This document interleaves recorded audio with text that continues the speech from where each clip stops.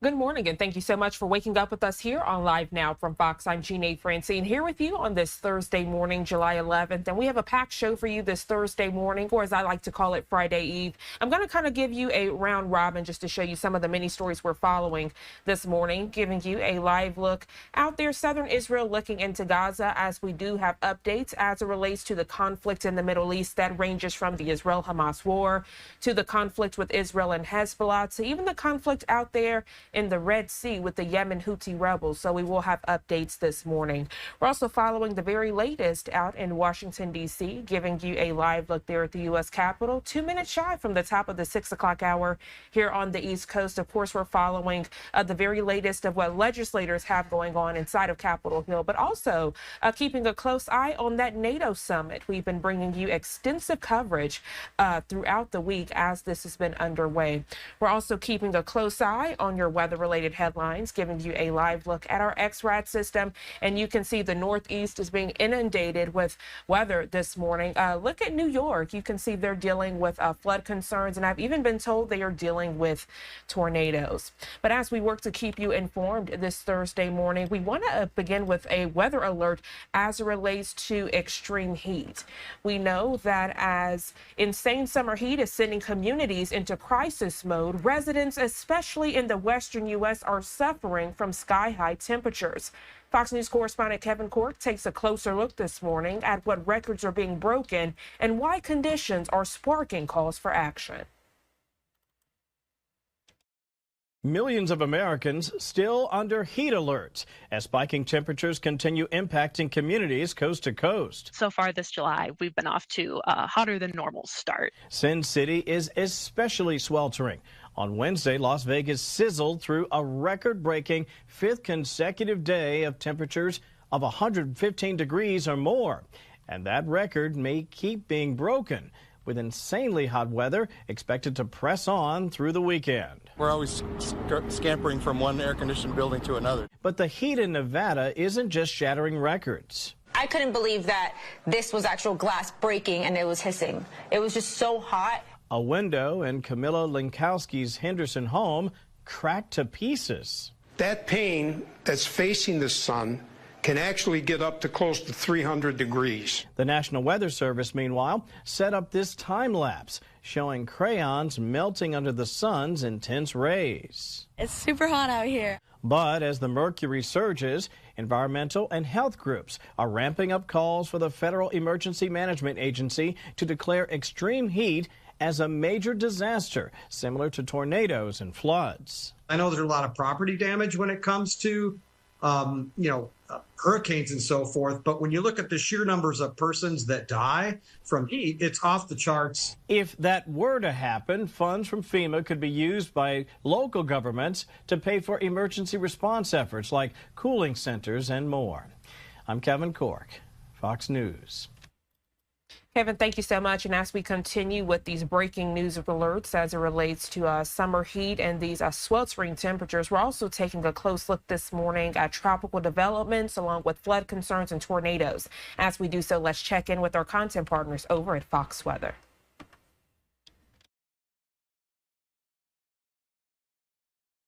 Fox Weather during hurricane season, you're probably like, well, why didn't we get an update for 5 days out? Well, it's going to be onshore. So there's only 2 days for this to capitalize on any opportunity. This weekend, this broad area of low pressure will be on land and thus will not be able to develop into a tropical system. Hurricane hunters are going to fly 2 flights today. We got the C-130 taking off at 11:30 from Biloxi. We're looking at a mission time this afternoon and this evening, and they're getting low-level data out of this system. Very critical to sort of tell how tight the circulation is. Of course, we have satellite to look at it, but we need the hardcore data to really evaluate what is going on within this area and see if the chances are as low as they are, which for the most part, it looks like that is going to be the scenario. But a good flight to go out there, get some data to put into the computer models. Yeah, when you think about how critical that is, Beryl would be a perfect example. Different type of storm, of course, but the storm is performing a little better than it was on the models. Not that kind of storm, but we'll wait for their information to come in. There's a lot of dry air behind there, right, Britta? Look at all of that red in there, right? And we see this kind of backing up toward the southeastern coastline. As a result, we will get some showers for the southeast into portions of Florida. But as you mentioned, it's so close to the coast there. Well, it's interesting to sort of see a little bit of moistening up on the west side of that circulation. And we'll watch, yeah, you watch that closely and watch how far some of that moisture is going to go. We have a couple of scattered showers over portions of North Carolina, producing some lightning. I think most of these, as we go through the afternoon, Britt, it's going to be timing, right? Because some of us, you get a couple of breaks. It's not a complete washout, but we're going to have this going on and on right through Sunday. And when you look at the rainfall totals, all the way from Hatteras clear back up through Norfolk, through the Virginia Tidewaters, down in through South Carolina, you will be dealing with maybe 3 to 5, maybe 6 inches of rain. Here's the timing, Brady. You got to break this afternoon, but look at those widespread scattered showers just to the north, and it's all getting pushed up to the north. You talked about that filling in with some of the moisture. You can see what's going on and there. Even inland locations, Raleigh, Charlotte, Roanoke, you're all going to see rain out of this disturbance. So when you have the showers pop up, it's actually connected to that tropical disturbance that's right off the coast. The heaviest rain, though, is going to favor coastal areas of North Carolina from Oak Island up towards Jacksonville. We're talking 3 to 5 inches of rain. So street flooding can happen. You think about a town like Jacksonville, it happens very quickly. And this is deep tropical moisture. It will fall quickly, so just be very vigilant on roads that do typically struggle with heavy rain. You likely could see some ponding or maybe some minor street flooding as well. Also saw some flooding this morning across the Northeast, even yesterday. Look at this coming in from Vermont. Boy, Vermont, New Hampshire, Maine, dealing with a lot of the remnants of Beryl and a lot of that pushing off to the northeast yesterday, overnight through early this morning. In fact, even early this morning, we were dealing with some spots getting 2 to 6 inches of rain from some of these thunderstorms, producing a ton of moisture out of there. Now, right behind it, a bit of a break. You talked about the brighter pinks and the blues. That's where the moisture is, and it's starting to push off to the northeast, that warmer air, drier air rather, behind it. So we start to get a bit of a break. There is some moisture that's moving over portions of Michigan as well this morning. So you watch for some scattered showers. Those will probably remain below severe criteria later today, but take a look at what's going on with the cloud cover here and some rain. Those flash flood warnings that we had this morning, some of them continue. Even though the rain has stopped, it takes some time for all of that. And we do have some rain that's going to cycle back over. It's lighter, but you know, when you have an active flash flood warning and you have a little more rain on radar off in the wakes, that's a little bit. Exactly. It's not going to take much. Past 24 hours, totals ranging between 3 and 5 inches. You got an additional inch of rain. You can have a quick flare up. And it'll happen fast, too. These thunderstorms that come through do it quickly. Look at those rainfall totals so far, Vermont. These are just widespread gauges, but widespread, when you look at that swath there, many areas reporting several inches of rain. And the reports were coming in as well. We had some funnel reports, some tornado reports, this over portions of New York. And Britta, we were breaking this down yesterday where we were watching this area through portions of, say, Buffalo, clear back to Albany. Haven't seen these types of warnings issued in about 18 years, and some of it actually panned out. Look at the most tornado warnings in one day for New York, 42, beating the old record that goes back to 1998 by 1, but it was still pretty active. And the Weather Service office out of Buffalo had the most that their office has issued as well. We do have a survey that is incredible, the hard work from the Weather Service getting this done so quickly, especially given the number of tornadoes that occurred yesterday. But yesterday they did do a survey on EF1, started south of Dunkirk and then moved out towards Highway 219. It was an EF1, so I mean that's a sizable tornado. We got winds of 110 miles per hour. It was on the ground for about 3 miles. That's pretty considerable. So that's considerable, especially given the area and the location. Well, it's been a brutal few days for folks across the Northeast. Of course, we had the severe weather, but it was also fueled by extreme heat. And the heat's been a part of our summer feel. It's been a hot summer so far. Maybe too hot for outdoor dining in New York City? Well, has been for one owner. In fact, a local owner of a restaurant opened up a brand new space outside. It's been open for a month, but he's had no diners use it. Not in this humidity. I'm an outdoor person. I like to be outside, but tonight's a little overdoing it. It is hot. There is no eating out there. I didn't go outside all day until it was time to come here. It's too hot. The air is heavy, and that's enough for me. It's a little bit too hot. The humidity is high. You know, and I'm a big guy. I like these ladies. Cheers. Yeah, find yourself an iced beverage. That's the best way to beat the heat. You know, for the Northeast, part of the problem is we're not really cooling down at nighttime. We got mid to upper 70s for the kickoff today. We have 75 degrees in New York, 78 in New York City. So without that real break, it's hard to cool down your house. With that said, this is the coolest and most comfortable part of the day, and we're not in the danger zone. You can safely be outside with temperatures in the mid 70s. So get out and try and exercise your body. Many times when we have long duration of hot, sticky days, folks throw out their personal care out the window, and you're not going outside for those walks and to exercise your body. Do that early because it is important for your health. We do have afternoon highs that when you throw in the humidity will feel like the low to mid 90s. Of course, we've had hotter than that, but a feel like temperature of 93 degrees, nothing to bat an eye at. The reason why it is slightly lower today and also tomorrow in comparison to earlier this week is the higher storm chances. It makes a huge difference. Earlier this week, we didn't have thunderstorms across the Northeast, and so we were just left baking in the heat. That comes back. So although it's still hot and humid, we're at least below the danger zone. It's going to lower the amount of heat warnings that are present. That will be changing early next week. Tomorrow, we have afternoon highs in the 80s, feeling like the 90s. Ouch. Look at D.C. next week. 105 for feel-like temperature in D.C. on Monday. So we're going from summer heat and humidity right back to this is a heat wave, I don't want to go anywhere kind of feel. So although it is hot and humid right now, it's below the threshold of having to really batten down the hatches, so to speak, because D.C. early next week, that's going to be your reevaluation of, do I want to walk the mall today? And probably your answer is going to be no. This morning, though, it's a yes. It looks great. We got temperatures in the mid-70s. It will be hot and humid this afternoon. But again, the heat and humidity is going to be more of a health concern early next week when we get even higher than what we have in the forecast today. Sunday, that's the day to mark on your calendar. That's when it really comes back into play. So the next couple days, it's hot and humid, but Sunday, we crank it up back to the danger zone. Our feel-like temperatures get back to the triple digits, when we have to take a little more caution across the Northeast. And think about your pets. Craig, you know, if it's too hot for you to be outside, guess what? It's too hot for them. And I feel like pets, they don't know it themselves. No, they don't. Pork Chop will stay out on the back porch all day if I let her. I mean, you got to pull them in. And I'll tell you what, especially with those senior dogs, too, you got to take care of them and yourselves. Well, heat's also been a battle for folks across the South, and that is awful for Texans in the wake of Hurricane Beryl. Texas crews are working to restore power to more than 1 million people following Hurricane Beryl. The timing couldn't be worse. We have blistering temperatures across the Lone Star State. We'll have more on the recovery efforts and the dangerous heat risk next on Fox Weather First. And we appreciate our content partners over at Fox Weather. They're always on and always free over at foxweather.tv. Towards the end of that segment, they were discussing Hurricane Beryl, and that's actually a preview of where we're headed after this quick 2-minute commercial break. When we come back from break, heading out to Fort Bend County, Texas, as officials held a press conference on Beryl and the latest cleanup efforts. We'll be right back in just 2 quick minutes.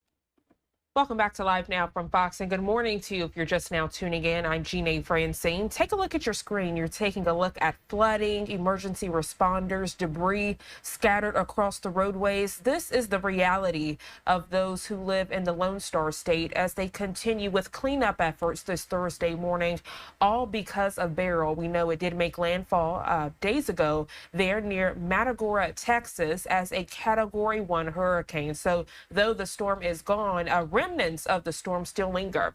Right now, we're going to head out to Fort Bend County, Texas, as officials held an update on Beryl. Take a listen.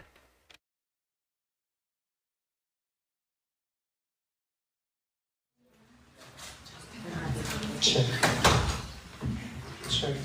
Okay.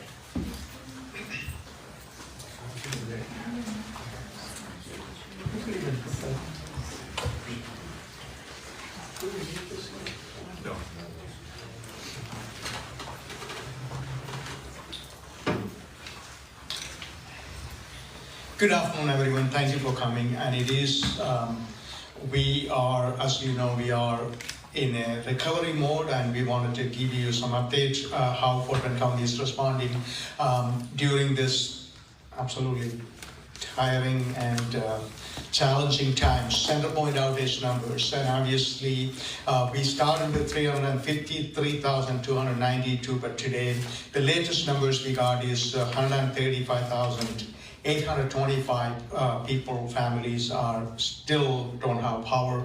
And also we know that the cell phone services, AT&T, Verizon, so on and so forth, still have trouble because of the power issue. And as soon as the power get restored, the data will be restored. That's what we have been told. A debris management pickup and all, it is finalized to be contracted to a contractor, and Road and Bridges is leading that effort. And as early next week, the debris pickup will start, and be patient with us. We are coming to you and picking it up, all that information, and more details are available on our OEM website, fbcoem.org, because how to assemble them, where to keep it, and all that information.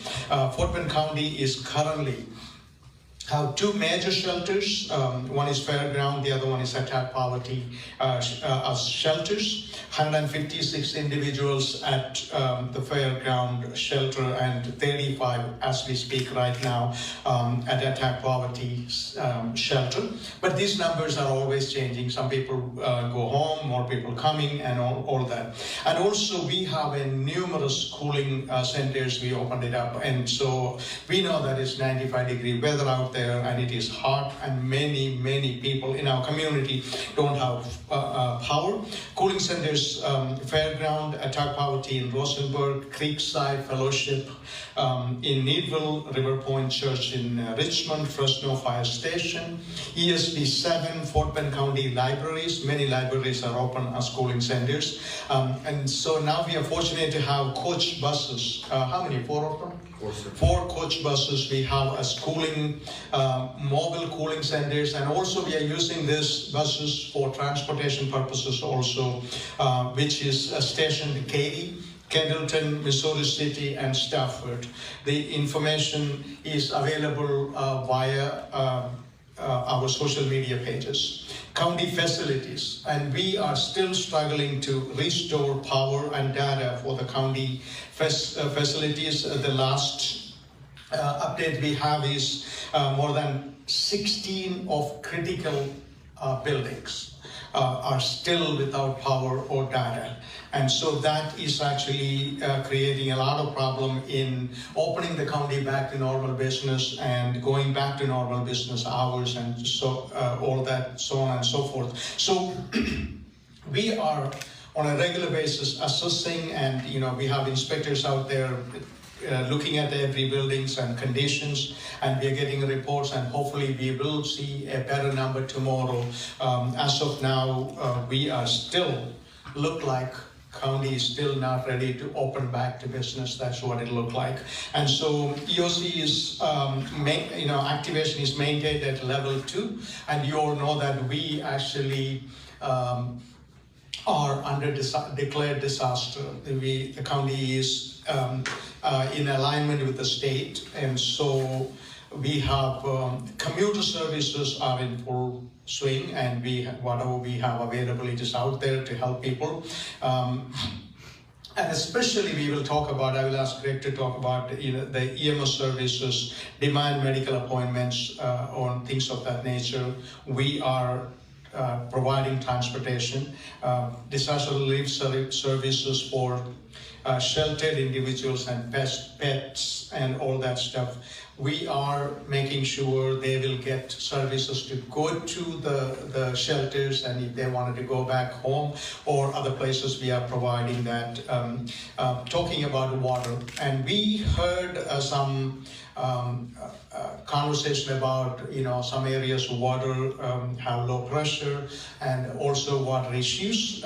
What I've been told, obviously Greg, you can expand on that, but I've been told all this water plants and all that operating, many of them are operating on power generators, so it is actually not reliable as a regular power supply. So that's why we are seeing that, and we don't have any at the moment, as far as I know, there is no major water issues throughout the county. And then we are also bringing and accumulating pallets of water so that we could distribute to our residents who are in need. I believe we have received 17 pallets of water for shelters and cooling centers, and we are expecting another 27 pallets soon, and that maybe we will open it up tomorrow, make it available using pad sites.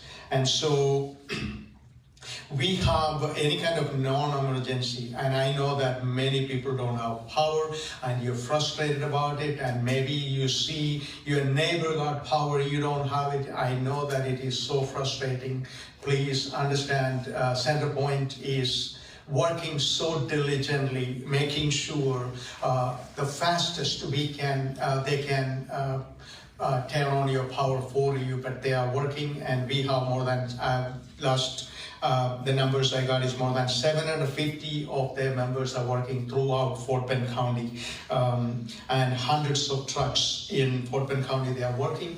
But as you heard, from 300,000+ to now we are at 135,000. I still know that it is a large number of people without power. But non-emergency calls you can call at 281-341-4665. I will repeat, 281-341-4665 if any kind of non-emergency. And as I mentioned, we haven't made a decision yet, but county services, we will announce it later today.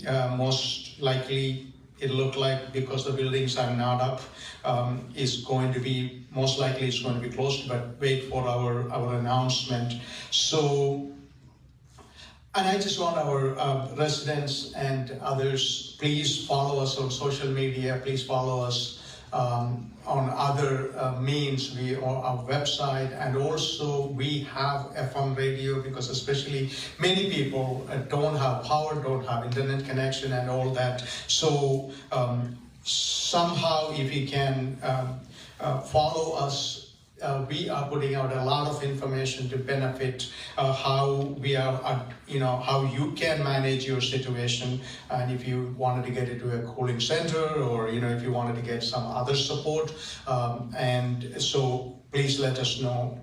So at this time, once again, I understand. It is hard, I understand. We all understand it is hard, it is frustrating. Please stay safe as much as you can and support one another, check on your neighbor, and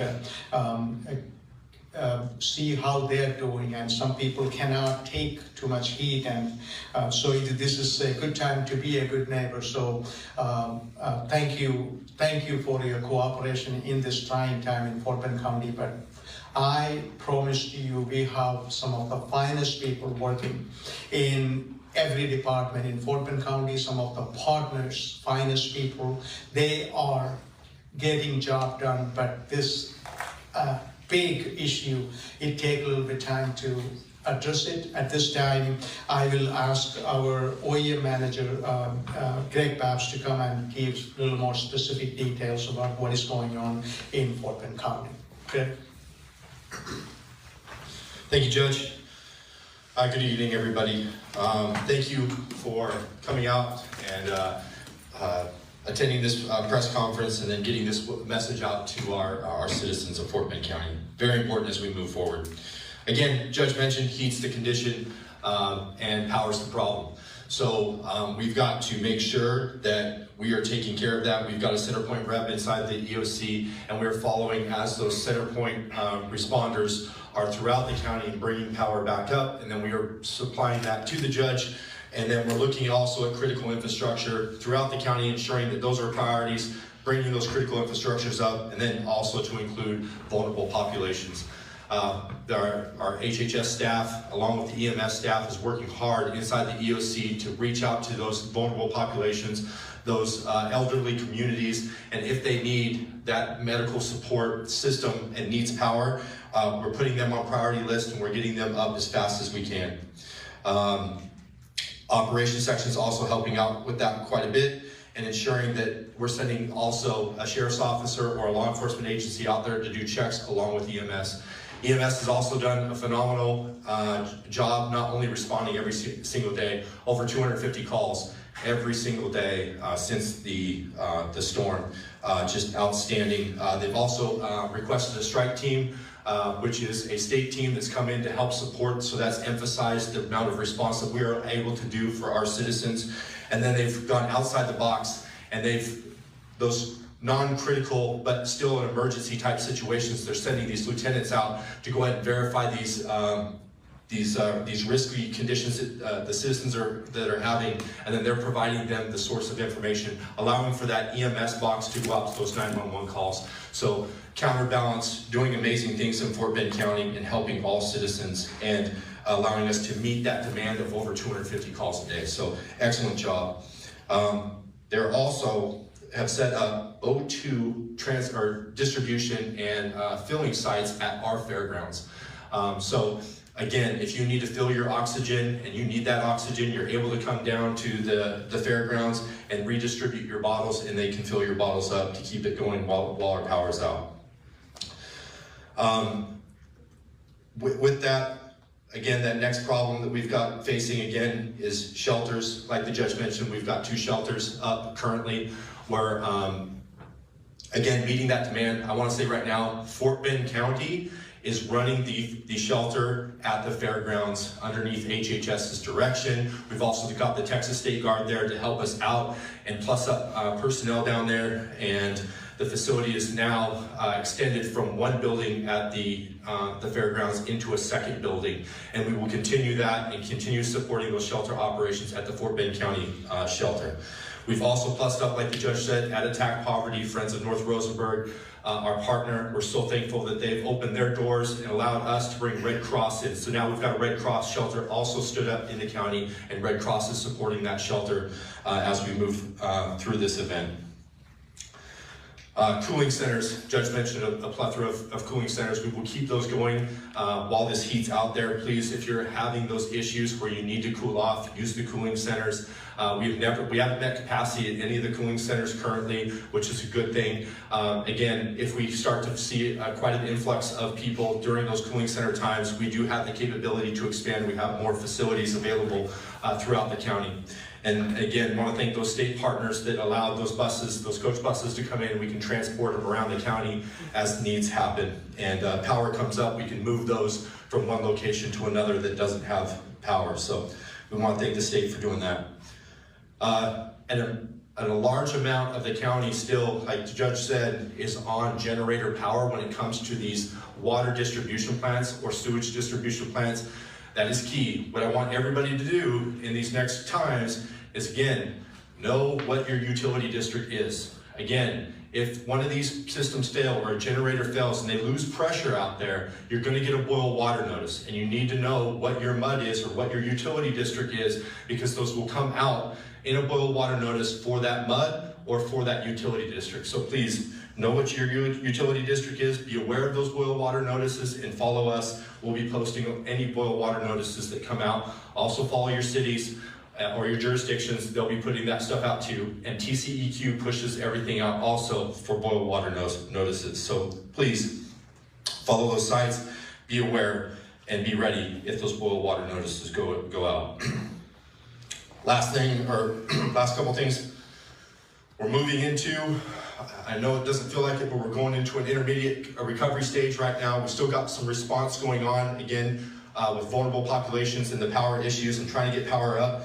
But we're moving into that next phase, and what we do is we need your help. And how do you help us is fill out these surveys. We've posted out links to our surveys, an ISTAT survey. That ISTAT survey is a quick survey of your property that you had damage on. How does that help us and help you?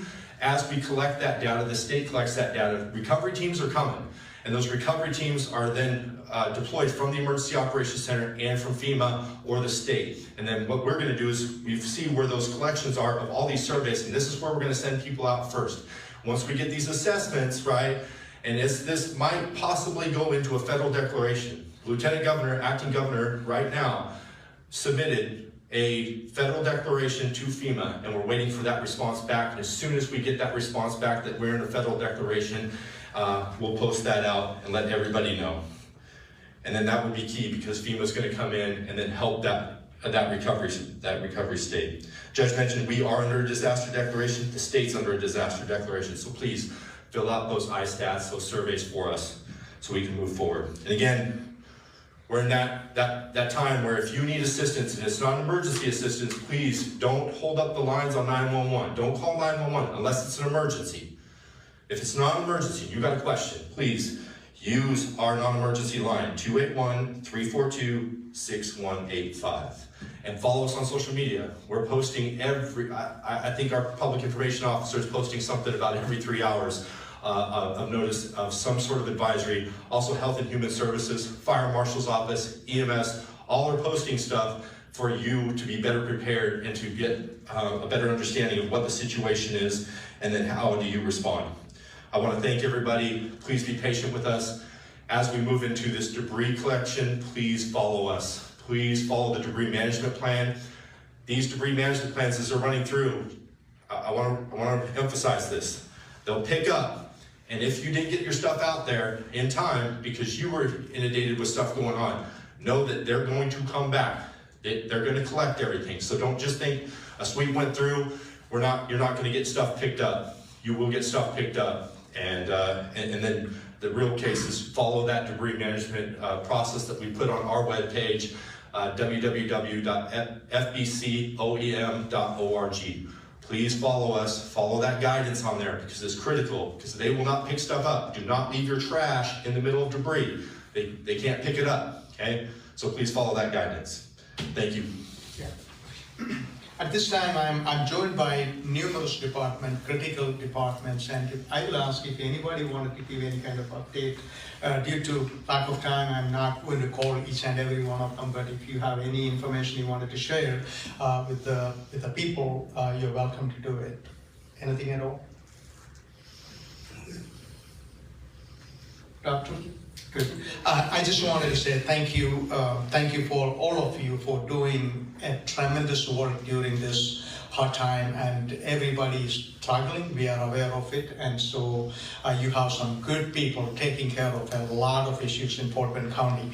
At this time, we will conclude this presentation. If you have any question, we will answer that. What are the statuses of your hospitals right now? Hospitals, yes. The hospitals in our county are, I'm not sure about St. Luke's, but all the other hospitals in Fort Bend County are back on the grid.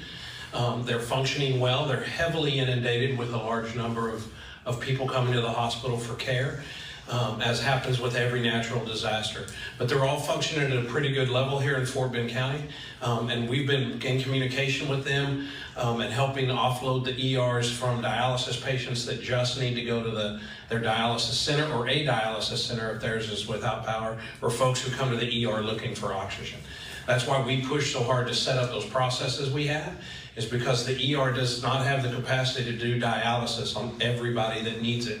And so we have processes in place, and the lieutenants you heard talk about are going out, and we're specifically taking people who need oxygen or need dialysis and getting the service to them, or them to the service that they need, and not going to the ER, so that when we do have that critical life-threatening emergency, the hospital has the capacity to take it in.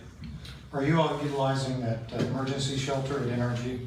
So we've been meeting with our hospitals in Fort Bend County twice a day. That conference call is currently ongoing now. It opened up earlier today. We're not aware how many of our hospitals sent patients there, but we know there was a number of patients they were looking at doing that with, as well as Fort Bend County EMS has been looking. If we find patients that shouldn't be at home without electricity and air conditioning, but don't really have a medical problem to go to the ER, we've also been working to get those patients into the shelter. We haven't had that happen yet, but that shelter is a great benefit that the state opened up there in energy.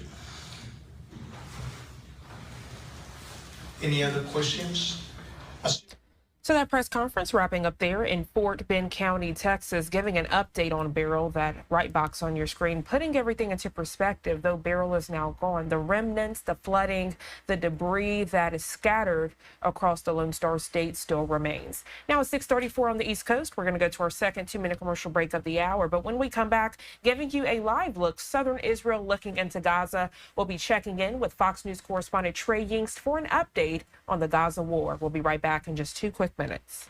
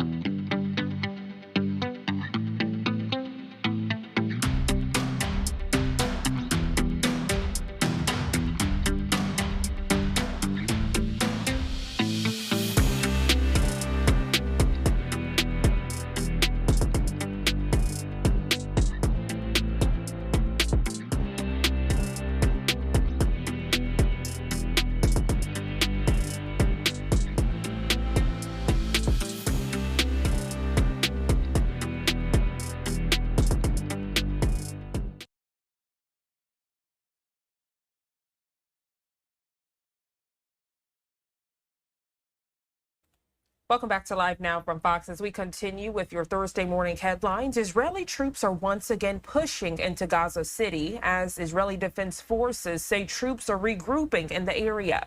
It comes as negotiators are trying to make progress towards a ceasefire deal. Fox News correspondent Trey Yingst joining us now with more.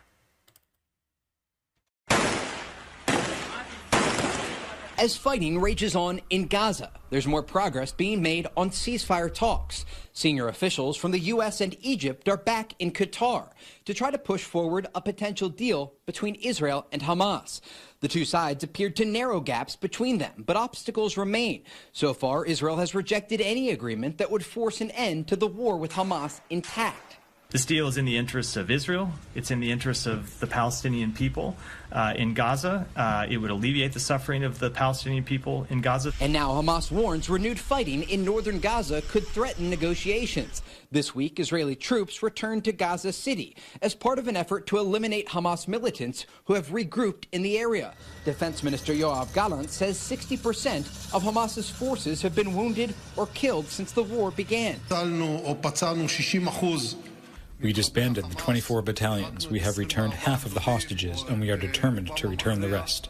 Meanwhile, the U.S. military is reinstalling a temporary aid pier along Gaza's coast on Wednesday for the project's final deployment. Officials say while more than 19 million pounds of food have entered Gaza via the pier, bad weather and security concerns have impacted deliveries. They've been able to transport a significant amount of aid from the marshalling area onward to warehouses for onward distribution. The Pentagon says it expects the pier to be operational again by Thursday. In Tel Aviv, Trey Yingst, Fox News. Trey, thank you so much for that detailed update, giving you a live look now at 6:38 on the East Coast, southern Israel looking into Gaza. And as we further discuss the very latest of the Gaza war, right now we're going to check in with the Israeli government for their update on the Israel-Hamas war, also an update on the hostage situation. Hostages, Hamas still holds 120 hostages, men, women, children, the elderly from 24 nations enduring horrific abuse for 9 months already. Yesterday, I reminded you about Daniela Gilboa, aged 19, taken hostage. Today, I want to remind you that Naama Levy is aged just 19 years old as well and is also still being held. Her mother, Dr. Ayelet Levy-Shachar, has with nobility, diligently and with incredible dignity travelled far beyond Israel to campaign for her daughter Naama's release. Naama was infamously, unfortunately, pulled out of a jeep by Hamas with her bloody trousers, pants, was one of the first images to come out of October the 7th. Excuse me. We want her home now. My daily plea to journalists is to again look at her, please. Put her in your pieces, please. Mention her by name, please. Naama Levy, 278 days now. Israel won't rest until all of our 120 hostages are brought home. Hamas are eliminated together with their terrorist threat to Israel. And we will, of course, return our residents securely to their homes in the south and the north. Now, sad news of casualties, 681 since the start of this war. Sergeant First Class in the Reserves Tal Lachat was aged 21 years old from Kfar Saba. In the Commando Brigade, he fell battling the terrorists yesterday in the center of Gaza. There are no words of mine that can assuage the terrible loss which his family must be feeling. And all the nation of Israel feel as well. May his memory be a blessing.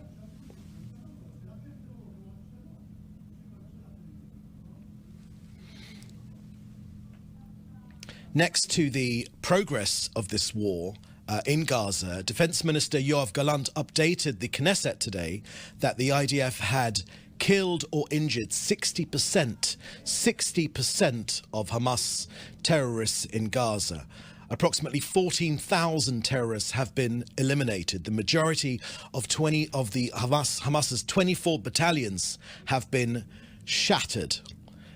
Minister Gallant also reiterated that the IDF has bravely, precisely and systematically carried out its mission in accordance with the law and the IDF's operational needs.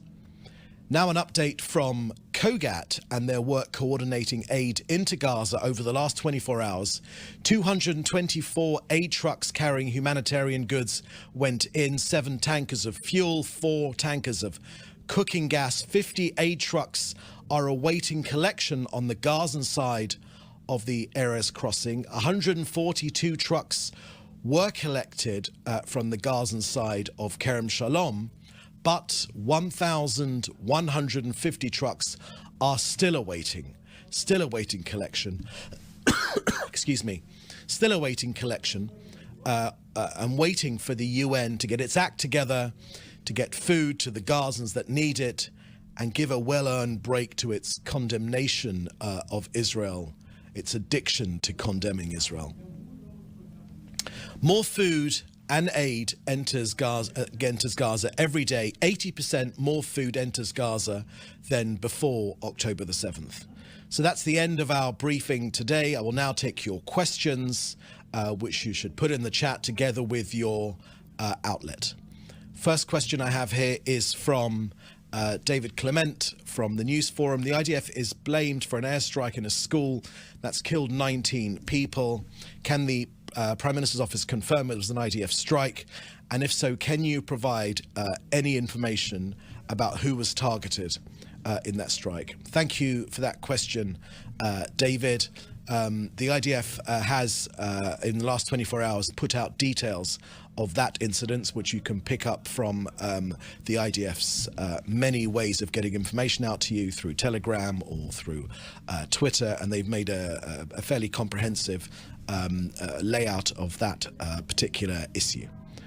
Next question here is from Joel Pollock from Breitbart News. Has Israel's control of the Rafah crossing and the Philadelphia corridor had a significant effect on the progress of the war, and is Hamas running out of ammunition? Thank you for that question, Joel.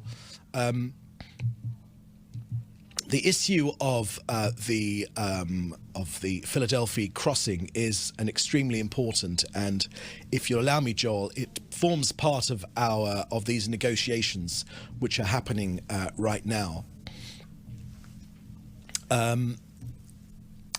So to remind you that the framework agreed by Israel, which has been supported by President Biden, as always, our objective has been to enable the return of our hostages without obstructing the other goals of the war. Now, in these negotiations, I want to share with you what Israel's position is.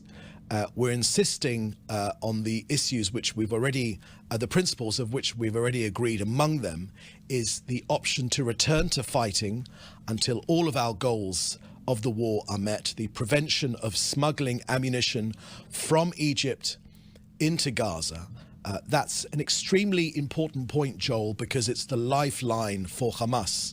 That's how they've been able to smuggle their deadly munitions into Israel, to allow them to carry out October the 7th, to allow them to fire the thousands of rockets which they have fired at Israel's population, both in the immediate area of Gaza, but also throughout this country.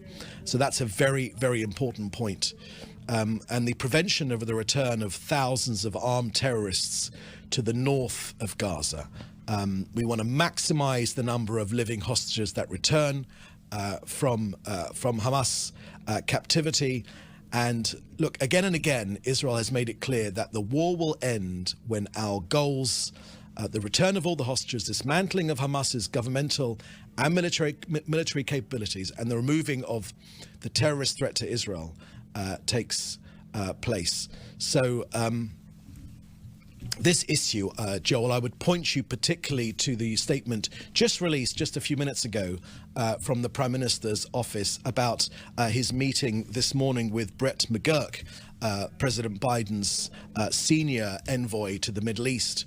That issue was mentioned in that statement we just put out a couple of minutes ago, and I would refer you to that for more details. But of course, ending that smuggling route, ending that lifeline, deadly lifeline for Hamas on the Philadelphia crossing is absolutely key to prevent Hamas from being able to wage any sort of aggression on us ever again. We want Egypt to reopen the border with Gaza, and for further details, have a look at that statement which just came out. Next, from David Isaac, a follow-up from yesterday's question on the Al-Shifa doctor. Can we provide any more details? No, I haven't got any more details for you, David, on that particular incident. I would again refer you to the statement which the Prime Minister made last week regarding that incident. He was pretty clear about his views on that incident, and I would refer you back to that statement. I think it's quite comprehensive. Next, from Jim Williams at Zenka International News. If you could just scroll down so I could see the question. Was the PM aware that during the NATO 75th anniversary meetings in Washington, numerous world leaders expressed their support for Israel amid the conflict with Hamas? They demanded the immediate release of hostages, the utmost protection of civilians in both Gaza and Israel, and the acceptance of the proposed hostage ceasefire deal offered to Hamas.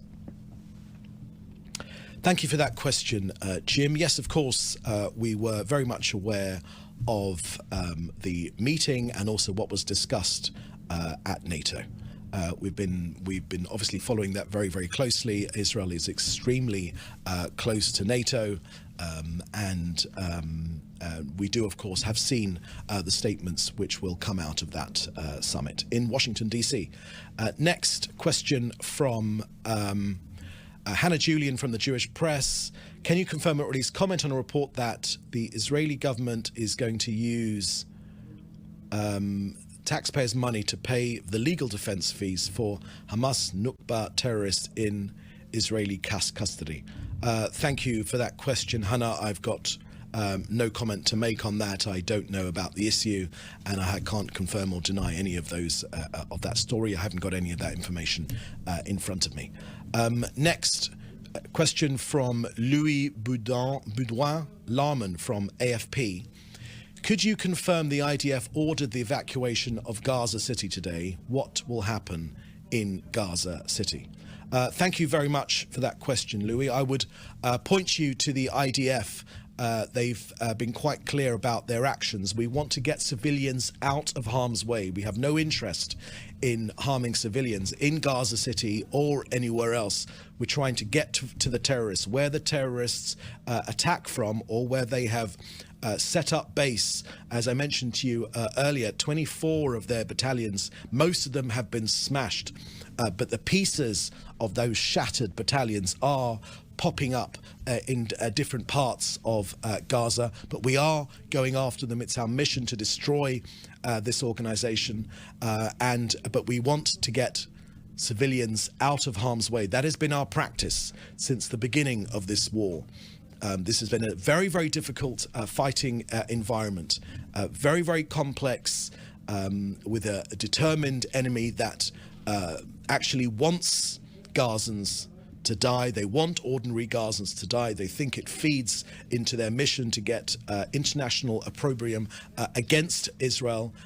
Israel knows that, of course, and we're doing everything we can to limit damage to civilians, all the while Hamas are hiding amongst civilian areas, in schools, in hospitals, in the most appalling way. Hamas have done nothing in their almost 2 decades long fight against us in Gaza. They've done nothing for ordinary Gazans. They've sunk money into that huge terror tunnel network underground. They've sunk all that money, all that aid money down underground to fight us, but almost nothing to support their own people. Part of this war is liberating Gaza from Hamas to give a better future for ordinary Gazans. So, Louis, to be specific, please take a look at the IDF Twitter, where you will see those leaflets and those precise advice for Gazans to move out of harm's way, where precisely they can go to be safe, the safer zones, while we take out the last remnants of the terrorists within Gaza.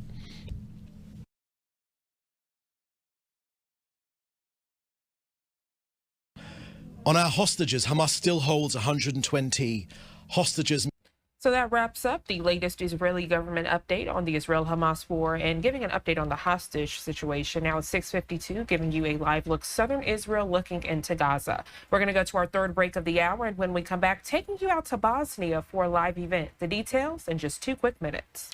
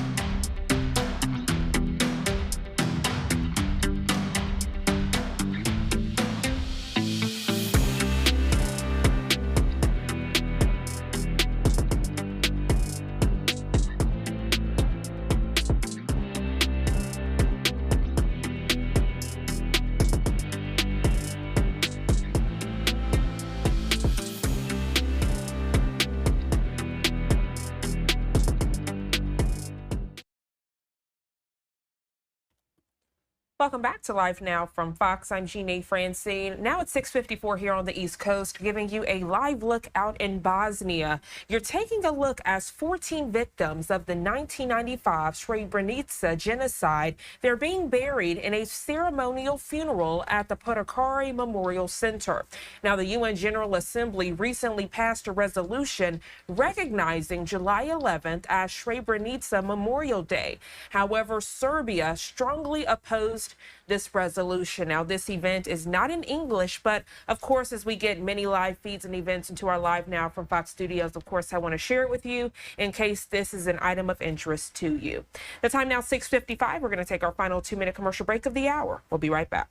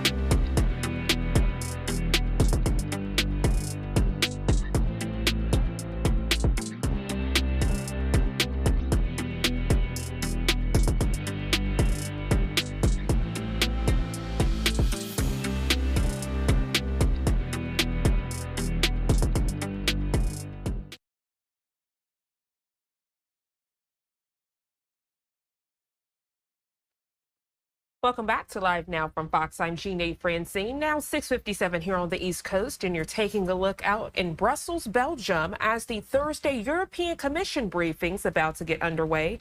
Let's listen in, and of course, I'll pop up some boxes on your screen of other top stories we're following this Thursday morning. One announcement today. I'm going to invite Leah to the podium for it. It is about our Recovery and Resilience Facility. Thank you, Eric. Good afternoon. So today Ireland receives a first payment of 324 million euros under the Recovery and Resilience Facility. This is a major step in the implementation of Ireland's plan, as the first payment will be used for a wide-ranging and transformative reforms and investments. Reforms cover areas such as the digital divide, SMEs' role in policy making, and strengthening Ireland's anti-money laundering rules. The investment projects include modernization of railway infrastructure and the digital transformation of businesses and schools. Also, we can highlight important steps in the commencement of retrofit works on government buildings, which will help reach Ireland's goal of a net zero public service. The overall Irish Recovery and Resilience Plan will be financed by 1.15 billion euros. You can find more information in our daily news. Thank you. Thank you very much, Léa. Voilà pour nos annonces. Je vous rappelle. Those are all the announcements. Engagement d'Apple sur la technologie Tap and Go. There will be a briefing later about the Tap and Go technology after our midday briefing. So now let's move on to our questions. Alors, y a-t-il des questions pour nous aujourd'hui? Any questions today?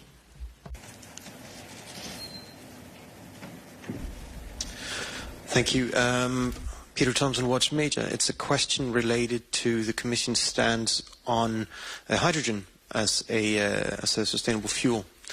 In a recent briefing by Toyota, they've alleged that the European Commission they've inferred that the European Commission sees hydrogen as a sustainable fuel when it comes to personal transport. I'm just a little bit curious, is that actually the Commission's stance? Or is it mainly when it comes to, let's say, shipping or heavy transport? Thank you. Thank you very much. We have a very ambitious plan when it comes to hydrogen, and Tim will explain to you our position. Yeah, thanks, Peter. I'm not aware of these specific comments and kind of inferences that are being made.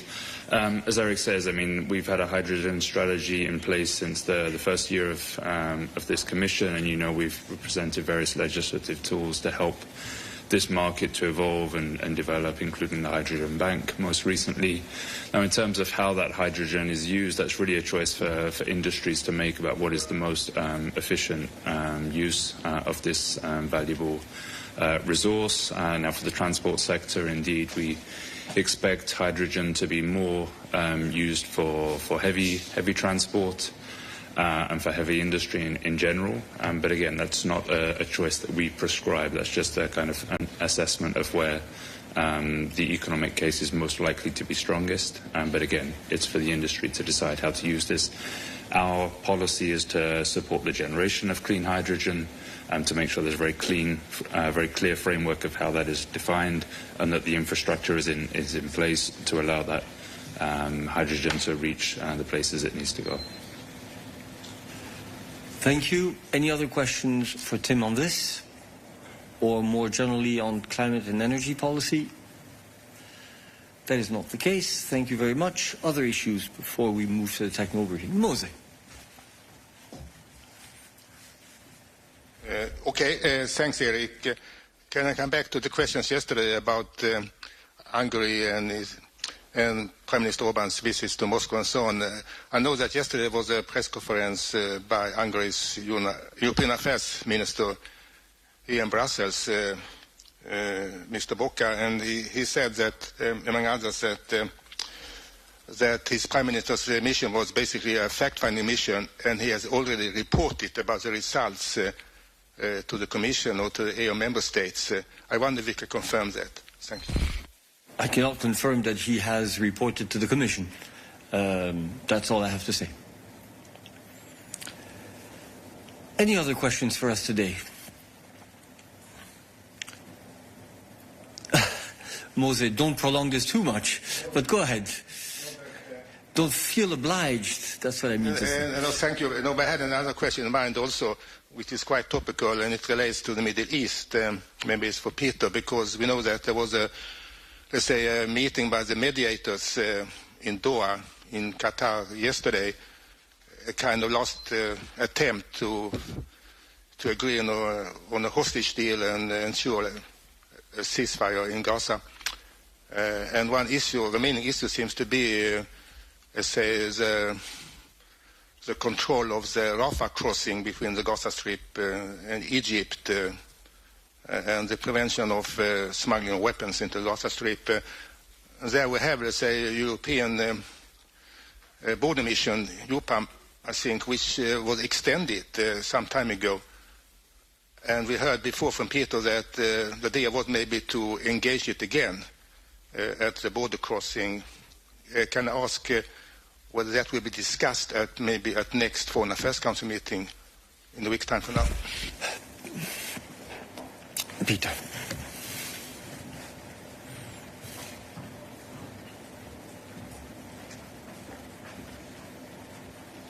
Thank you, Mose. The agenda of the Foreign Affairs Council is always discussed among the member states, agreed, and then announced few days only before the FAC. The next FAC is scheduled for 22nd of July, so the agenda is still being discussed. But there the member states already decided when it comes to the EUBAM Rafah and the potential role of EUBAM Rafah in any arrangements in Gaza after the hostilities will have finished. So this is an ongoing work, but bottom line for us to consider bringing the EU mission EUBAM Rafah back to Rafah is to have the hostilities finished. Follow. Yes, I would like to follow up, because I suppose that is the dilemma, waiting until the hostilities are finished. Maybe they can't be finished until there is some kind of agreement on how to solve this issue. Maybe that's a condition to bring about a sustainable ceasefire. So why do we have to wait for that? Well, we have to wait for that because the decision of the member states is, literally, I quote, once the conditions on the ground allow it. Now the conditions on the ground do not allow for our mission to come back. Okay. Any other questions on foreign affairs for Peter? No. I had no other questions on other issues before this last question from Moses, so thank you very much. We will now move quickly to the technical briefing. Thank you.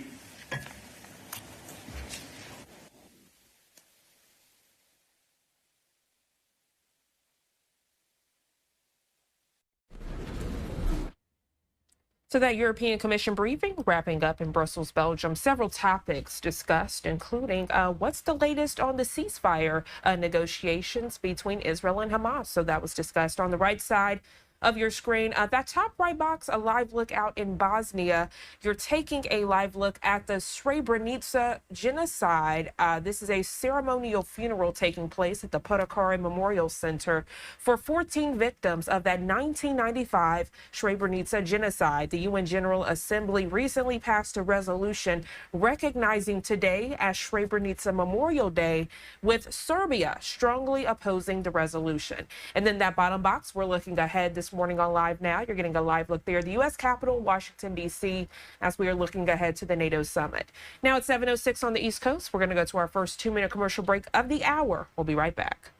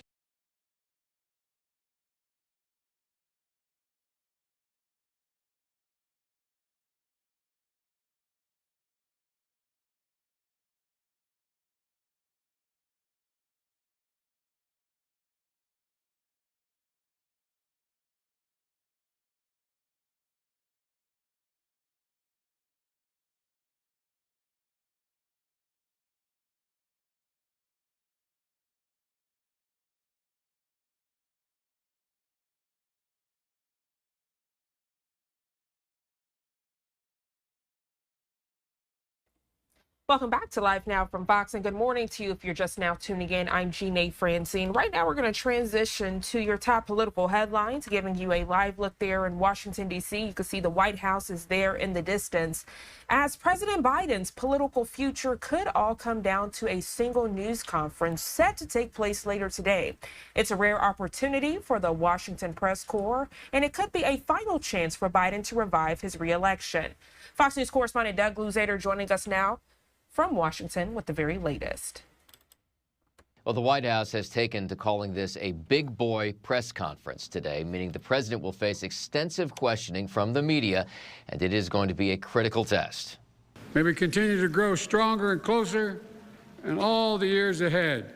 President Biden leading a toast to the future at the NATO summit in Washington, just as his own political fortunes remain cloudy. We're all encouraging him to make that decision because time is running short. A former House Speaker Nancy Pelosi, a key Biden ally, sent a not-so-subtle message yesterday suggesting the president should rethink his decision to stay in the race. More Democrats in Congress, including a senator now, say he should exit.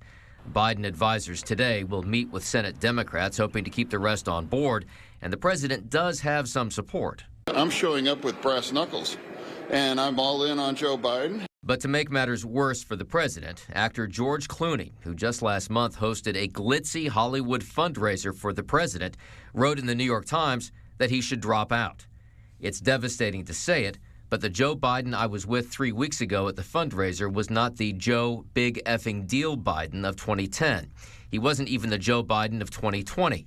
He was the same man we all witnessed at the debate. Is the next domino. We've seen it with donors, we're seeing it with Hollywood, we've seen it with the mainstream media, allies that the president had. The bigger problem here is that as long as this conversation is dominating the campaign, Trump is winning. But Biden has been emphatic. He will remain in the race, he says, with a campaign stop set for tomorrow in Michigan. In Washington, Doug Luzader, Fox News. Doug, thank you so much. And along with this meeting plan today, we also know the anticipated NATO summit is also underway. And of course, as we get those arrivals and press conferences here on Live Now from Fox, we will share that with you. Now it's 7:11 here on the East Coast, going to our second 2-minute commercial break of the hour. But when we come back, transitioning to another top story as it relates to some astronauts that are still waiting to come home this morning aboard Boeing's Starliner. They held a news conference. I have the latest details for you when we come back.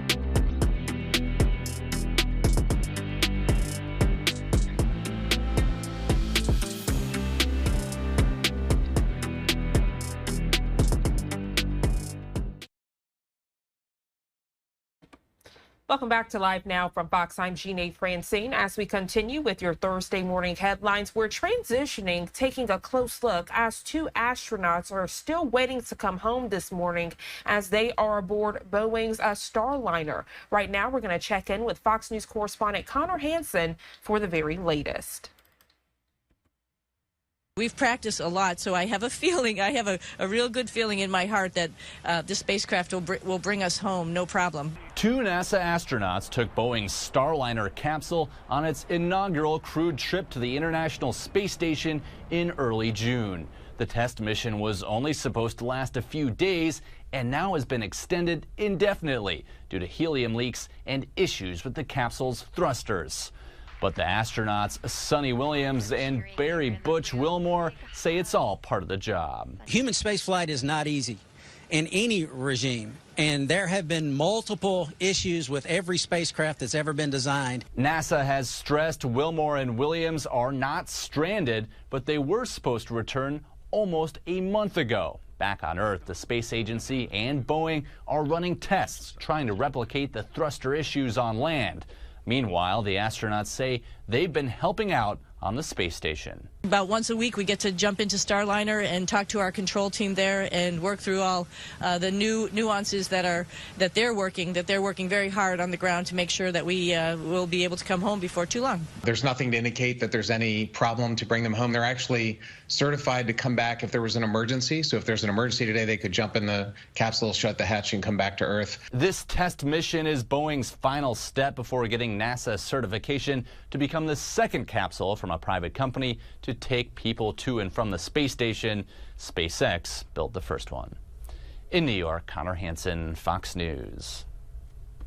Connor, thank you so much for that update. And a press conference was held to share what it will take to bring these astronauts home safely. Let's listen in.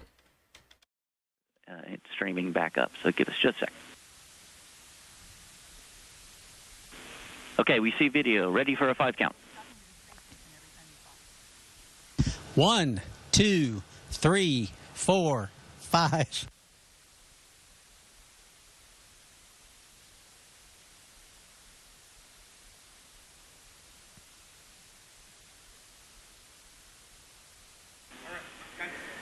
Okay, copy. That is good for today. So, station, this is Houston. Are you ready for the event? We are ready for the event. NASA Communications, this is Mission Control Houston. Please call station for a voice check.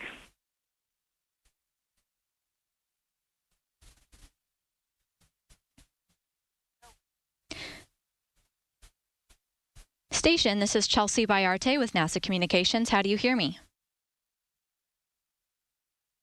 Chelsea, we have you loud and clear. How about us? Good morning. Thanks so much for taking the time to talk to us today. We have a really big group on our phone bridge eager to hear all about your mission. Reporters calling in, please go ahead and press *1 at this time to enter our question queue. In the meantime, Butch and Sonny, I'll toss it over to you for some opening remarks. Okay. Well, great, Chelsea. Thank you so much. Welcome aboard the International Space Station first. It's a great place to be, a great place to live, a great place to work. As you can see, the American flag behind us, showing the pride in our nation and what we have been able to do to this point on this mission. I thought I would take a few minutes and talk about the first couple of days of the mission when we were in Starliner. So let's start there. Launch was spectacular. I mean, truly amazing. And then we got into our operational capabilities checks, and the spacecraft performed unbelievably well. We have these things called Hooper-Carper's rating scale, 1 to 10, 1 being the best, 10 being the worst. I've never given a 10 in all my flight test year, a 1 in all my flight test years on a Hooper-Carper rating scale for handling qualities, but I was tempted. That's how precise this spacecraft controlled in all aspects of the various tests we did. I won't go into those details of what the tests were, but it was truly amazing, the precision that this spacecraft held. And then we got into day 2, the start of day 2. It was the same starting off. And then we did have some failures, as we're all aware. We had lost an RCS jet, and then we lost another one. And then you could tell the thrust, the control, the capability was degraded. The handling qualities were not the same. plane. But thankfully, we had practiced and we had gotten certified for manual control. And so we took over manual control for over an hour on the V-bar, the axis where we actually rendezvous with the space station. And for over an hour while the teams on the ground did their troubleshooting. And we got a couple of jets back. And then from that point on, you could tell that the thrust was degraded. At the time, we didn't know why. Obviously, since the failures had just happened, you could tell it was degraded.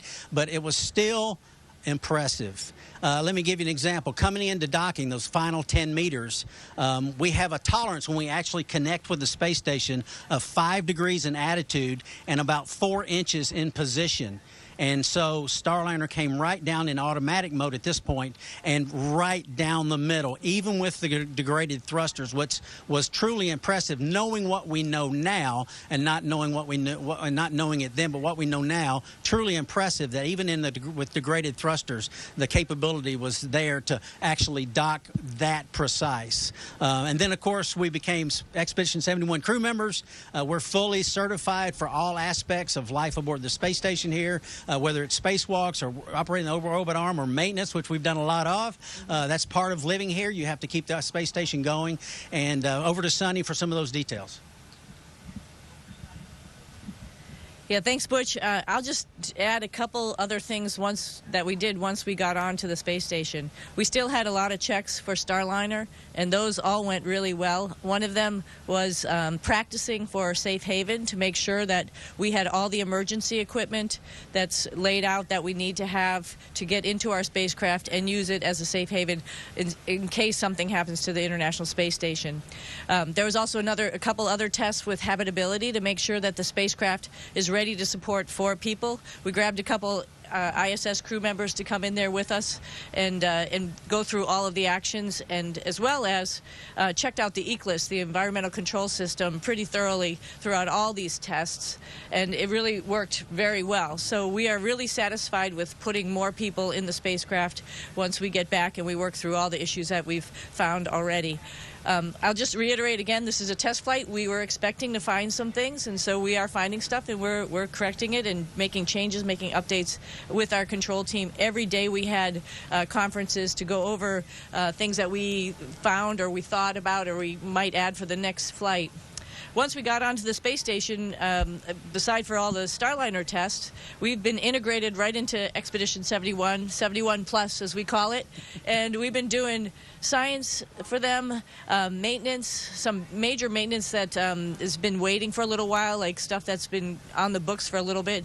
There's the urine processor pump that we took one good pump out and put into a good body, and it's called Franken pump. That's ready to go in case we have any problems with the urine processing system. Butch and I just did a moderate temperature loop, low temperature loop cooling refill for all the USOS modules.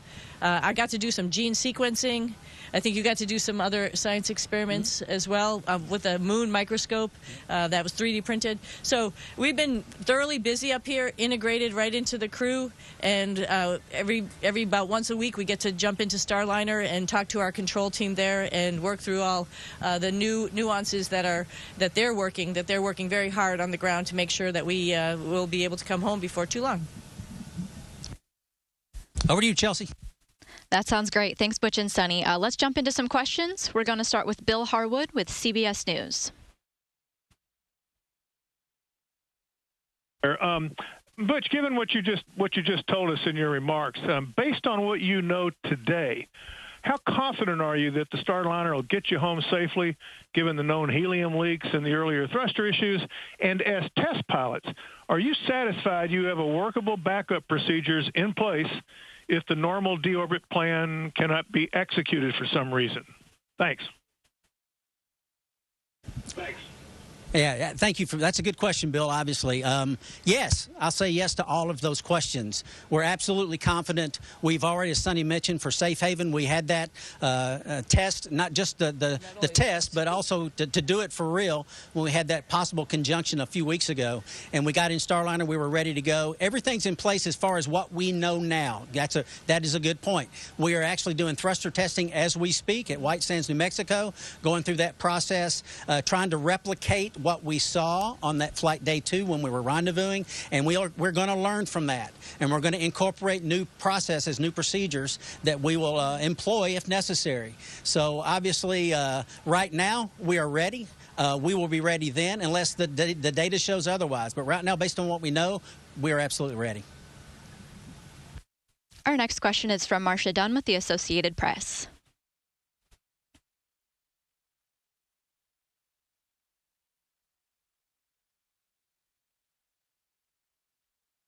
Marcia, go ahead with your question.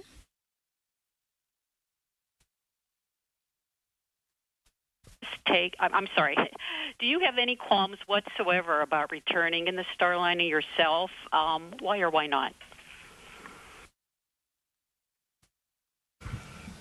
You know, Marcia, we've been through a lot of simulations for this spacecraft to, go through all sorts of iterations of failures. And I think where we are right now and what we know right now and how the spacecraft flew as it was coming in to do the docking as Butch described, I feel confident that if we had to, if there was a problem with the International Space Station, we can get in our spacecraft and we can undock, talk to our team, and figure out the best way to come home.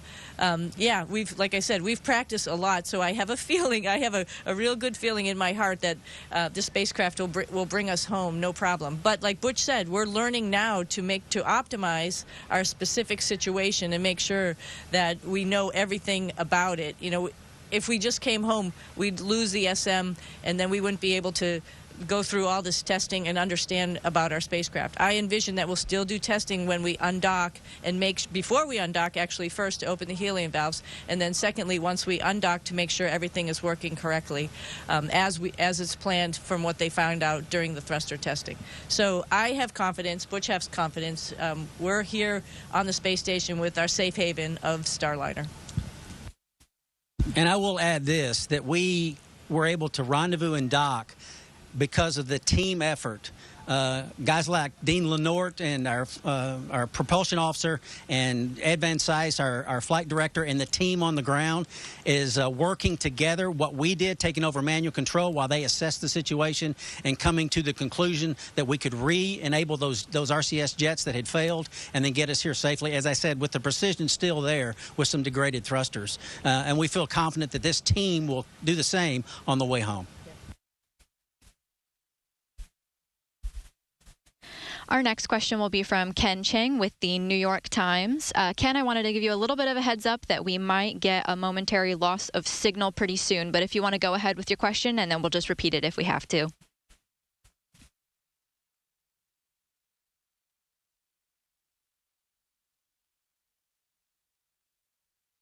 ISS.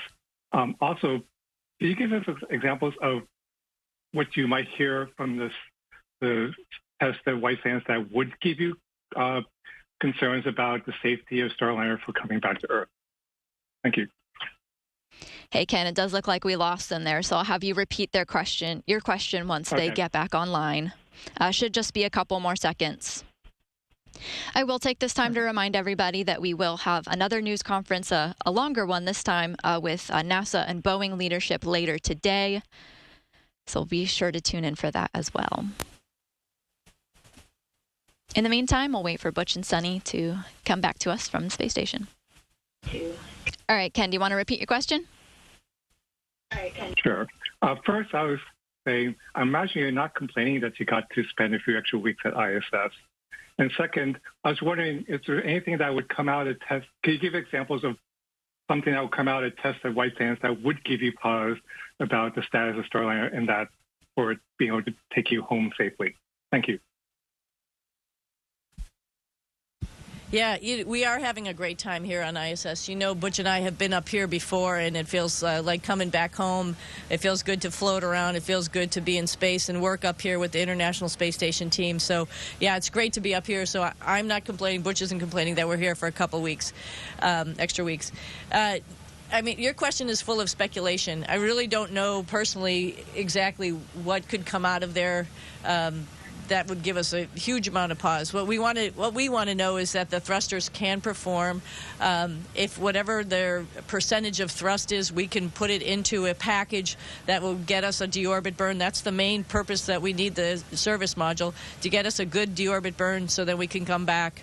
You know, our OMAC thrusters, our bigger ones, we haven't really had a problem with them. So we are very confident in the deorbit burn capability with the number of OMACs that we have. It's just that attitude from the RCS thrusters. So, you know, with a little bit, if they are degraded, we'll find out if they really are degraded, what that combination is to get us the right attitude. And I think with the number of jets we have, we're probably going to find something really positive. So beyond guessing, I think that's as good as I'm going to give you as an answer.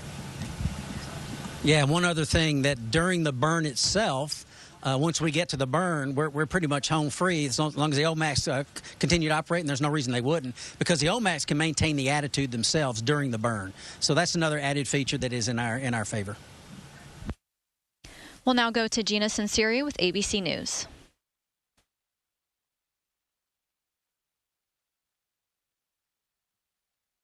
What did this hurricane look like from the space station, and how are your homes doing down here?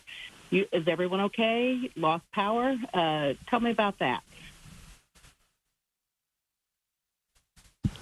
Yes, the hurricane is quite impressive.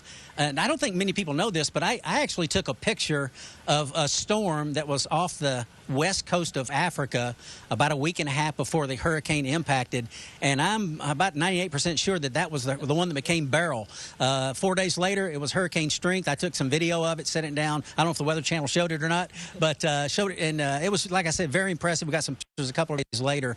And as it was very fortunate, the hurricane did slow down in its intensity, as you know. And I think all of our families are doing well. We've got down trees like most people, but thankfully we've got good church folks and good neighbors that are coming by and helping us out clean up.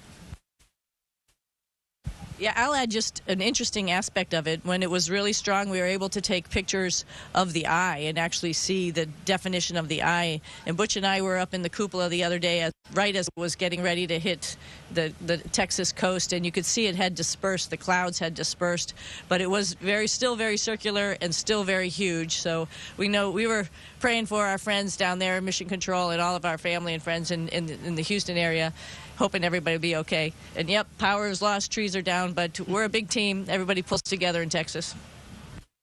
That's right, Sunny. We're going to go now to Tom Costello. We don't have a lot of time left, but Tom, if you want to go ahead with your question, we'll make it a quick one. It's understanding and appreciating everything you've said about the performance of Starliner. It is still billions of dollars over budget, years behind schedule. It seems it's been snake bit at every turn. Are you confident in the performance of the ship for future missions as well?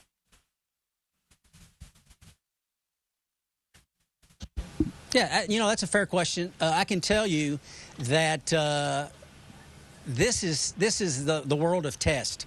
This is a tough business that we're in. Human spaceflight is not easy in any regime. And there have been multiple issues with every spacecraft that's ever been designed, and that's the nature of what we do. You know, that mantra you've heard, failure is not an option. That's why we are staying here now. We did have some degradation and our thrusters, and we know that, and that's why we're staying, because we're going to test it. That's what we do. That's what we do in this business. We're going to get the data that we need to help inform our decisions so we make the right decisions, and that's why we feel confident. We've got a history of doing that going back decades in human spaceflight, and that gives us confidence now that it will continue. We are very close and friends with those that are making these decisions, and we trust them. We trust their integrity. We trust their technical acumen, and we trust that the tests that we're doing are the ones that we need to do to get the right answers, to give us the data that we need to come back. Butch and Sunny, thanks so much for taking the time. We're excited to talk to you again shortly before you come home. Have a great rest of your mission. Station, this is Houston ACR. Thank you. That concludes our event. So that press conference wrapping up, courtesy of NASA, again, 2 astronauts still waiting to come home this morning. They are aboard a Boeing Starliner. I'm Jeanne Francine here with you on this Thursday morning. And actually, from space to the seas right now, I actually want to transition to a live feed coming through, courtesy of our content partners over at Fox 35 Orlando, you're taking a live look there. Port Canaveral, Florida. And if you're someone like myself who enjoys a nice cruise, you're very familiar with Port Canaveral, as that is one of the many places where you can port to get on one of the ships. So you're taking a live look, Utopia of the Seas. This is the newest cruise ship to come and sail into Port Canaveral. We're told that this new cruise ship coming to Central Florida, it will home port year-round there at Port Canaveral beginning this summer. Now, construction of Utopia of the Seas started back in 2022. That's the cruise ship you're taking a live look at. We're told that construction happened in France. So you can only imagine how long the journey has been getting from France all the way here to Florida. Pretty cool to get this live image. I'm going to pot up the audio to see if we can hear anything, but if not, definitely some cool images this Friday Eve.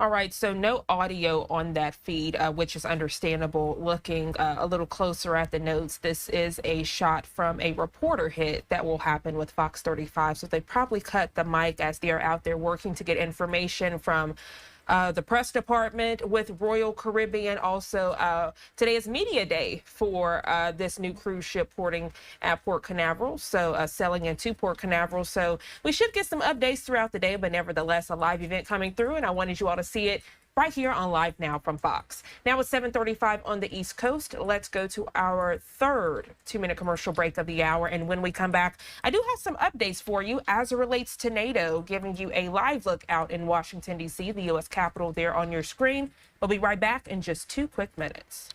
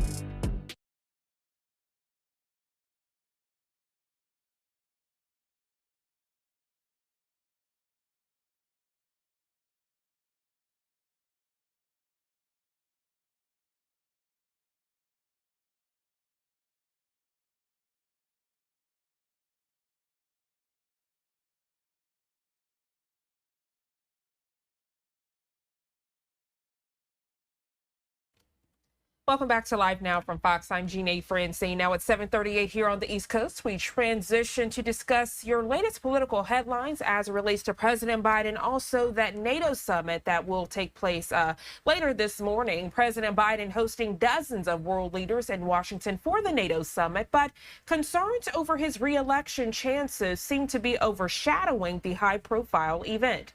As Fox's Rebecca Castor reports this morning, the president has now lost the support of one of his top allies in Hollywood. Take a listen.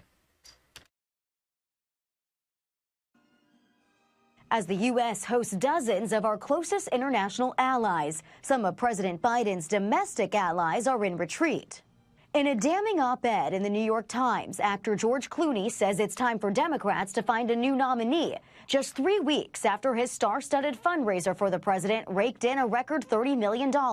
I think there's merit to it. You know, sometimes this is all a matter of risk assessment. Several Democrats in Congress have spoken out against Biden in recent days, but Clooney is certainly the most high-profile ally to jump ship, and he suggests more will follow. Writing, "This is the opinion of every senator and congressmember and governor that I've spoken with in private. Every single one, irrespective of what he or she is saying publicly." Does he have your support to be the head of the Democratic ticket? As long as the president it's up to the president to decide if he is going to run. We're all encouraging him to make that decision because time is running short. That comment from former House Speaker Nancy Pelosi is also raising questions about her loyalty to the president. President Biden, is Nancy Pelosi still behind you, sir? An awkward question as President Biden stands alongside more than 30 foreign leaders to open the NATO summit in Washington, D.C. An opportunity the Biden campaign hopes will display the president's leadership on the world stage. On Thursday, ahead of President Biden's highly anticipated NATO press conference, several senior Biden advisors, including his campaign chair, will update Senate Democrats on the president's re-election efforts. In Washington, Rebecca Castor, Fox News. Rebecca, thank you so much. And as we discuss President Biden and NATO, we know he held some brief remarks last night at that NATO dinner toast. Take a listen. 75 years ago, when our nations created NATO, former President Truman said, and I quote, what we're about to do here is a neighborly act. A neighborly act. The allies in this room not only share a common language, don't share a common language, we do not share a common border, but we are neighbors. We're neighbors because we all share common beliefs in dignity, equality, democracy, and freedom. And we're all neighbors because we're there for one another. The neighborhood I grew up in, that's what you do. When a neighbor needed help, you pitched in. When the bullies threatened the block, you stepped up. When a bad snowstorm hit, you shared supplies and made sure everyone was safe. When a new family moved into the neighborhood, you welcomed them with open arms. And why did we do this? Because we knew we were in it together. We knew that our own house was safer when the entire neighborhood was as well. This simple yet profound idea lies at the heart of our alliance. Over the last 75 years, it has allowed our people to reach for new possibilities. It's allowed our nations to meet any threat with strength and resolve. And above all, allowed women and men of generations to know the lives of freedom, security, and democracy. So please join me in raising your glasses. Got one for the boss. To NATO and to our neighborhood of nations, may we continue to grow stronger and closer in all the years ahead. Now I'd like to invite my friend, Secretary Stoltenberg, before to NATO. It's all yours, boss. Thank you.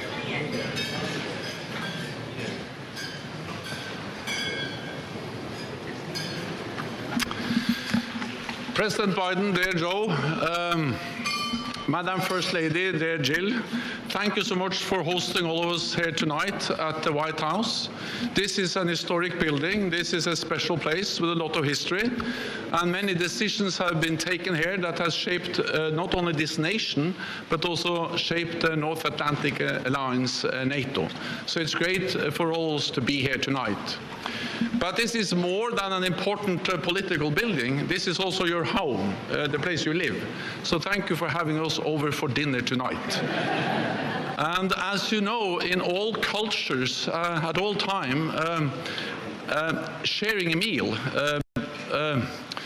being together, having a dinner is one of the strongest expressions of trust, of friendship, and of family. And tonight we are a family, the big transatlantic NATO family, with our closest friends, with our friends from Ukraine, with our friends from the Asia Pacific. So therefore this is really a big extended family dinner. And we are so happy, also because we are here together with our spouses and our partners. And it's not always easy to be married to a politician, but therefore we are extremely grateful that you have joined us tonight and during the summit, and that we can spend this evening together. We are not a normal family with totally normal friends and partners, because we are a military alliance with close partners that we work together with every day. So therefore, a toast for the most successful, the strongest, and the longest lasting alliance in history. Yeah. Okay, toast. Thank you so much. Yeah. Okay, great. Thank you. Okay. So, cheers for the North Atlantic Treaty Organization, NATO. All right.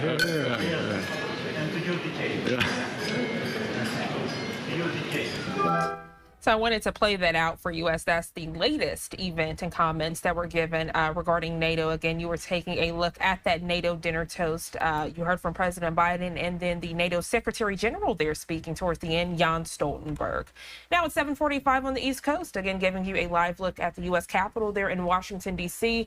We're going to take our final 2-minute commercial break of the hour. And when we come back, heading out to an event in Brussels, Belgium, the European Council holding a news conference discussing the digital age and how they're having some issues with Apple Pay. Yes, you heard that right, Apple Pay.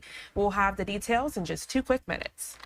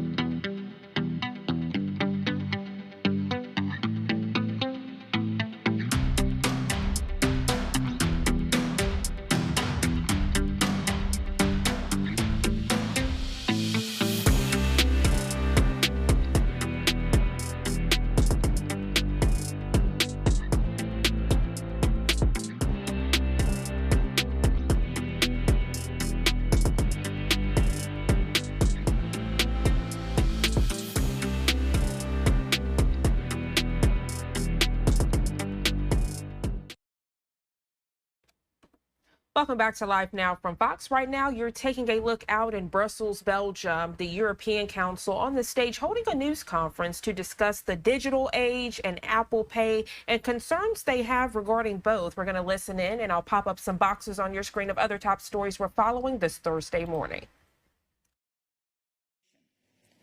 Competing wallets will be able to use Face ID, Touch ID and passcodes to verify users' identity. Third, Apple will also enable users to make the wallet of their choice the standard option on their iPhone. As you will know, this is also known as setting the default option. These commitments are applicable to users registered in the European Economic Area, including when they travel abroad. And Apple will not prevent developers from combining NFC payments with other use cases, for instance, that be transit card, access control, concert tickets, digital identity credential, everything that you could have in a wallet. Apple has until the 25th of July to implement their commitments. As of this date, developers will be able to offer a mobile wallet on the iPhone with the same tap-and-go experience that so far has been reserved for Apple Pay. These commitments will remain in force for 10 years.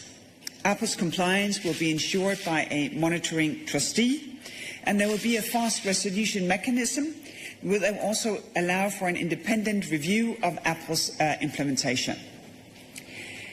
So today's commitments ends our Apple Pay investigation. Thanks to the commitments, iPhone users will be able to use their preferred mobile wallet for payments in stores.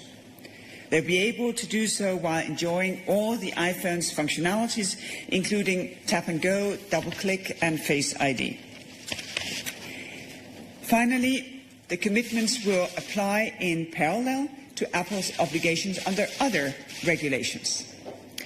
The European Central Bank confirmed its support for these commitments, and the commitments there without prejudice for further obligation that may apply under the digital euro, which will be regulated separately. Apple also has obligations under the Digital Markets Act. Indeed, the DMA requires gatekeepers to ensure effective interoperability with hardware and software features that they use within their ecosystem. This includes access to NFC technology for mobile payments. Today's decision, therefore, concerns business practices that are covered by the DMA, in-store payment with iPhones using NFC technology. The commitments also bring more than what is required by the DMA. For instance, they include monitoring and dispute resolution mechanisms. And of course, we are looking very much forward to see the implementation in practice, and these provisions will indeed help us do that. And I think this shows that antitrust enforcement goes hand in hand with the DMA. From now on, Apple can no longer use its control over the iPhone ecosystem to keep mobile wallets out of the market. Competing wallet developers as well as consumers will benefit from these changes, opening up innovation and choice, while of course keeping payments secure. Thank you. Thank you very much. We start with the questions on the Apple Pay case. Just a little reminder that we will have a technical briefing following our midday. Go ahead, Nicholas.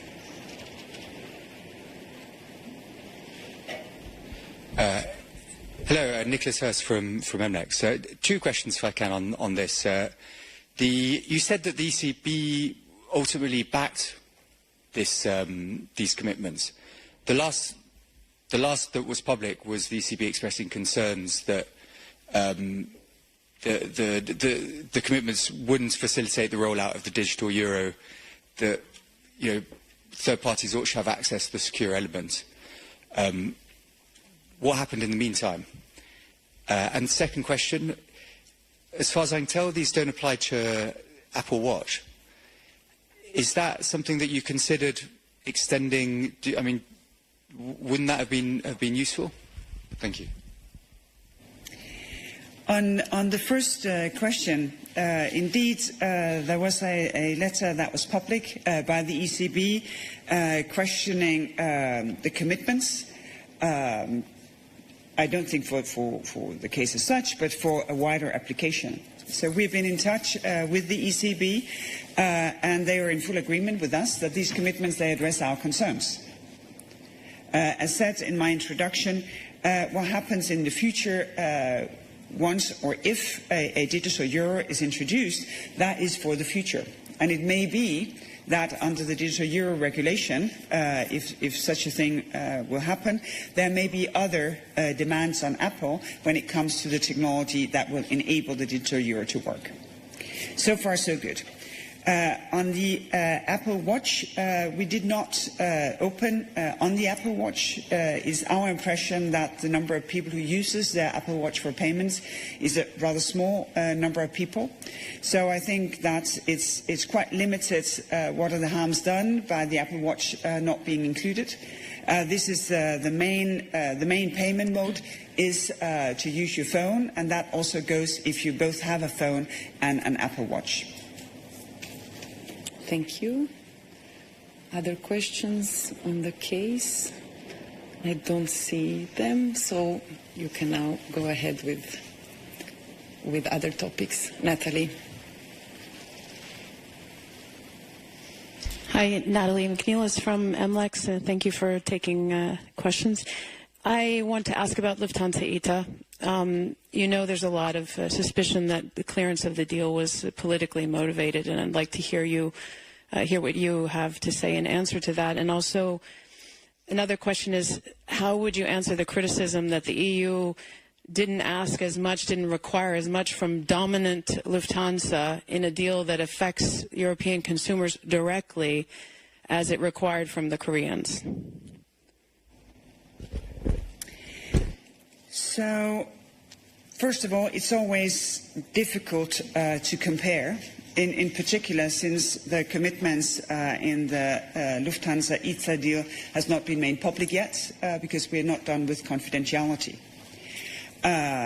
So the Korean merger was a merger with competitors from the same hub, which is a very different situation from what we have here, where Lufthansa acquires control over ITA, so different hub, different geography.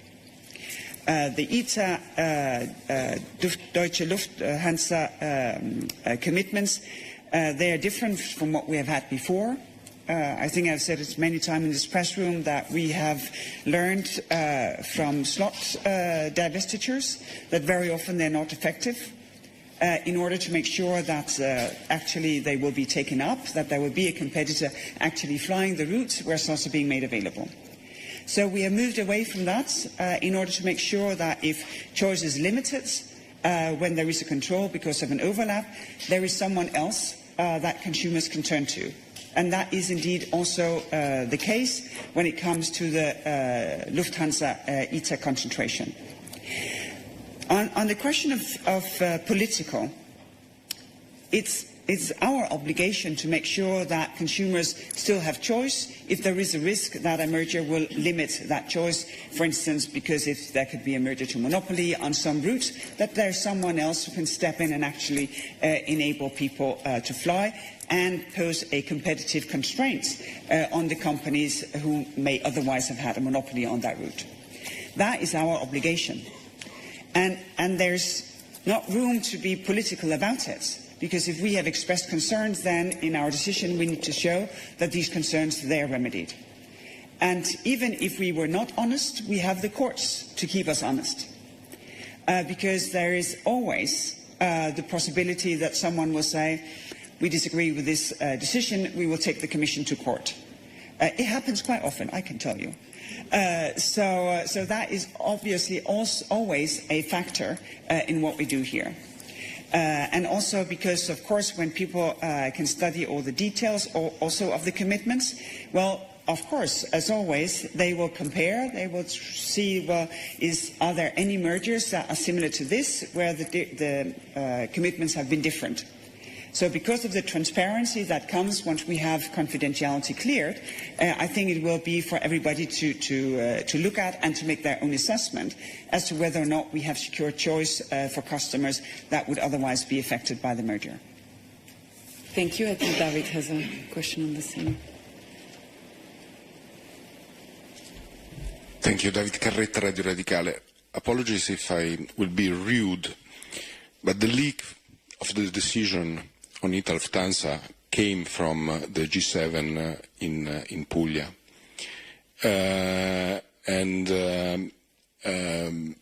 So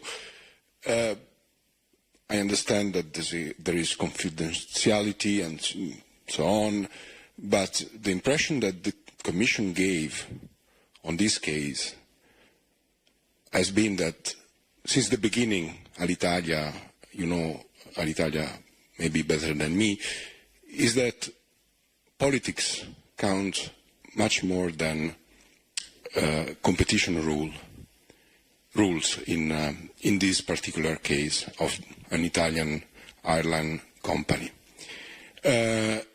How can you explain to skeptical people like me that, in fact, it's the opposite? Because also your answer now, suggesting that another company should go to the court to contest the legality of your decision, make me think that maybe politics count more than rules in this European Commission term. Second point, it's more technical. In the press release that you published on ITA and Lufthansa, you said that the finance ministry has an interest to compete with Lufthansa because it will have a majority stake in ITA, but it will compete with Lufthansa that has routes to North America and so on. So there will be an interest. For me, it's difficult to understand the logic of this argument. If you can help me. Thank you. Sorry, just on the second question, to clarify, it was to compete against Lufthansa's joint venture partners. Yes. Yes. So on the last part, that has to do with the period of time until there is antitrust clearance for ITA also to be part of the alliance. As you will know, we have these alliances for airlines to cooperate. They cooperate on a number of issues that you would otherwise only see within merged parties. But one of the reasons why this is important is that we cannot have foreign ownership of European airlines, but it's very important for them to have strong partners on the other side of the Atlantic, among other things because of feeder traffic necessary actually to fly the planes that goes across the Atlantic. And within that period of time, there will be a specific situation when it comes to competition where the present owners, so the Italian Minister of Finance and their agents, will have this specific interest. On your first question, I'm sorry that I expressed myself in a way that was unclear. My point was to say that we always need to take into consideration that our decisions may be challenged. So it's not that we take a decision and then we cross our fingers and hope that it will not be challenged, or that it is for someone else to challenge it and then to see what will happen. It's all the time what we have to pass. Can we defend this decision in court if ever challenged? All right, you were listening to that EU conference that was ongoing a bit earlier on this morning. A big thank you to Janae Francine, who has been in the hot seat for the last 2 hours. My name is Josh Breslow, and I'm here to bring you all of your top stories and breaking news from across the country and the world. Do want to get to the latest out of the Middle East and some breaking news here. Hours ago, Israel says that 5 quote-unquote projectiles were launched from Rafah toward Israeli communities near Gaza. Those projectiles were intercepted by the Iron Dome, and the Israeli Air Force did eliminate the terrorists, they say, who carried out the launches. In that post right there on your screen, the Israel Defense Forces posting on social media, quote, Hamas does continue to pose a threat to Gazan civilians in Rafah. We will continue operating in the area to eliminate the threat of the terrorist organization. Do want to talk more about a lot of developments that we've seen over the past several hours here. So let's bring in a friend of the show, John Strawson, an emeritus professor in the Department of Law, Justice and Policing at the University of East London. Thank you so much, as always, for taking the time to be here with us today. Good morning. I hope everything is all good with you. Everything's great here. Thank you again for being here. I do want to talk a little bit more about the latest details that we have heard. So we know that Yoav Gallant has now come out and said that 60% of Hamas fighters have been either eliminated altogether or wounded over really the course of the last several months since October 7th. How significant is that number, 60% overall? Well, it would depend where you begin, what the base number that Gallant is working on. Estimates before this conflict were that Hamas had under arms somewhere in the region of between 25,000 and 40,000 fighters or terrorists. So it depends what you mean 60% of. The other thing which I think you need to bear in mind is that it's quite clear from your latest news from Rafah and this the ability of Hamas to continue to launch attacks on Israel indicates that probably what Hamas are doing are still recruiting fighters. It's not exactly that there's a stable military force which has been degraded. There is a large number of particularly young people, particularly young men, who are desperate and for whom operating inside Hamas can actually not only provide some activities in a very difficult situation, but also maybe some financial support for their families. So I think we have to remember there's a revolving door of membership of Hamas. So this figure sounds very good, but I have to say you'd need to drill down very carefully and know exactly how many people under arms Hamas have now. And I suspect that this figure is, to some extent, a rough estimate. And sticking with Gallant's comments here, he also said that the IDF operating in Gaza there has created a, quote, limited window of opportunity for Israel to pursue that ceasefire and hostage release deal with Hamas. What do you think that Gallant means overall by that comment? Well, I think what he means is that there is now a possibility of this ceasefire, which we've been talking about for months, that there is now a possibility. I think what he's saying is that from a military point of view, he sees the possibility as now. I think he does believe, as his statement indicated earlier about the destruction of so many Hamas fighters, that there has been a serious weakening of Hamas, and that opens the opportunity for the Israelis to have a ceasefire. And the talks which are taking place in Qatar at the present time, the four parties to that discussion, the United States, Israel, Egypt, and Qatar, now does have a possibility. We have seen some very important moves. Hamas have dropped their requirement that there should be an agreed end of fighting in the first phase of this agreement. And secondly, they've also agreed that in the interim phase, a government in Gaza should not be composed of Hamas, nor should it be composed of Israel. So there are some very important moments here. Of course, it's very urgent as far as the hostage release are concerned, because, as we know, the conditions of the hostages have worsened and a large number of hostages have already sadly died. One thing that we did cover quite a bit, I would say, just weeks ago is that the Biden administration and the U.S. did withhold these bombs that were going to be sent over to Israel as part of the help with the war. Now, we do know that the Biden administration has now said that it's released about half of those bombs, sending them over to Israel. My question, do we know why it took so long? Well, I think there's two stories here. There's the story of the Biden administration and the story of the Israeli government. The Biden administration says that the Israeli requests for resupplies slowed after January, And that's the reason why there has been such a slow delivery. The Israeli government, on the other hand, says quite the opposite. They say that there has been just a slowing of the deliveries.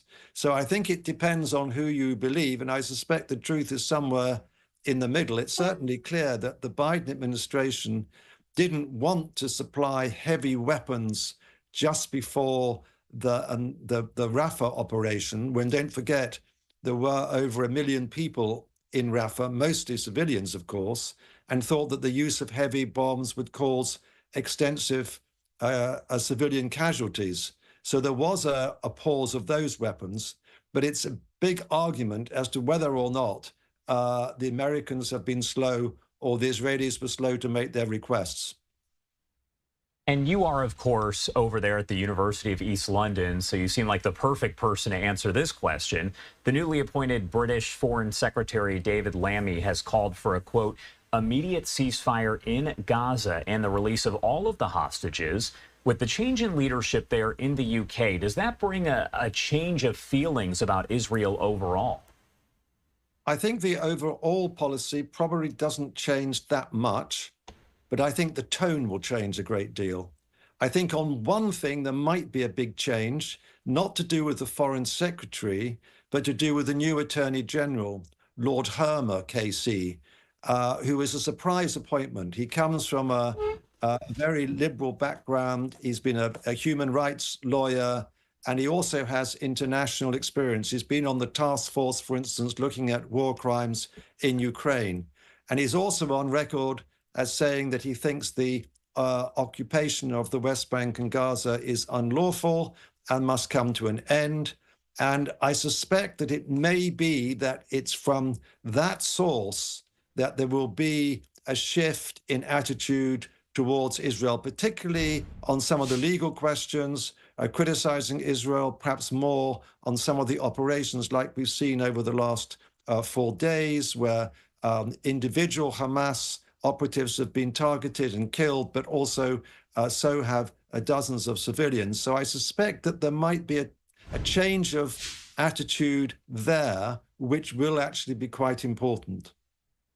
And you're looking at a post there from David Lammy from a short time ago where he did speak out, of course, against Israel. He said the reports of civilian casualties following an Israeli strike near a school in Gaza are, quote, appalling. The devastating violence in Gaza has gone on far too long, and we do want to see urgent measures to protect civilians, an immediate ceasefire, and the release of all hostages, as we were just discussing there. So we've also discussed, I would say, you and I, over the past several months, a lot of these reports that have come in from the New York Times, the Washington Post, and most recently here, the Washington Post is reporting that the majority of Hezbollah's weapons are low-grade, unguided munitions, but could overwhelm Israel's aerial defenses, the Iron Dome there. Is that a real possibility if there is an all-out war? Well, the Hezbollah have 150,000 missiles, rockets, weapons under their control. Some are very low-grade. Some are actually quite sophisticated, guided missiles. So it would depend. I suppose if there was a huge assault on Israel, this could have that effect. I mean, I think the great tragedy here is that as Hassan Nasrallah, the leader of Hezbollah, yesterday made it clear that once the war in Gaza is over, if there is a ceasefire, the war in the north will also stop. And I think it's quite clear that Hezbollah don't want a war, the Iranians don't want a war, the Americans don't want a war, and actually the Israelis don't want a war. And the tragedy is that we might be dragged into an all-out war, not because any of the parties really want it, but because of mistakes, overreach, getting a target wrong, killing someone of great significance, or a base of great significance on either side. That could drag Israel and Hezbollah into an all-out war. So I think it's very important what happens this week in Qatar with the ceasefire talks about Gaza. This will certainly have a direct effect on what happens between Israel and Hezbollah. My last question for you here. The U.S. Director of National Intelligence, Avril Haines, said in a statement this week that, quote unquote, actors tied to the Iranian government are posing as protesters and influencing those Gaza protests that we've seen across the U.S., as well as giving them financial support. Want to get your thoughts. Is that really surprising to hear that? Well, it's not surprising that Iran would be trying to influence the developments of politics in the United States or indeed in other countries. I think that's what you would expect. I think what Avril Haines is saying is that it's online where these actors, inverted commas, are trying to influence Americans.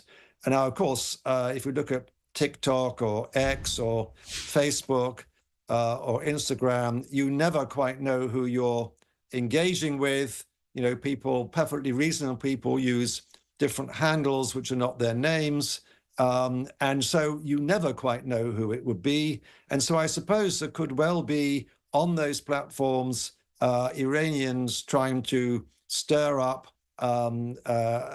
hatred of, for instance, Israel over particular acts that have taken place, trying to stimulate bigger turnouts to demonstrations or the tent protests in universities and so on and so forth. I suppose that's what you might expect. So I don't think this is surprising.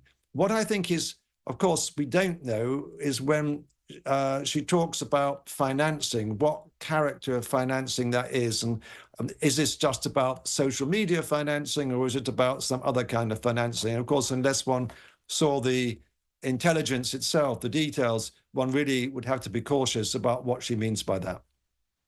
All right, John Strawson, as always, thank you so much for taking the time to be here with us and break down the latest developments there in the Middle East. Anything else that you want to add about any of this before I let you go?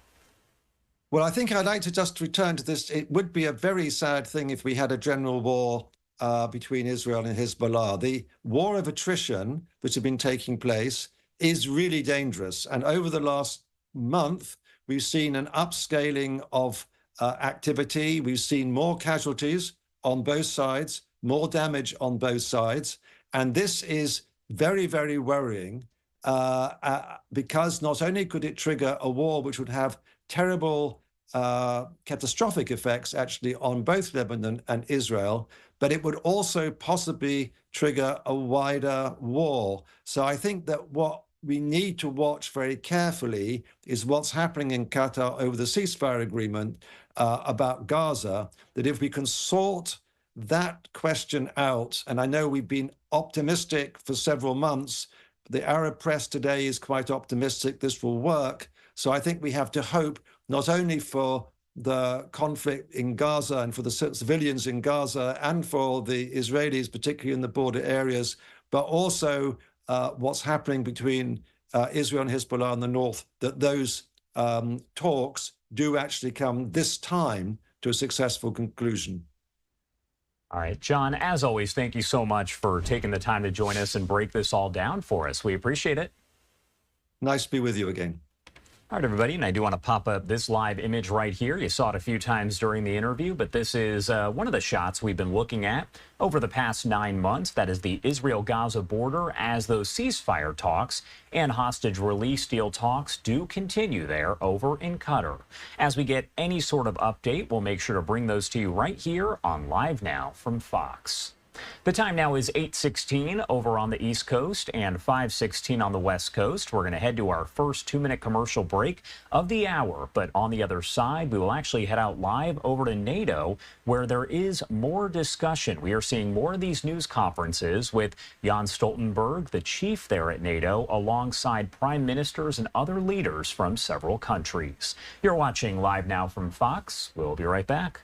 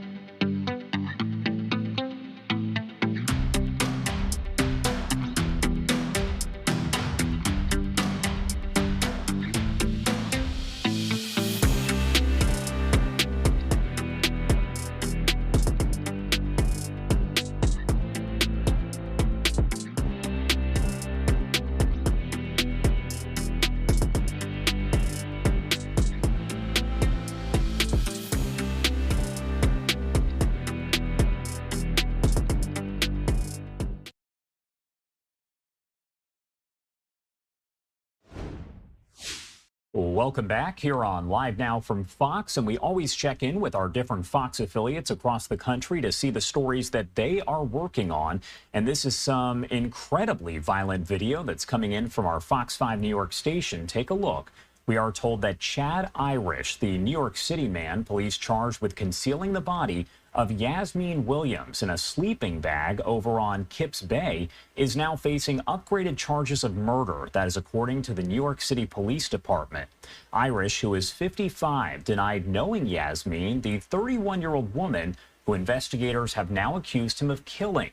He's been charged with second-degree murder in connection with the death. And as you saw right there, folks gathered around. And as he was taken into custody there, it looks as though they did attack that suspect. Beryl Tomasetti with our Fox 5 New York team has more. Chad, what happened? What happened to Chad? What do you mean? I didn't do it. Those were the 4 words 55-year-old Chad Irish muttered to the sea of reporters waiting outside the 13th precinct as he was led away by police. What was that? When was the last time you saw Yasmin?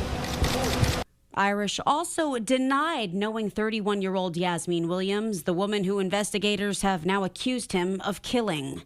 He's been charged with second-degree murder in connection with the death of Miss Williams, whose body was found last Friday stuffed into a sleeping bag and left out with the trash on East 27th Street. The New York City Medical Examiner's Office determined that she died from a gunshot wound to the head.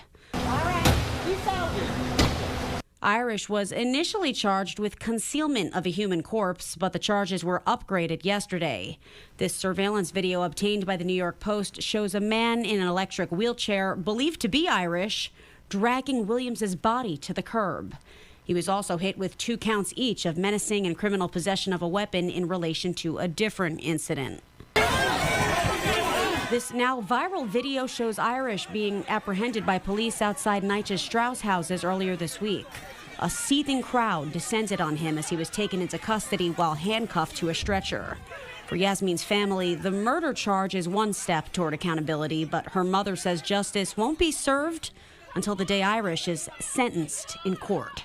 He needed to life. We don't have the death penalty in New York. All right, a big story there that our Fox 5 New York station was covering. If we do get any updates on that, we'll make sure to bring them to you here on Live Now from Fox. In the meantime, do want to head over to our Fox Minneapolis station. They are covering the arrests of several people in connection with an incident that happened over on July 4th. Do want to pop up the audio here and listen into our Fox 9 team. Of the couple dozen that Minneapolis police arrested last week after this incident, there were 5 that were held in jail all weekend and were formally charged now, making their initial appearances. A long list of others who will receive a summons in the mail to appear in court, as police say more arrests could still be coming. Minneapolis police released more video of what they experienced the night of July 4th as commercial fireworks were thrown at their squads. Video 2 of officers, including Chief Brian O'Hara, chasing down and arresting some of those involved in Dinkytown near the U of M. 5 are now formally charged with second-degree felony riot. 22-year-old Sharif Jamali of Lewiston, Maine. 22-year-old Abdi Fattah Beret, also of Lewiston. 21-year-old Ahmed Durayai of Clarkston, Georgia. 18-year-old Zakaria Umar of St. Paul. And 20-year-old Abdi Hakim Aiden of Minneapolis, who's also charged with fleeing police. The complaints list 11 other co-defendants who'd been booked and released that Hennepin County is now charging by summons to appear in court. We're most concerned about this really, really dangerous and just stupid behavior of shooting them at random people. On Friday, Chief O'Hara, in announcing the initial arrests, explained how it was similar problems the past 2 4ths of July, leading to several serious injuries that led to a larger response this year. The complaints say police and the State Patrol initially cleared a group of hundreds of people in Dinkytown. Then they learned of another group not far away and observed by drone, shooting commercial-grade fireworks at people in cars.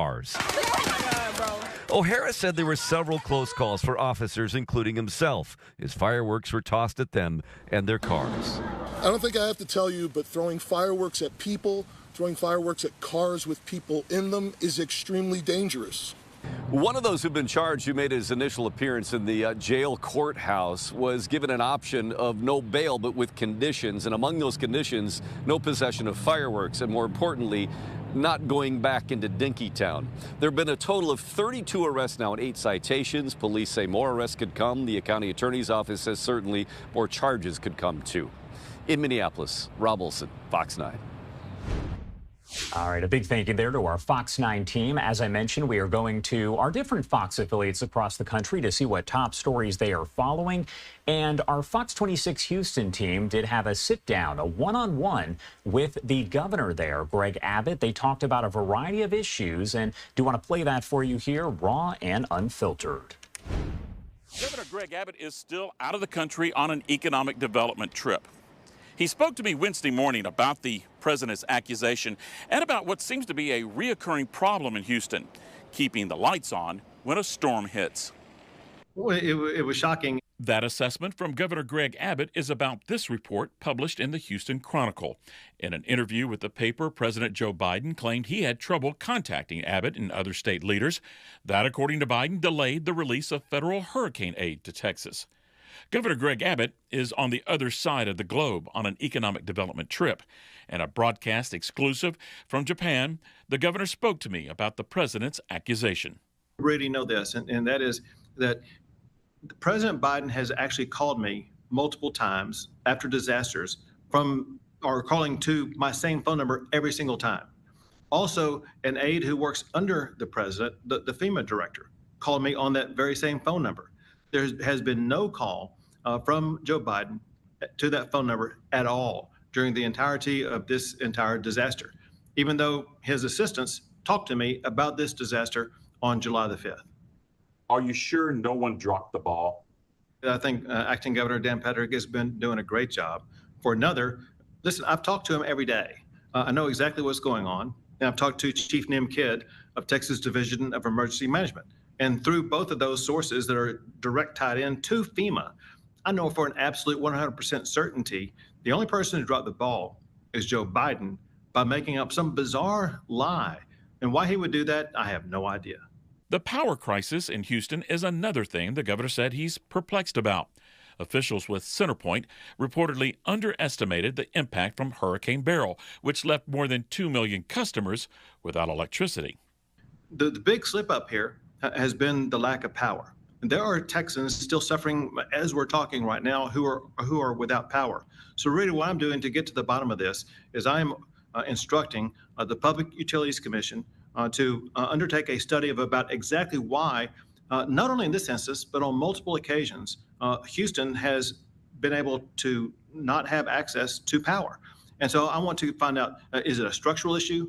Is it a personnel issue? What is the cause of this? And make sure that the PUC gets information to the Texas legislature before the next session begins. No regrets of not coming back, flying back? So again, because I've been able to be fully engaged on a hands-on basis for many hours every single day, remaining in contact with Acting Governor Dan Patrick, remaining in contact with local officials who are facing the challenges that they are facing, and being able to get responses to the needs. Working with Texas Division of Emergency Management Chief Nim Kidd, talking to him twice a day, finding out the status of exactly what's going on, the exact same thing, really, that I would be doing if I were there in Austin, Texas. The governor will be back in Texas by the weekend. I'm Rudy Koski, Fox 7 Austin News. And I do want to head over to our Florida stations now for a little bit more on a story we've been following here over the past several years. A man charged in the death of Dennis Day, an original cast member on Disney's Mickey Mouse Club TV program back in the 50s, has now been sentenced to just over 4 years in prison after entering a modified guilty plea this week. Daniel Berta, 41 years old, pleaded no contest Monday to charges of criminally negligent homicide and abuse of a corpse. Now, Berta was a live-in handyman over at Day's home in Phoenix, Oregon, but Day, 76 years old, had been trying to evict him around the time that he disappeared. That was in mid-2018.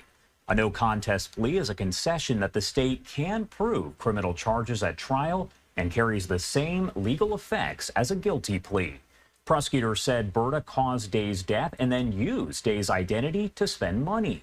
Day's badly decomposed body wasn't discovered for 9 months beneath a pile of clothes at the home.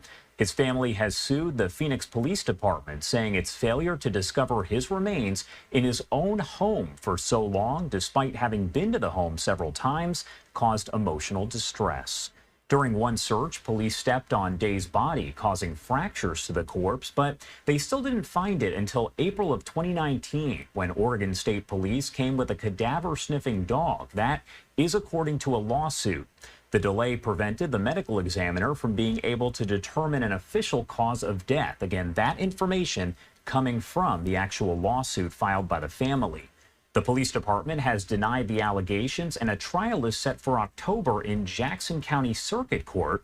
Berta's criminal case was long delayed by trips to the Oregon State Hospital to determine his mental fitness and to assist in his own defense, as well as other legal challenges. He faced several other charges while out of custody. That's according to court records. And he has also recently been sentenced to 2 years to be served separately in a burglary case, meaning that he does face just over 6 years in all. Again, we will make sure to bring you more here as we do get it. But those are just some of the stories that our different Fox affiliates across the country are following closely here. 8:30 on the East Coast and 5:30 on the West Coast. We're going to head to a quick 2-minute commercial break, but a lot more coverage to get to in just a matter of minutes. You're watching Live Now from Fox. We'll be right back.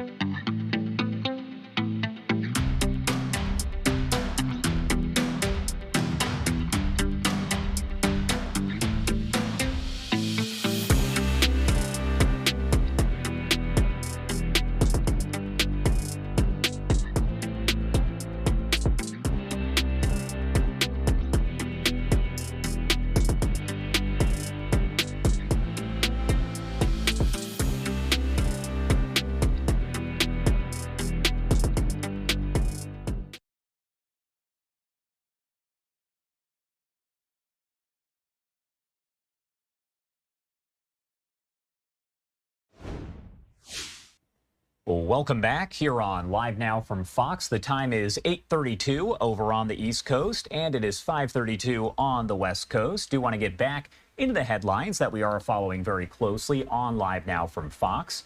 Day 2 of Alec Baldwin's involuntary manslaughter trial begins later on today in just about 2 hours. The prosecution and defense delivering their opening arguments Wednesday, one day after 16 jurors were seated. Of the 5 men and 11 women, 12 will be designated as the jury, and the other 4 will be deemed as alternates. The actor is charged in connection with the accidental shooting death of cinematographer Halyna Hutchins on the set of that Western film Rust. It all happened nearly 3 years ago, back in October of 2021, while Baldwin was rehearsing with a prop gun for a scene. That was, of course, on that movie set in Santa Fe County, New Mexico. Do want to talk more about all of this here, so let's bring in Stefano DeFrey, the director and screenwriter of Stolen Dough. Now, he's worked firsthand with pistols, rifles, and other guns on film sets there. So I do want to bring him in live to talk more about it. Thank you so much for taking the time to be here with us. Josh, thank you so much for having me on your show. Of course. Well, I do want to talk a little bit more about guns on these sets here. So kind of explain to me the procedures that are in place to make sure that something like this doesn't happen. Well, first things first, you go always with an experienced armor. You know, in this case with Hannah Gutierrez-Reed, 23 years old, no experience. I believe it was her second film. You do not hire an armor who has no experience. That's the first thing right off the bat. The second is you get a props master who's worked with firearms and is very diligent and knows the firearms you're working. To your audience, so they understand, Westerns are the PhD level of film for firearms. It's not a bank robbery scene in a movie. A Western will require older firearms, often older models, that will require a deep knowledge of this. The third thing is you want an assistant director who would be very knowledgeable of dealing with how to call a cold gun, knowing that everyone else's job is in line. And then the rest, obviously, is having a director that puts it all together and a producing team, the director and the producing team that would make these decisions ahead of time in terms of hiring. And I do want to talk a little bit more about the armor role itself. What is the general role of that armor overall on a movie set?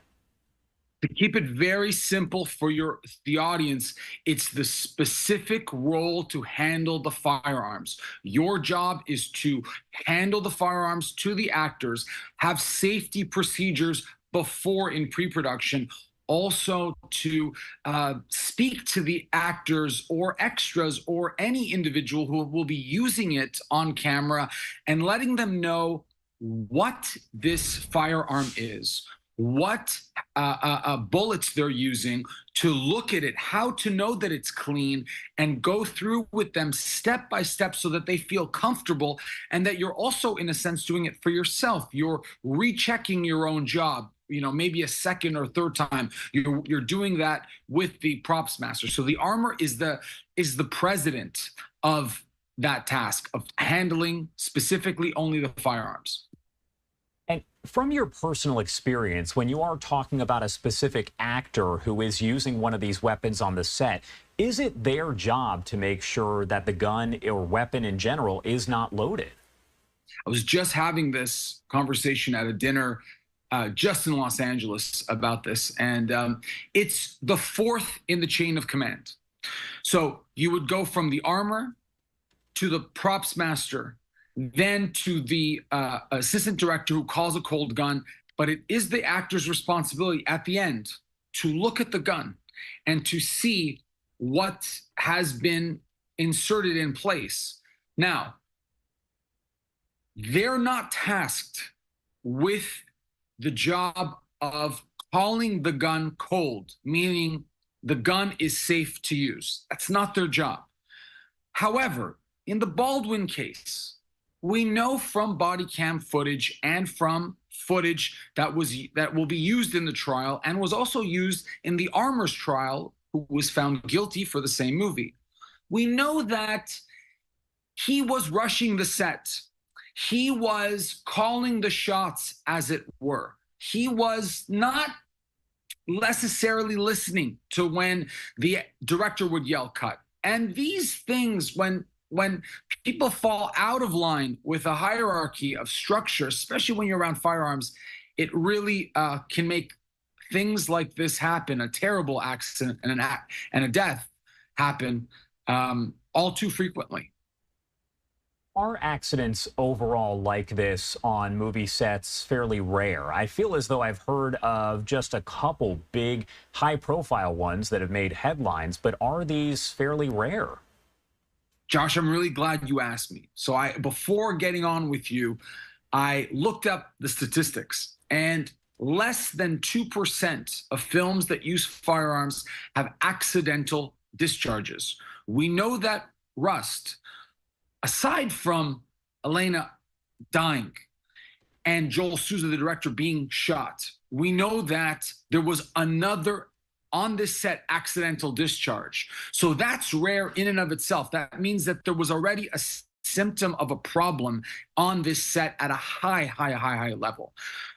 These accidents that happen like this are extremely rare, especially a death. I mean, the one that was, when I was beginning the film industry, that was well known to everybody was the death of Brandon Lee, who was Bruce Lee's son filming The Crow. These are very, very, very rare, specifically for prop guns. So, you don't see this very often. And the Brandon Lee case is the one that always comes to mind when I think about situations like this. Now, can situations like this, high-profile ones that are making headlines, so to speak, can those kind of serve as maybe a learning experience for folks who are on sets and are going to be handling weapons? It's an excellent question. Not only is it an excellent question, will it change how our business changes? Will it change legally how we handle our business? Will it have an impact on the Directors Guild of America and the Screen Actors Guild in America? I believe it will, because you may need 6 people in the chain of command rather than the 4 people that are in charge. It may require all film sets to not just have an armor, to have an assistant armor specifically added who works, maybe directly only with the actor, or specific actors that have 2 armors. I think it will change the laws, and I think it will change the union rules as well. All right, Stefano Defray, as always, thank you so much for taking the time to join us and help break all of this down. Anything else you want to add about any of this before I let you go? Josh, I think you've done such a great job. We really talked about the safety and also the impact that it'll have long term. I just did a film with a 9mm, with a few 9mm weapons that were prop guns. The film is called Stolen Dough, and it's on Apple TV and Amazon Prime. And I just want to show you, when some people watch all the firearms that we have in the film, we took so many extra precautions that were beyond just what the union requested. We use protective glass, protective goggles, things that you can go above and beyond. And these things are not expensive. You can rent them, and they're not prohibitive, even if you're at a medium scale budget or an independent budget. So it's something for your audience to know that a little bit of safety doesn't cost a lot, and it goes a long way. Stefano, as always, thank you so much for taking the time to be here with us. We appreciate it. Thank you, sir. All right, and I do want to remind you that coming up at 10:30, that is when day 2 of the Rust trial is expected to get underway. We know it is slated for 10:30 a.m. Eastern Time. That is 8:30 local. However, it normally starts just a few minutes late. That's when folks start to kind of go into the courtroom, but we do have cameras inside, so we'll bring you all of the action, everything that happens, the testimony up until the actual verdict itself, right here on Live Now from Fox. 8:42 on the East Coast and 5:42 on the West Coast. We're going to head to a quick 2-minute commercial break, but we'll be right back with more coverage here in just 2 minutes.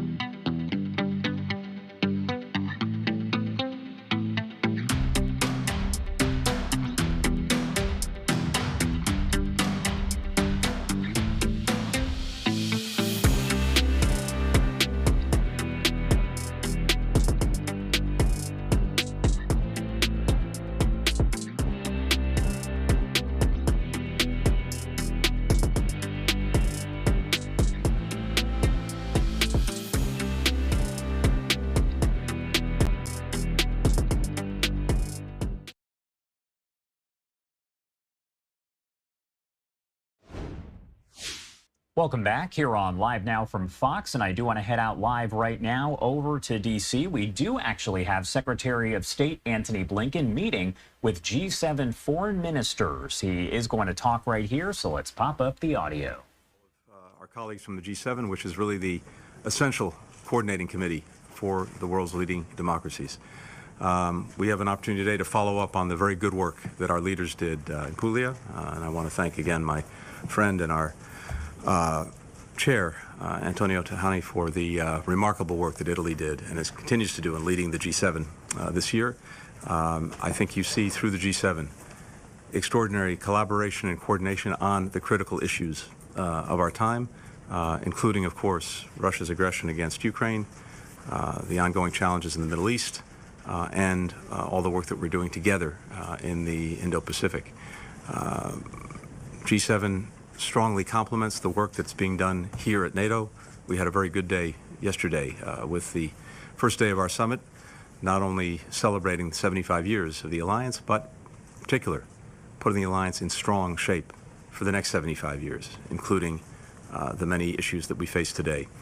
The summit declaration that came out yesterday shows strong convergence among all NATO members, including, of course, the G7 members, on dealing effectively with the Russian aggression against Ukraine, on dealing effectively with other challenges to our alliance, including those coming from the Indo-Pacific region, and in particular as well, the important partnerships that we're developing, we're strengthening with partners from beyond the NATO alliance. But I look forward to the conversation today and the work that the G7 in particular is doing to advance all of these issues. Antonio, again, thank you for your leadership, and over to you. Thank you very much, Tony. Good morning, everybody. Thank you for hosting us in this beautiful town in Washington. We are very happy. First of all, I want to welcome David. It's a new member of this family. Congratulations for your victory in the election. Congratulations. We will work together in the next years for strengthening the cooperation between the G7 countries. Is important for us, the unity of this G7 for defense, rule of law, democracy and freedom in the world. Today we will debate on one of the most important point for us is the Middle East. We are working hard for peace, for the stability. Of course, our engagement in defense of Ukraine is the other priority. We will back Zelensky and Ukraine. We will support Ukraine. We want to achieve peace, but peace without justice is not peace. Also in the Middle East, we need to work hard together. I want to thank you for your engagement. I think the clear message to Russia and to the other councils for peace is our unity. The unity of G7, of course, we want to talk with the others. We want to open the door, but we need to enlarge the dialogue with other countries. In the next G7, we will have many guests, but I think our unity is crucial if we want to pave the way for peace and defense of our values, because G7 is not only a political organization, it's also the house of democracy. For this, we will work together also today during this short meeting focused on Middle East first of all. Thank you very much. All right, so a very short meeting, though. They did allow cameras inside for just a couple minutes to get those opening statements. But if we do get any more sound from there, we'll make sure to bring it to you right here on Live Now from Fox. Do want to take you out to some breaking news that we are following. This live image just coming in from our Fox team over in Philadelphia. You can see right there. This is a live look at Atlantic City, New Jersey, where crews, and many of them, are on the scene of this major fire here. A lot of unknowns, but here is what our Fox Philadelphia team has told us so far. They say this is over on South Georgia Avenue in Atlantic City, if you are familiar with that area. The chief did request additional units over a second alarm to the scene. Now, we are told the scene is being covered there, as you can see, by crews who are battling those massive flames. This is a 2-alarm fire, And we know that this is considered to be a 4-story wood frame structure with fire on the 3rd floor. We know there are victims that are believed to be trapped. There's also some victims that have gone down into the lower area. They were able to escape and are now on the sidewalk watching as crews do make sure that they put out this fire.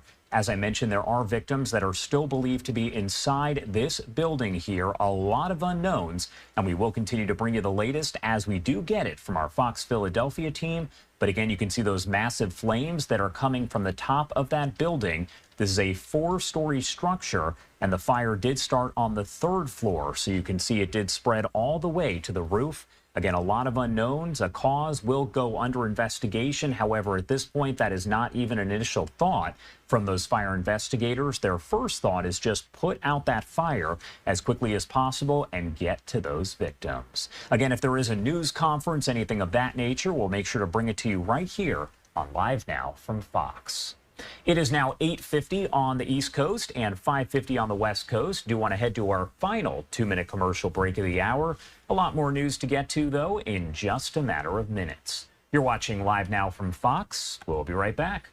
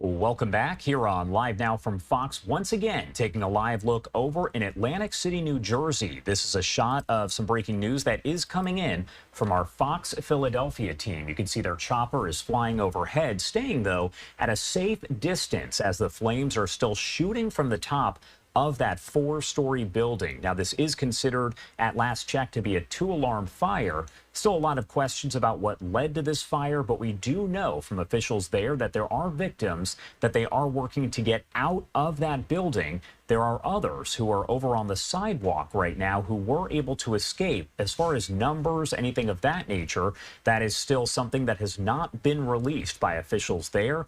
But you can see crews are working to get that fire out as quickly as possible. This is a live image once again coming in from our Fox Philadelphia team. At this point, it is still too early to know all the details, and no news conference has been called just yet with fire officials. But if we do get something called soon here, we'll make sure to bring it to you live, raw, and unfiltered. That is what we do here on Live Now from Fox.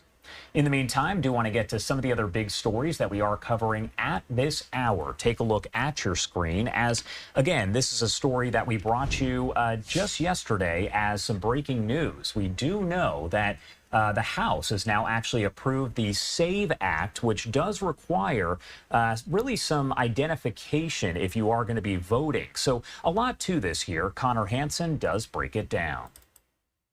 The yeas are 221, the nays are 198. The bill is passed. A key part of their agenda, House Republicans passed the SAVE Act, expressing concerns that people in the country illegally could be voting in upcoming elections. 5 Democrats voted for it as well. Let me be clear. Non-citizen voting reduces confidence in our elections. American elections are for American citizens, and we intend to keep it that way.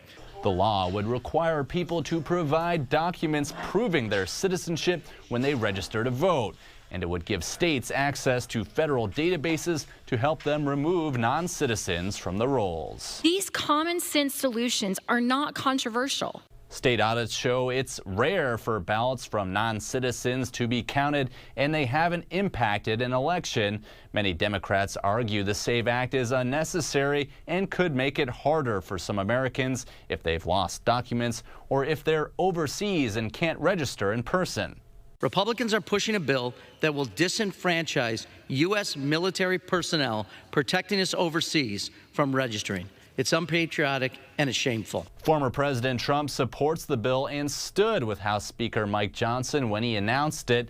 Trump says it would stop, quote, weaponization and cheating, but opponents argue its purpose is far more cynical. It only perpetuates lies now to set up even bigger lies later when they're unhappy with the outcome of the November election. The SAVE Act would still have to survive the Democrat-led Senate and the White House, which has voiced opposition to the bill. In New York, Connor Hansen, Fox News. Connor, thank you so much. And you are taking a live look over in D.C. right now at the U.S. Capitol as we continue our political coverage. Democrats are intensifying their criticism of former President Trump, and one key issue is opposition to the conservative strategy that's been called Project 2025. You've probably heard a lot about it over the last several weeks, and there are a lot of questions about exactly what it means. Fox's Shannon Bream breaks it down. Project 2025 will destroy America. Look it up. Democrats from the White House on down are taking aim at a 900-page document drafted by a group of conservative organizations and spearheaded by the Heritage Foundation, calling Project 2025 a dystopian nightmare based in white supremacy, among other things. The proposed blueprint would be a sweeping overhaul of the executive branch and its 438 agencies, increasing the military, developing federal lands, and reforming the immigration system. But the Biden-Harris campaign warns if implemented, the plans could equate to a massive transformation of the federal government, saying conservatives are newly emboldened by recent Supreme Court decisions, scaling back federal regulatory power and granting presidential criminal immunity for official acts. Both President Trump and Kevin Roberts, the president of Heritage, say the former commander-in-chief has nothing to do with the proposed presidential transition plan. President Trump's the boss. If he wins, he's going to make the decisions. Project 2025 is merely a menu from which he might be able to choose. It has a database of personnel who are willing to go into office and work for him if he so chooses. And while Trump tries to create distance between his camp and Project 2025, skeptical Democrats note the massive document was drafted with the help of a number of former Trump staffers who worked in his administration and want to make sure plans for a potential second term are up and running. He may as well be saying he has no idea who named Trump Tower. This document is creepy. It's a takeover of the American form of government. A release from Project 2025 on X calls allegations about cutting Social Security, banning contraceptives, and going after the legality of same-sex marriage unequivocally false. The group says it's true. They'd like to end the education department, sending more control back to states and localities, and encourage things like an increase in Arctic oil drilling. A spokesperson for the RNC says the Trump campaign's Agenda 47 and the president's RNC platform are the only things officially endorsed by the former president. In Washington, Shannon Bream, Fox News. All right, Shannon, thank you so much. And you are once again taking a live look over in D.C. as we do continue our political coverage. The first Senate Democrat has publicly called for Biden to end his campaign. Senator Peter Welch of Vermont has joined at least 9 House Democrats who have expressed the same thing. Former House Speaker Nancy Pelosi weighing in with her concerns about Biden running, and actor George Clooney, a Democrat, penning a New York Times opinion piece calling on Biden to drop out. To talk more about all of this, I do want to bring in Anthony Adragna, a congressional reporter with Politico, to discuss. Thank you so much for taking the time to be here with us today. Thanks for having me. Of course. Well, first off, we know that we are hearing publicly from several Democratic lawmakers. I was going to say at least 10 so far that we've counted. So my question for you, are other Democrats kind of feeling the same way and are maybe just staying quiet about it right now? And you have some that are just being vocal. Yeah, absolutely. It's something we've heard, my colleagues and I, throughout our reporting this week, is a lot of concern in private.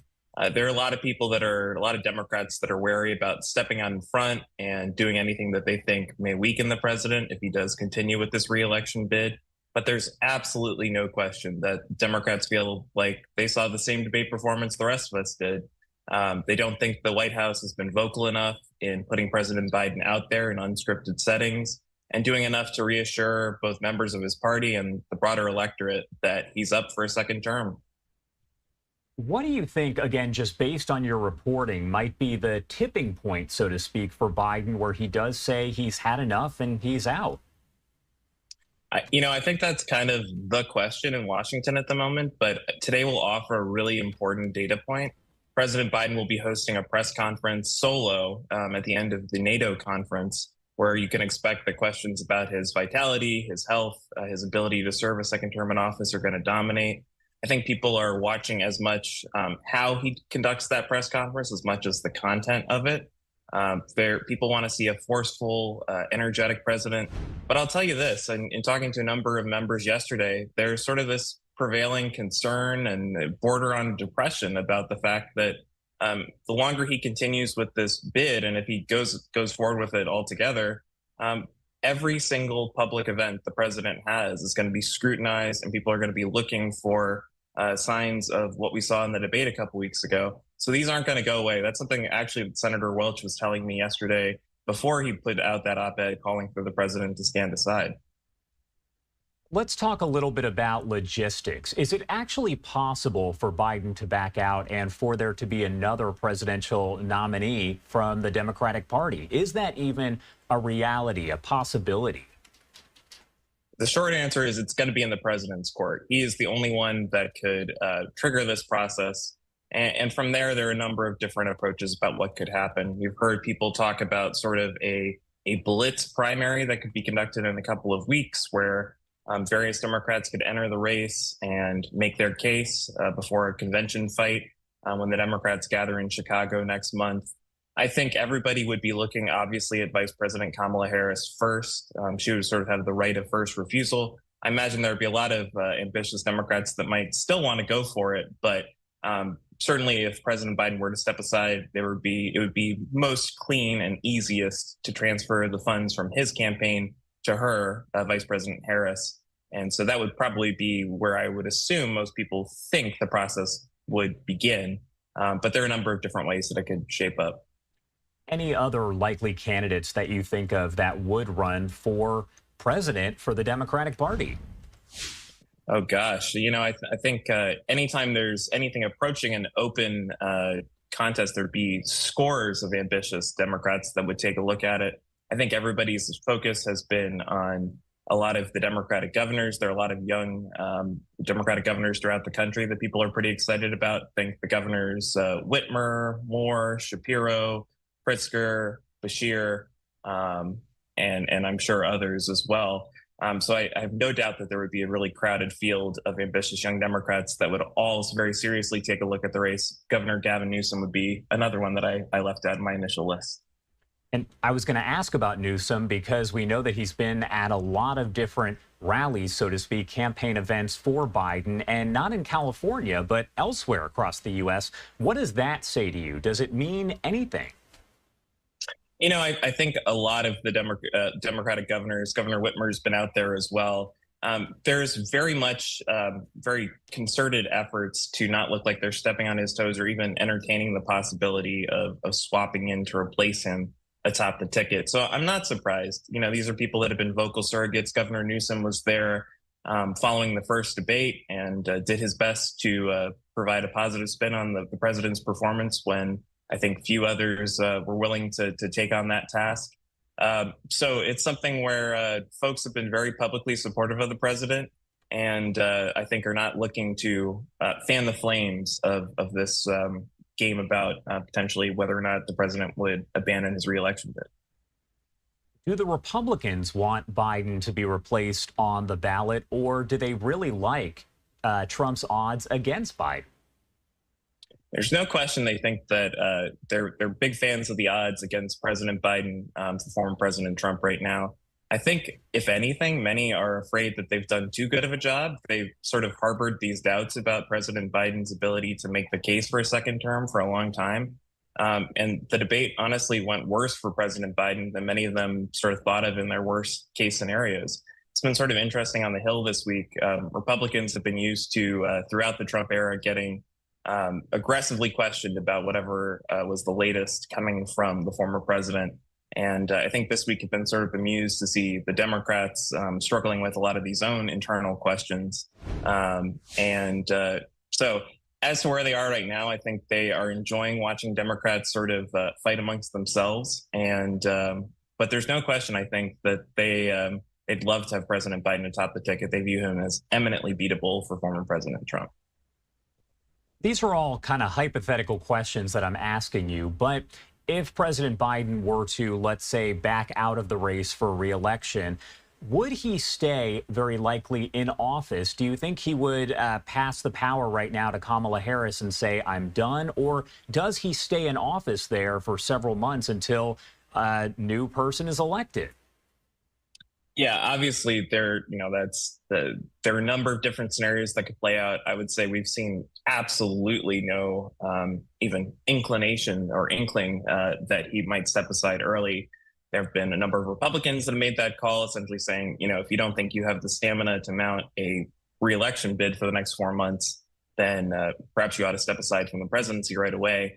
I have a hard time seeing that coming to pass. I think far more likely he would envision some sort of structured transfer of power to the next generation of Democratic leaders, framing it like that, and serve out the rest of his term. But again, we've had no inclination from the Biden team, obviously for obvious reasons, about how that would shape up. But there's been absolutely no indication that he would resign early, were he to step aside and abandon this second term for the presidency. All right. Anthony, thank you so much for taking the time to join us and break it all down. Anything else you want to add about any of this before I let you go? Well, I guess all I would say is it's going to be an interesting thing. The Senate Democrats are going to be hearing from 3 very senior Biden aides, including the head of his campaign, at a lunch on Thursday. I think they're going to be looking for the Biden team to make a case for what they see as the path forward here. And they feel like the Biden team has not done that so far. And certainly a lot of Senate Democrats are privately very concerned about where things stand right now. I think we could look to see a lot of those concerns be made publicly if they don't feel like they get those reassurances. So I think it'll be a really interesting and critical meeting as the Biden team prepares to try to assuage a lot of these concerns that percolate throughout Capitol Hill. Thank you again for taking the time to be here with us. We appreciate it. Thanks for having me. I do want to take you back out to this live image that we do have over in D.C. right now as we do bring you a little bit more into this conversation, because amid those calls to drop his bid for re-election, President Biden is going to host that high-stakes news conference later today.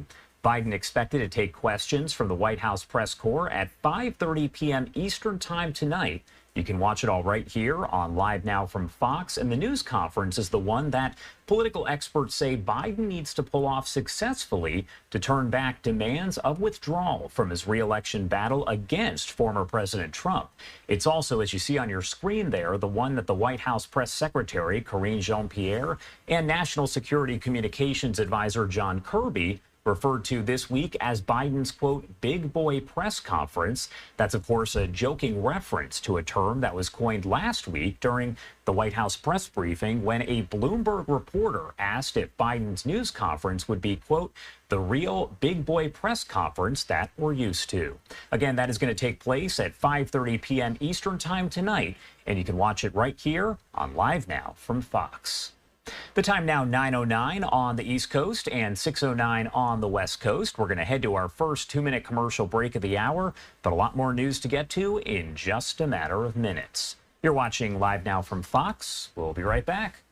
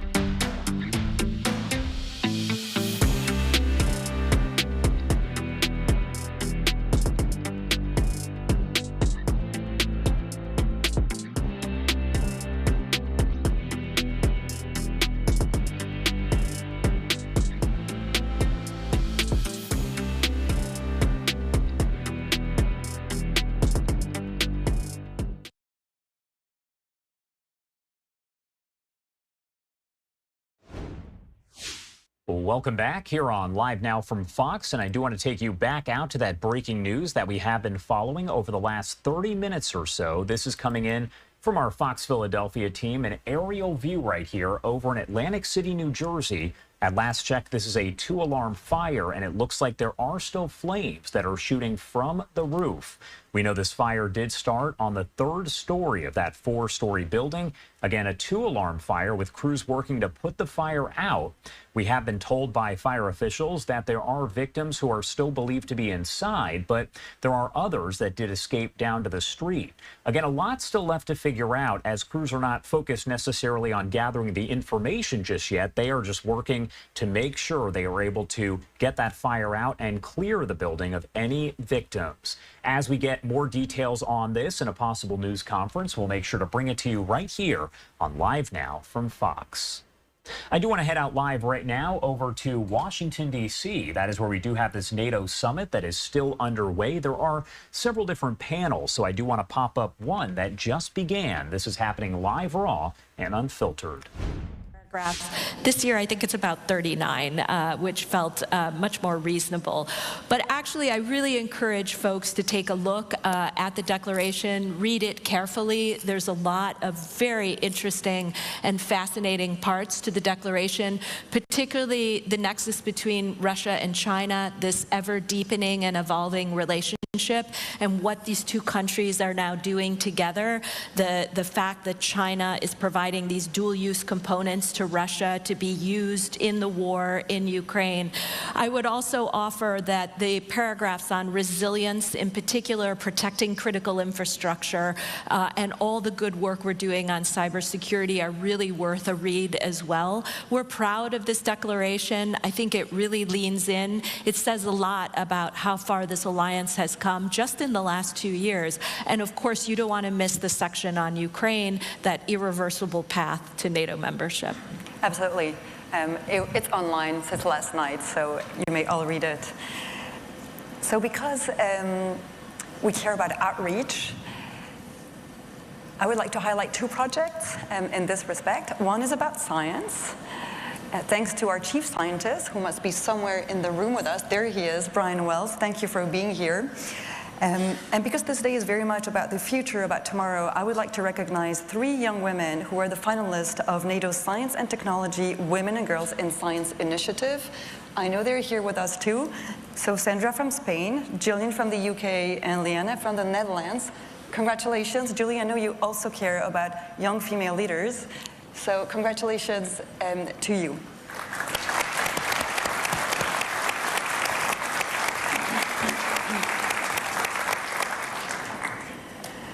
And finally, we believe in arts too. So there will be a physical legacy here in DC, as we did after the Vilnius summit, a big mural. There has been a competition that we have launched. Many artists have actually competed to share with us how they would design and draw peace, freedom, and security. So the artworks can be seen downstairs. Please check them out. And please vote for your favorite one today on the app. And with this, I know you have to head back to the NAC, but if you have a final word. Yes, no, but thanks to everybody who came out to the public forum. Again, many thanks to all of the think tanks that came together, working hand in glove with NATO PDD. This is going to be a great day. I wish I could stay all day, but I'll try to come in and out around the margins of the 2 NACs. But thanks to everybody for joining us so early this morning, and look forward to hearing how it goes today. Many, many thanks. Thank you. Have a great day. Thank you.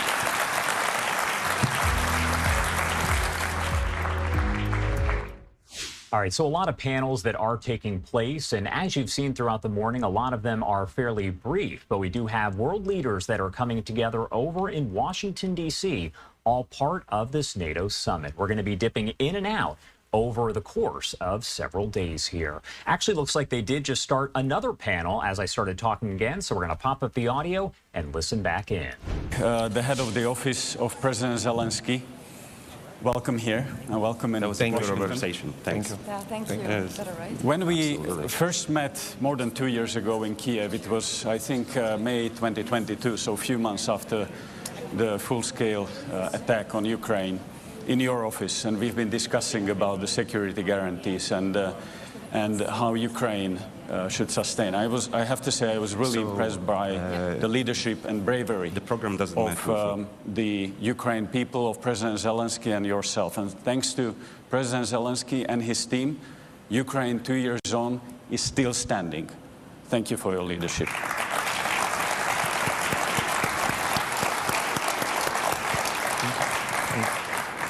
Andrei, this is your second summit in person. You've been in Vilnius last year. You're here in Washington. What's your assessment? How did the attitude change? What's your assessment of the summit so far? Thank you, Robert. Thank you that you remember our meetings. Yes, of course, it's a lot of things happened. Unfortunately, the terrible war, Russia against Ukraine, it's continue, and everybody, all the world, I'm sure, see the tragedy of the 2 days ago. Then the Russian rockets, it's hit directly to the children's hospital, and this is the one more evidence that Russia, its terrorist states, and continue this genocide against our people, against our nations. If you ask me, are I happy of the results? And I can answer that not just me. Ukrainians will be happy, then we win this war. And then we withdraw the last terrorist from Russia, from our lands. This will be real when I can say that we are happy. But I can say that we are satisfied for the results of the Washington summit, because the languages of the documents, it's really strong. We can see that the alliance made the real steps forward. I think that the next stop, it's Ukraine need to receive the invitation. But it's good what now we can see the unity of the alliance for the irreversible path for the membership, full membership of Ukraine in the NATO. Of course, it's very good that the new systems of the air defense will be delivered to Ukraine. It's critically important to secure our cities, secure our people. It's necessary. We need more. We need more to protect and to prevent that such tragedy which happened 2 days ago never happened, and our children never will be killed by Russian aggressors. Unfortunately, just yesterday, one more child died in the hospital after this tragedy. We are looking for some strong decisions as well today. The summit is continue. Today will be the meetings, the special meetings of the NATO-Ukraine, and the work is continue. But unfortunately, the war is continuing. And Ukraine showed during this more than 2 years that we're able to win. And our partners, our friends exactly understand what we need for this. So, if I may ask you, there are a lot of talks about getting Ukraine closer to NATO and offering the membership. Well, in Vilnius, you were not offered the membership, but the perspective of the membership. It was said that once you will become the member of NATO, here we are talking about the bridge to the membership. Does the bridge bring you closer?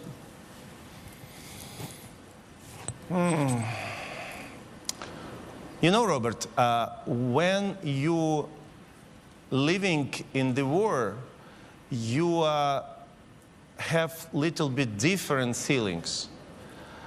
And we are looking for the, okay, it's a very good that we have so strong languages. It's a very good that NATO demonstrated strong unity. It's one of the very important things. But of course, it's for our people who is make the decisions. It's a very high support of the Ukrainian society of the future membership.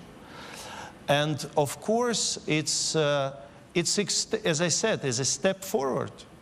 It's a strong step forward, and the world irreversible. It's demonstrated that it's not now the questions if, it's only questions when.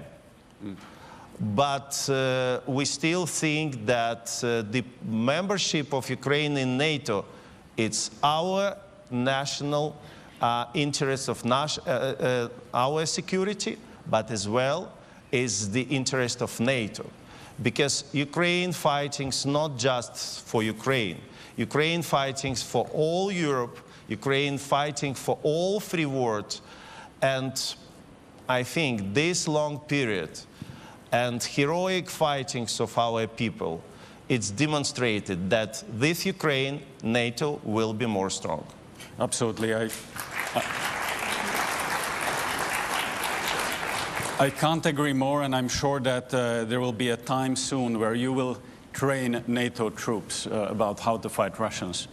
But when we talk about the period until you become the member of NATO and you have the highest guarantees of the NATO membership, the security guarantees, in the meantime, you have been leading the work of Yermak Rasmussen initiative on bilateral security guarantees, and you have signed a number of those. How can NATO countries and NATO as such help you in the meantime for the real security guarantees that you need? Yes, thank you very much. And practically 1 year ago, it was in the Vilnius was agreed historical Vilnius declarations of the security guarantees for Ukraine. And during this year, we have really very good results. We have a lot of very strong bilateral agreements. We have the agreements with all the G7 countries. And we will continue, and just yesterday our president signed one more agreement with Luxembourg, and we will continue this work.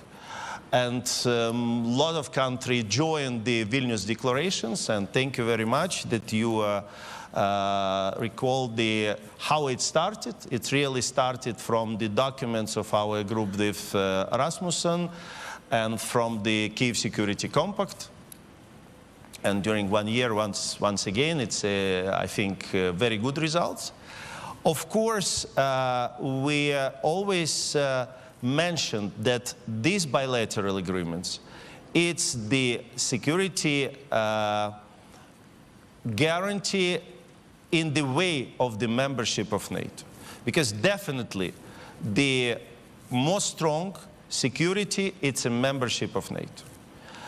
But in the way, of course, we are working, and we very appreciated that we have these documents, and of course the circle of the countries who is committed to be with Ukraine, to help Ukraine to be prepared for the not just to finish this war, but to be prepared for any potential aggressions in the future. It's very important. And of course, and plus, it's help us to make a necessary step to be closer, because most of this country, it's members of NATO. And of course, I think it's logically works for the main goal, full membership. Andriy, the allies have announced a lot of pledges during these days. We've heard here on the stage ministers saying that F-16s, the first F-16s will arrive by summer this year, that you will receive very quickly new Patriots from US and anti-missile defense systems from European allies.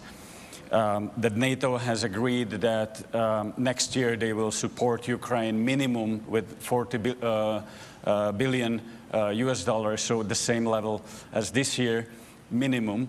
But my question is, this all helps you to sustain the country. But the question is, if you would wish one thing which would change the dynamics in the conflict, what would it be to change the dynamics and to help you to win this war? I'm sure that the partners have to take off any restrictions to use these weapons, not just by Ukrainian territory, but have the possibility to answer, including the territory of Russia. Because it's impossible to fight then enemies have any restrictions. Enemy can directly attack to our civilians, children hospitals, schools, and we have these restrictions. I think that it will be a really game changer, and I hope that our partners understand it and agree these decisions as soon as possible.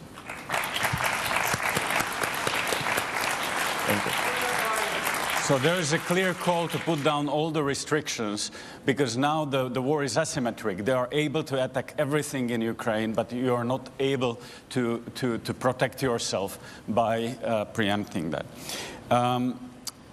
Andriy, we are running out of time, and I have plenty of questions, but let me ask you two questions. All right, you are listening to some of that discussion, part of the NATO public forum that has been underway for days now. We've been dipping in and out of that during the Q&As that have been going on, and that one all connected there to the war in Ukraine. Let's head to a quick break now at 9:29 on the East Coast and 6:29 on the West Coast. My name is Josh Breslow, and I'll be right back with your top stories, live events, and breaking news.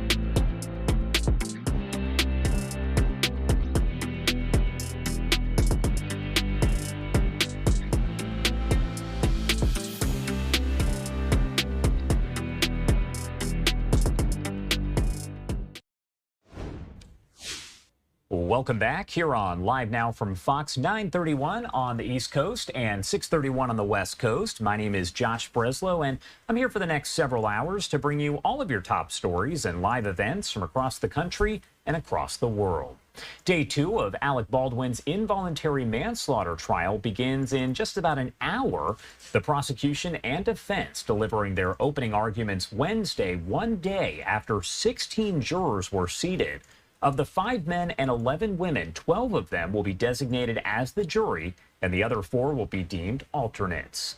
The actor is charged in connection with the accidental shooting death of cinematographer Halyna Hutchins on the set of the Western film Rust.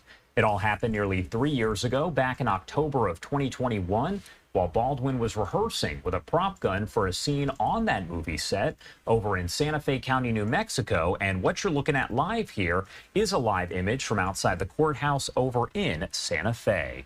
Do want to talk a little bit more about the case itself, so let's bring in Nicole Bernecki, an attorney based in New York City, joining us now live. Thank you so much for taking the time to be here with us today. Good morning. Thank you for having me again. Of course. So first off, I just want to ask you, what kind of stood out to you about the opening remarks and day 1 of testimony? I will say that I was impressed with both sides' presentation of their opening statements. It's incredibly important to have a theme that goes throughout your opening statement, and both sides did a great job doing that.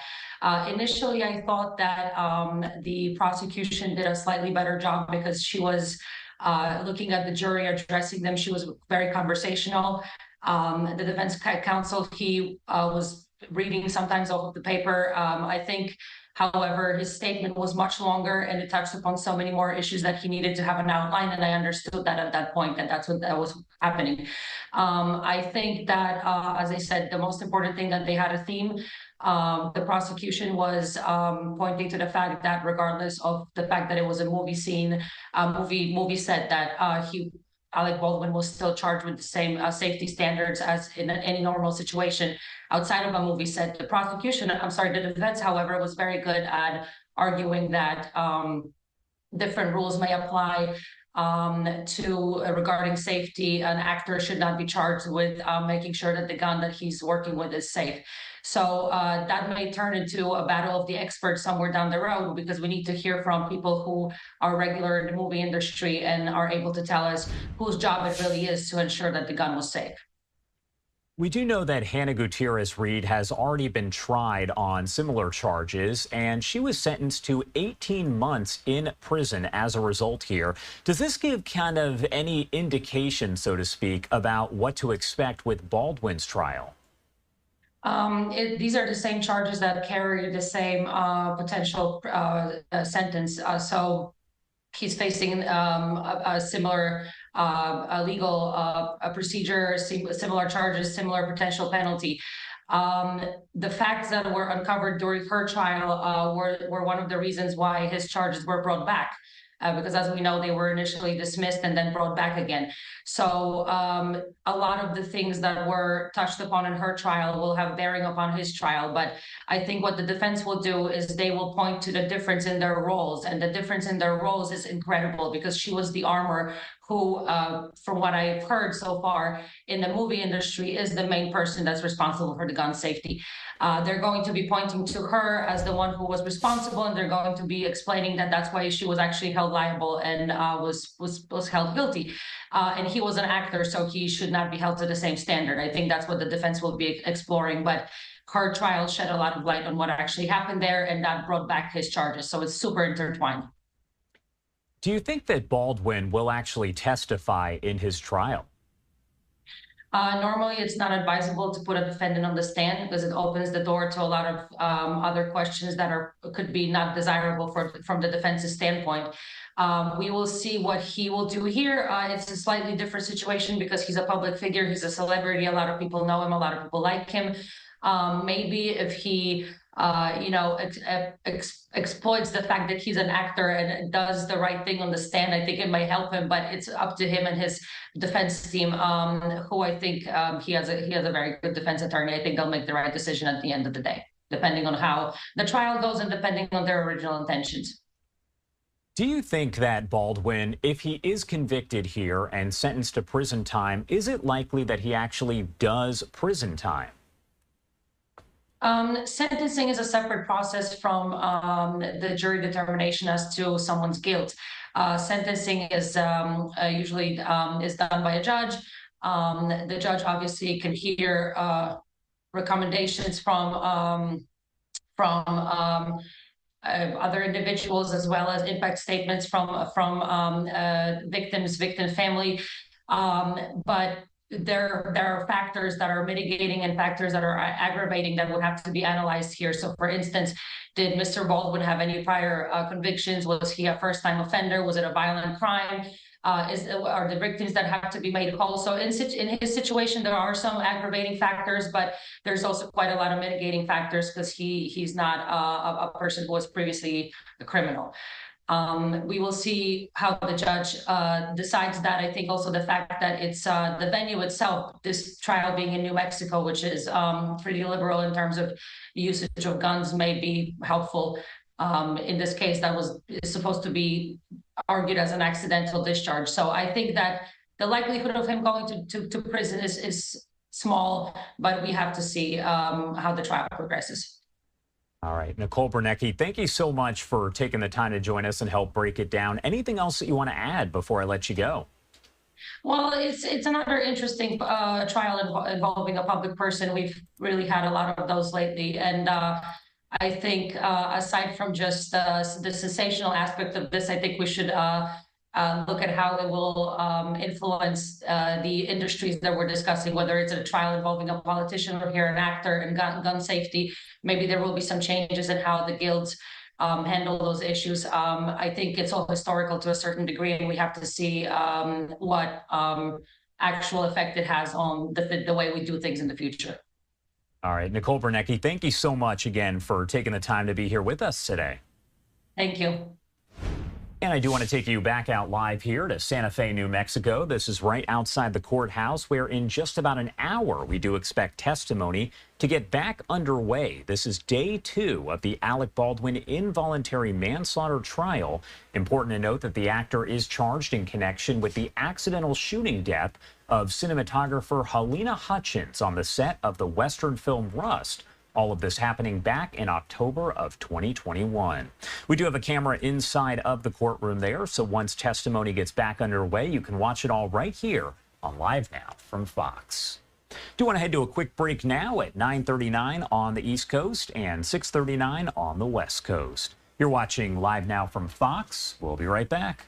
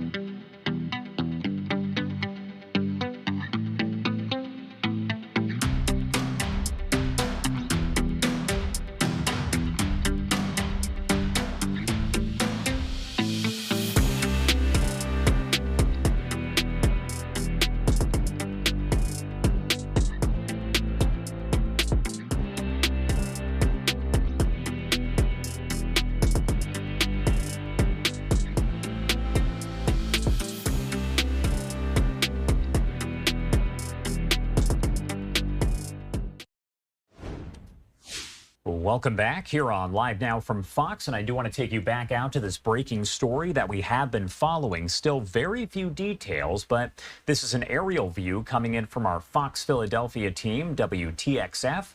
This is over in Atlantic City, New Jersey, where crews are still on the scene battling this 2-alarm fire. This is a 4-story building, and we were told that some victims did make it out.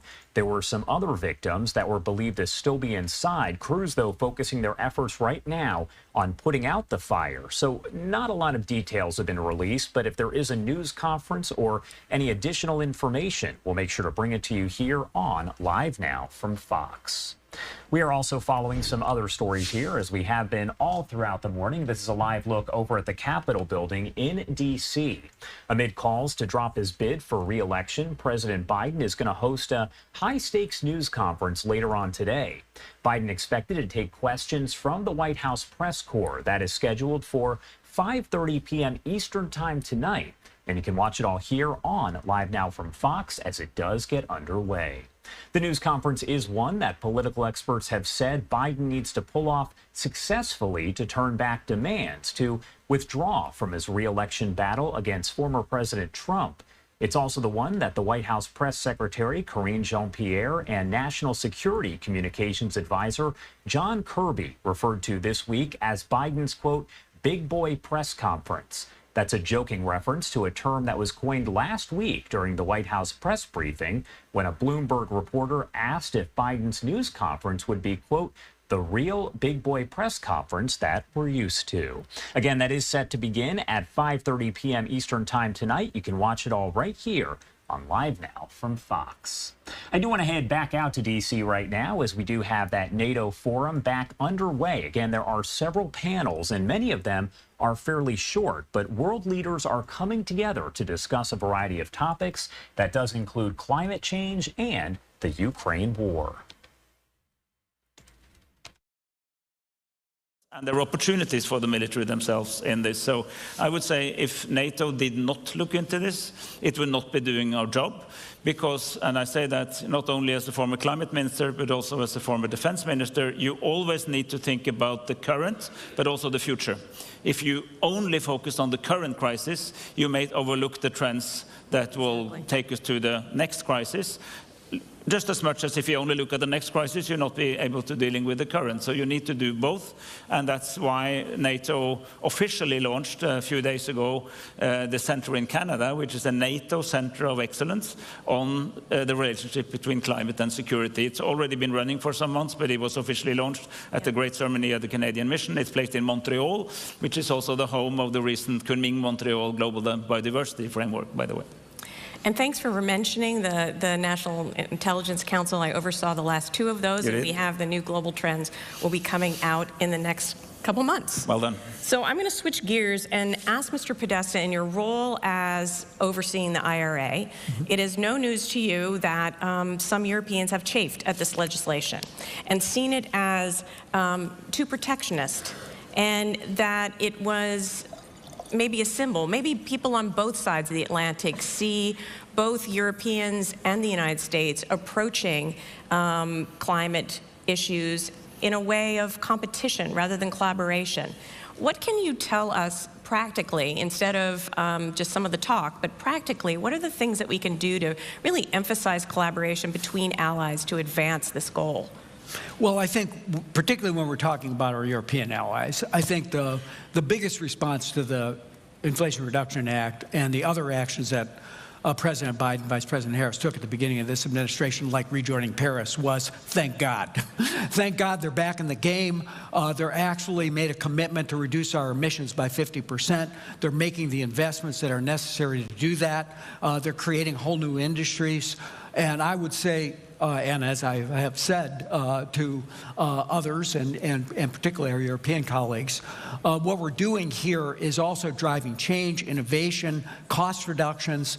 BCG estimates that the effect of the investments on Inflation Reduction Act, now $410 billion since President came into office, and clean energy will reduce particularly these newer technologies like green hydrogen and others by as much as 25%. That's good for the world. It's a, in a sense, it's a global public good. But we do that in the context of encouraging others to go along with us. We need, if anything, we have to speed up this transition. We have to go faster. We have to go firmer into a zero carbon world, and we welcome our European partnership in doing that. That's why we're in discussions, for example, with Norway to do a memorandum of understanding on how we develop high standard critical mineral agreement between our two countries, doing the same thing with the EU, with the UK. We signed an agreement with Japan where we have free trade agreements with Australia, South Korea, that can take advantage of some of the provisions of the law. So I think we also have to recognize that we're in a dangerous security posture with respect to some of these clean technologies. Yeah. Very over-dependent on a single source of supply for critical minerals, for batteries, for upstream solar technologies, trying to control the entire supply chain in that space. And particularly to my European colleagues, I now can say, look what happens when you're dependent on a single source of supply for your energy needs.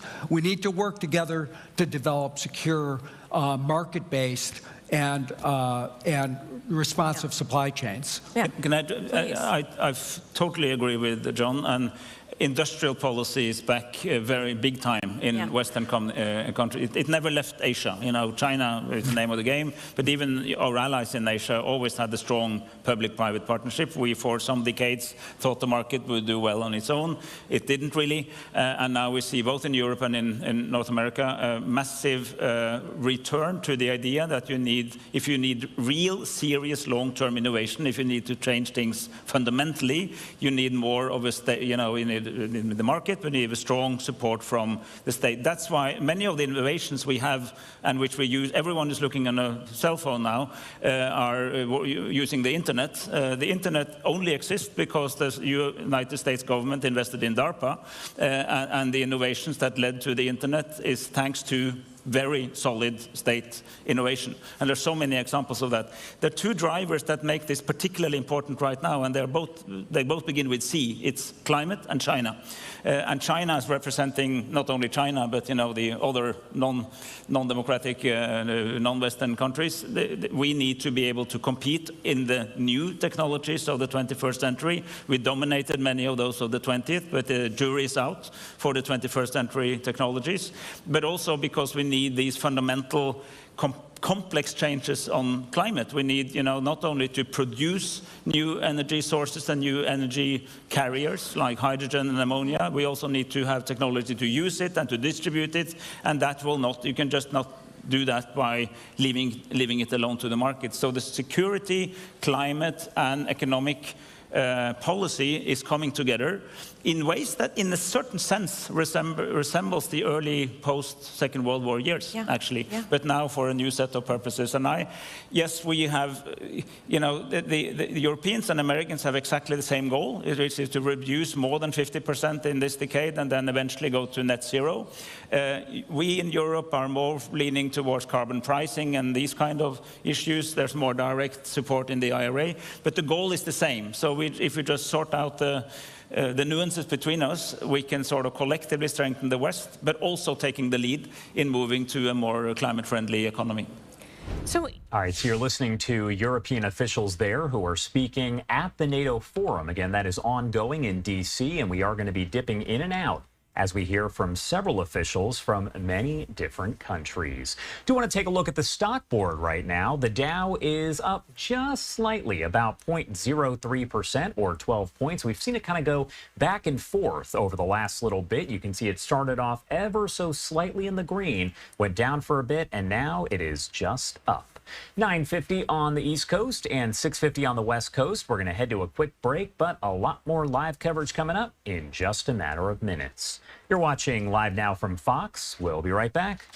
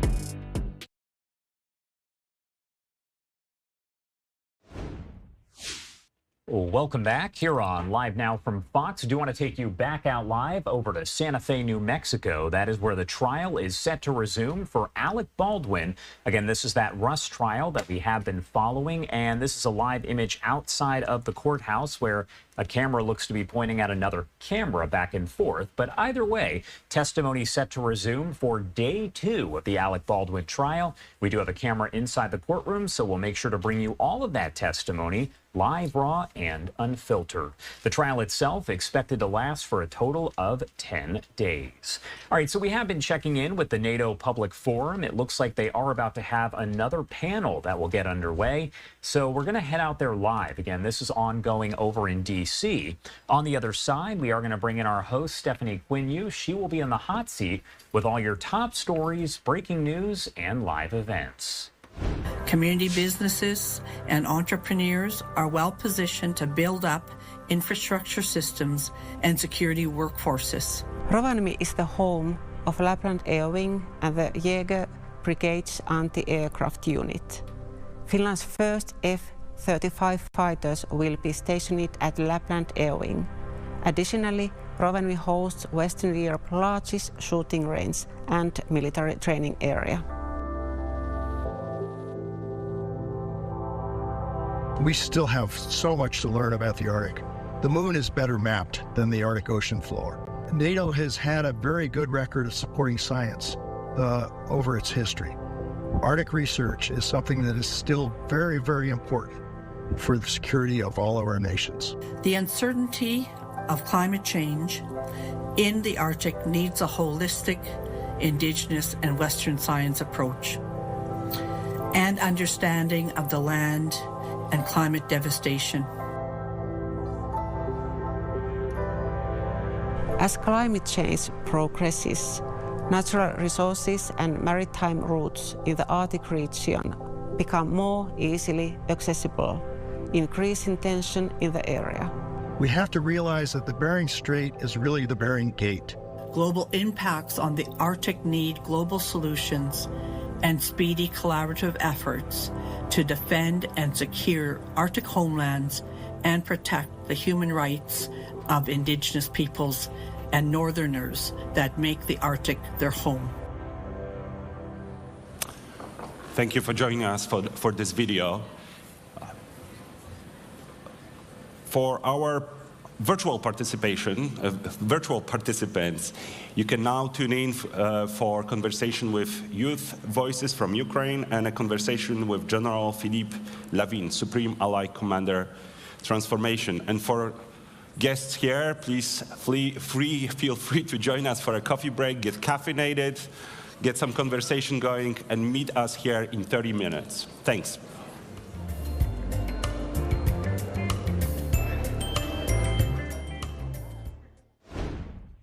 All right, looks like that did wrap kind of abruptly. I am clearly not Stephanie Quinn, still Josh Breslow, but do want to take you back out to another NATO Public Forum event that is going on as we are hearing from world leaders and other folks. Let's pop up the audio here and listen in.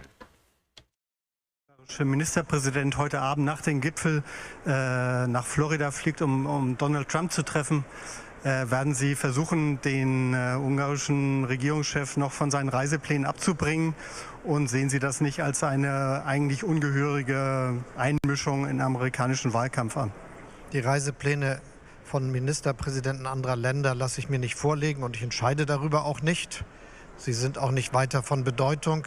Wichtig ist, dass sich alle darüber All right, it looks like they did just switch from their language to English, or rather English to another language. So we are going to head back over to another NATO Public Forum event. This has been going on now for days, so there are several different events underway, some of them in English and some not. Let's pop up the audio on this one so we can listen in.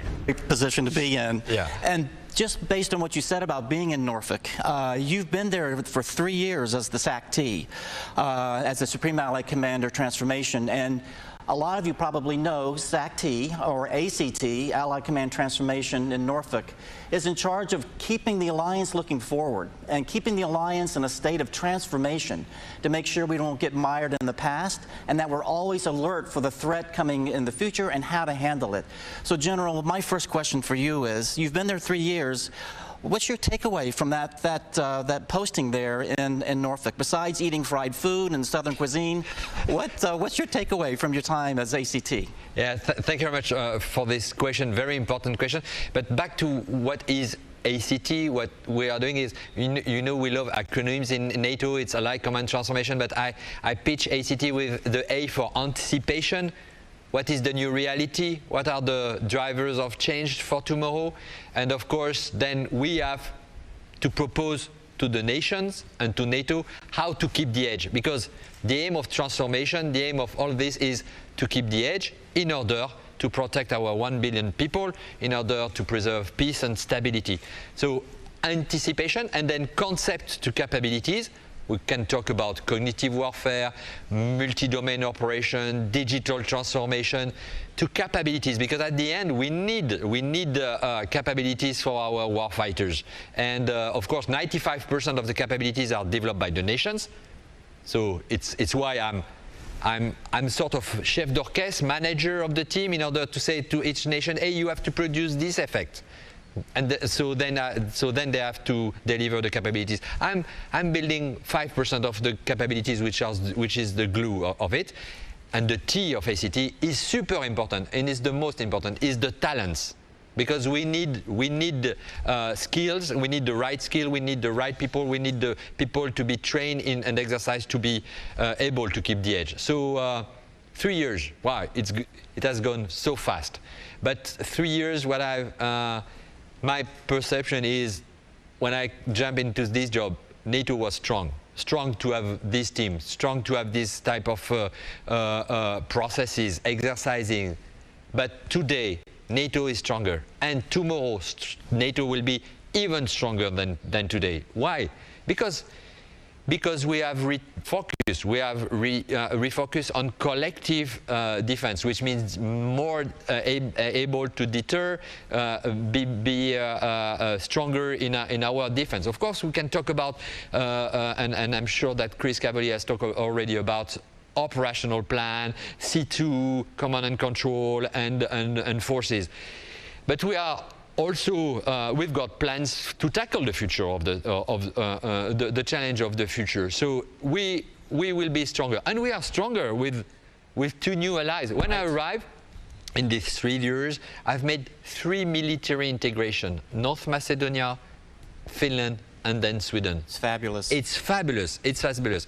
And we are stronger because our nations, our political authorities are committed on defense and deterrence. They are, and it was said, committed with more defense spending, 23 nations above 2%. So that's what I'm taking from these 3 years. But the big thing is, it's good to have 75th anniversary, but we need to protect our future. We need to continue to keep the edge. And the new reality is, what I say, it's more faster everywhere, interconnected. So how to deter in this new world? How to keep the edge? We need to produce more, not only capabilities, but more training, more interoperability.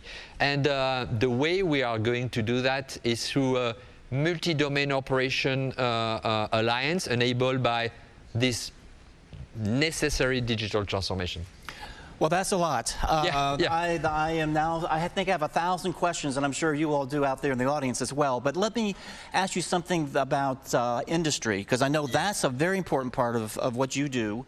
It's something that a lot of people think about when they think about NATO, but it's become really important now for the U.S.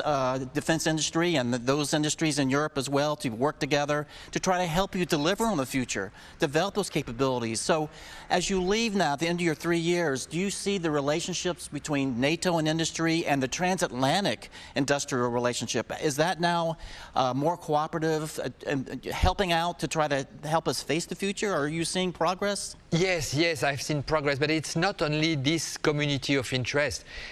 We are working with other community of interest, academia, young people, research lab. We've got a MOU with different labs, either in Europe or in US, US, Johns Hopkins University, MIT, etc., etc. So I think it's all this world has to work more and more collaboratively in order to propose, to help us to get at the pace, but also at the scale what we need. Because, as I say, we need more and faster. And so of course there are. If I'm taking the example of space. Space is, and especially the new space. We need the civilian, the private sector in order to help us to build either our situation, our space domain awareness. We need it for high connectivity, low latency for autonomous system. We need for the new command and control we are going to deliver. We need to work. But how to do that? It's by opening our military exercises, training, experimentation, brainstorming. We have to be all of us around the table. And yes, we have done some progress, but there are so much things to do again. So I'm very confident. There is a way, there is a will, so we will succeed. Well, let me ask you a question about the future. Based on what you just said, you've got a pretty good idea of what NATO still needs to do and the work ahead. As you look at turning over your command to your successor, what would you advise your command about your vision of the future and your vision of what NATO needs to be doing to handle the future? Where should the priorities be? What are the characteristics that your successor needs to take into consideration? So I think that we've got already a lot of things on the table, and we, after this, the political guidance we received in 2023 with my brother in arms, General Chris Cavoli, we put on the table what do we need. So it's on the table. And so nations know what we have to do. But the question is how to do it. For example, when I'm talking about digital transformation, data centricity, data is the fuel of tomorrow. I will tell him, well, military, we have to continue to do a lot of things. Training, exercising, thinking about the future and translating in requirement. But we have also to work with our political authorities to share more the data in order to be stronger together, for example. I will say him, continue to work with the civilian society because, for example, resilience is, we've got a huge interdependency between military resilience and civilian resilience. If I'm talking about cognitive warfare and misinformation and disinformation, it's an all society approach. So I will say to him, work and be sure that everybody is working together, because it's not only a military solution, it's an all society approach we need to have. Well, General, we're running out of time, but I just want to say that what you just said makes me very much want to come back into government and work for you at ACT. But you're going to be moving on, and we're going to miss you very much. I know ACT will, and I know NATO headquarters will. And I look forward to hearing more from you in the future as you go on to your next assignment and take on the future from wherever you end up within the French military. Yeah, thank you so much. Well, thank you. Thank you. It was a great honor.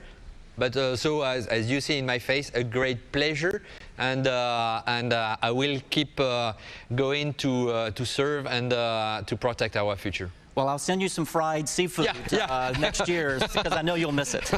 Thank you so much. Thank you. Great to see you. Thank you. And we are continuing to listen in to a number of events happening right now at a 3-day summit in Washington, D.C., the NATO summit, where NATO members, world leaders are meeting to talk about a variety of issues. But the main topic continues to be supporting Ukraine as the war between Ukraine and Russia continues. We're going to step away for a 2-minute break here at Live Now from Fox. I'm Stephanie Quinn. Time right now is 10:08 Eastern, 7:08 Pacific. We'll be right back. Stay with us.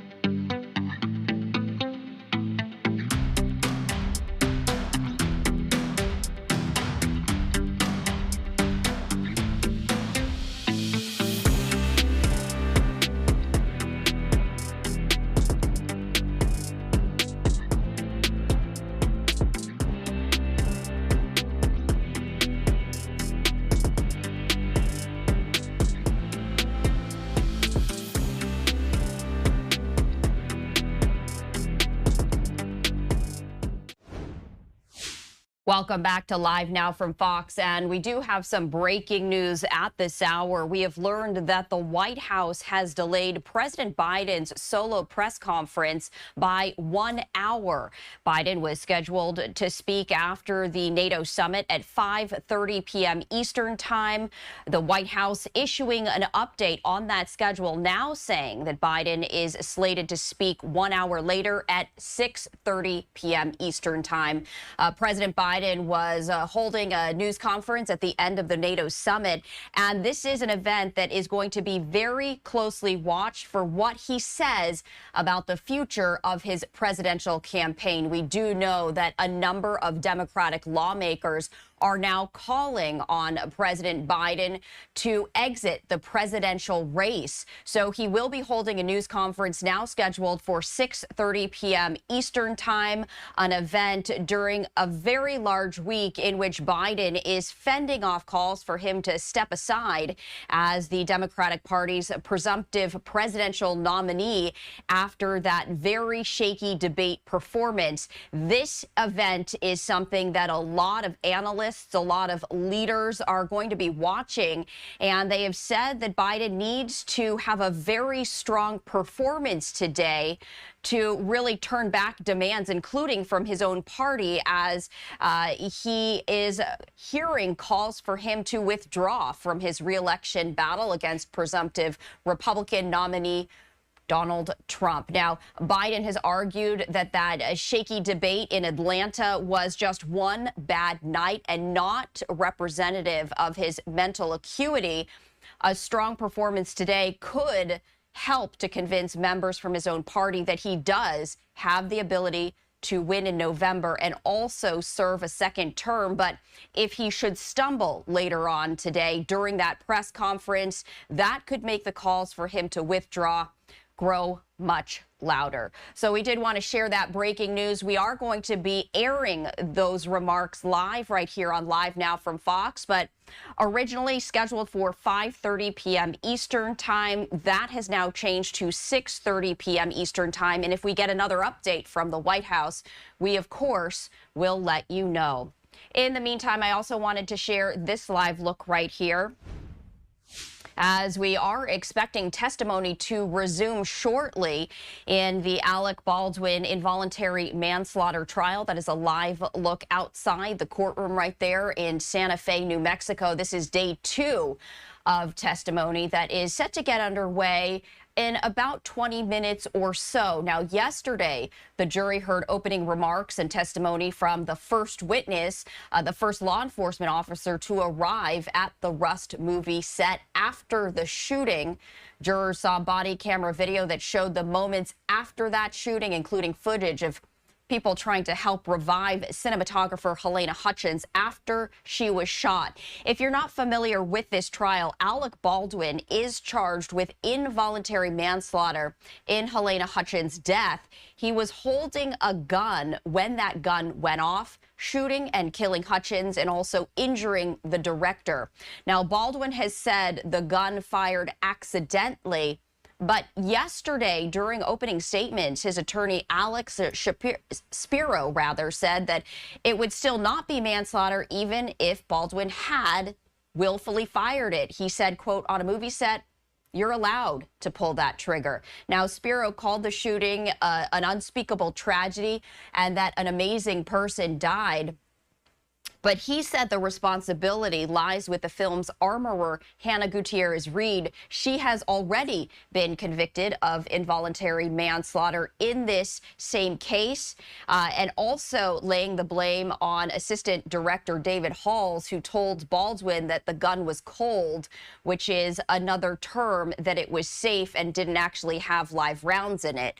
Gutierrez-Reed, she was responsible for checking the rounds used in the gun. And we also heard from the prosecution, who had their opening statement. The special prosecutor Johnson repeatedly referring to Baldwin playing make-believe with a revolver on that set, and said that it led to a very real danger and also resulted in the death of Hutchins.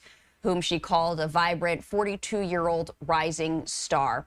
So we are expecting that testimony to resume any moment now. We also are going to be headed back to Washington, D.C. as the NATO summit continues. And I did want to share this live look as world leaders are speaking. It's unclear if we can hear anything. Let's listen in.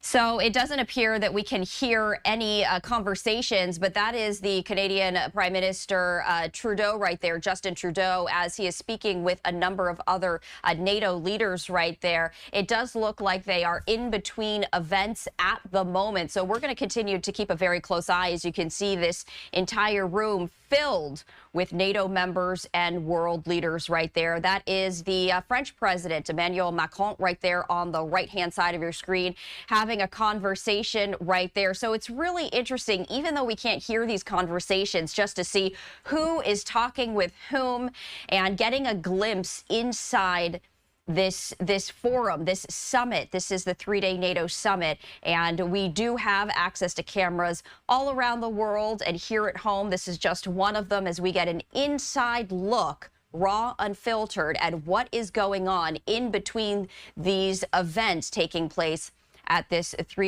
three-day NATO summit. What we're going to do is, as we do seem to be in between events here, we're going to step away for another 2-minute break here on Live Now from Fox. After that, I did want to play out the very latest briefing from the Israeli government as the war with Hamas continues. That update coming up after the break. Stay with us.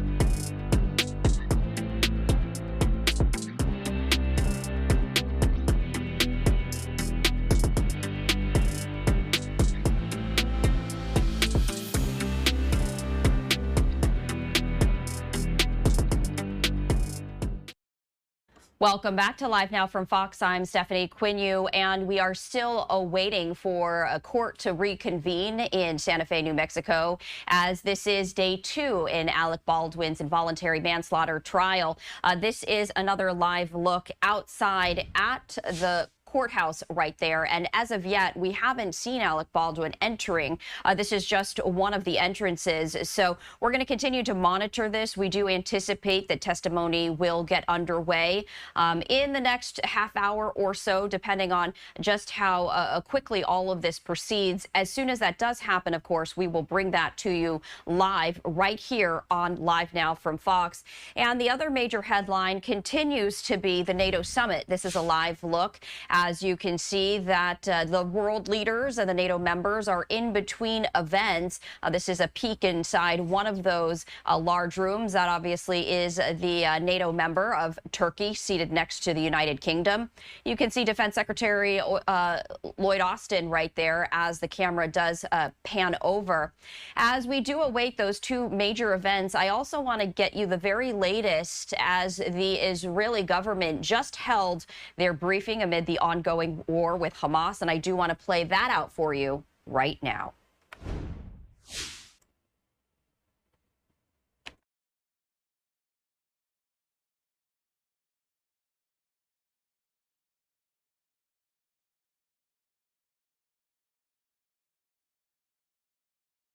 And then to your questions. It's Thursday, the 11th of July, day 279 of the October 7th war. Firstly, on our hostages, Hamas still holds 120 hostages, men, women, children, and the elderly, from 24 nations enduring horrific abuse for 9 months now. Yesterday, I reminded you about Naama Levy, age 19, taken hostage. Today, I want to remind you that Agam Berger, also just 19 years old, is also still being held there. You know, just in the last 2 weeks, Agam, known to her family as Gigi, her family had been looking at Gigi's personal diary just to get some sense of consolation from this horrific time they are going through. Her family found these words from just a few months before her abduction. Gigi wrote in her own hand in her diary, and I quote, "Do not confine me in any cage, not physical nor spiritual." Gigi added, "God will accompany me in every step." Now, it's thought that she drew inspiration from practically the same words from the early 20th century Rabbi Abraham Isaac Cook. The Hamas video of her abduction shows the terror monsters shouting at her and her friends. Gigi's face is bloodied and bleeding. Her mum and dad, Merav and Shlomi Berger, together with her cousin, have led the campaign to free her with nobility and with dignity. Our message to media is, look at her, put her in your pieces, mention her by name. Agam Berger, 279 days. Israel will not rest until all 120 are brought home, Hamas are eliminated, together with their terrorist threat to Israel, and we will return our residents securely to their homes in the south and the north. To UNRWA now. Yesterday, I appeared on a BBC NewsHour radio news programme and said that UNRWA was not a force for good in Gaza. We have provided much evidence that UNRWA works hand in hand with Hamas, the Hamas server farm underneath the UNRWA HQ, the UNRWA employees who took part in the October 7th massacre, Hamas's tunnels underneath UNRWA-run schools, the Hamas terrorists using UNRWA schools as shelters, the UNRWA employees that took hostages into their homes.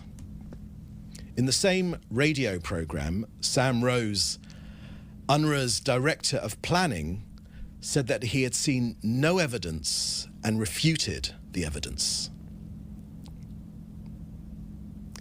The State of Israel yesterday named 100 employees of UNRWA who are members of Hamas. They must be fired immediately. This is just a fraction of the true number of UNRWA workers also in Hamas. We gave this evidence again and again to UNRWA. Israel also sent the names to countries that fund UNRWA. Many, like the US and the UK, froze their funding to UNRWA after October the 7th. Now, Israel has told donor countries that hundreds more of UNRWA's 13,000 local staff are active Hamas terrorists, including school head teachers. This is a test case for the future of UNRWA. Now, yesterday, Sam Rose of UNRWA's Director of Planning refuted this evidence. He said there's no evidence, and he also refuted the evidence. Mr. Rose, you do not tell the truth, sir. So our message to media is, when using Sam Rose as your on-the-ground expert, please introduce him as Sam Rose, spokesman for Hamas. UNRWA are useless at aid distribution. UNRWA are useless at education, except glorifying suicide bombers and encouraging Jew killing. And Israel sees no role whatsoever for UNRWA in Gaza after this war ends. Now an update from COGAT and their work coordinating aid into Gaza over the last 24 hours. 261 trucks carrying humanitarian goods went in, 248 trucks via Kerem Shalom, 13 trucks via Erez. A convoy of 34 trucks and fuel tankers entered Gaza via Gate 96.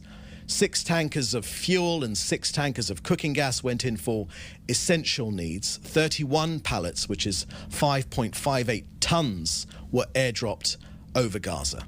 We will continue expanding our efforts to facilitate humanitarian aid into and across Gaza.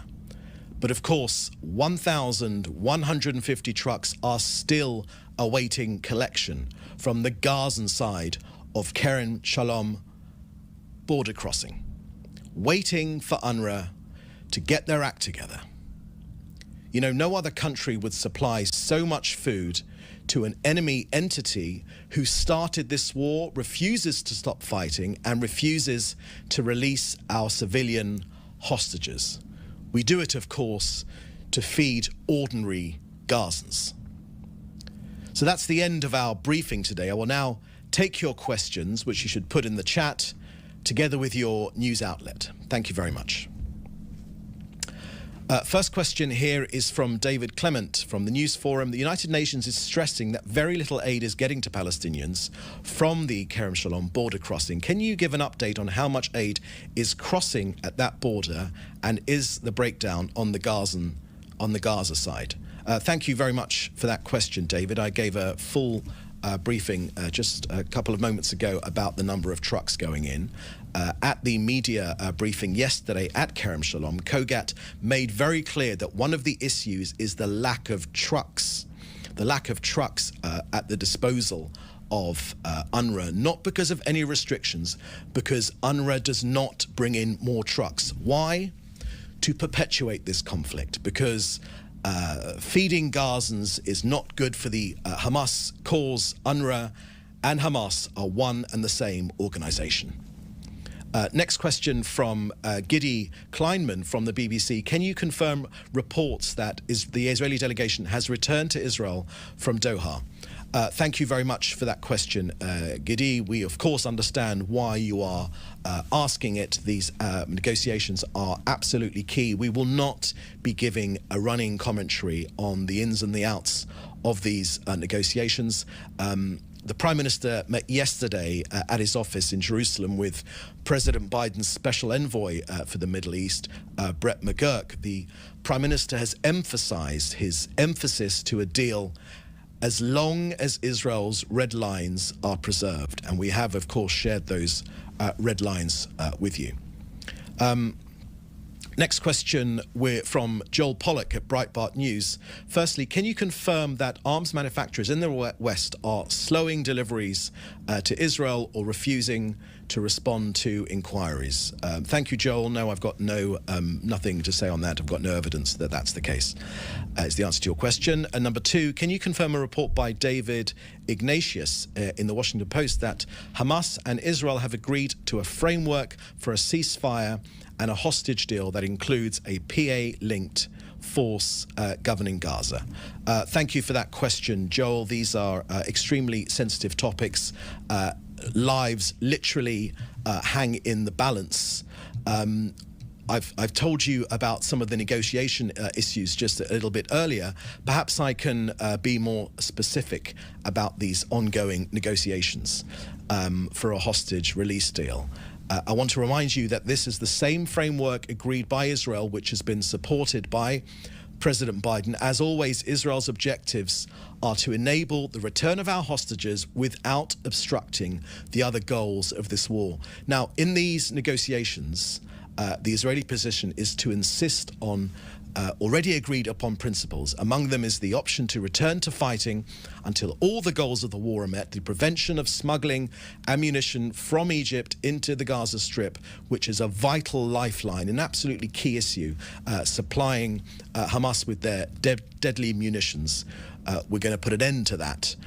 The prevention of the return of thousands of armed terrorists to the north of the Gaza Strip, and maximizing the number of living hostages that return from Hamas captivity. Again and again, it's been Hamas that has walked away from a potential deal, and again, Israel has made it clear that this war will end when all of our goals are met: the return of our hostages, dismantling of Hamas's governmental and military capabilities, and of course, removing the terrorist threat to Israel.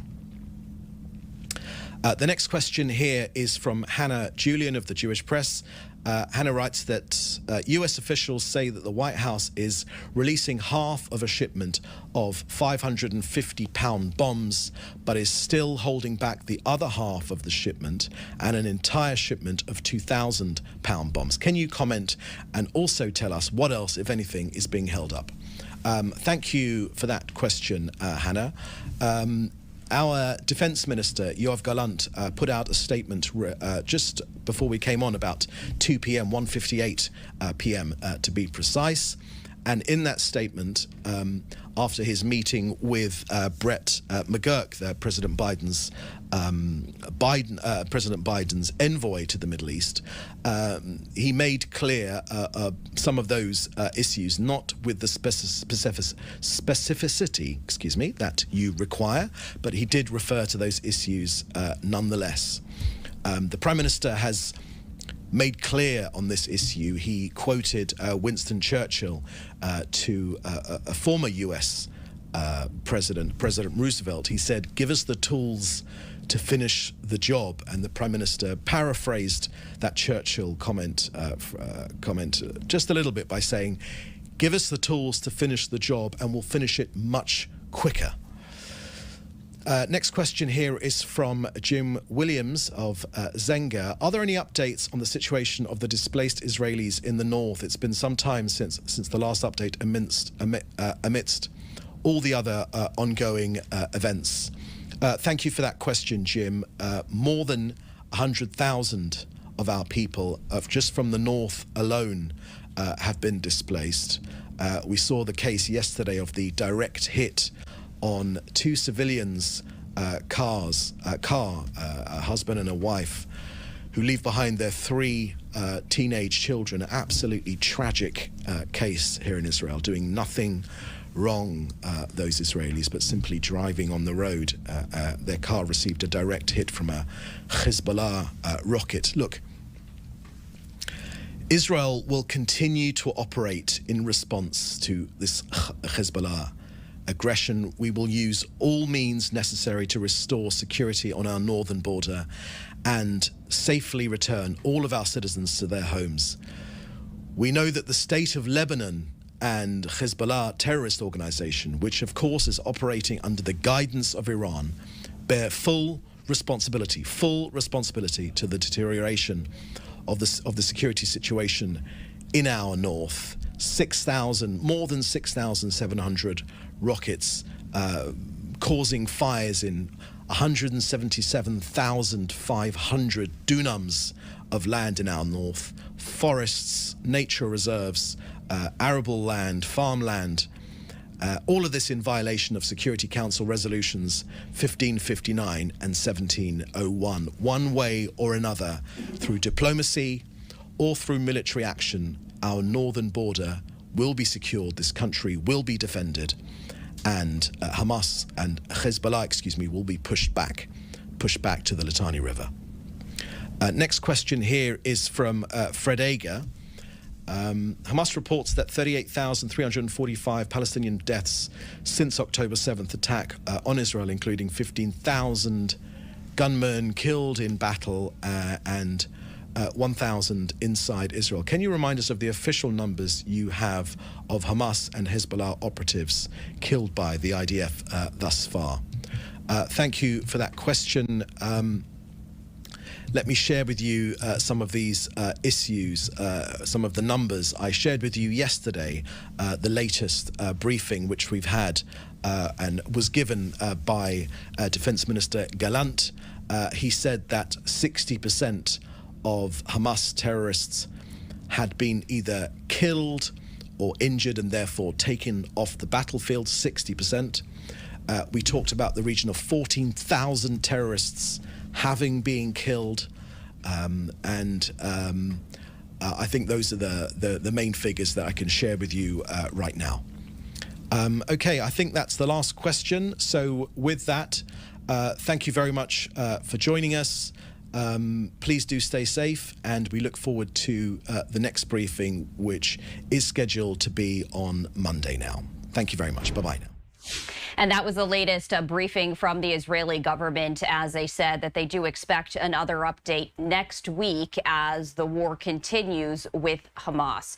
We are going to step away for a 2-minute break here at Live Now from Fox. Also wanted to let you know that there is now a camera inside Alec Baldwin's involuntary manslaughter trial. I'm going to pop that up for you right now so you can take a look. This is a live look at the seal. Now, earlier, what was interesting is we did see Alec Baldwin inside the courtroom, and then quickly the camera panned up to this seal. We're going to step away for a 2-minute break, continuing to monitor this as we do expect testimony to resume shortly. Stay with us.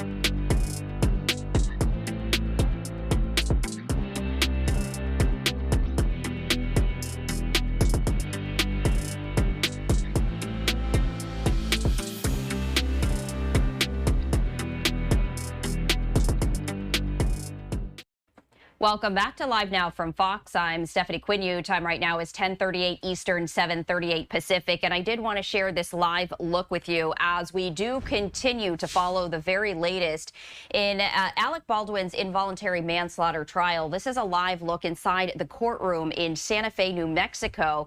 You can see the seal of the state, and that is typically what we see when court is not officially in session. Now, earlier, just about 5 minutes ago, the camera was stationed to watch people as they entered in, and we did see Alec Baldwin and his attorneys walk into the doors, and then the cameras quickly panned up to the seal. So we do know that individuals are now inside that courtroom. They are likely going to bring in the jury. Obviously, the judge has to come in as well. So we do expect testimony to resume shortly as we now see an inside look inside this courtroom.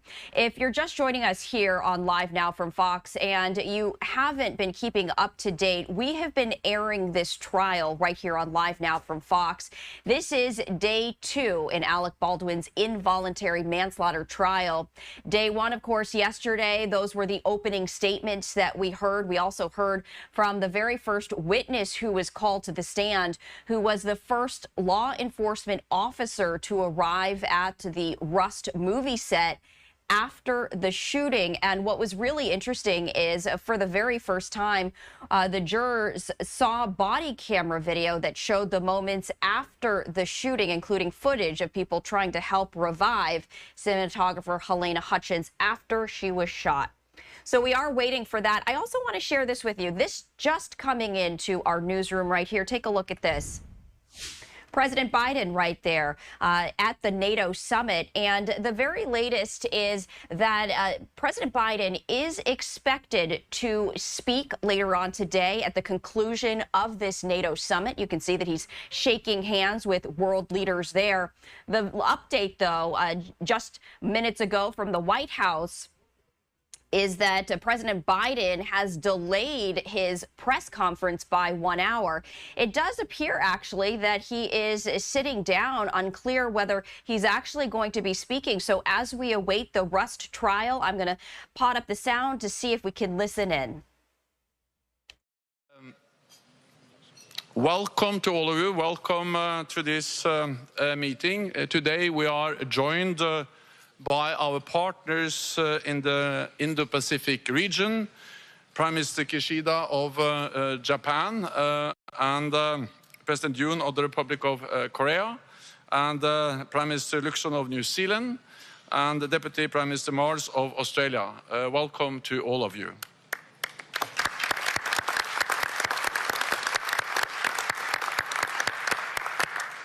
We're also joined by the President of the European Council, Charles Michel, and EU High Representative Josep Borrell. Welcome also to you too.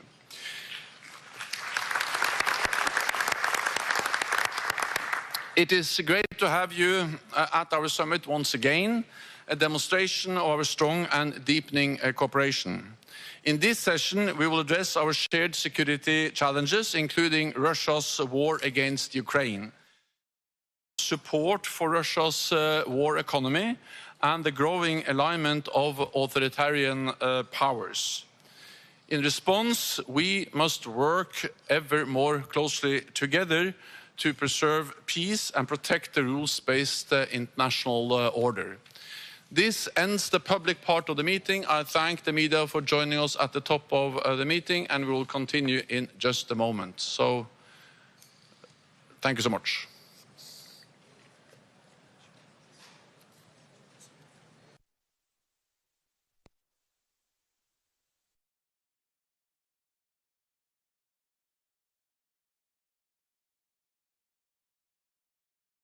All right, so it's a little unclear as to what exactly happened with that camera. It does look like those were just a very brief comments from the Secretary General right there, as we did see President Biden sitting with him. So we're going to pivot and once again bring you this live look of the Capitol building right there in Washington, D.C., as world leaders are meeting at the NATO forum in D.C. We saw President Biden seated very nearby the Secretary General, and everyone had a microphone in front of them, so it did appear that they were going to be giving some speeches, some remarks, and then all of a sudden the camera froze. It panned quickly away, so it's a little unclear as to exactly why that happened, as world leaders are are talking.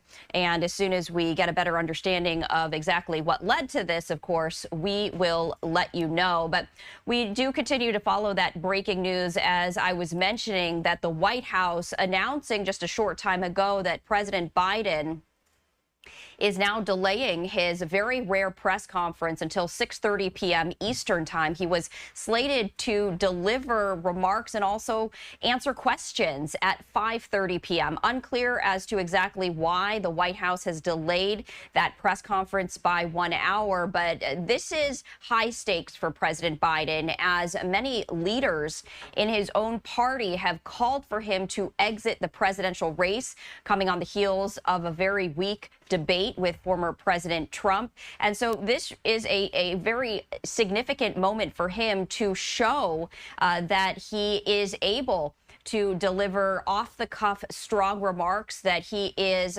present and he is able to speak very clearly, as there's a lot of concern about his cognitive abilities. And so what we're going to do is we're going to continue to follow the very latest in this. We also continue to follow what we anticipate to be resuming shortly, which is, of course, the Alec Baldwin trial. We were taking a look at this seal. That is still the seal that is in place right there. So opening testimonies resuming today, but right now, as you can see, the camera not panning to anyone in the courtroom.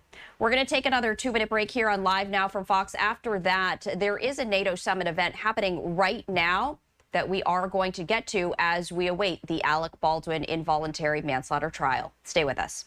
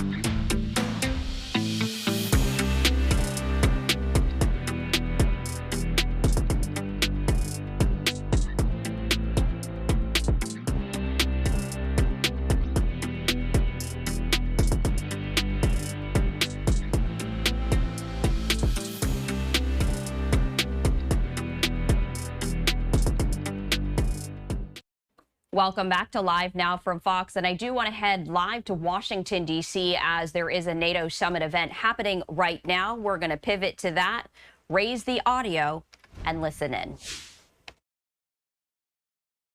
The benefits from cloud computing across the full scope of the information domain that NATO is covering. So that is going to be definitely a main line of effort that we will take forward, and hopefully we'll be able to report some good progress on that. NATO wasn't among the first adopters of cloud computing, but now we are accelerating it, and we also are learning from perhaps the mistakes that others have made and not make those same mistakes. So, but that is definitely something on which I believe we will move forward, again with the help of nations, because a lot of nations have gone through that experience already, and they can inform us how about the do's and don'ts So, yeah. So, Robert, it sounds like NATO is taking your advice on the cloud. Same question, but I guess I didn't put enough urgency behind it. I mean, there's a lot happening. So a year from now does not mean, you know, we're all going to be sitting around thinking big thoughts, and then a year from now we'll come out with a new statement. You know, Russia's very busy in Europe. China's out there. You know, what would you like to see NATO urgently work on over the next year, so that a year hence we're in a different spot? I'm going to have to repeat myself a little bit. I think cyber deterrence is urgent. It's an immediate threat. There are many much smarter than I who are looking at what's going on in cyberspace as really phase zero activities, so pre-kinetic activities. And whether those triggers are actually pulled tomorrow or in several years is somewhat irrelevant. If we, as a group of industry and nations, don't take steps to secure cyberspace now, we could find ourselves in a very bad place and a very bad day. So that common pact on cybersecurity, both on attribution and on cyber deterrence. Great. Karan, why don't you bring us home? You know, I'd certainly plus one to what both Ludwig and Rob said, but in the goal of trying to say something different, let me throw out two other things that I'd put as challenges. One is to work, and this may not be a 6-month or 1 year thing, but the reality is that human resources and skilling is a significant challenge to all of the economies here being effective. And also there is a political dynamic to this. You know, as the technology changes people's lives, if people are not part of that equation, they are going to feel more and more alienated from it and from the institutions that are adopting it. So I think one challenge is to think about how do we collectively, public and private sector, work on that. It's a space that Google's been working intensively on with a number of governments, including Ukraine, on trying to raise the skilling level of people, particularly in areas like cybersecurity, where there's a huge need. And then the other area that I would just flag is global governance structures, particularly around artificial intelligence, but other regulatory areas writ large. We are at a moment of equipoise as to whether we are going to move towards a unified transatlantic kind of vision of how to regulate these technologies, or whether we will, and I fear, thus far we've not seen signals that that's necessarily happening, so I fear the alternative is we have a very balkanized approach, which is really going to be to the detriment and open up the playing field to our adversaries. So those would be two spaces that I would challenge NATO and the member governments to focus. This has been fantastic, a masterclass, and I think we all have our marching orders, so thank you all very much. Thank you.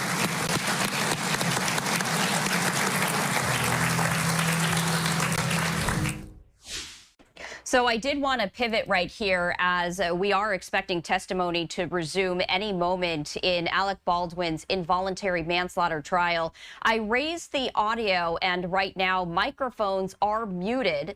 You're taking a look at individuals who are there to show support, but you can see that right now there is a sidebar conversation happening between the judge in this Santa Fe, New Mexico courtroom with the attorneys. On the right-hand side, that is Alex Spiro, who is Alec Baldwin's attorney right there, having a very, it seems like not a heated conversation, but an animated conversation right there. On the left, you see that those are the prosecutors right there. Alec Baldwin, once again, is sitting down as he waits for testimony to continue. Right behind him is one of his brothers, and we also saw that Alec Baldwin's wife is there. And we were speaking with the attorney Jeremy Rosenthal yesterday about the significance of the show of support for Alec Baldwin. And he was saying that, you know, that could definitely impact the jury as they see that Alec Baldwin has a very strong support group with him. Take a look at this. It does appear that the prosecutor on the left-hand side is holding a number of images, and you have to wonder whether this discussion might be whether these images could be allowed into evidence. Unclear. Obviously, we can't hear anything at the moment. You're taking a look at Alec Baldwin right there, his wife on the shoulder to our right, and then on the other shoulder, that is Stephen Baldwin, one of his brothers. And this is another larger look at the courtroom as we are expecting testimony to resume eventually once this sidebar does wrap up. If you're joining us, this is day 2 in Alec Baldwin's involuntary manslaughter trial. Yesterday, the jury heard opening remarks as well as testimony from the first witness, who was the first law enforcement officer to arrive at the Rust movie set after the shooting. Alec Baldwin is charged with involuntary manslaughter in cinematographer Halyna Hutchins' death. Baldwin was holding a gun when it went off, shooting and killing Hutchins and also injuring the director. So that is what this particular trial is all about. Yesterday, we did see body camera video from that very first law enforcement officer who responded to the scene. And we do want to let you know, and we're going to change some of this wording right here once the trial gets underway, that viewer discretion is advised. Now, we did blur some of these images from that body camera footage that actually showed the bodies of the victims. But we did want to let you know, because some of this testimony might contain sensitive or disturbing information. Some of the photographs that will be shown could also be disturbing in nature, and we will blur any of that footage. We will mute the sound if anything sensitive should arise or inappropriate. But we did want to let you know, as we are going to be putting that banner up once this gets underway.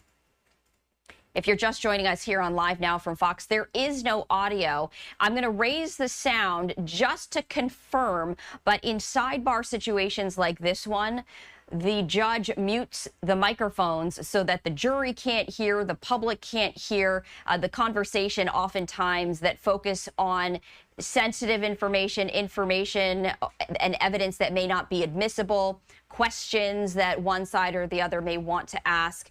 And so it does appear that Alec Baldwin's defense attorney, he was walking back and forth, and you can see the 2 different camera angles right there. Again, unclear as to exactly what they're talking about since we can't hear anything. However, it does seem as though they're wrapping up. It does seem as though that they may have finished talking with the judge. I'm going to raise the audio to see if they've unmuted the microphones. You're taking a look at Alec Baldwin as he is just waiting for the second day in his involuntary manslaughter trial to get underway. The person holding up his hands right there is Alec Baldwin's defense attorney, Alex Spiro. Let's raise the audio to see what we can hear.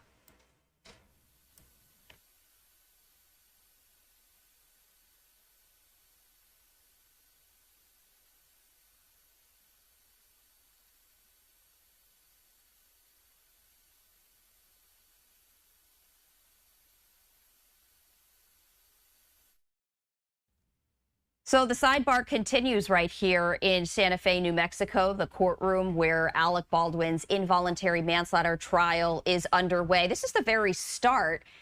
And it's interesting because this is the very beginning of this live video stream that we have inside this courtroom, immediately going to a sidebar conversation. So when this happened, you might imagine that the conversation happening right now has everything to do with what they are going to be discussing. Now, yesterday, before they recessed, they were hearing testimony from the very first witness, who was the first law enforcement officer to arrive at the Rust movie set after the shooting. Alec Baldwin is charged with involuntary manslaughter for holding a gun that went off, shooting and killing the cinematographer of the movie, Halyna Hutchins, and also injuring the director. And we were seeing that body camera video yesterday of the moments after that shooting happened. We saw Alec Baldwin sitting down, smoking a cigarette, talking to the crew. And that was some of the line of questioning that we heard from the prosecutor, is that the police officer, the first one to arrive, instructed Alec Baldwin not to speak with crew members. And yet he did. And so that was part of that line of arguments right there.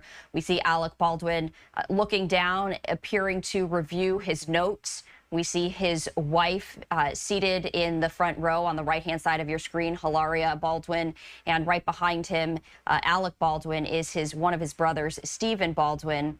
And a number of other family members and friends are also in attendance to show their support of Alec Baldwin. That's his brother, Stephen Baldwin, right there. All right, it does appear that perhaps this sidebar conversation has concluded as we see the prosecutor walking, but now she's walking the other way. So it is a little unclear as to exactly what is happening. It does appear that more conversation is continuing. I'm going to raise the audio to see if they've unmuted the cameras. So I'm going to do that right now. Let's see if we hear anything.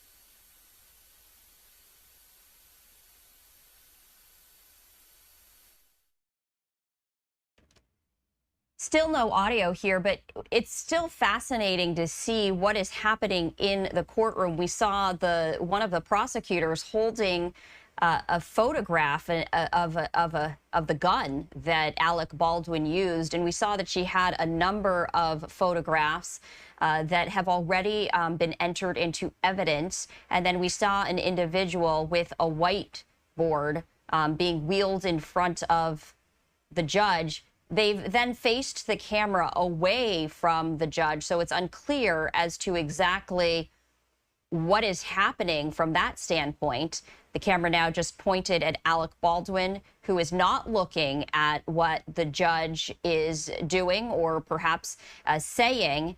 He seems to be focused on something. He looks actually like he's writing something down, probably taking a lot of notes as this continues. And also now looking around, just waiting for this to get underway right here. Okay, so we do see a whiteboard right here. It's a little hard to tell exactly what is on it. It says brass, nickel primer live. Okay, so perhaps these are elements of bullets. Maybe these are types of bullets. I mean, that really is what the crux of this is. Alec Baldwin was holding a gun as he was shooting a scene for his movie. That gun then went off. The gun was supposed to contain dummy rounds and instead actually had live ammunition inside. A live bullet is what was shot out of the gun. And that is what hit cinematographer Helena Hutchins, and the director Hutchins tragically died. But we're going to raise the audio. We haven't heard anything right now. All of the microphones inside this courtroom are muted. And what's interesting is that we now see actually some people being seated. It does look like Alec Baldwin's attorney, Alex Spiro, who's taking a sip of his water right there, is ready to begin. I'm going to raise the audio. Let's listen in. It does appear that this is going to be getting underway.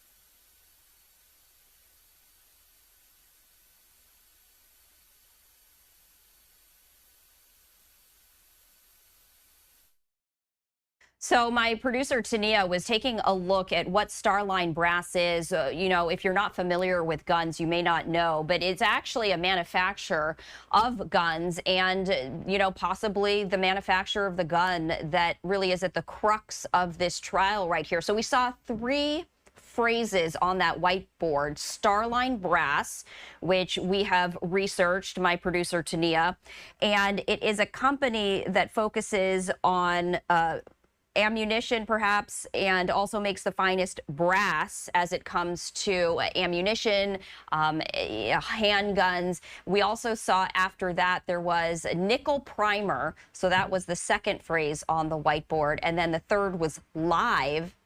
And we do know that live ammunition was put into the gun that went off, killing cinematographer Helena Hutchins. And so that was on the whiteboard right here as we see Alec Baldwin's attorney on the right-hand side of your screen reviewing some notes. So perhaps he is going to be the first one to continue that line of questioning, as we did hear witness testimony yesterday from the first law enforcement officer to arrive on the Rust movie set. We've been getting a live look inside this courtroom for, I would say, maybe even 15 minutes or so. Microphones have not yet turned on. There was an immediate sidebar as everyone entered into the courtroom.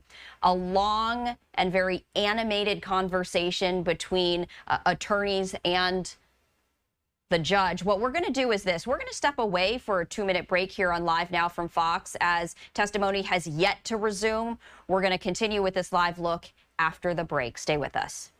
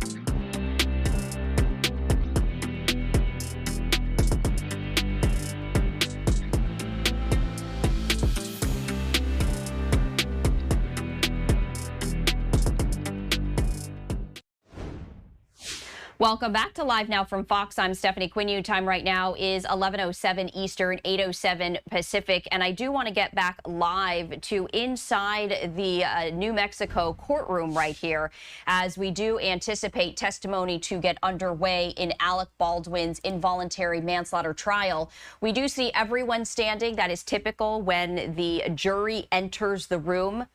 Really, for the last 15 minutes or so, there has been a sidebar conversation between attorneys and the judge, and it does appear that everyone is seated. I'm going to pot up the sound to see if they have unmuted the microphones. Let's listen in.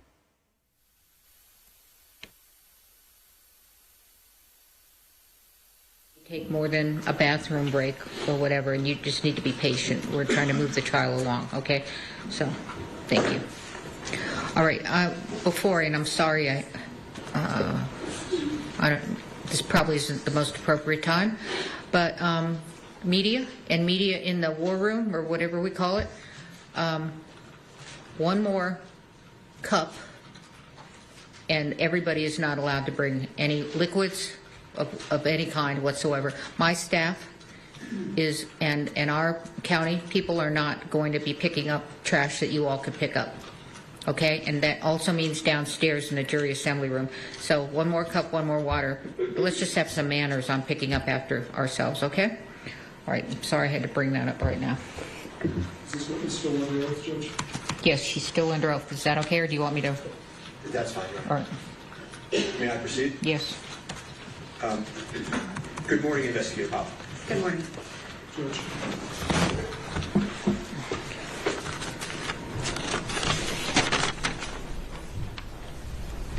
All right, why don't we look at these now? Okay.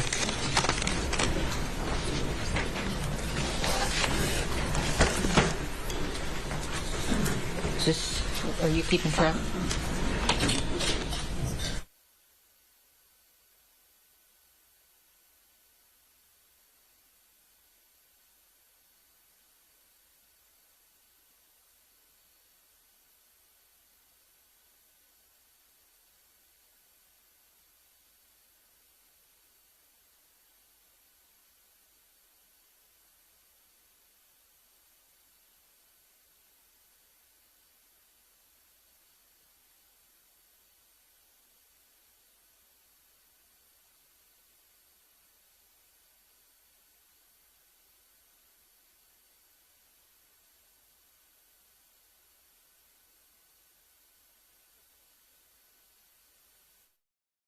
So yet another sidebar conversation happening right now, as you can see that they were all set to continue testimony right here, but another hiccup, another question, unclear. What we're going to be doing, and you can see the camera zooming into Alec Baldwin's wife right there, very tense expression on her face as her husband has been charged with involuntary manslaughter. He could, if convicted, get 18 months in prison on that charge. As we continue to wait for testimony to get underway, we are going to take a 2-minute break. That way, we are able to stay with that live testimony for much longer, not having to take that break. So we're going to step away. We'll be right back right here on Live Now from Fox. Stay with us.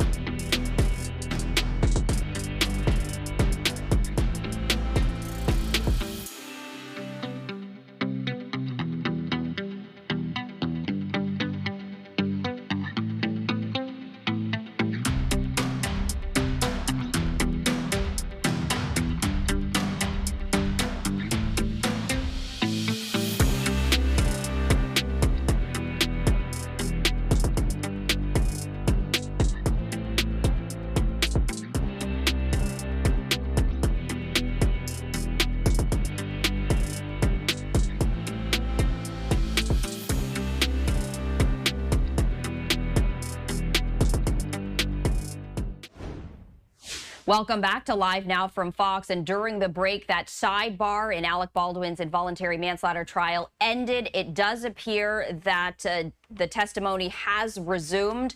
So I'm going to pivot to that, raise the audio so we can listen in.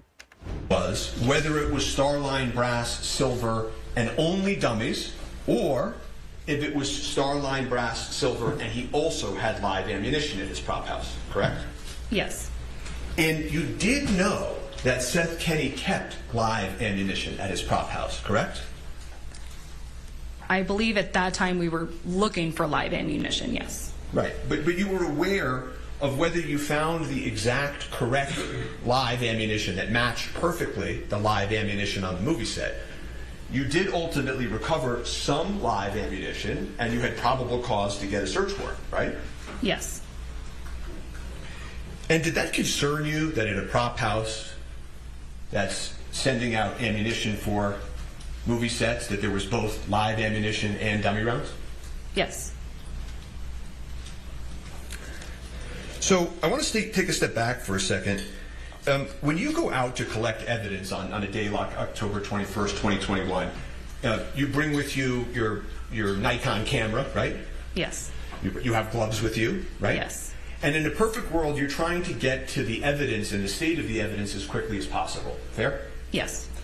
And so you did respond to this scene, and the first item that you collected that ended up broken was the prop gun, right?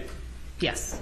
And when you got there, you knew that someone had touched it without gloves on, right? Yes. You knew that when somebody collected it, they didn't take a photo, right? Yes.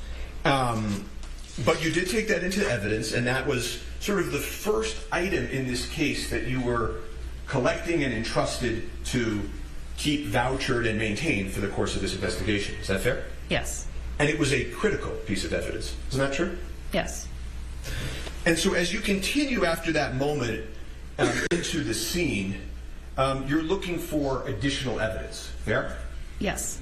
And physical evidence is critical evidence in an investigation, right?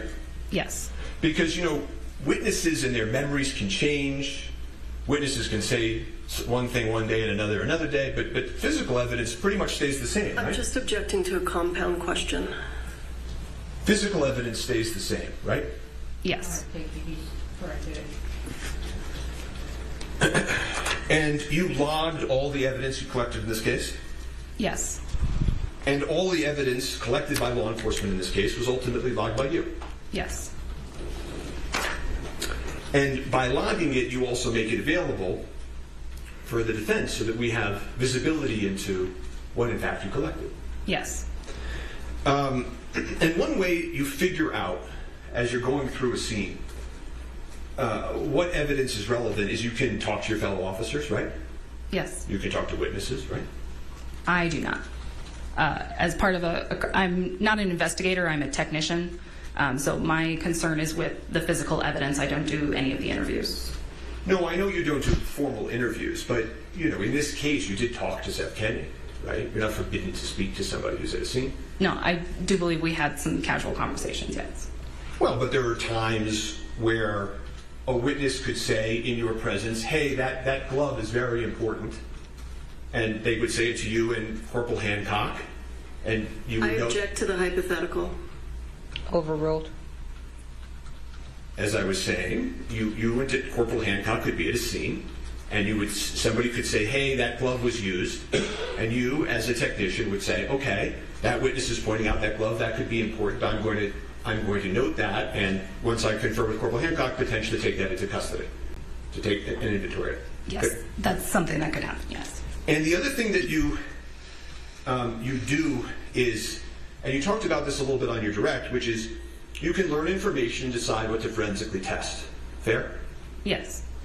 So in this case, for example, Mr. Baldwin's clothes had red on them, and you tested it for blood, right? Yes. And it turned out it was movie set blood, right? Yes. Meaning it wasn't actually blood. Correct. Right? Okay. So as you continue through the scene, you get to the prop cart, and you find the shell casing. And I thought this was on just a moment ago. All right, Joe, come on up. They need to fix something.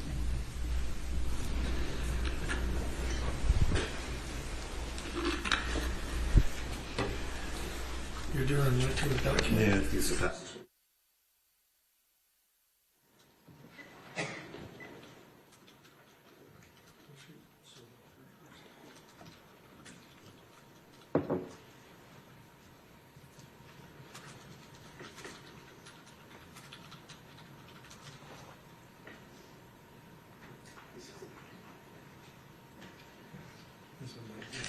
Just in the way. It was up there. It was up there that you had a problem.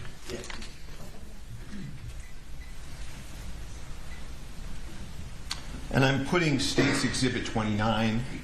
I'm just a minute, Mr. Spiro. I'm wondering if you're trying to figure this out right now.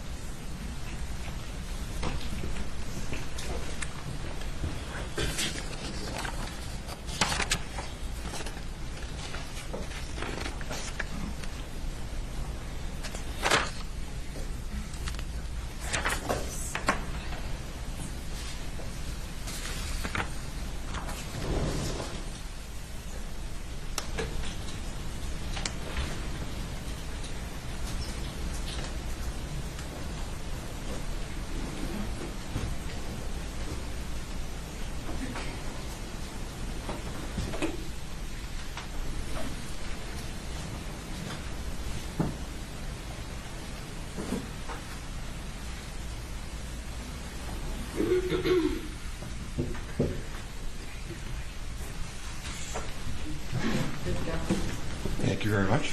Thank you both. And I'm showing you Exhibit 29, and in a moment I'll show you Exhibit 28. And this is the shell casing that you recovered in this case that housed the lethal projectile, correct? Yes. And so, and in fact, you were able to then recover the actual bullet piece of the ammunition because you learned from Mr. Baldwin that it was at the hospital with Mr. Souza, right? Yes. And so you were then able to go to the hospital, and we heard from that officer, and collect the other piece of the ammunition, correct? Yes. And that's an example, right, of learning something from a witness and making a decision based on it, right? Yes. Okay. And as to the prop gun, because you learned from Mr. Baldwin that he just manipulated the hammer, you didn't test the trigger of the firearm, correct? I'm sorry. You're asking if I myself tested the trigger? Yeah. I'm not qualified to do that, so it was not completed by myself. Well, fair to say that because you learned that from Mr. Baldwin, it impacted the way that you evaluated the evidence in this I case. object to the form of question. Can we approach?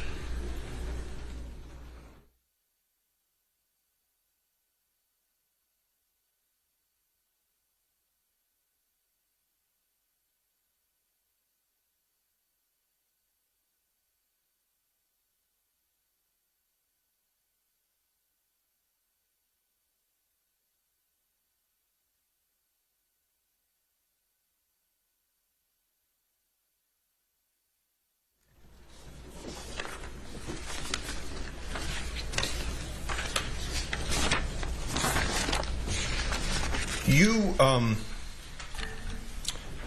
spoke to Mr. Baldwin at the scene, correct? Briefly, yes. Okay. And he informed you that he just manipulated the hammer, and that impacted your future testing, correct? I don't recall what he exactly stated on the scene. Okay. Well, let me just approach you for a moment. Counsel, I'll need a copy. Sure. We'll provide you a copy. Before you approach the witness.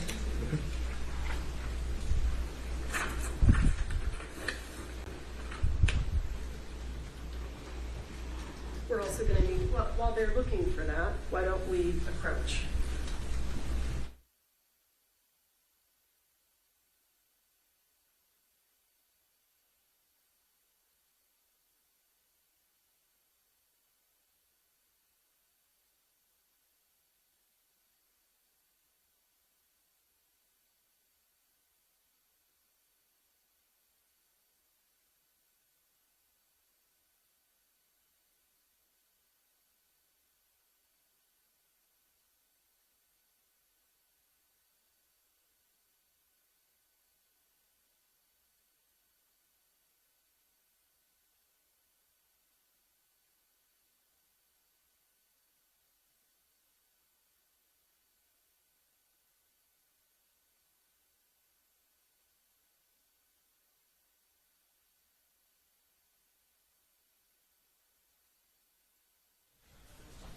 page in line, please.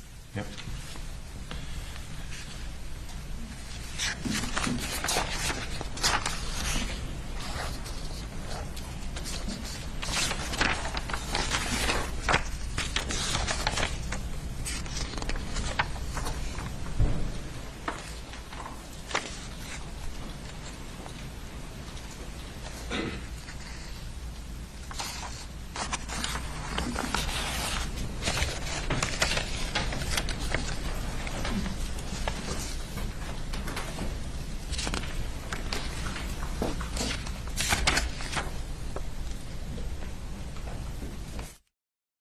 And we saw and heard maybe just one question before once again there was silence. So this is what we're going to do as we await that testimony to really get underway, is we're going to step away for another 2-minute break here on Live Now from Fox. After that, hopefully the testimony will continue uninterrupted. We'll be right back.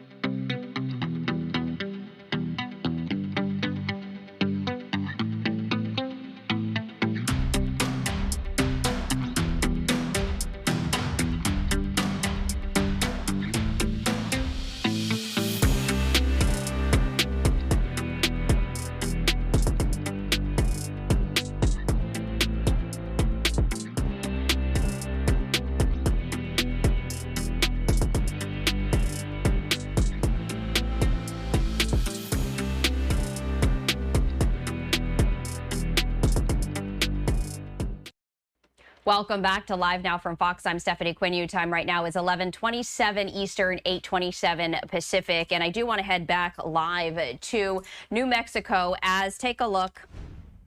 Yes, another sidebar conversation with Alec Baldwin's attorney and the prosecution. There have been, I think, at least 3 different sidebars, and we're really only about 30 minutes into day 2 of Alec Baldwin's involuntary manslaughter trial. We really haven't heard anything from the witness who was on the stand. She was maybe answering 1 or 2 questions before another sidebar came about. A lot of questions and what can be brought into evidence, what can be asked, and you're taking a look at some paperwork. Very animated, very heated conversation right there. Of course, we don't know what they're saying. All of the microphones during sidebars are turned off. But look at the prosecutor right there on the left-hand side of your screen. Very animated. It appears maybe a little bit upset as she is speaking with the judge right there. And Alec Baldwin's attorney is on the right-hand side of your screen.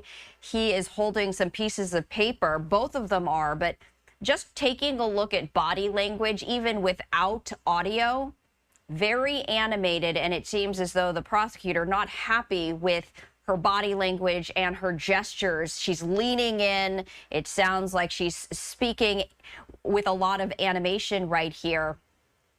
On the stand right now, though, really only being able to answer a question or 2, is a technician, and they were questioning her about ammunition, and that is what is one of the areas of focus in this trial is that Alec Baldwin was holding a gun as they were filming a scene for his movie Rust. The gun had ammunition inside. Now, supposed to be that the ammunition inside these guns are dummy rounds, meaning they're not live ammunition. They can't actually harm people in that way.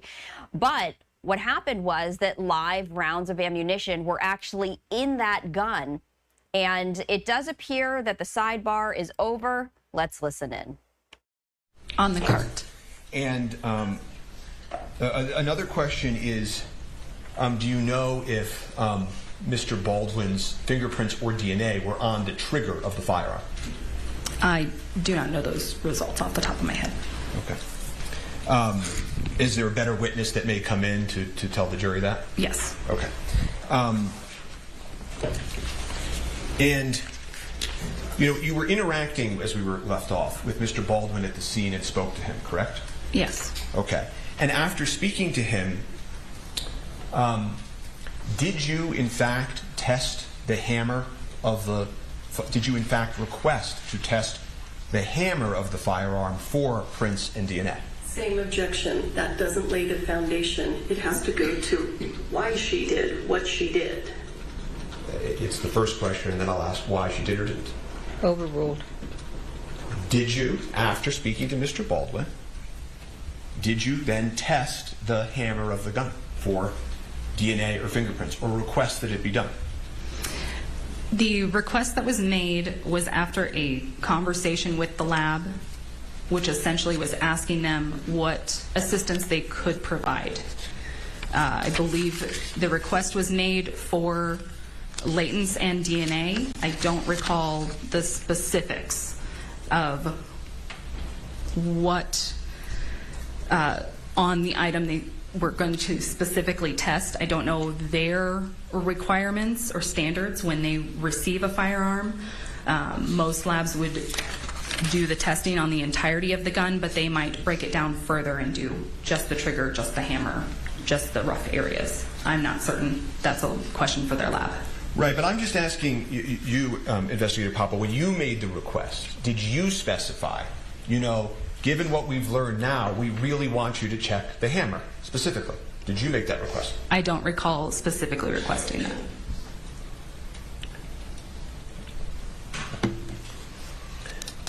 And when you got to the prop cart,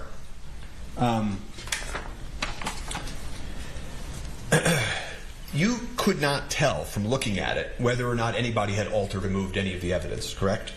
Correct. And if somebody did, that would be a pretty serious problem in a case like this, wouldn't it? It would be a problem in any case, yes. Did you ever interview or review any interviews of Sarah Zachary? No. But one thing that you did know at this time, for certain, is that you were looking for Starliner brass silver .45 ammunition, correct? At that time, no, we did not know that that's what we were looking for. When did you learn that? That was learned later on once realizing that all of our suspected live rounds were Starliner brass with a silver primer. So all of the live rounds at the movie set were Starliner brass, nickel primer, live, right? Yes. And this idea came up early in the investigation that what if somebody sabotaged the set and put those live rounds there? Do you recall that?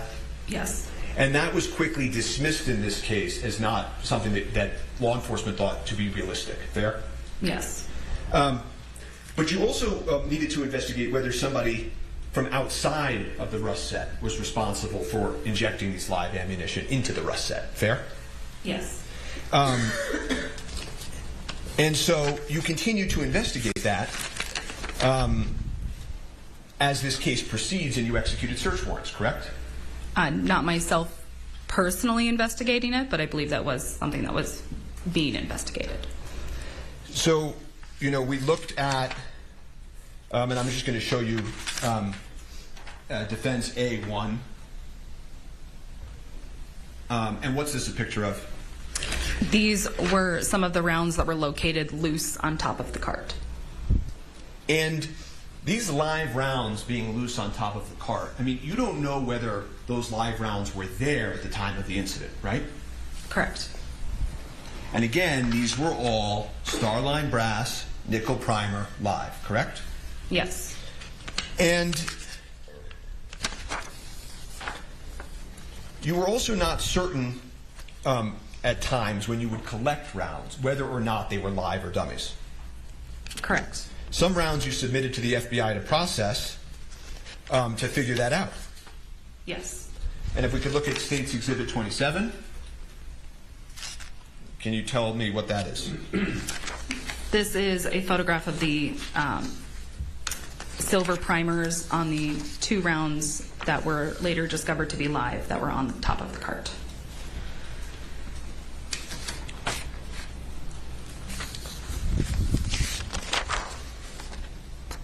And so in this box you then collect, which is Defense A2. Right, what was your understanding of this box? My understanding was this was the box handed to Lieutenant Benavidez that was being pulled from at the time to load the firearm. It was then placed in his unit and later collected by myself. And when you looked inside of that box, States Exhibit 17, what did you find? These were the rounds inside of the box. And can you tell the jury the significance of that round? Yes, this round with the silver primer was a live round. But you don't know whether somebody was rifling through this box and just missed one, do you? No. And you also showed the jury that these Starline brass nickel live rounds were found in other places on the set, right? This is States Exhibit 16. Yes. And what is this?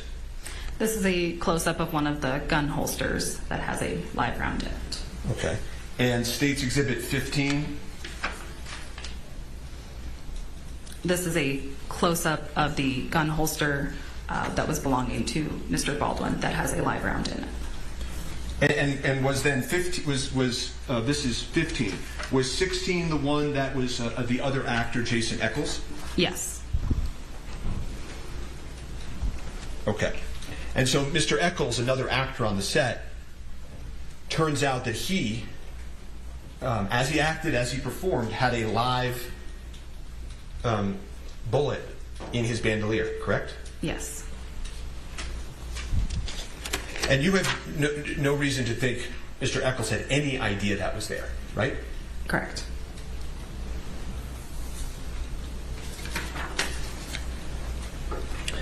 Your working theory, as you evaluated the ammunition and looked at the similarity between the Starline nickel live and the Starline nickel dummies, is that they could have been easily commingled. Fair?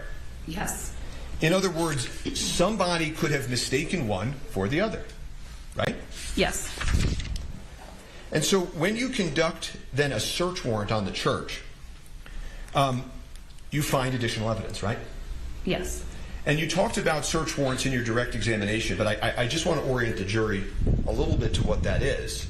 A search warrant is where you go to a court and you swear out a warrant, and the warrant tells you what you can search for inside of a dwelling or a location, right? Yes. And you tell the court what information you have and what you'd like to look for. Fair enough? Yes. And unlike somebody sort of, walking into the precinct and voluntarily giving you evidence, one of the things about a search warrant is you don't have to tell the person you're coming before you go, right? Yes. So as you're going in to execute the search warrant on the church, and the warrants in this case, you did discuss that with Corporal Hancock, correct? Yes, I believe we had some brief conversations about the search warrants. And the warrant for the church, it didn't indicate that there was any specific crime you were looking for. Is that fair? I don't recall. And so when you went inside of the church, you were looking for evidence, right?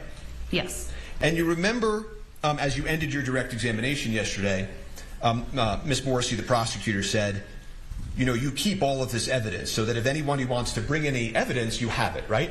Yes. Okay, and one of the things you found in the church was the shot list for the dead, right?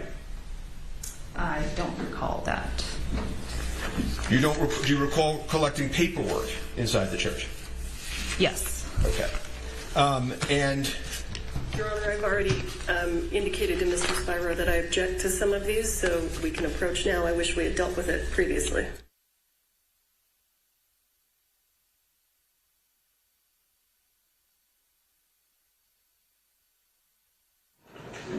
No, I think I can just lay it and introduce it. Well, she said she objected. Okay.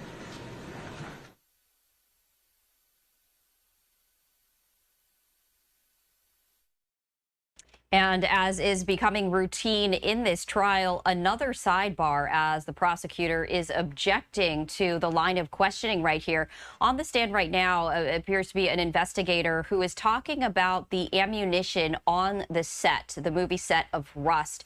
And we were seeing some photos that are part of the evidence, and it was a round of ammunition, and most of the ammunition were what is known as dummy rounds, meaning they actually don't cause harm.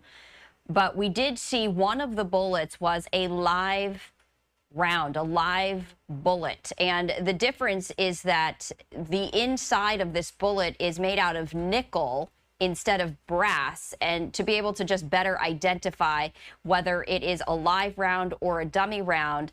And so the line of questioning is, how did this round get in the pile of ammunition? And we actually heard, this was interesting, that the defense attorney, Alec Baldwin's attorney, Alex Spiro right there, was asking the woman who was on the stand that about conspiracy theories or theories from earlier that someone might have tried to intentionally put them there, and that was quickly dismissed by law enforcement. So the line of questioning right now centering around ammunition. We saw the whiteboard with Starline brass, and our producer Tania researched this. Starline brass, if you're not familiar, it makes handguns, it makes ammunition. So the company making those bullets, and then nickel plated was another phrase on that whiteboard, meaning whether the bullet itself had nickel in it, and then live, meaning was it a live round or a dummy round? So this is the line of questioning that is happening right now as we are on day 2 of Alec Baldwin's involuntary manslaughter trial. This has been slow going so far today. The jury has been listening for maybe about 40 minutes or so, but not much questioning has happened. This is, I believe it's the 4th sidebar, if not more, to have occurred in this period. Sidebars, of course, are when one side, whether it's the defense or the prosecution, has an objection when it comes to the line of questioning, when it comes to what evidence can be entered. And the prosecutor, you see right there on the left-hand side of your screen, had objections to this line of questioning, calling for that sidebar. We can see Alec Baldwin's attorney responding to the judge, as we heard before the microphones were turned off, that the prosecutor was objecting to this, and he's looking like he's explaining exactly where he's going with this line of questioning. Alec Baldwin really hasn't made much eye contact. He has really kept his eyes on the screen, on the paper, and holding his head in his hands at certain points. Unclear exactly why, whether the testimony was powerful to him, emotional to him, but no microphones are turned on. I did see some movement. Maybe the sidebar has concluded, but we've seen a lot of sidebars happening in the last 40 minutes or so. Really not much testimony has occurred because there's frequent interruptions right here. So we're going to continue to stick with this, as we do have the live video stream that we're airing right here on LiveNOW from Fox. Microphones turned off as this sidebar discussion continues. And you can see some of the folks behind Alec Baldwin speaking amongst each other right there as everyone is waiting for the testimony to continue. So we continue to follow this very latest. The trial itself is expected to take 10 days or so. And today, this is the beginning of day 2 of testimony in Santa Fe, New Mexico, the courtroom right there. Jury selection taking just 1 day, happening on Monday or Tuesday, and the jurors were selected quite rapidly. 11 women and 5 men, of course, including alternate jurors right there. Baldwin, who is 66 years old, he could get up to 18 months in prison if jurors unanimously decide if he is guilty of involuntary manslaughter. And if you're not familiar with this case, he was on the set of his movie Rust. He's both co-producer as well as actor in this movie, and he was filming a scene where he is holding a handgun. That gun that he was holding went off. A live bullet that was inside that gun hit cinematographer Helena Hutchins.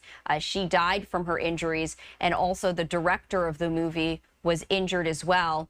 Now, earlier, the armorer on set, the person who is in charge of checking all of the ammunition as well as the firearms, she was on trial for involuntary manslaughter charges. Hannah Gutierrez-Reed, she was found guilty, and she is currently serving a prison sentence of 18 months. So she got the prison sentence of 18 months after the jury found her guilty of involuntary manslaughter. It was her job to double check and make sure that all of the ammunition being used in these guns were dummy rounds. And the juror found that she was negligent in her duties, as a live round was inside the gun that went off.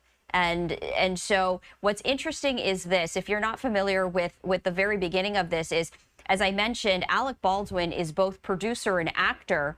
And on Monday, the judge determined that the prosecution can only question Alec Baldwin in his role as actor and not as producer. And that is significant because, as one of the producers of the film, the producer is responsible for hiring individuals. It looks like the sidebar has concluded.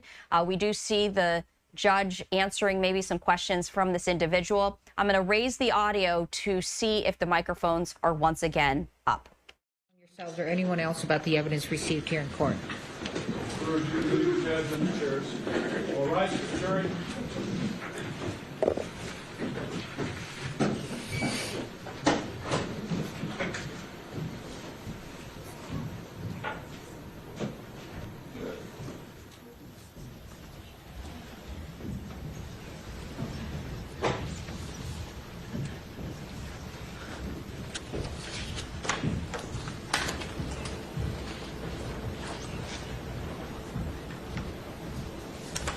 All right, we're going to recess.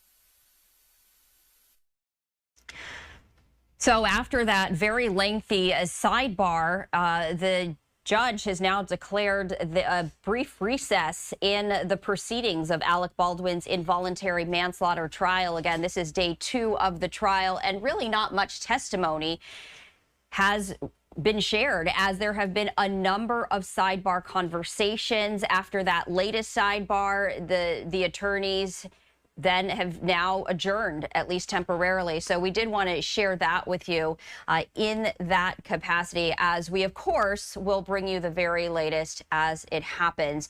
But for now, court is in recess in Alec Baldwin's involuntary manslaughter trial. Not much headway being made today. Meantime, we do have some breaking news that we do want to get to right now, and that is that actor Shelley Duvall, that's actually Jack Nicholson right there, but Shelley Duvall starred in The Shining alongside Jack Nicholson. That is her right there. We have learned that she has died at 75 years old. This is according to the Associated Press. Duvall really became very well known and famous after starring in this movie right here with Jack Nicholson. Not much beyond this news, but we did want to share with you that we have learned that the actor Shelley Duvall, who starred in The Shining with Jack Nicholson, has died at 75 years old. And as soon as we learn any more information, we, of course, will bring that to you. All right. Well, we do want to also pivot to a number of other stories of the day. This is a live look from NATO as the NATO summit concludes today. We are expecting that President Biden will speak at the conclusion. He was set to speak at 5:30 p.m. Eastern time today. The White House issuing an update saying that President Biden will now speak at 6:30 p.m. Eastern, so 1 hour later than he was expected to speak. And of course, all eyes will be on President Biden, as many people, including those from his own party, are calling him to exit the presidential race. All right, we're going to raise the audio and listen in as this NATO summit event is happening live in D.C. Innovations in cash flow. So that way we're sharing the risk, but we're also creating the environment where the defense industry has the confidence to make investments while the governments are making those purchases to get the products that they need at the right price. Okay. Yeah. Max, Stephen, what's the industry's take on this? How much risk are you willing to take on? Well, we actually pioneered a slightly different model, where what we do is we work on understanding deeply what customer demand is, and then we build in advance to that demand signal. So we just announced a 7.8 billion euro investment in Europe to build a European sovereign cloud.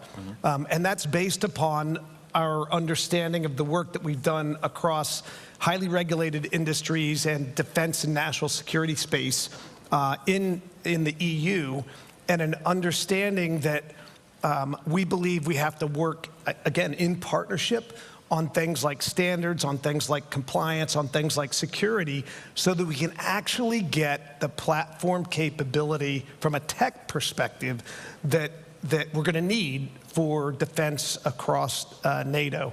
And that includes, in particularly, the ability to interoperate with the U.S., with Canada, and with all of the member partners.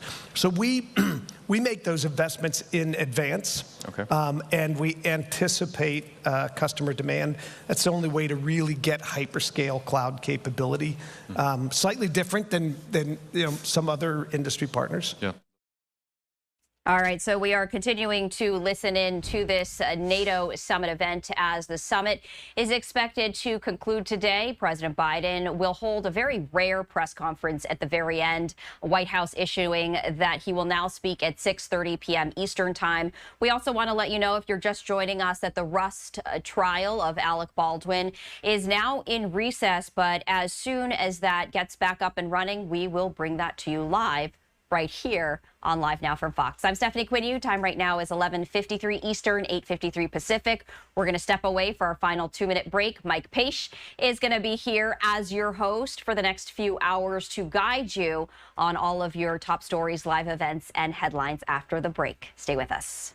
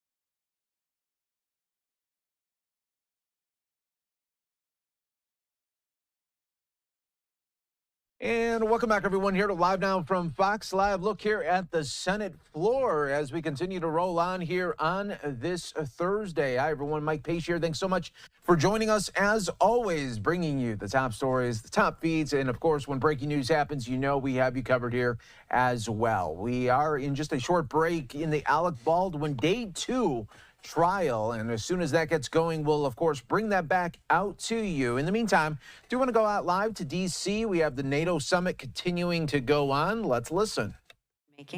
Nations can come together when they choose to, and of course we have a ready-made platform to incentivize nations to come together and to consolidate their demand.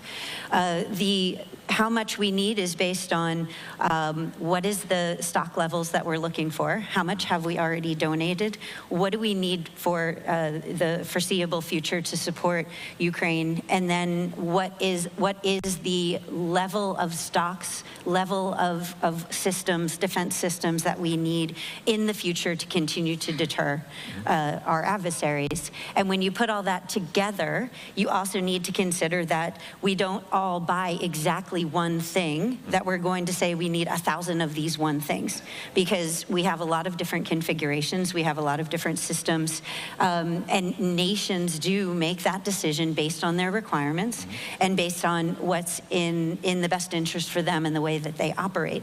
And so the idea that we can say, well, we know we need a lot, so industry should start building it. I do agree that the public sector needs to give clear requirements, and the way we give clear requirements is through contracts. And by doing it together, we can get economies of scale, and we can also create more certainty for industry so that we can fill our stocks, make sure we have exactly what we need, and industry knows that they will be able to continue to support the demand that we're going to have in the future, not just the demand that we have for today. Exactly. I think the other important piece is resilience, and you touched on that, right? By taking that approach, you wound up getting an additional supply line. Right. And so it's both the demand that we need to plan to, but it's also the resilience that we need to think about when we're doing that. Great, Stephen. And you have to innovate. And some of the things, I mean, take 155, right? We talk a lot about it now in NATO and where it is. You know, NATO's 75 years old. Guess what? We're still making 155 the same way we did 75 years ago. And it has a lot of stresses on the supply chain. Forged steel, that supply chain is at its max right now. The automobile industry has gotten away from forged steel. They use Ost-tempered ductile iron manufacturing. Doesn't matter what it says. What it is, a much larger supply chain where you can use that to build the shells that go into 155. We're already doing it on the Navy 5-inch guns. Why not bring it into 155? Another way you can innovate, even on something like 155, just like we did on JDAM, which is an aviation weapon, but 155 is a ballistically guided round of artillery. In other words, it's just gravity fed. It's not as accurate as we want it to be. The simple way is replace the fuse with a guided weapons fuse. You don't have to produce as much because now you have a precision weapon and it hits the target. Instead of using 3 155 rounds, you can use 1 in that. Instead of building more, make it more accurate. Innovate in that way. Much different than maybe Max is using with the cloud, but you can innovate on some of the more basic items that we have out there and reduce the challenges on the supply chain, reduce the challenges on the total number that you have. That's the way that we've got to think about this from industry, and then we've got to bring it to government on what we can do. That's great. Let's dive into that. I would also encourage people in the audience and online to send in their questions. We'll have time. Let's talk about innovation a little bit, and I want to provoke just a little bit. I understand that as a case, but it looks that Russia is using, Cold War style equipment to keep this war going. So is innovation helping us, or is it slowing us down in the quick increase of the capacity? Max, I mean, you've been called on the innovation. I'm sure you've got a great answer. Well, I hope it's a great answer. Thank you. I mean, I just have to say +1 to what Stephen said, right? Our adversaries don't stand still. And that gives us the imperative to innovate And I think that's one of the places where we actually have an advantage if we harness it right. We have a tremendous set of technical skills. We have a tremendous set of technical capability. We have really innovative startups across all of the NATO member countries, across across a very big ecosystem. And I think it's our ability to leverage that and put it to effect that matters. I think you take a look at what we've been able to do with drones and sensors and things like that. And if I can build on what Stephen said, not only is making the munitions smarter important, but actually being able to understand the effect in real time and movement and run the analytics in real time to figure out where the next round goes and the next round goes. So I think we absolutely have to keep the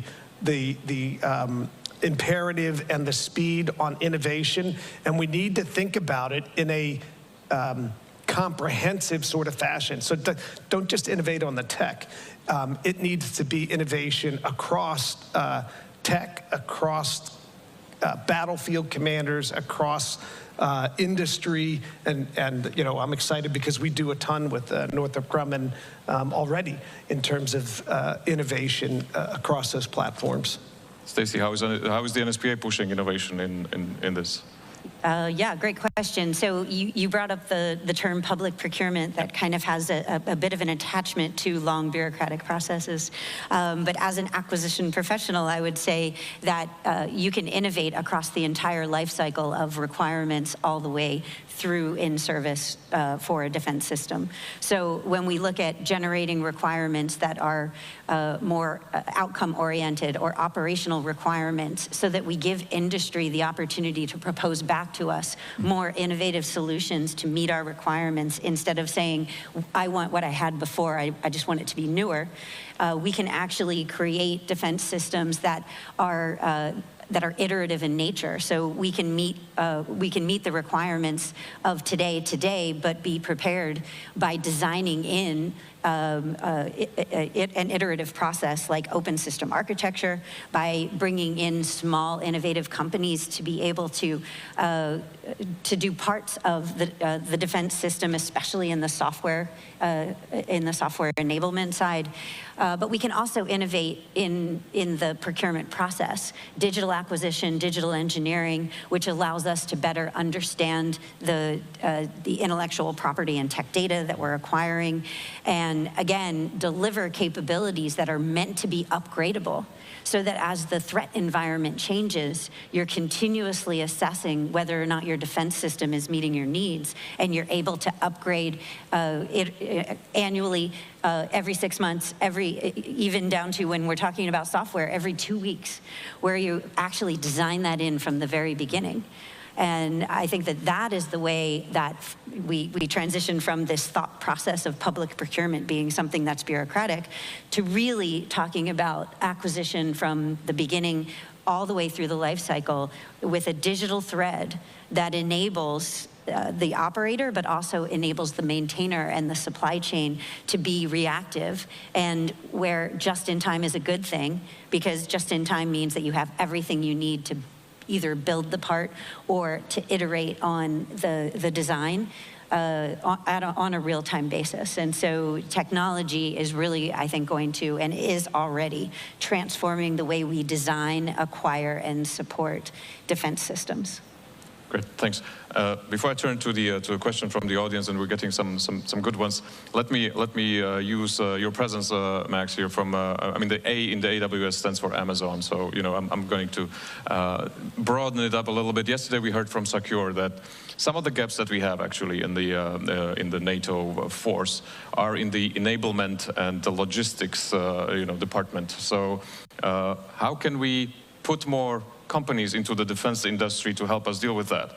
Amazon might have some experience there. We do have a little bit of logistics experience, that's true, and we have internally, we call it a one-team approach, where we take a look at customer requirements and we try and bring all of the capability that Amazon and not just AWS has to bear. We do a lot of a lot of work with the Transformation Organization and General Lavigne's organization, including where we have brought logistics skills to the forefront to do pilots on logistics, including where we bring another Amazon company. It doesn't start with an A, starts with a K, Kuiper, which is a geostationary, or a low Earth orbit satellite system. It'll be comprised of some 3,200 satellites to bring communications to bear. So, I think you're spot on. I think many industry partners have strengths that are important to defense and security, and we ought to figure out how to help across the spectrum on that. Well, just for my interest, as AWS was created, did you think that it would be a defense industry company? I guess what we didn't say is that prior to running the sovereign cloud business at Amazon, I ran our worldwide public sector business for 12 years. Okay. So I started when there were only 4 people in the AWS government business. So yes, okay. I believed that there was a place for cloud computing and tech in government and in defense pretty much from day one. And even when you look at the recent experience in Ukraine, Amazon, the logistics company, set up supply capabilities inside of our distribution centers to get aid and other things into Ukraine, at the same time that the tech part, AWS, was helping to get the Ukrainians' core systems and core data backed up and out of the country and into the cloud. So, yeah, it's not a new thing. Perhaps we don't talk about it enough. Okay, thank you very much. Let's get into the questions. We've got one from Stuart Atha. I hope I pronounced it correctly. And we've been talking about this, but how do we encourage nations to accept a common approach to certification and qualification? If they did interoperability through standardization, would improve. If they did interoperability, standardization would improve. How do we encourage them? How do we tell nations? How do you tell nations, Stacey? This is this is what the NSPA does. Join. It is what we do, and we have 38 support partnerships. So those are partnerships where 2 or more allies, and in some cases up to 29 allies have gotten together to say, we're going to buy things together.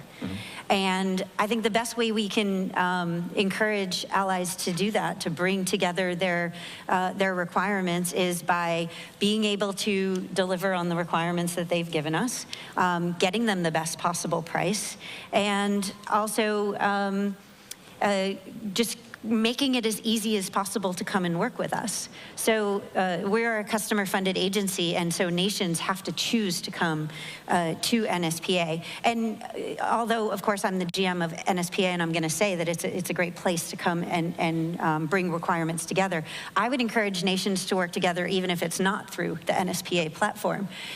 I think there's a great benefit in looking at it regionally, but also looking at it from an operational perspective. If you're going to operate together, then you're going to want to operate common systems, because interoperability means that you can talk to each other, that you can work together.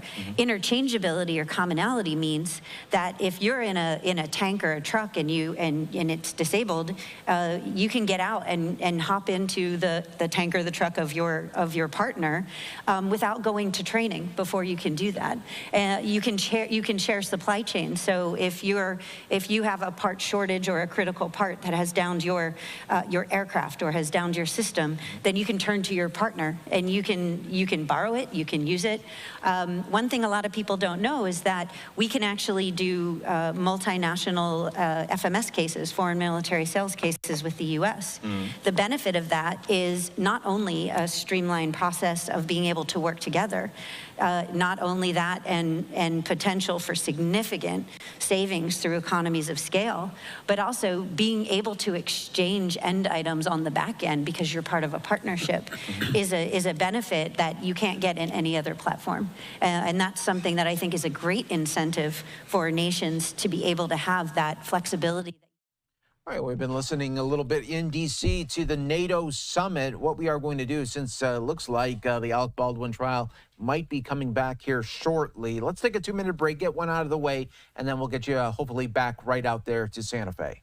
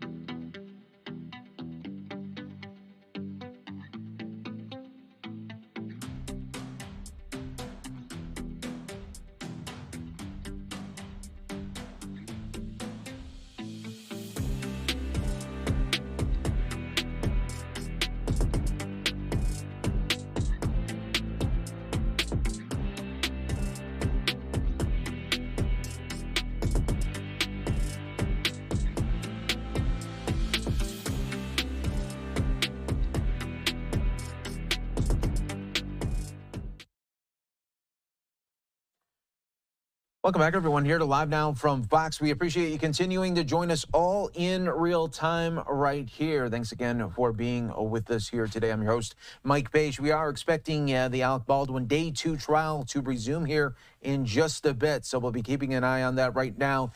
Both the state and the defense teams are doing a sidebar with the judge, and we'll be waiting for more updates coming out of Santa Fe courtroom there in just a moment. Let's go back out right now to the NATO summit as it does continue their discussions.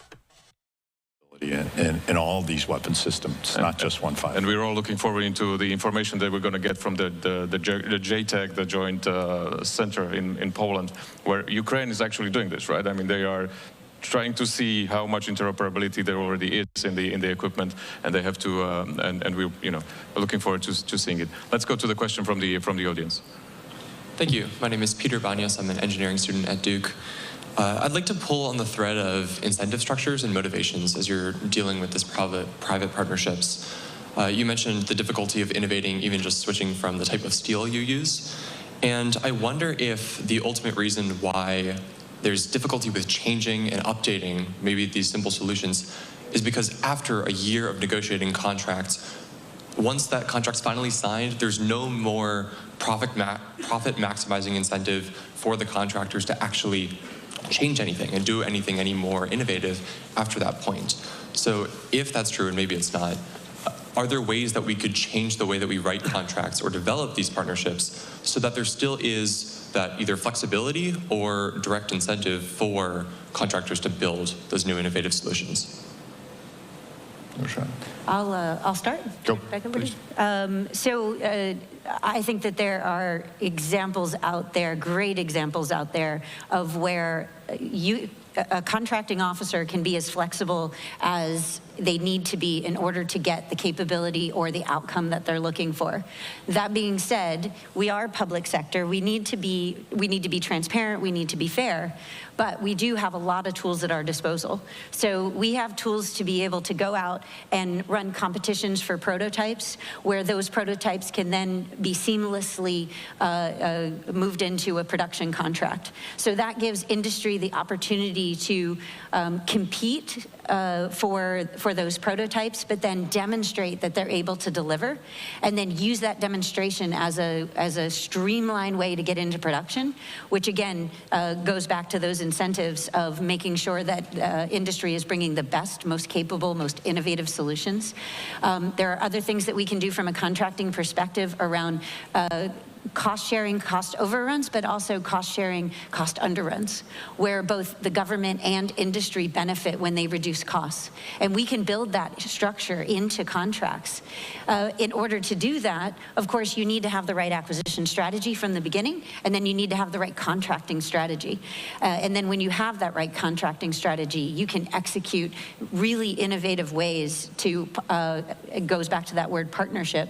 After you get through the competitive process, then it becomes a partnership, and you can work together to create those incentives for innovation. And I didn't leave you much time, but... No, I think what industry also can do is bring some disruptive technologies even to itself. So, you know, just things that we haven't talked about, but, you know, we talk about integrated air and missile defense and where we are. I mean, PAC-3 standard missiles are fantastic, but the cost exchange ratio with some of these very inexpensive drones is just not sustainable.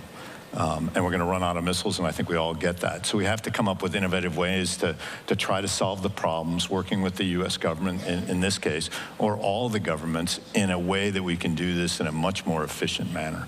Thank you very much. I would add one last thing. When I'm in the early stage of working with customers, I always suggest that they think about an acquisition strategy that includes tech refresh or engineering change proposals. And in fact, a mandatory requirement for the awardees to come back with periodic tech refresh and engineering change proposals. And if the mechanism is in the acquisition vehicle from the start, then you've got a way to actually go ahead and propose new and evolving capabilities, and it could be in scope. Thank you, Max. Thank you for the question. And in the spirit of time, let me just thank the panelists for their very good insights, and thank you very much for the discussion.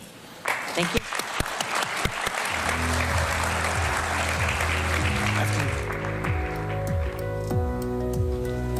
All right, so that was just a little bit there live in Washington, D.C. of the NATO summit. I'm your host, Mike Page. We're still waiting for more of the action inside of the courtroom for Alec Baldwin, day 2 of the Rust movie shooting trial there. So what we'll do, take another 2-minute break, stay right here with us. We're just getting warmed up for you right here on Live Now from Fox.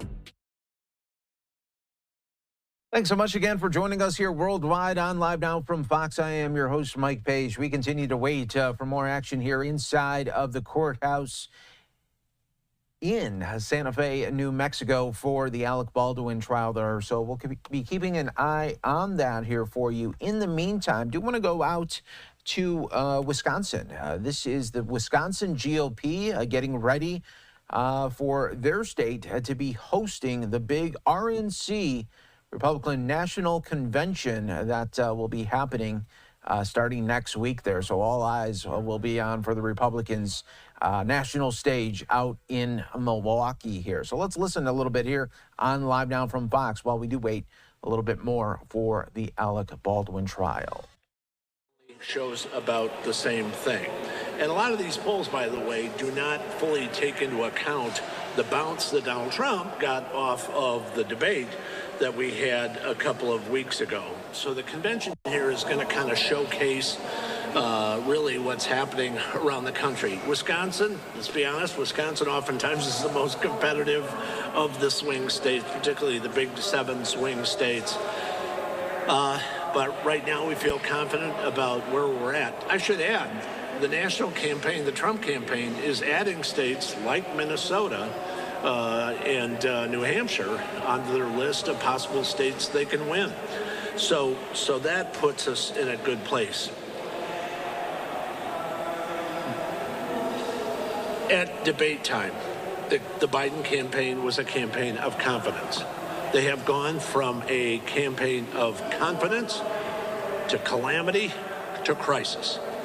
The confidence they showed before the debate, the calamity that was the debate, and now the crisis the Democratic Party now finds itself in. Think about this. And how many times in history have we been in a situation where in 90 minutes, the Democratic nominee completely caved in and the Democratic Party, his party, went into crisis? There are very few times in history where in a 90-minute span, the other party caved in on itself. And this is something, frankly, the Democrats did to themselves, not only nationally, but here in Wisconsin as well. About 7 in 10 voters right now said Joe Biden should step aside as the nominee of the Democratic Party. I don't know that we have ever been into a July of an election year where an overwhelming number of nominees, presumed nominees' own party are saying that he should step aside. I frankly think that is remarkable in many ways. So we go into this convention unified. That's overwhelming the sense. I talked to folks from dozens of states at the 168 at the RNC meeting.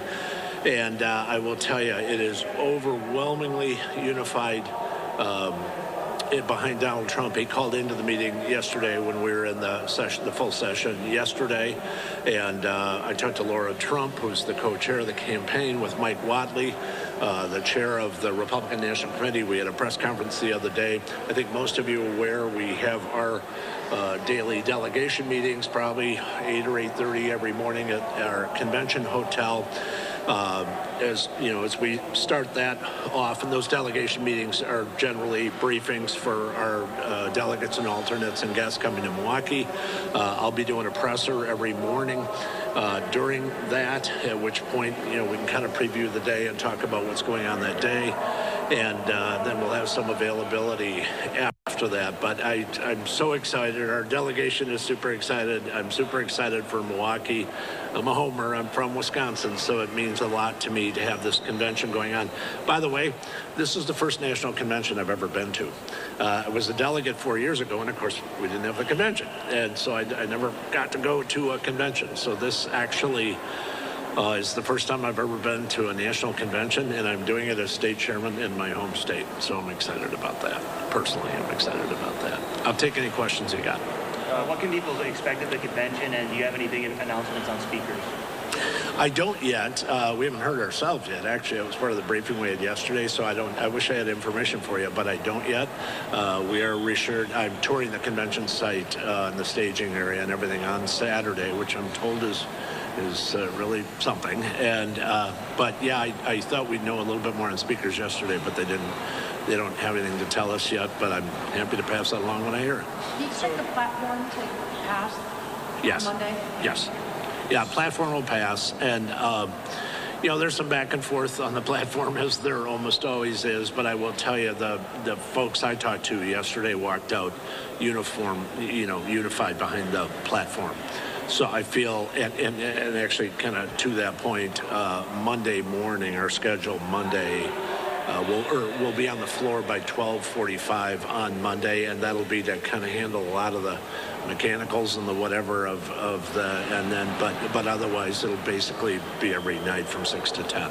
So Nikki Haley didn't invest in the What's that? The state Supreme Court passed a ruling on drop boxes. Yep. Have you been talking to local governments in rural areas, encouraging them to put them in place?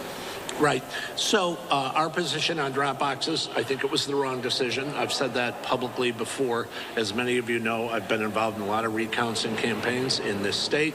I think the drop box decision by the Supreme Court was a political one and frankly interfering in the legislature's prerogative on how to set election laws and campaign laws in this state.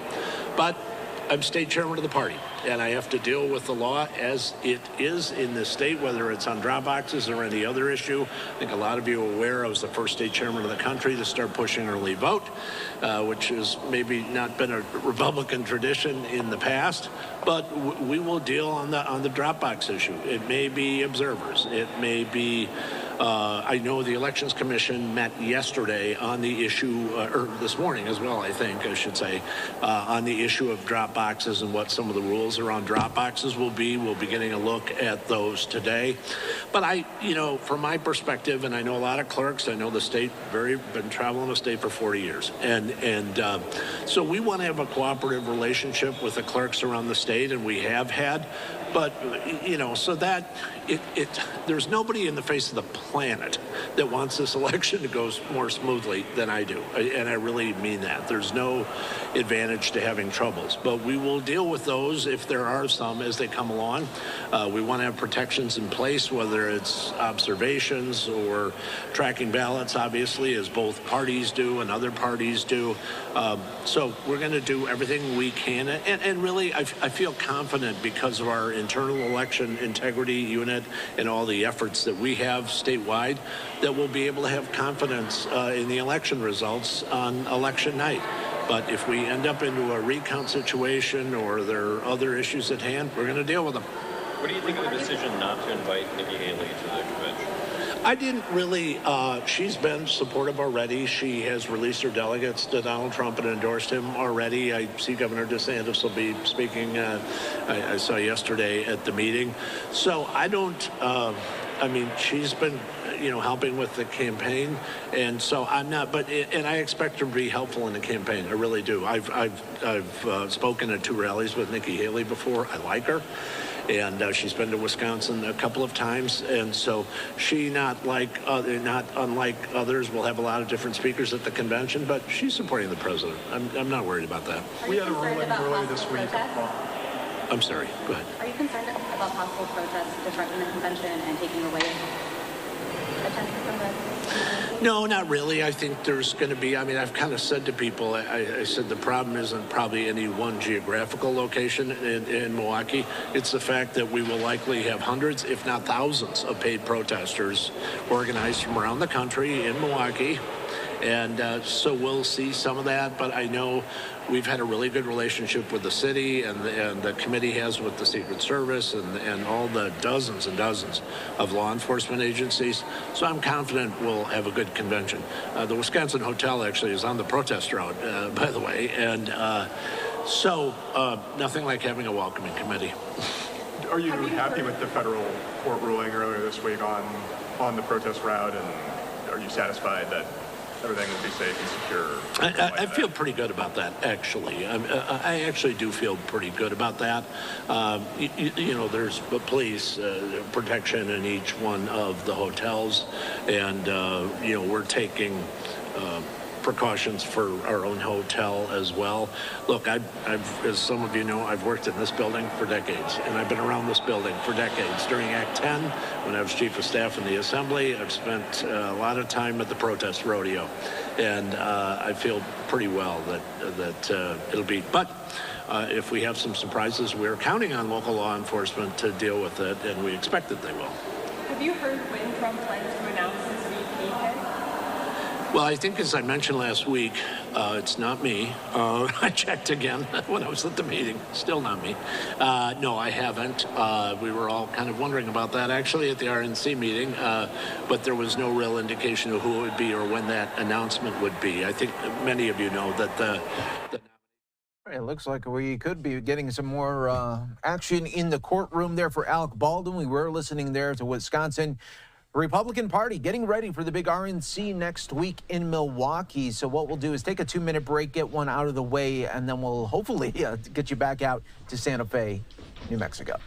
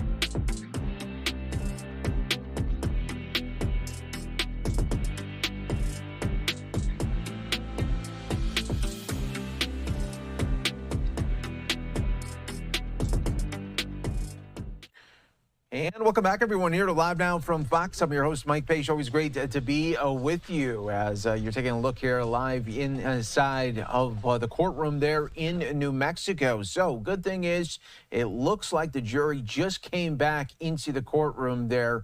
Day two, getting off to almost a rocky start, really no momentum right now. It went for about 15, 20 minutes and then a lot of sidebar for the last 45 minutes or so. So let's go out right now. The jury is in. The defense attorney is at the podium. Let's bring in the audio and let's listen in, everyone, on Live Now from Fox, day two of the Alec Baldwin shooting trial right here on Live Now. We left off. So he's not publishing it. I'm just telling him he's going to publish it. Right. Well, you have to move for admission. Okay. So I'm now moving for admission for A3 and A11. I think he needs to, I'm sorry. I think he needs to go ahead and lay the foundation. For the foundation? As you stated on direct, and we're just going to put up states 21. If I can publish that, it's in evidence.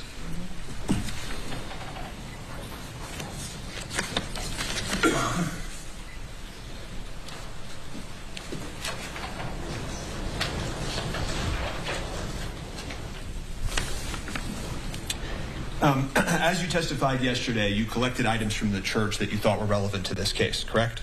Yes. And some of the things that you thought gave insight into what happened, correct? Yes. And including in those was a copy of the script and the shot list, correct? I believe there was paperwork that was photographed, but I don't believe it was collected. Okay. Well, I'm going to pass up to the witness what is marked as A3 and A11. Do you recognize these? Yes. And what are those? It appears to be scene paperwork. That you collected? Yes. And those are fair and accurate photographs? Yes. Okay. Offer them as evidence. I don't believe that's an adequate foundation. What more do you want him to do? But what we discussed at the bench. But I mean, obviously I defer to the court, but I'm relying on the conversation we had. Well, all right, so they are conditionally admitted pursuant to the discussion up at the bench. So I'm going to now publish A3. And can you read that last sentence? Russ Colt cocked quietly now. And I'm now going to publish 811. Let's see if this will allow me to zoom in focus.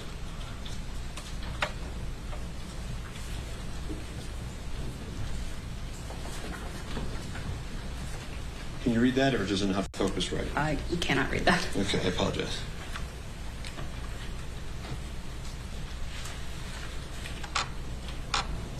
I'm going to pass it up to the witness. If it's not, oh, it works like this, I guess. Oh, no, it doesn't. It's supposed to focus on its own. It's supposed to autofocus, so this is not my fault, just so you know, investigate. Okay. Permission to approach.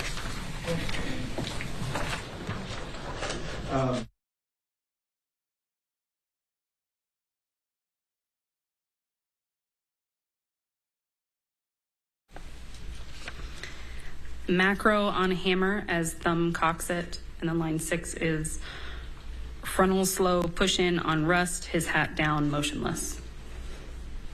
Thank you.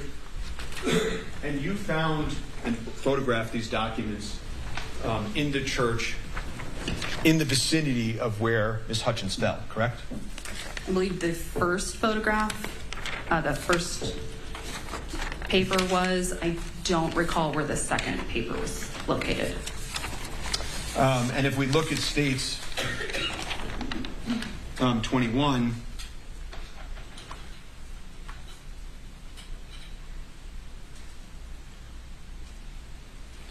I'll have that up on the screen just for a moment. When you collected these documents, you thought they were important, correct? When I photographed them, yes. So sorry, I apologize. When you photographed them. And the reason you thought it was important is because you thought it reflected what would have happened in the scene, correct?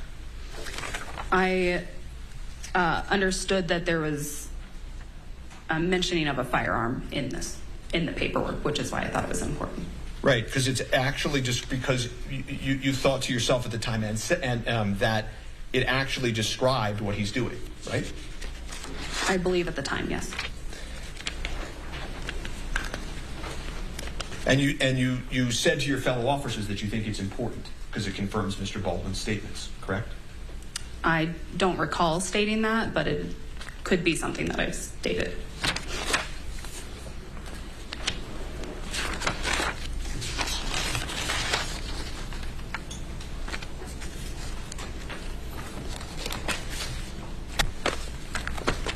And you indicated that you thought it was hers, meaning Ms. Hutchins' paperwork, correct? I believe that one of those papers does have her name on it, which is why I thought it was hers. Right. And the other paper that you already testified to, A3, was found around where she fell, correct? Yes.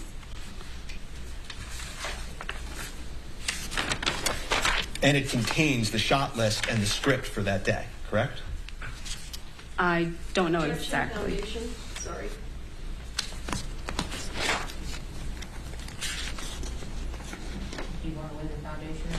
So you have laid the foundation? Yeah, did you believe at the time that what you were looking at may have reflected things that were supposed to occur in the church? Yes.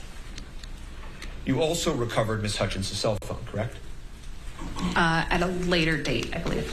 And that was sent to Byron French and the investigation division to extract the cell phone results eventually, correct? I believe so, yes. Now, you tried to find video recording in the church, correct? Yes. But the video cameras for the scene in question did not record that day, so you were not able to find that. Fair? They recorded a portion of that day. There was a recording that was recovered. And you didn't find any live ammunition in the church? Yes, there was one live round located inside the church. There was, okay. And where was that found? That was in Mr. Baldwin's holster. Right, so, right, the bandolier that we were talking about before? Yes. Okay. And you have no reason to think that Mr. Baldwin had any idea that was there, right? Correct. At that scene, and at this time in the investigation, Detective Kano was in charge, correct? Yes, I believe so. So, while you're now then leaving the church, and we're going to move on, okay, you have to figure out how ammunition works on a movie set, right?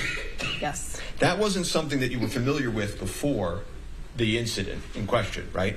Correct. And you sort of became the subject matter expert on that topic, right? Yes, I'd say so. Right, I mean, you were called for the sheriff's office. For the sheriff's office, right?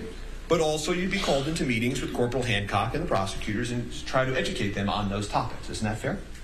Yes. Okay. I mean, you weren't running the case, were you? No. But you were there to assist not only with the evidence, but to be a specialist on this sort of unique topic. Fair? Yes. And again, you said this on direct, but I think it got a little confusing perhaps. But there are never supposed to be live ammunition on a movie set. Okay, you need to report that. I think, what are we thinking? Do you think that was picking up?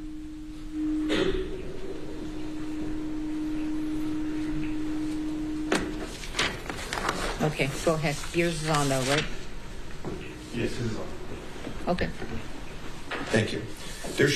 You understood that there should never be live ammunition on a movie set, right? Yes. And the one type of ammunition that occurs on movie sets is blanks, and those are the ones that just go poof, right? Correct.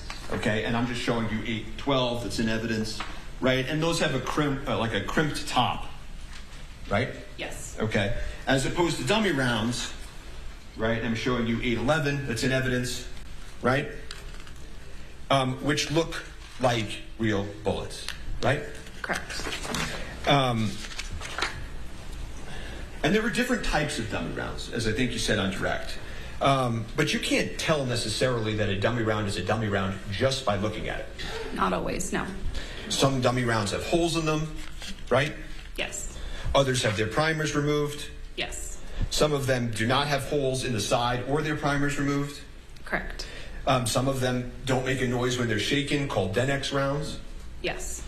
And some dummy rounds look exactly like live rounds, correct? Yes. And those look exactly like live ammunition, fair? Yes. And those type of exact replica dummy rounds were on the set of Rust, right? Yes.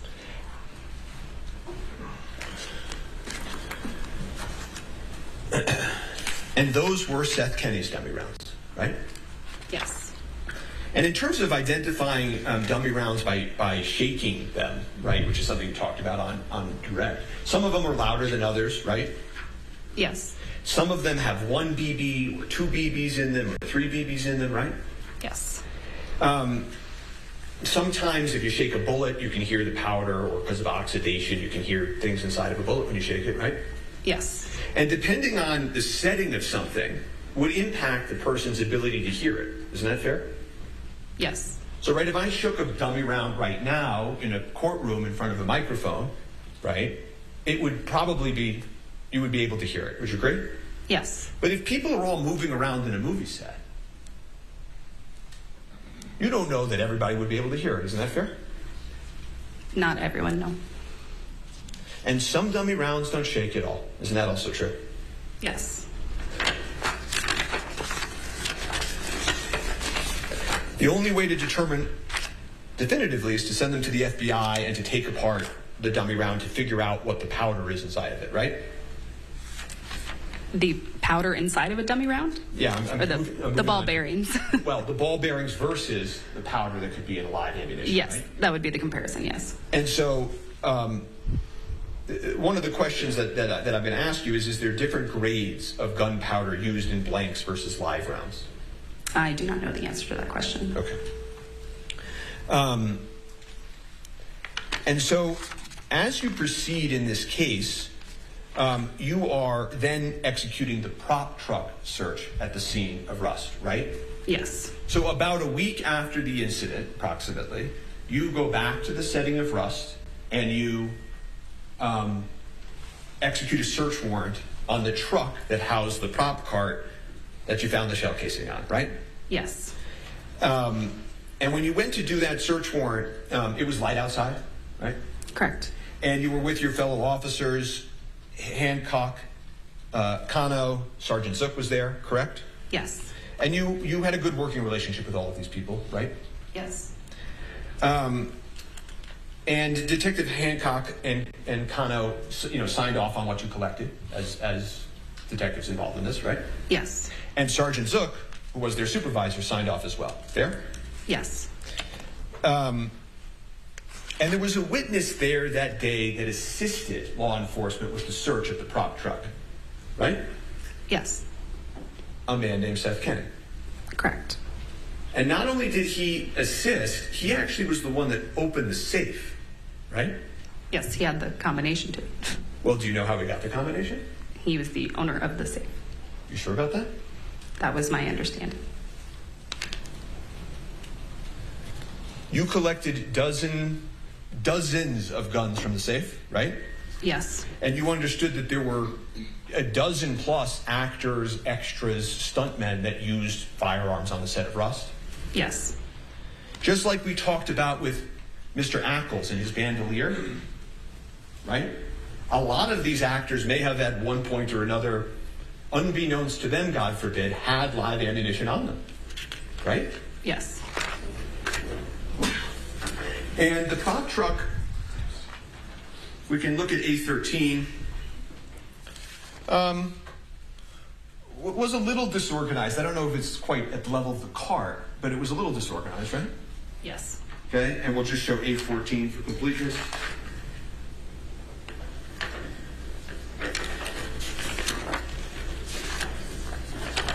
And inside the prop truck, there were boxes, right? Yes. Boxes of ammunition. Correct. And these boxes are sort of, a lot of them are the same shape, make, model, white box, right? Yes. And I'm just going to show you 816, which is a close-up. And do you notice one box that looks a little different than the other boxes? Yes, there is. And which box is that? The box in the center, instead of it being stamped, it has handwritten in blue marker, dummy rounds 45 LC. Right, and I'll just blow up that, which is in States Exhibits, Exhibit 19, right? Yes. And you don't know who wrote that writing on it, do you? Seth Kenny. And if we could look at A22, can you tell us what that is? Out of context, no, I can't. Okay, well then we're going to look at A23. Can you move it up? Thank you. Sure. Okay.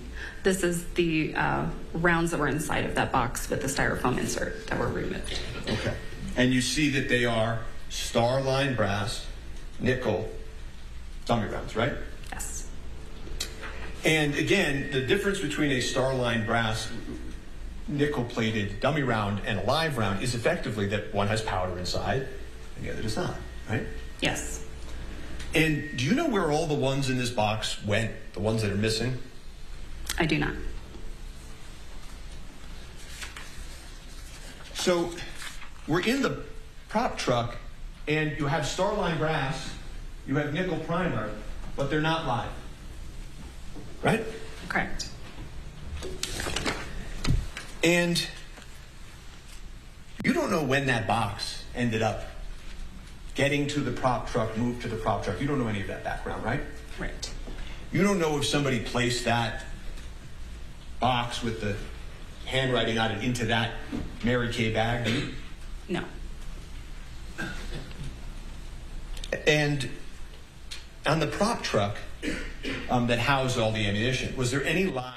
And everyone, you are watching Live Now from Fox, everyone. We are actually going to take our final break here of this hour, and we'll get you right back out to this courtroom here for day 2 of the Alec Baldwin Rust movie shooting trial.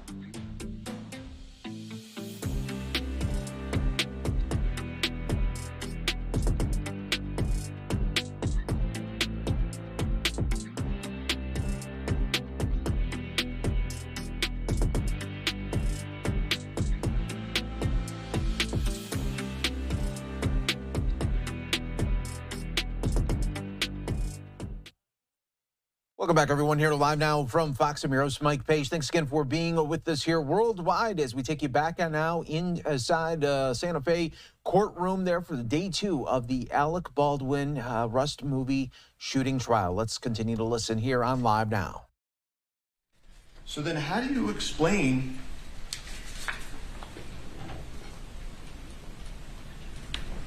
why there's more rounds in your picture of those dummies taken out of the box? If I can refer to my report to refresh my memory. It's fine with me, Ron. Yes.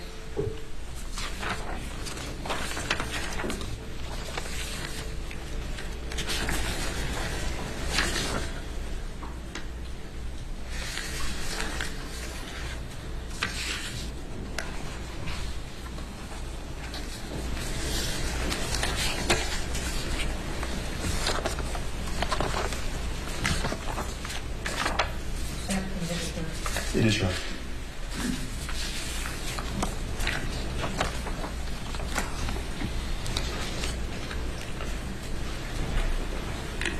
Were you able to refresh your recollection? Yes. Do you have an explanation for that? Yes, so I apologize. The photo that was just up of the 22 rounds were actually removed from a bandolier that was located inside of the prop truck. Defense 826, right? Yes.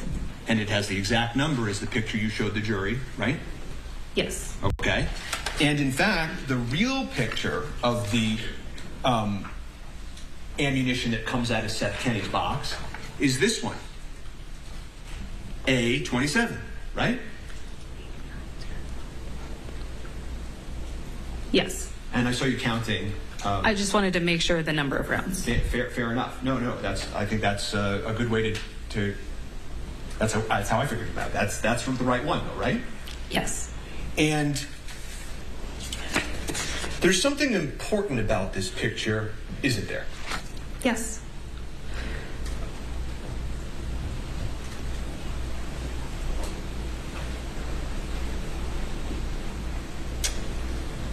Doesn't that Seth Kenney round look exactly like the live round? Under a camera flash, I suppose it could. Well, I don't know about suppose it could. I mean, you know, we'll look at the shell casing, Exhibit 28. And we'll go back. A27. We can go back. States 28. Don't you think they look an awful lot alike? They look similar, yes, but I can still see differences. Well, I mean, you're a trained investigator, right? A trained crime scene tech, yes. Even more than an investigator or crime scene tech, right? Correct. You have your Nikon 700 flash in your camera, right? Yes. You have the opportunity to take this ammunition back to the precinct, lay it out, and photograph it, right?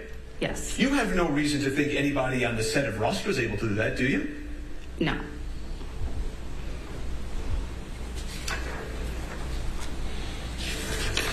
You turned in your report in this investigation. Hancock signed off on it, correct? My supervisor signed off on my report. Sergeant Zook? At the time, yes. So we're still on the topic of the ammunition, and you and law enforcement were trying to figure out the source of the live ammunition, correct? Yes. In fact, it was incumbent upon you to try to find the source, because if there were people sending live ammunition to movie sets, that would be very dangerous condition, wouldn't it be? Yes. And as you were going about your search, Seth Kenney actually walked into the precinct one day and gave you ammunition, right? Yes. Okay. You remember that, right? I do. That was Did you think Mr. Kenney was being helpful? I believe so, yes.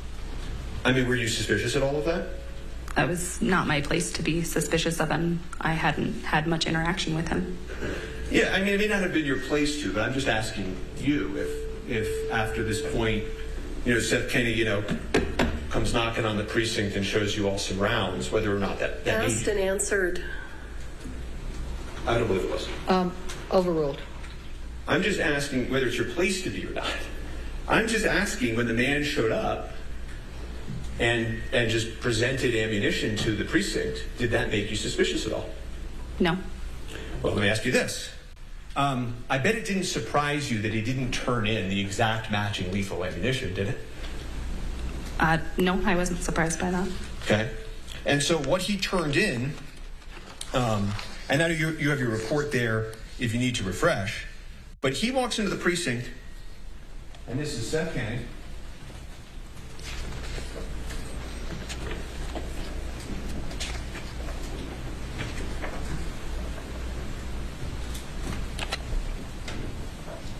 Right. And he gives you two different types of shell casings or ammunition, right? He gives you Starliner brass,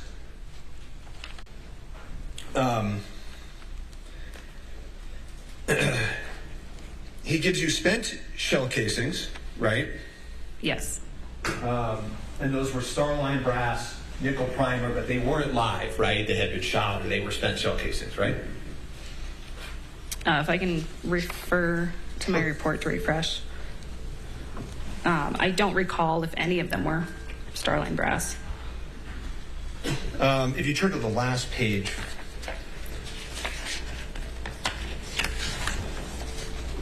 Is there a specific item number that you're referring to? Item,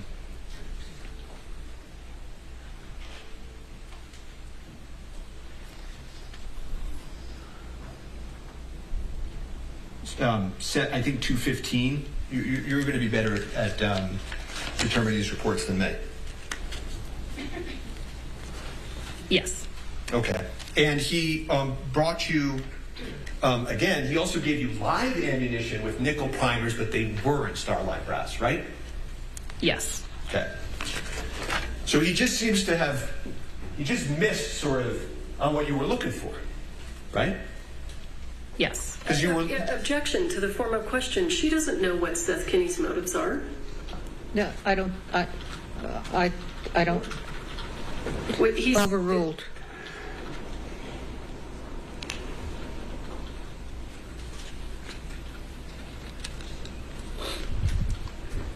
I mean, you know that if Seth Kenney provided the live ammunition to the set, that's worse for Seth Kenney, right? It's worse for whoever provided it, yes. I agree. So, but as members of law enforcement, you all know that the person who provided that would have a motive to not be found, true? Yes. So you headed to execute a search warrant at Seth Kenney's prop house, right? Yes. And a judge signed off on that search warrant, correct? Yes. Because you had probable cause to believe that there was live ammunition that matched the ammunition that killed Miss Hutchins, right? Yes. And this was you and, again, Detective Hancock and Sergeant Zook, right? Yes. And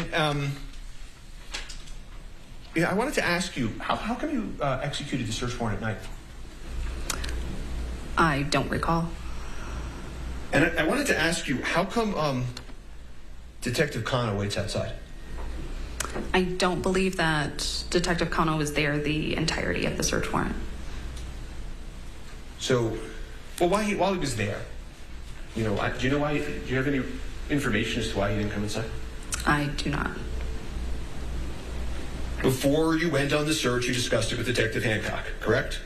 Yes. And just like the truck we talked about, you all had done nothing to secure this prop house while before you got the search warrant, correct? Yes. Okay. And tell the jury, how long did you wait to execute the search warrant at the prop house? I don't recall. Well, on direct examination, you knew the dates right away. Don't you remember? You nailed it. Oh, 10/27, November 30th, right? I apologize. I thought you were asking from when it was written to when it was executed. Oh, no, I apologize. Yes. We executed the search warrant on November 30th. Okay, so that was a month and a week, at least, right, after the incident in question. Yes. Okay. And just like the truck, you're executing a search warrant, and who was there to help you? Seth Kenney. And your purpose was to find the matching ammunition, correct? Our purpose was to locate any .45 caliber live ammunition. Well, sure, but the ultimate investigation that you all were conducting was to try to solve the open question of how the lethal round got on a movie set, right? Yes.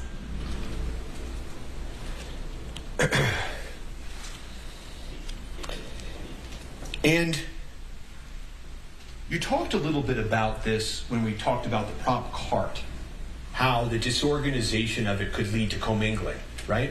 Yes. How was the organization of the prop house? Some things were organized and some were not. Well, if you could give us a sense, did you find it to be more organized than the cart or less organized than the cart?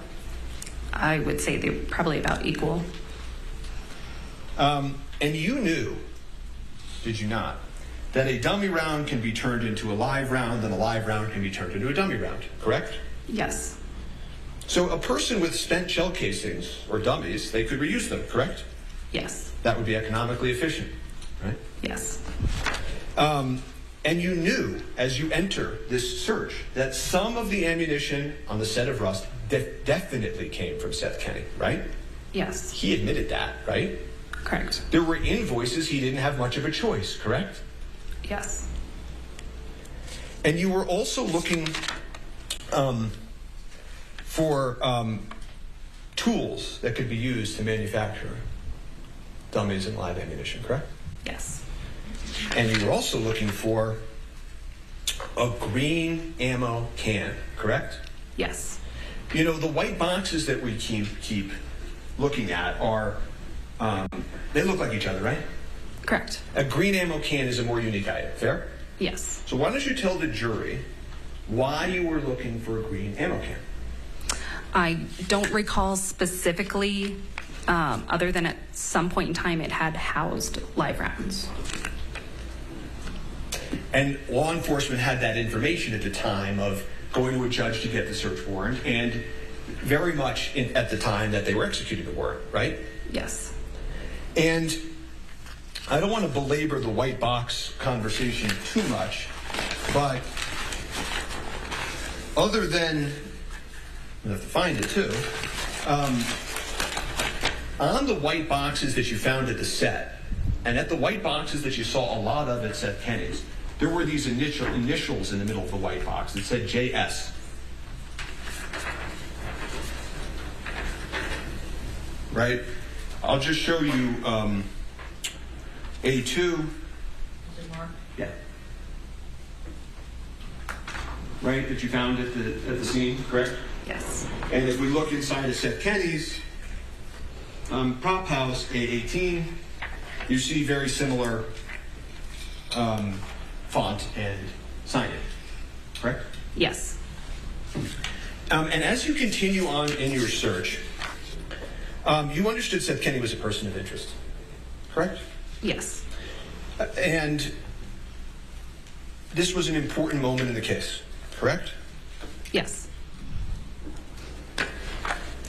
And you even found out that the day before Seth Kenny provided the dummies to Rust, he had in his possession live Starliner brass nickel primer from 1883, correct? I don't recall it being the day before, or having that information personally. Well, so let's leave the day before right now. You knew and understood that Seth Kenny had recently been in possession of Starliner brass nickel primer live, correct?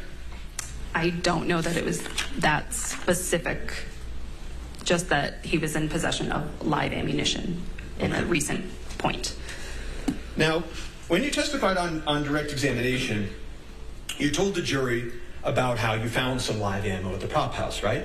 Yes. And how you took that live ammo and sent it to the FBI, right? Yes. And you sent the live ammo from the set of Rust to the FBI, right? Yes. And you're not an FBI agent, but what you told the jury was that when you compared the powder from the set of Rust's ammunition to Seth Kenny's live ammunition, they didn't look the same, right? Correct. And you testified previously. Well, let me just ask you. Did you take all of the 45 live ammunition from PDQ into evidence? Yes. And did you search every single box inside of Seth Kenny's prop house? Yes. And because you did that, according, is this still, what is that?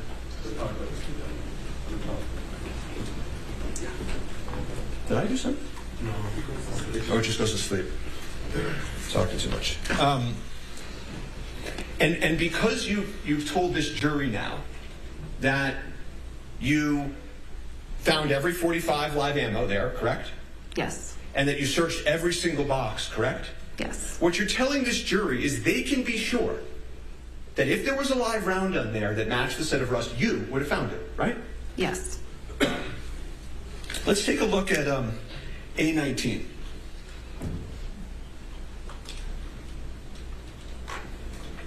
Is that one of the rooms inside of the prop house? Yes.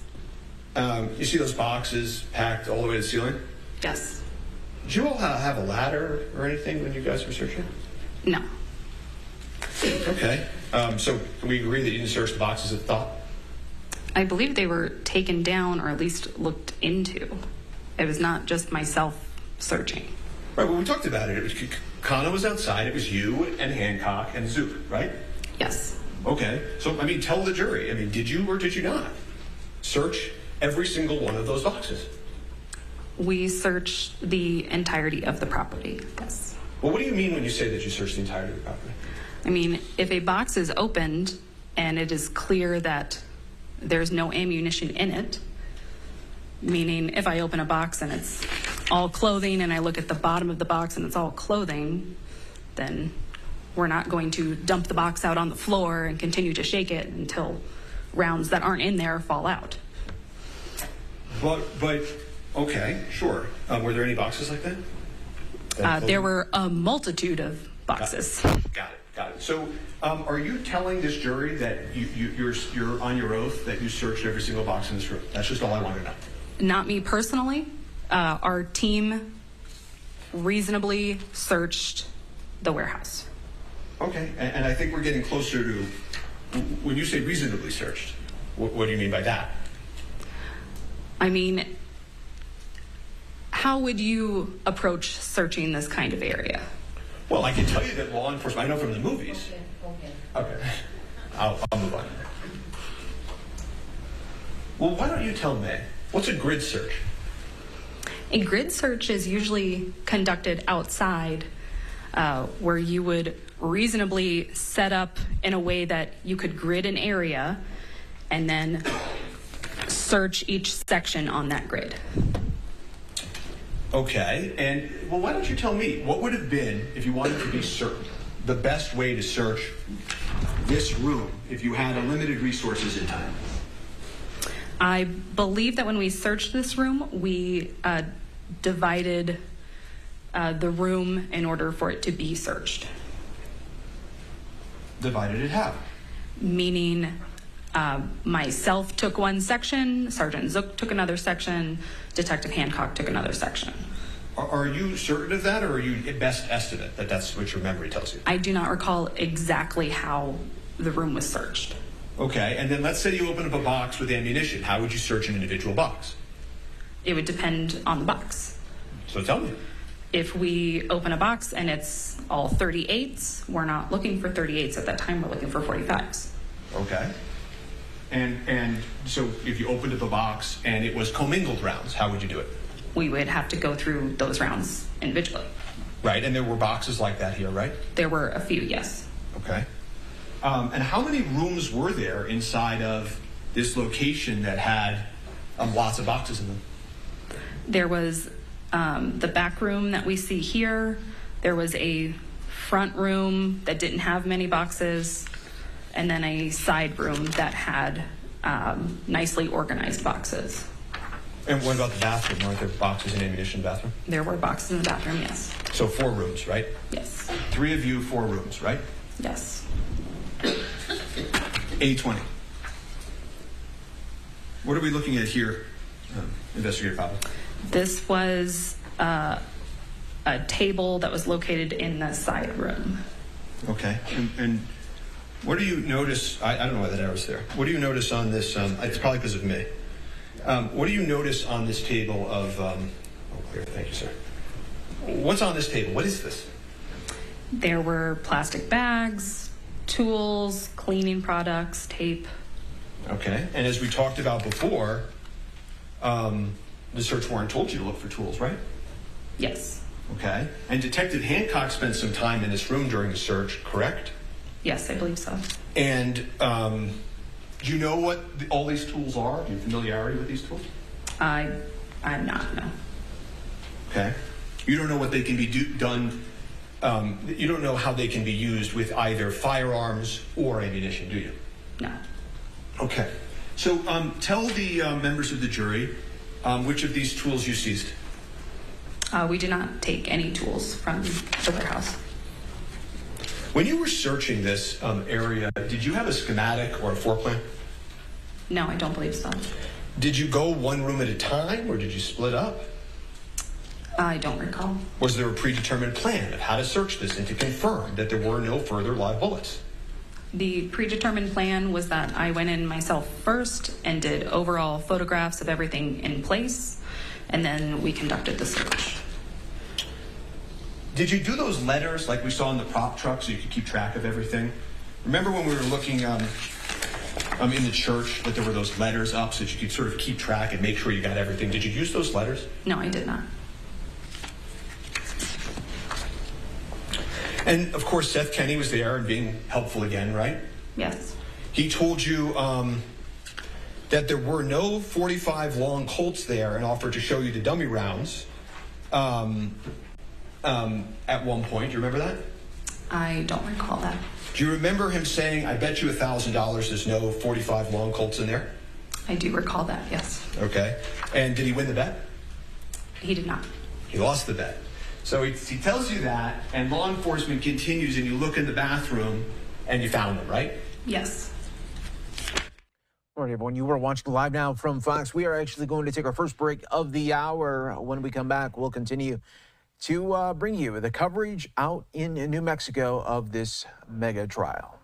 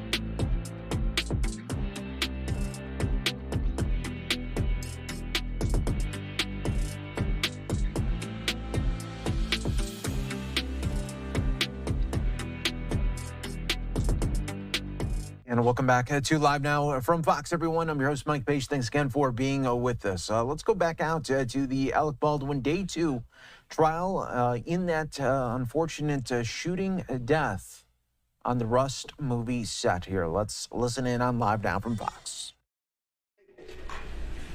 Right? Yes, I believe it was behind that box. I think you weren't able to obviously see it. I see. But it also had a helpful label on it, didn't it? Yes. It said empty. Right? Yes. And it looks a lot like the handwriting in States 19 and the helpful handwriting at 821 that says live. Right? Yes. And it was taking a long time to go through those boxes, wasn't it? Yes. And Detective Hancock was wearing her lapel camera, right? I believe so, yes. Have you reviewed that camera? I have not. You remember you and you said to Detective Hancock, you know, this is taking a long time. We really need a spa day. Objection relevance? What's relevant? What's relevant? Does it have any more tendency to? Sure. I'm going to sustain the objection. Okay. Did you and Detective Hancock start joking around that it was going to take too long to search every box? I don't recall that. Do you deny it? No. And there are times in this search where you pick up a box and you just shake the whole box, right? I don't recall that. Can we play that video? I'm confused. Is he refreshing or is he impeaching? It doesn't matter. It's just a video. It's not a statement. No, it does matter because she said she doesn't recall. Okay. Well, let me ask you this. Do you deny, in parts of your search, just picking up a box and shaking it to see if it shook or not? Do you deny that? No. And so, but if you shook an entire box to see if it had a rattle in it, you wouldn't be able to be sure whether or not every single live round, it was all live rounds or a commingled group, correct? Correct. In fact, that's the entire basis of the case of what you believe the armorer to have done. Commingled, live, and dummies, right? Yes. And yet at the search being conducted to find the source of the lethal round, law enforcement is doing the very same thing that you're complaining about the armorer doing on the set, right? Yes.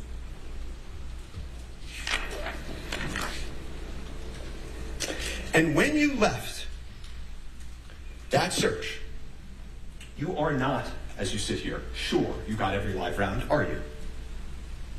No. And actually, if you look at the boxes inside of that location, you didn't even search half of them.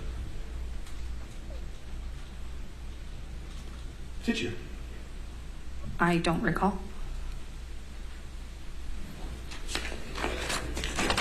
So then why, on direct examination, if you do not recall, did the prosecutor ask you, and you tell this jury, that you were confirming that you searched and found every single live round?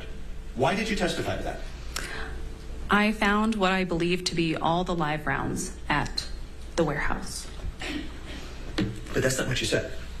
What you said was that you found every live round, right? I don't recall the exact words that I stated. Well, you certainly said that you searched every single box just 10 minutes ago in front of this jury, right? I believe that a reasonable search was conducted of the warehouse. An investigator, I understand you were prepped before you testified today, correct? I spoke with the prosecution before I testified yesterday. Okay. And the jury heard something about pre-trial interviews, where you're interviewed and the defense can be there to watch you be interviewed, right? Yes. But every time you talk to the prosecutors, defense is not there, correct?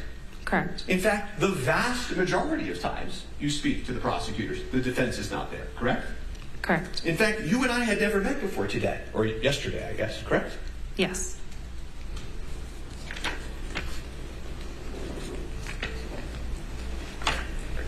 So, you just said, when you originally said that you searched every box, okay, that itself is not accurate, correct? Correct. Okay. So now what you're saying is that you did a reasonable search, correct? Yes. Okay. And the other thing that the search warrant asked you to take was the cameras and the camera equipment, the surveillance footage from PDQ, right? I don't recall that. Okay, I'm going to pass up the warrant to refresh your recollection. Well, do you recall that there was camera equipment there? There was lots of camera equipment inside of the warehouse. In fact, you remember Seth Kenny showed you the camera equipment, right? I don't recall exactly. Okay, I'm just going to mark this as Defense Z and just approach just quickly. I'm sorry, is that a still frame? From the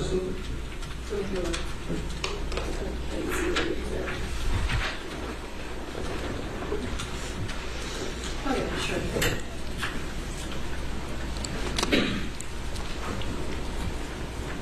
Are you going to mark that? Well, she's going to identify it, and then you're going to... I'm just going to see the refreshes. Okay. Does that refresh your recollection about the...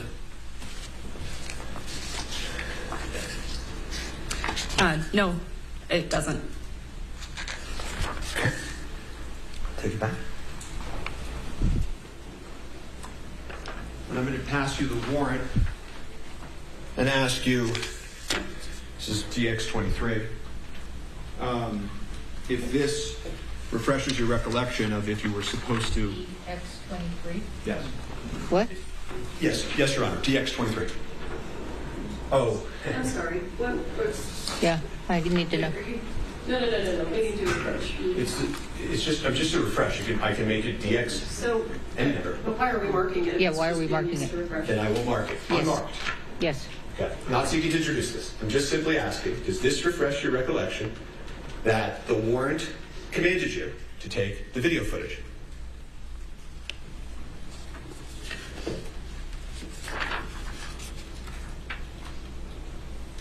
Number 6. She can refresh her memory without being directed. Of surveillance footage, yes. Okay. And so, can you tell the jury, did you take the surveillance footage? No.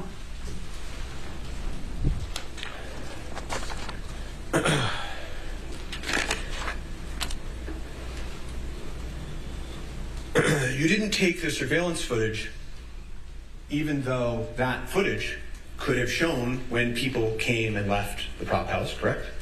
I don't recall if there was surveillance footage. And the photograph of Mr. Kenny showing the surveillance footage didn't refresh your memory? No, because I'm standing in the foreground of that photo. Okay, well, tell the members of the jury what you did to search for surveillance videos that satisfied you that you had complied with the warrant's order. Tell the jury. I don't recall looking for surveillance footage. Okay, thank you for that answer. Because you didn't, right? I don't recall. But if you did, it would be on the lapel cameras of Detective Hancock and Sergeant Zook, right? Yes. And so if it's not on the lapel cameras of Detective Hancock and Sergeant Zook, you would agree with me it didn't happen, right? Not precisely. They don't follow me around the entire time, and I don't wear a lapel, so it could have not been captured. But you're not telling this jury that you looked for it, right? I'm saying that I don't recall looking for it. And if you had taken that footage, if any there were, right, you agree with me that it would have shown when people were coming and going from the prop house, potentially, correct? That's a possibility, yes. It's a possibility you could have seen when the ammo can got there, right? Possibly, yes. You could have seen Sarah Zachary picking up the ammunition, correct? Possibly, yes. You could have seen Seth Kenny disposing of ammunition in the 40 days between when the incident happened and when you arrived, correct? Possibly, yes. And there's one other thing that it would have shown, isn't there? I don't know. Well, it would have shown whether or not you all really searched the place, wouldn't it have? Possibly, yes. And so you didn't take it.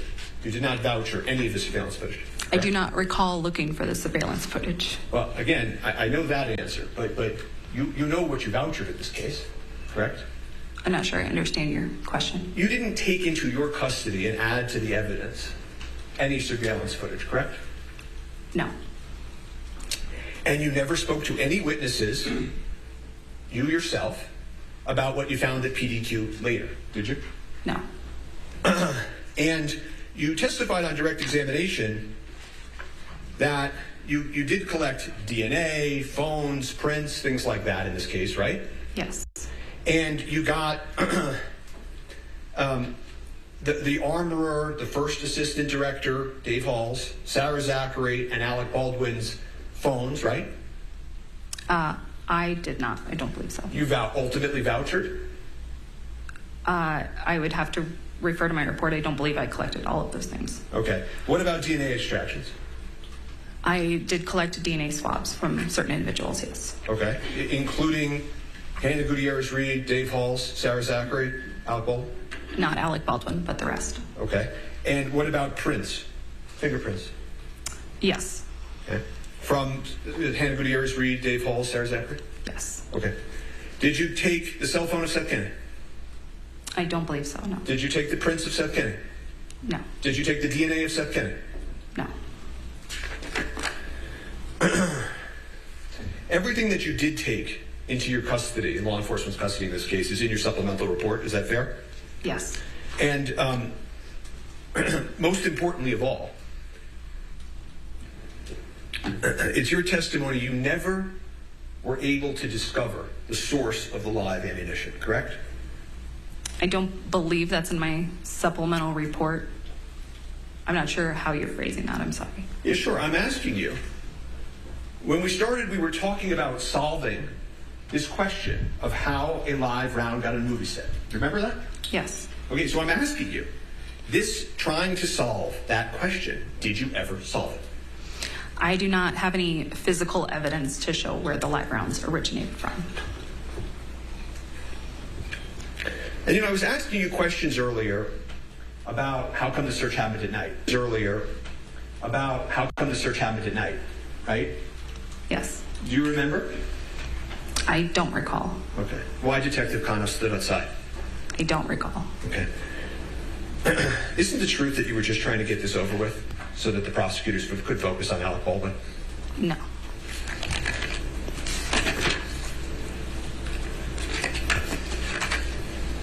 You personally believe Alec Baldwin committed no crime. Isn't that the truth? No. Your Honor, please, can we approach?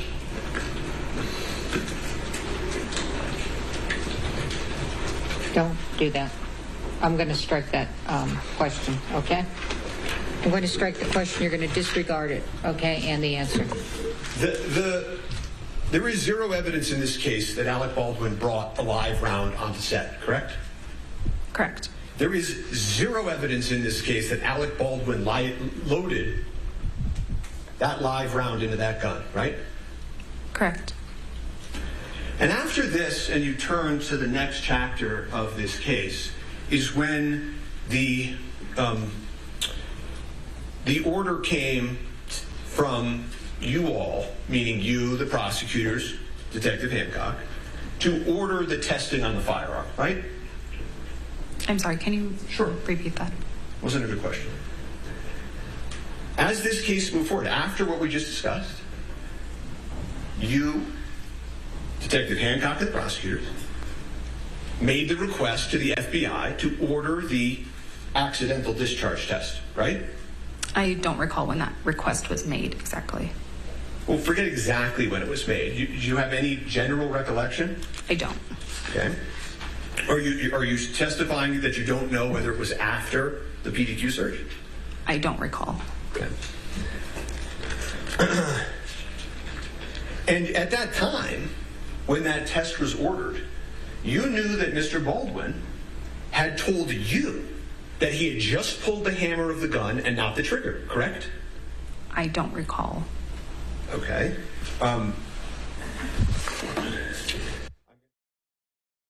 You are watching Live Now from Fox, everyone. We are going to take another 2-minute break. Stay right here with us. More to come in just moments.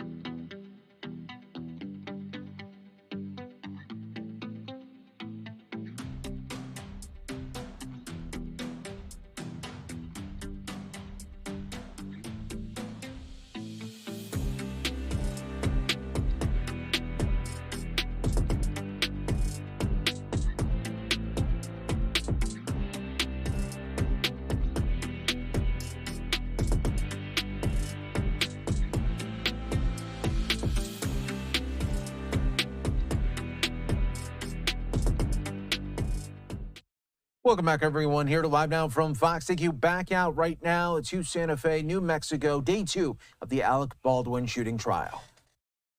Papa is not in this transcript. Well, he's what are you doing? Asking her to refresh her memory? She was there. I'm asking if it refreshes her recollection. All right. Overruled.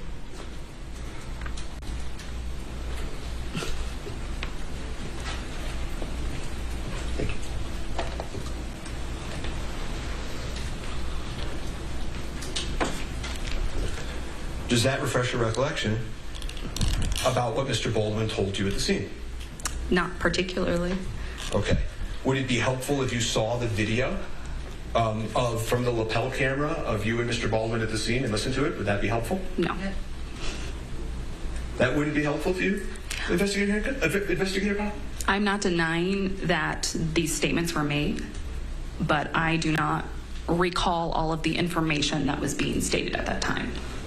I understand that, but you're here to do your best, right? Yes. And you want to be fair to Mr. Baldwin, right? Yes. So you don't know that if I show you the video of you at the scene, it won't refresh your recollection?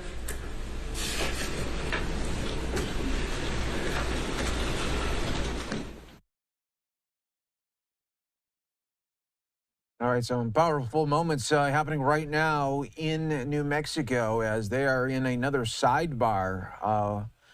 The prosecution and the defense after the witness does not want to see video that the defense attorney wants to showcase. And so this is going to be interesting to see how it all plays out right now here in the courtroom as they're deciding sidebar what is happening with this witness and if they are going to be disgruntled. Let's listen.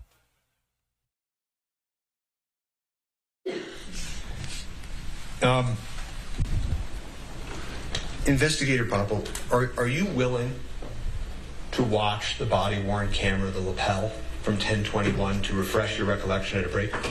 Yes. Okay. And you would agree with me it may refresh your recollection, true? Yes. Okay. And whatever information you had from Mr. Baldwin at the time, well, let me ask you this. Withdrawn. Did you tell Mr. Baldwin, don't worry, we're going to find the source of the live ammunition, or words to that effect?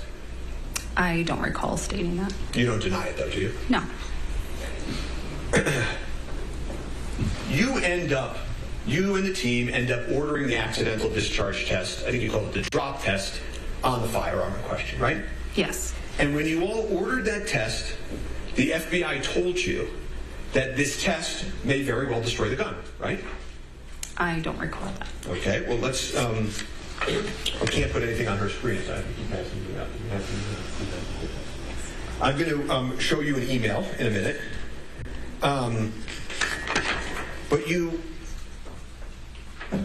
do agree with me that you were involved in the team's decision to send that firearm off to the FBI for that testing, correct? Yes. Okay. That firearm that you told me earlier in my examination was something that you were entrusted to keep track of and to protect, right? Yes. A piece of evidence that you knew was critical in this case, correct? Yes.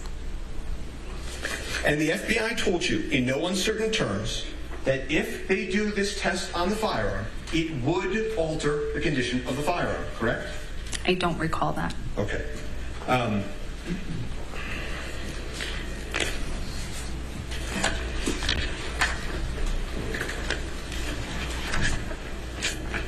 We're going to pass up an email to you because I can't show you on the screen, I don't think. You can? Okay. We can show you on the screen, apparently, as I understand.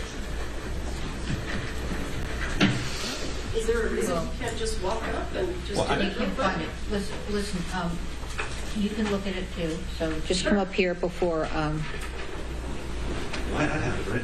Okay, we have it. They have it. Are we doing it? I'm just going to pass up. Okay, but I need to look at it. It's just, you might see now. No, there's a...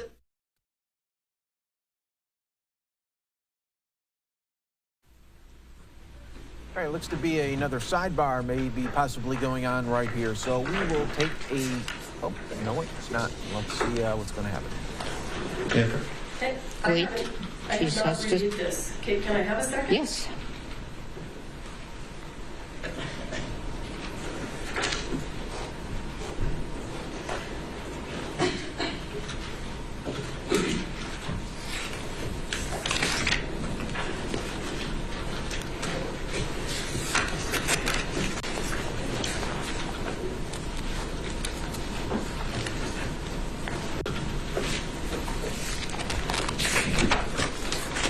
What's the portion that you expect to refresh your memory?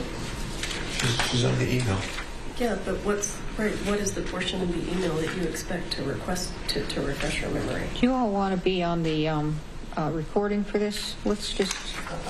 point out to me how this well, is first of all, just if she can look at the whole document and see if it refreshes her memory, okay? That's exactly what I was Move on.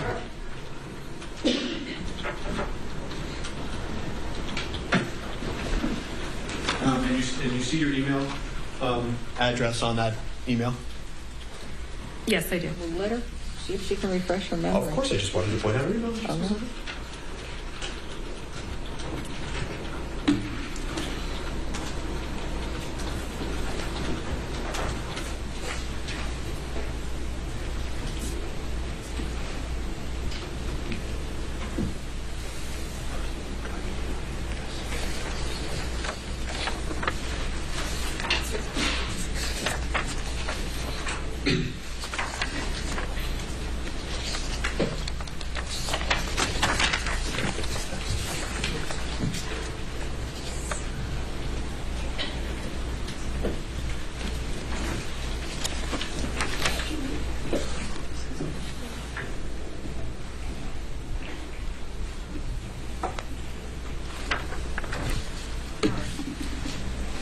Does that refresh your recollection?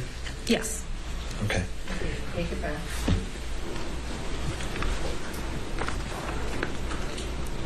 Thank you. Thank you.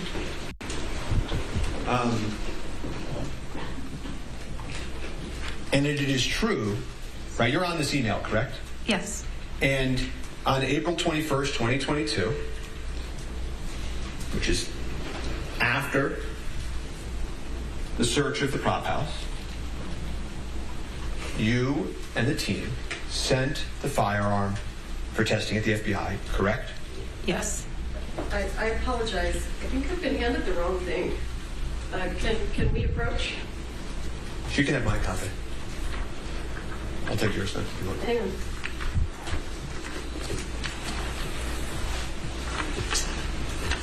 We need to approach. May we approach?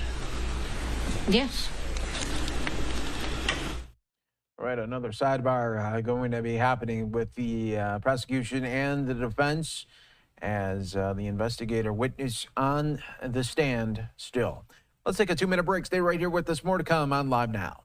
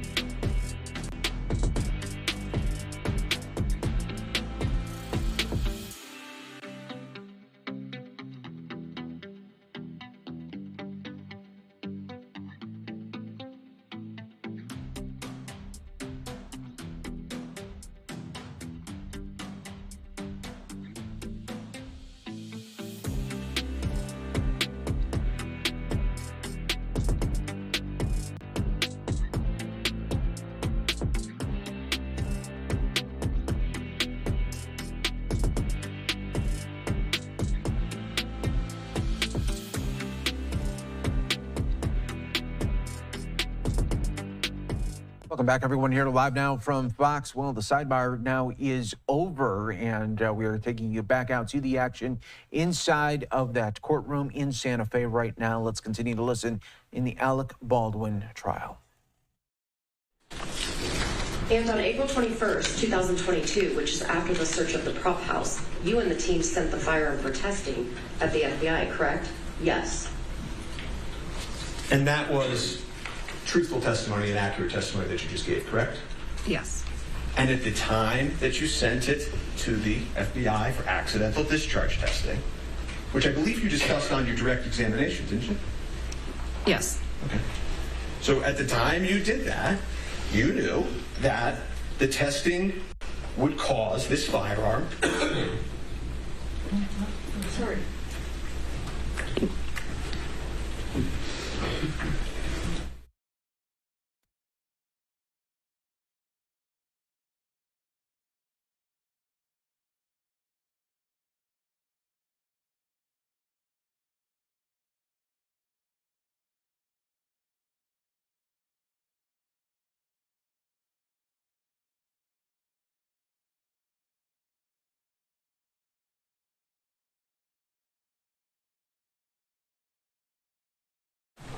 At the time that this testing was ordered, you knew that the firearm would no longer be in the same physical condition you recovered it in, correct?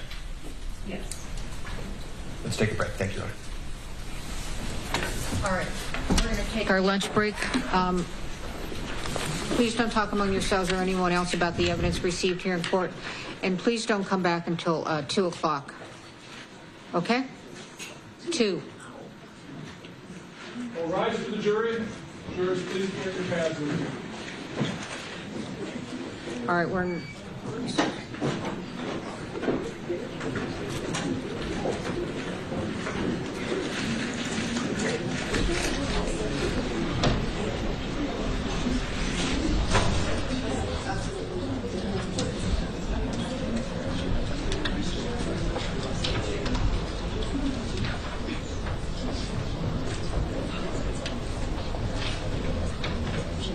All right, we're in recess. Counsel approach. Your Honor, as I indicated, housekeeping. yeah, as I indicated, we're just going to provide a laptop to the investigator at the break. Thank you. Some of the your excuse. Thank you. See you at 2 o'clock. Do you want this housekeeping? Actually, you're probably going to So, All right, so there we have it. Now going into lunch break here. So, of course, we will continue our coverage of the Alec Baldwin trial after the lunch break. There should be in about another hour or so. So let's take our final break of the hour. Stay right here with us. More to come on Live Now.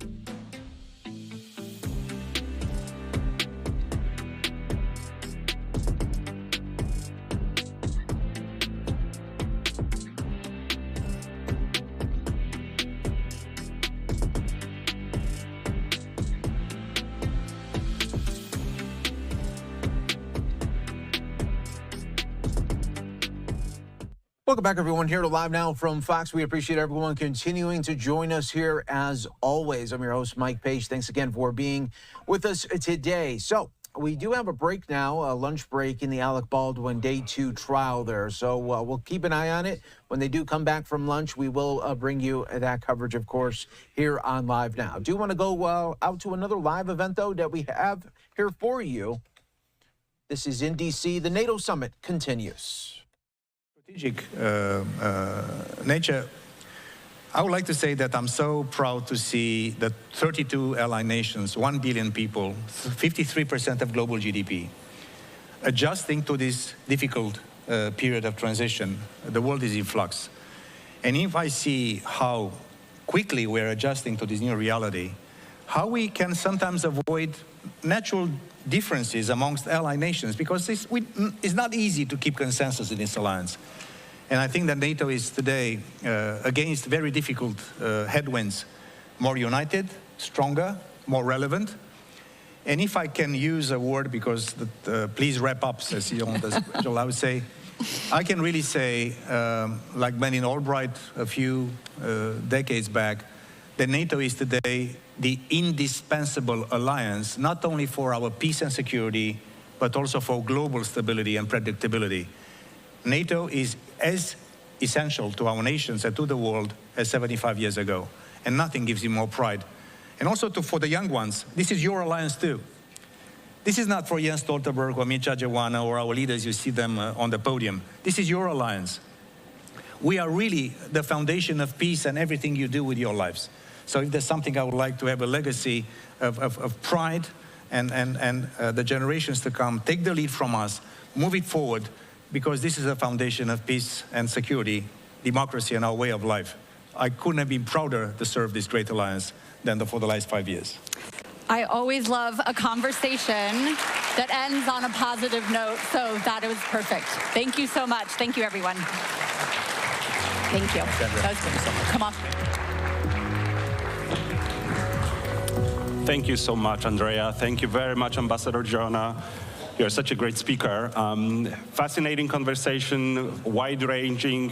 I see that some of you are escaping, but it actually is a good time to stay in your seat for a very special video that we have prepared. Well, actually, not exactly we, but that NATO has prepared for the heads of states and governments, that was run earlier this week at the Mellon Auditorium, where the North Atlantic Treaty was signed 75 years ago. Before we go to the video, I want to remind you that the next session will be with our partner from one of the NATO partners, President of South Korea, that will require translation, unless your Korean is very good already.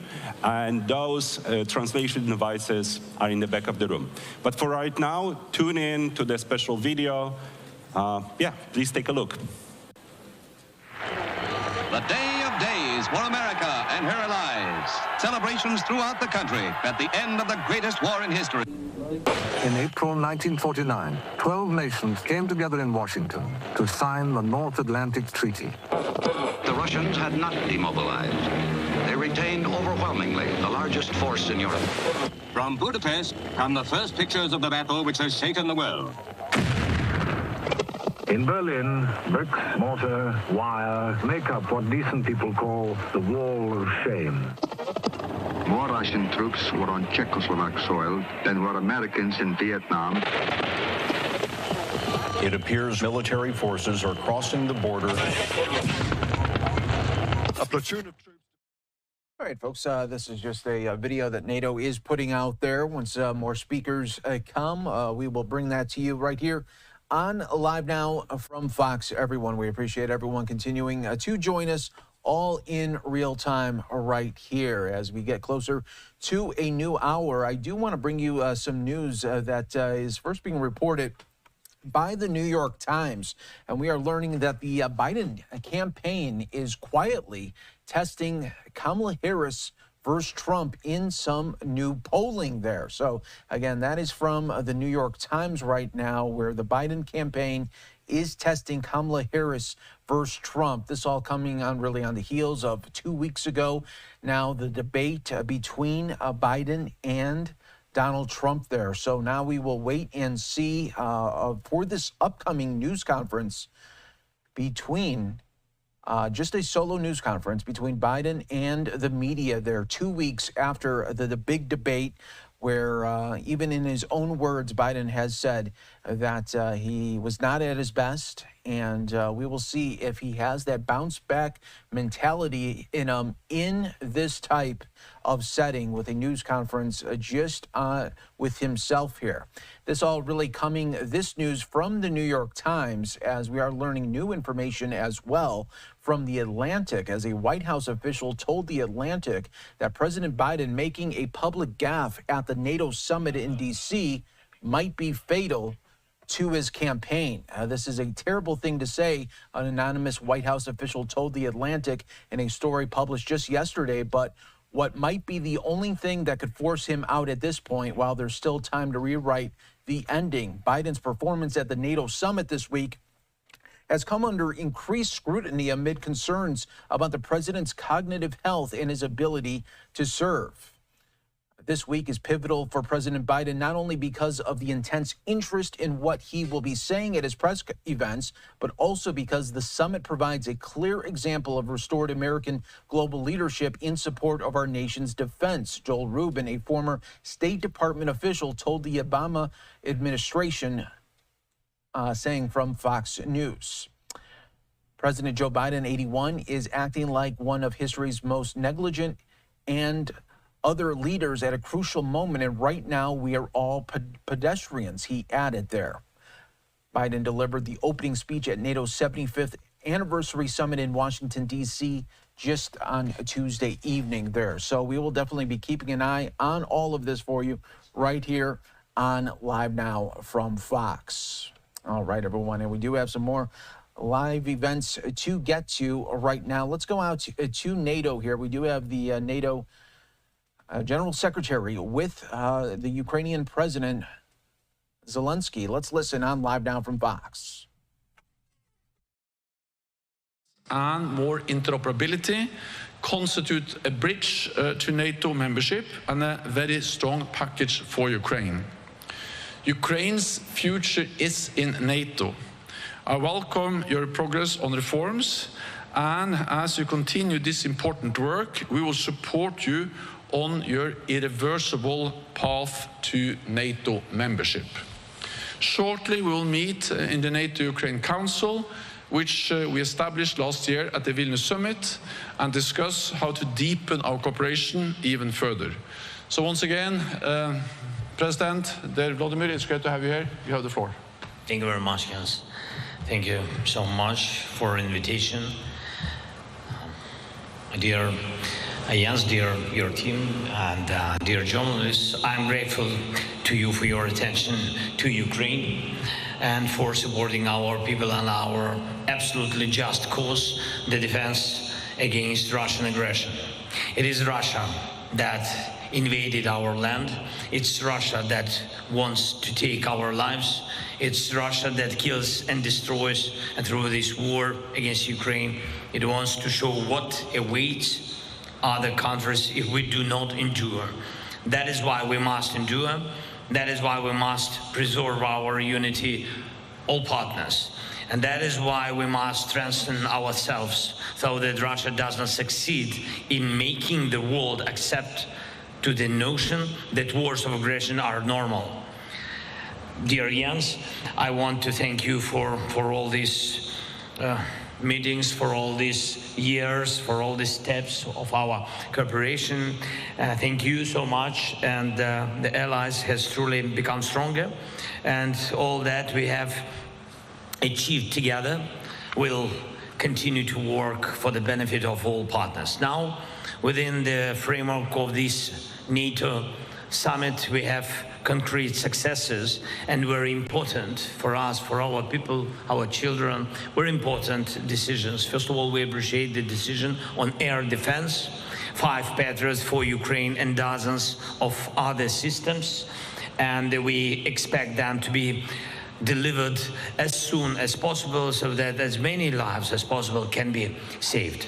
Second, a year ago, we began, you said about it, we began working on a new and strong architecture of security agreements. At that time, the G7 declaration in support of Ukraine was signed, and over the past year, 32 countries have joined the declaration, and today we signed another security agreement, now with Romania.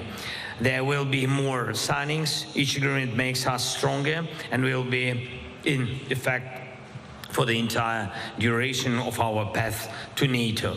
Today we will endorse the Ukraine Compact, and this document is a success for Ukraine as it develops our security architecture. We will definitely implement every point. We have more than enough energy for this. Third, of course, during our meetings, with Jens and all other negotiations, we are discussing now to strengthen, how to strengthen our warriors and give our people the opportunity to live normally. We will talk about this today at the meeting of the Ukraine NATO Council. And we are counting on strong decisions. Air defense, F-16s, the permission to hit Russian territories exactly where they are. We will discuss these issues today. Anyway, we will raise up this topic. We already have a decision regarding the NATO mission for Ukraine. This will help us train our soldiers faster and more efficiently, equip our brigades, and develop our defense forces more effectively. We have clear annual financial commitments already in our agreements, as Secretary said, $40 billion, and it's crucial to maintain such support. And all this will help curb Putin's appetite for aggression. And one more thing.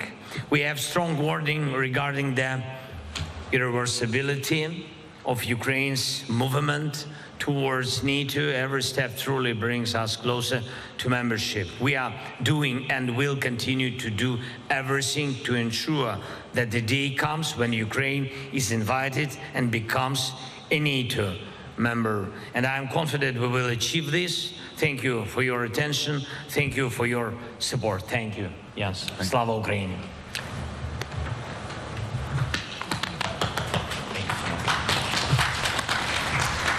Thank you. We have very limited time, so we're only going to take 3 questions because we have to have the NUC start very soon, after which, of course, there will be a statement and there will be another opportunity to engage with the media. I'll start with Reuters. Thank you. Sabine Siebold with Reuters. SecGen, CNN has a report saying that the US and Germany foiled a Russian plot to kill the CEO of German arms maker Rheinmetall. That's the company that's producing artillery shells for Ukraine. Can you confirm that there was such a plot? And who were the other defense industry targets? And what measures will NATO take in response to this? And President Zelensky, if I may, another summit is coming to a close, and NATO has still not offered a political invitation to Ukraine to join. Do you see this as a defeat? And the second question, Russia has been slowly advancing in the east for months. When are you going to stop Russia's troops? Thank you. Well, I can start to answer the first question by saying that I will not go into that specific report. What I can say is that we have seen a pattern, a Russian campaign organized by the security services to conduct hostile actions against NATO allies across the alliance, with sabotage attempts, with cyber attacks, with arson, with different types of hostile actions against NATO allies. And these are not standalone incidents. These are part of a pattern, part of an ongoing Russian campaign.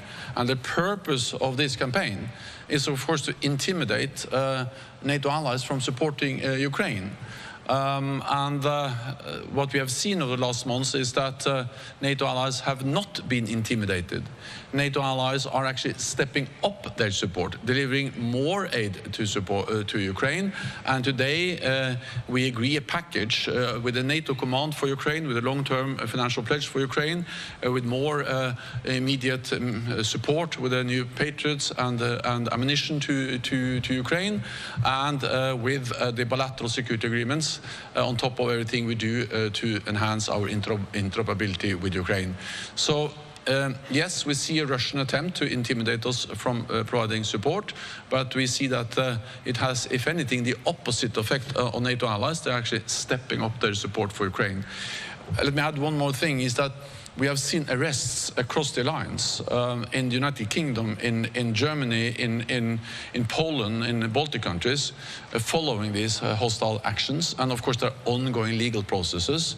And what NATO does is also to increase intelligence sharing to help allies to protect against these actions. Thank you so much for your questions. So first of all, we are very close to our goal. I think next step will be invitation, and after that will be membership. It's understandable that we will not be in NATO till the war will be in Ukraine. But I hope that we will prevail. And today I see successes for our people, our families, for them, especially after this brutal attack on our hospital, children's hospital. I think we are not thinking in Ukraine about wording which are close or not close to NATO. We are thinking about real strong steps from very strong people. And we had this is speaking about the war, you can't even sometimes use the word success, because success is no war in your country, in your life. Success when you don't lose your family. That is success. And to survive and to win this war, it will be. That will be a real success for us. And I think we have to stop speak that for Ukraine, the membership in NATO, this is success. I think this is success for both of us. We strengthen NATO. We're strong guys. We have strong army, and we are fighting against this tyrant, Putin. And that's why Ukraine in NATO, this is both success. But for today, when we speak about very concrete successes, this is success what gives us possibility to live. Patriots, other IRIS-T Hawks. I didn't tell all these details, how many different countries and how many different systems we can have. So for us, it's to push them quicker, to have them quicker in Ukraine. That is a success for us for today. Be very honest with you. Thank you. Thank you. Okay, one question, please, because we're very short on time. Interfax Ukraine. Thank you. Irina Sommer, News Agency, Interfax Ukraine here. Question regarding use of allied weapon to hit target on Russian territory. Can we expect that finally limitation and restriction will be lifted and Ukrainian will be able to prevent future attack on civilians and children in hospitals? Thank you. I think it's important to remember what this is. This is a war of aggression launched by Russia against a democratic, friendly neighbor, Ukraine. Russia invaded Ukraine. That's a blatant violation of international law. And according to international law, Ukraine, of course, have the right to self-defense. NATO allies have the right to help and uphold Ukraine's right of self-defense without becoming party to the conflict.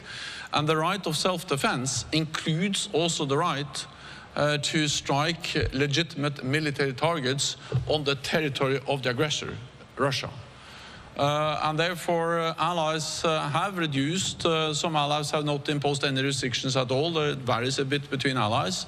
But allies have reduced the restrictions on the use of the weapons delivered to Ukraine.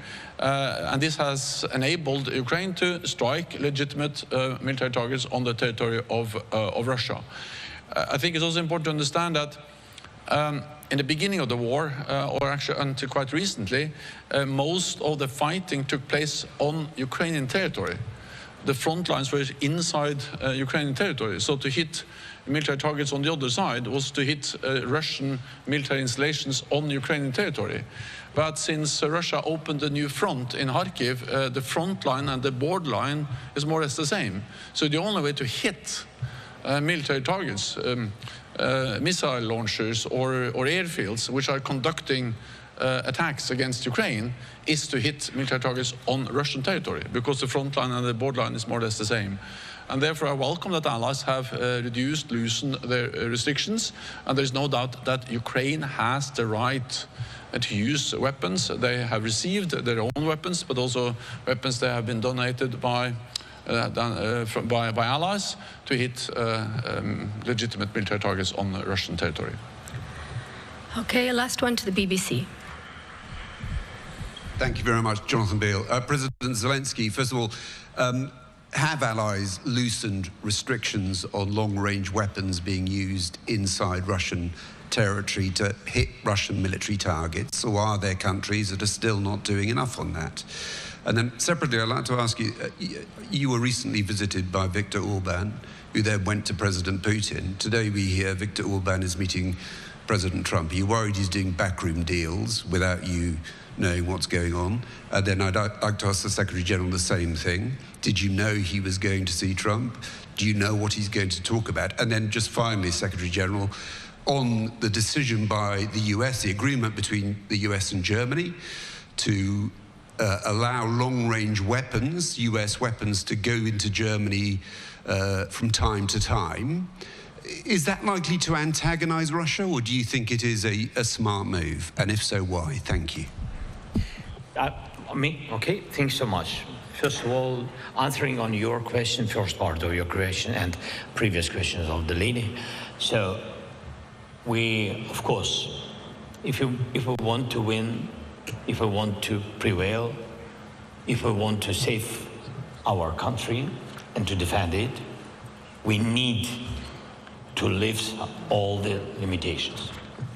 I spoke about it with partners, with UK leader, with United States President, with Secretary, all of them.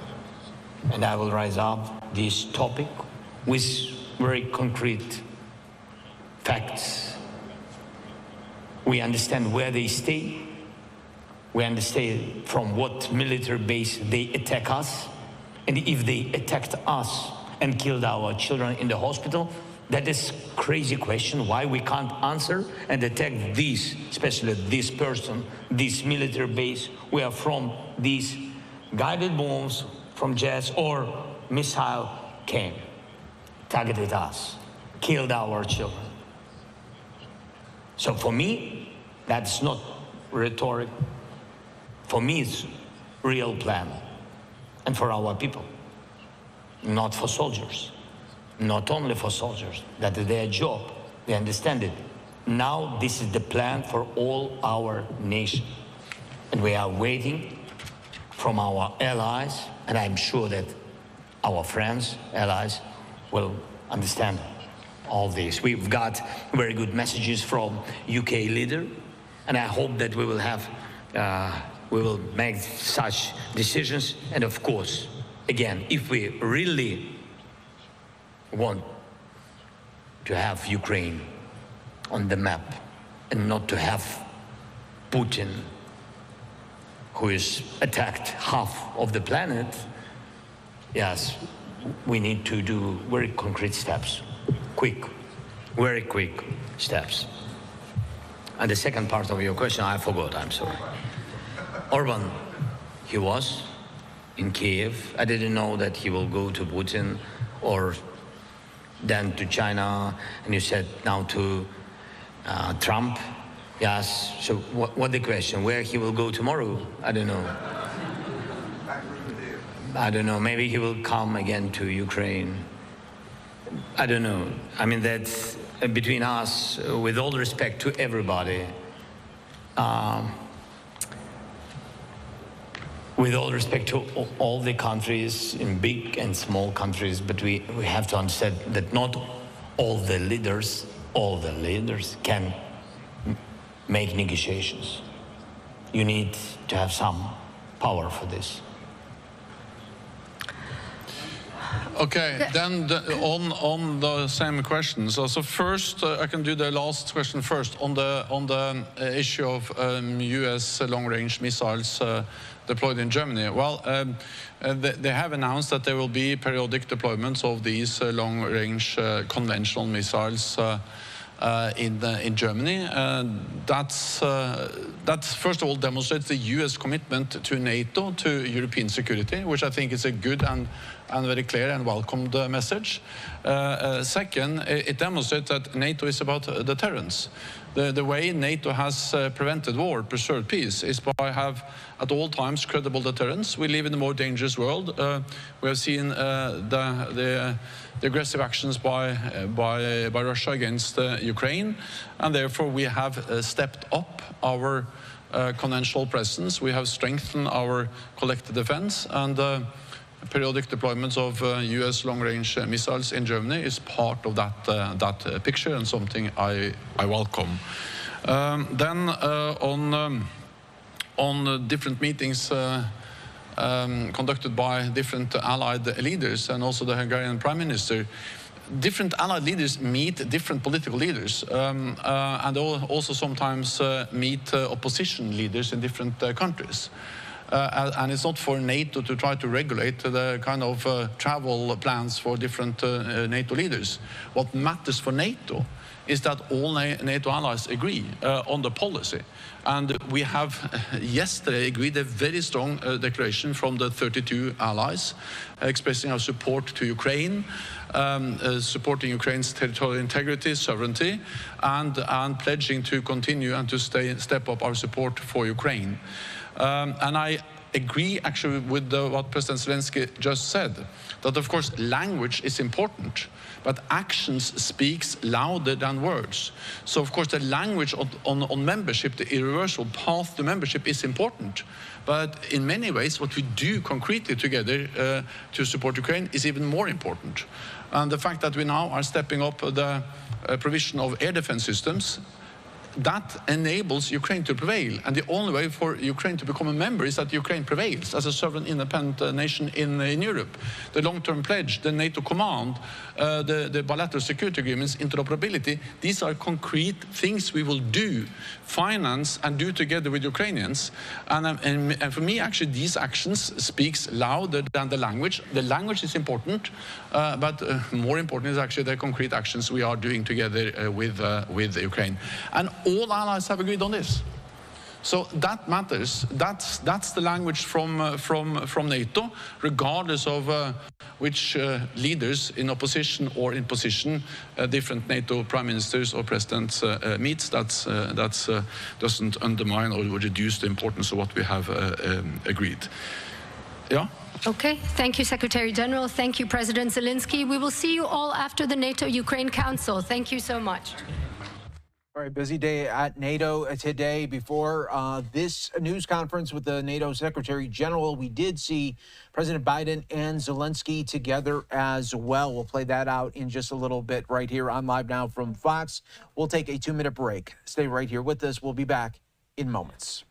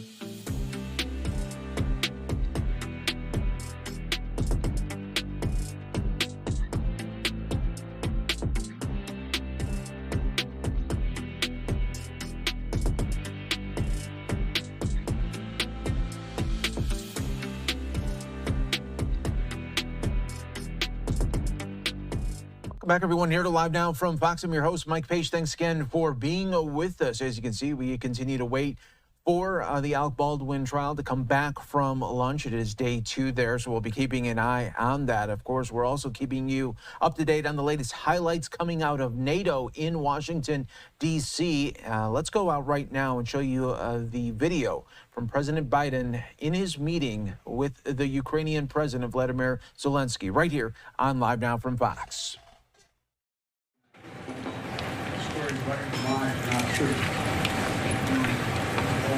And the fact is that over the past few months, the battlefield in Ukraine has shifted, but Ukraine stopped Russia for Kharkiv, number 1, and you should be complimented for that. Number 2, you've blunted Russia's advances. You've imposed significant cost on Russia, and you made it clear Russia will not prevail in Ukraine, will not prevail in Ukraine. Ukraine will prevail.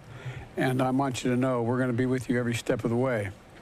2 days ago, I announced a historic donation of air defense equipment to Ukraine. Today, I'm proud to announce new security systems package for Ukraine. This will be the 8th package I've authorized since we've signed the National Security Bill. The Secretary of Defense, we can talk about what the details of all that are. I signed it yesterday, or last night, I guess.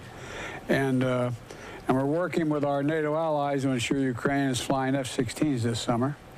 And we show the world that we stand with Ukraine now and in the future. So, Mr. President, thank you again for being here. We got a lot of work to do together, and I yield the floor to you. Thank you so much, Mr. President. Thank you very much for the invitation to summit, and thank you for such strong news about new security package. I'm grateful to you, your team, your administration, of course, Congress, both parties, both chambers, and all Americans for their vital and your strong support of Ukrainian people. Together we are saving lives of our people. You mentioned about Kharkiv. Thanks to your support and thanks to our soldiers. Really, it was tough work, but they did it, and together we are preserving Ukraine's independence and freedom, and these are historic actions that will protect the world from similar wars. And I especially want to thank today President Biden for his support and personal statement following the Russian strike on the children's hospital in Kyiv. Yes, this is our largest children's hospital, and it was direct hit by Russian missile. That is why we greatly appreciate your decisions to strengthen our air defense, the 5 new Patriots and dozens of other systems. And we have, and I want to also to speak today how we can continue the support, and I also want to discuss with President how we can quickly and decisively stop Russian terror with this big problem for us. It's guided bombs, and of course we need some quick steps, some to lift all limitations for our Ukrainian soldiers. And of course we are thankful for that you helped us to save our energy. It's a tough period for people without energy, but anyway we are thankful to you and partners. And of course we will discuss achieving a just end to the war. We must end this war justly and for peace to return as soon as possible. We need a second peace summit this year. Thank you for participation, and we are counting heavily on America's support in this. God bless America. Slava Ukraine. We will stay with you, period. Thank you, press. Thank you. Thank you. Thank you. Thank you, President. Is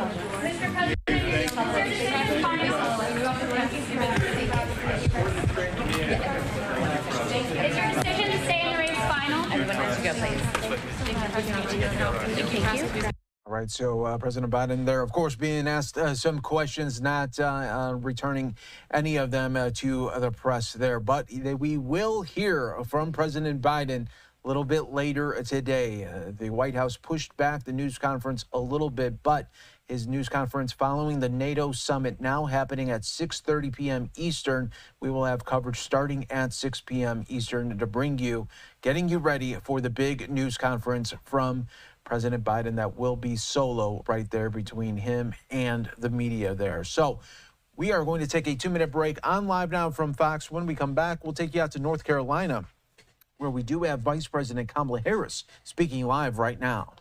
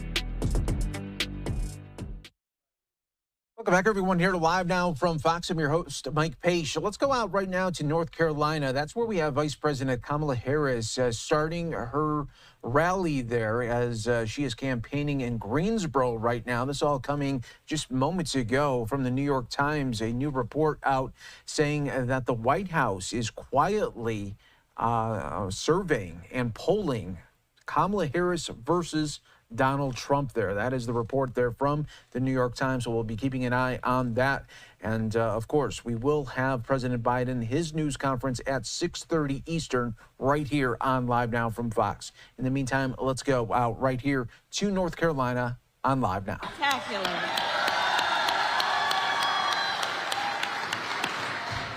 Good afternoon, Greensboro. So good to be back. It's so good to be back, and with so many extraordinary leaders. Thank you all for taking the time to be here this afternoon. I want to acknowledge my dear friend, Governor Roy Cooper. He came backstage. I said, Roy, you tore it up.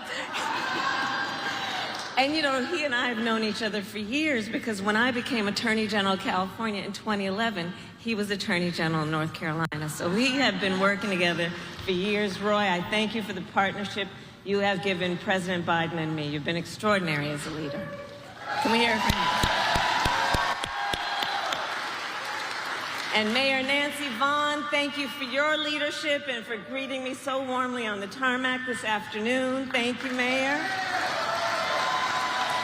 And Chairman Alston, I thank you for your friendship and your leadership and all that you do. Thank you. Thank you. So it is good to be here in this historic place and to be, please have a seat for those who have seats. It is good to be with all the leaders of this incredible community and the leaders who have always here been on the front lines in the fight for civil rights. As some of you may know, my parents met while they were active in the civil rights movement.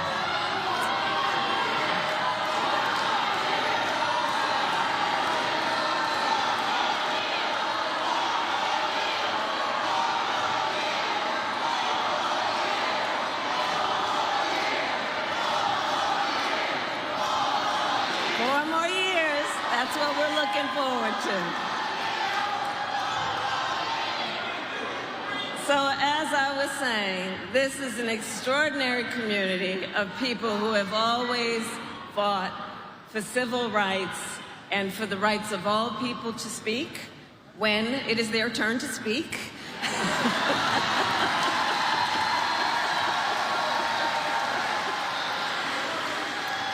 And of course, all voices are important, and I say that in true sincerity. But I want to talk a bit about the work of this community in the context of the civil rights movement. My parents met when they were active in the civil rights movement. They took me to those marches when I was in a stroller. And I grew up then in a community like this one, where the people who were raising us, I look at Devin, I think about my childhood. We grew up in a community of people who, when we were young, they told us literally, you are young, gifted, and black. They taught us that we could do anything and should never be burdened by the limitations of other people to be able or not be able to see what can be. And this is that community who understands and can see what is possible unburdened by what has been. We collectively, I know, were raised and taught to understand we have a duty to serve in the fight for freedom, opportunity, and justice for all. And it is that sense of duty, not if you feel like it, duty, which guides us at this very moment. We are today 117 days out from the election. And I know many of us have been involved in these elections every 4 years, and nearly every time we say, this is the one. This here is the one. This is the one. The most existential, consequential, and important election of our lifetime. Now, we always knew this election would be tough, and the past few days have been a reminder that running for President of the United States is never easy, nor should it be. But one thing we know about our President, Joe Biden, is that he is a fighter. He is a fighter. And he is the first to say, when you get knocked down, you get back up. You get back up.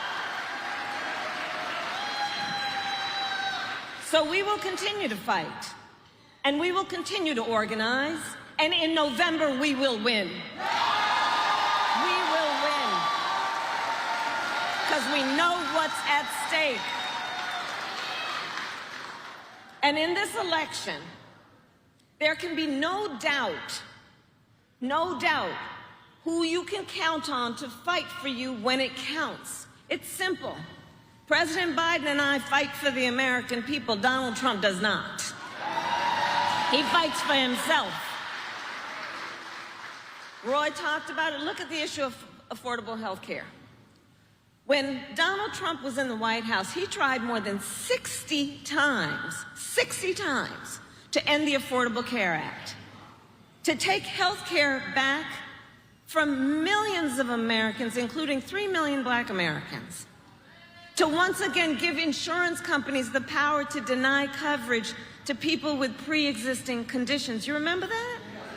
Remember what that was like? When people were being denied health care because of a pre-existing condition? Children with asthma? Women who had survived breast cancer? Grandparents with diabetes? Let's not forget what not too long ago that kind of perspective means and meant to real people, our relatives, our friends. President Joe Biden and I, on the other hand, have defended the Affordable Care Act and made it stronger. Because we know access to health care should be a right and not just a privilege for those who can afford it.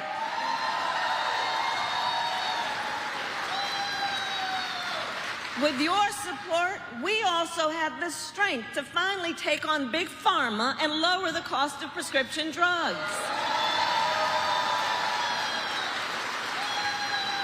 It was with the knowledge that black people are 60% more likely to have diabetes, Latinos 70% more likely to have diabetes, that we capped the cost of insulin for our seniors at $35 a month.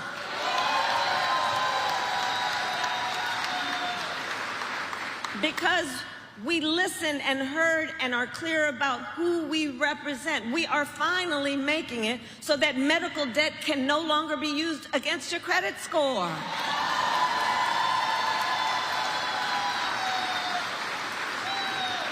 There's the issue of student loan debt.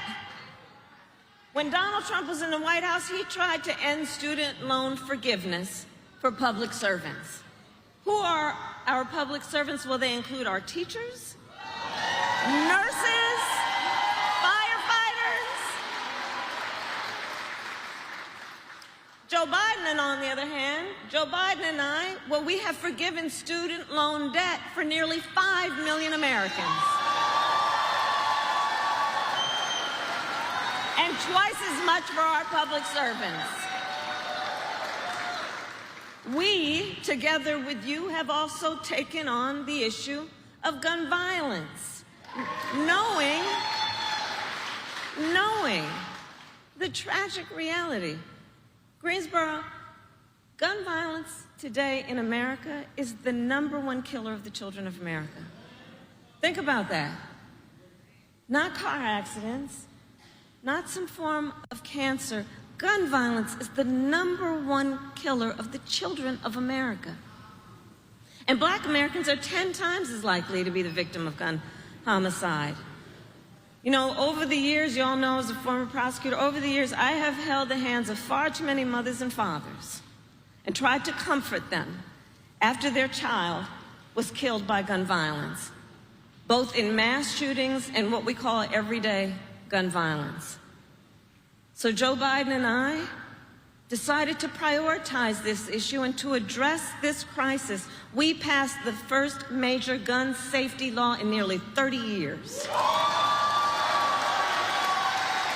A bipartisan law to strengthen background checks.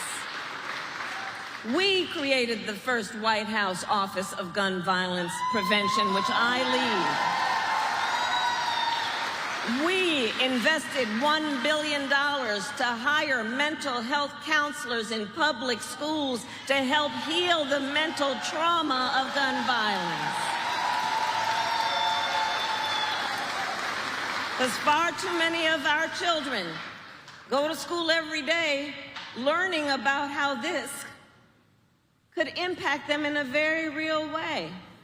Last fall, I did a tour speaking with Gen Z. I love Gen Z. And I'd ask them, raise your hand if you have ever had to, in schools, anytime between kindergarten and 12th grade, I'd ask them, have you had to endure an active shooter drill? And to the older adults here, I will tell you it is bone-chilling when they respond. Almost every hand went up. These are very real issues. On the other hand, Donald Trump opposed reasonable gun safety reforms and cut funding for gun violence prevention. We simply know we cannot count on Donald Trump to help keep America and Americans safe, not here at home and not on the world stage. And yes, I am also talking then about national security. This week, our president, Joe Biden, is hosting more than 30 global leaders in Washington, D.C. for the NATO summit. Now, NATO is the greatest military alliance the world has ever known.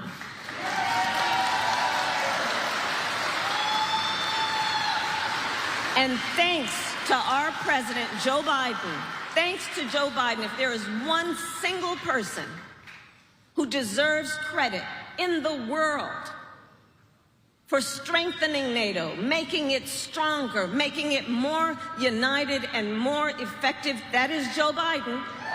That is Joe Biden.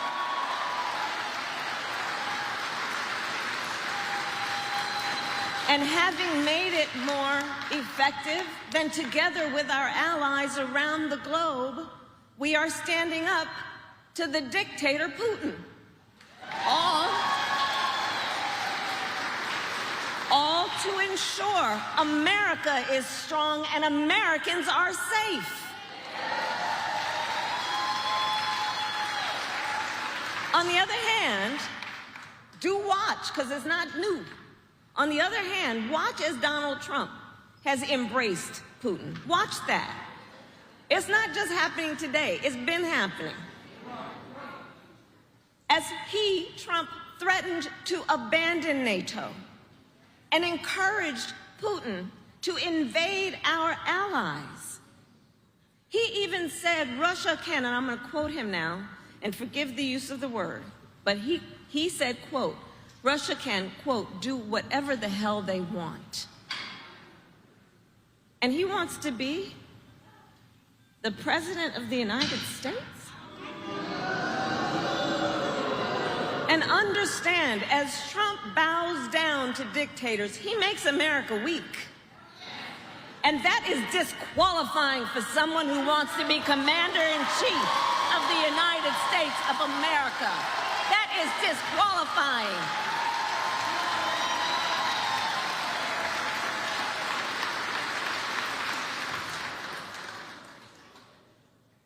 So all of this to say, there is so much at stake in this moment. And last week, we were again reminded of that fact when the Supreme Court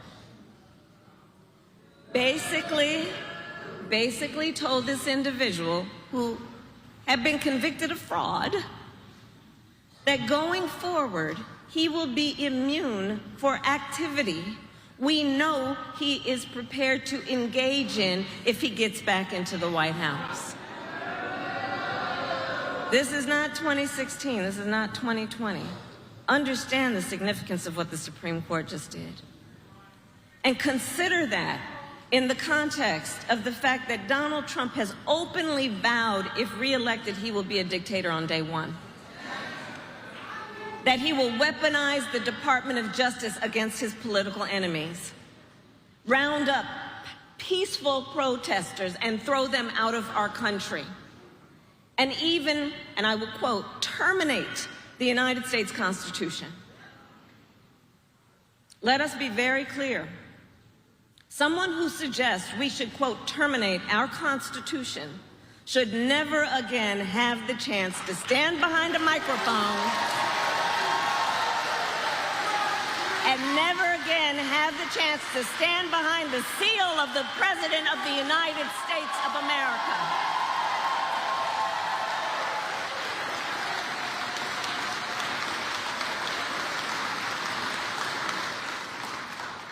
And some of you, of course, have heard that Trump's advisors have created a 900-page blueprint for their agenda for the second term if they were to have one. They call it Project 2025. And it includes, check this out, it includes a plan to cut Social Security. It includes a plan to repeal our $35 cap on insulin. It includes a plan to eliminate the Department of Education and end programs like Head Start. I say to the teachers and the students here. And Project 2025 outlines a plan to limit access to contraception and for a nationwide abortion ban, with or without an act of Congress. And on the topic of reproductive freedom, I know we all agree, one does not have to abandon their faith or deeply held beliefs to agree the government should not be telling her what to do with her body.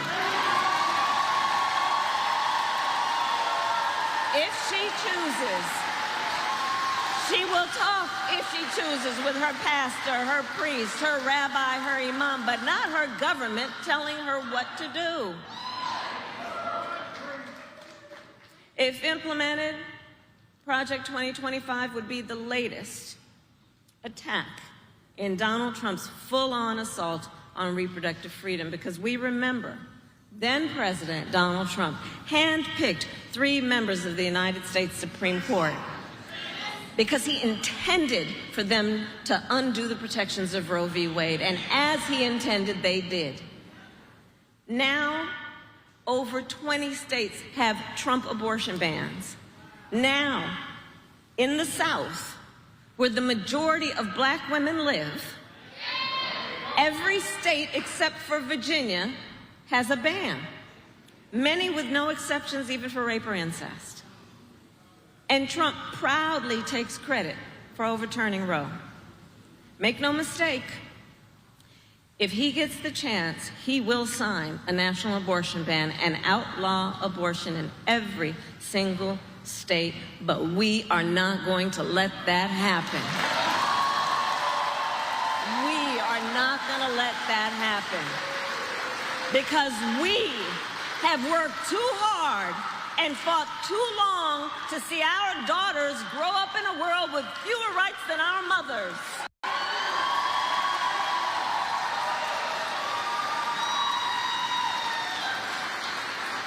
And when Congress passes a law that restores the reproductive freedoms of Roe, our President, Joe Biden, will sign it.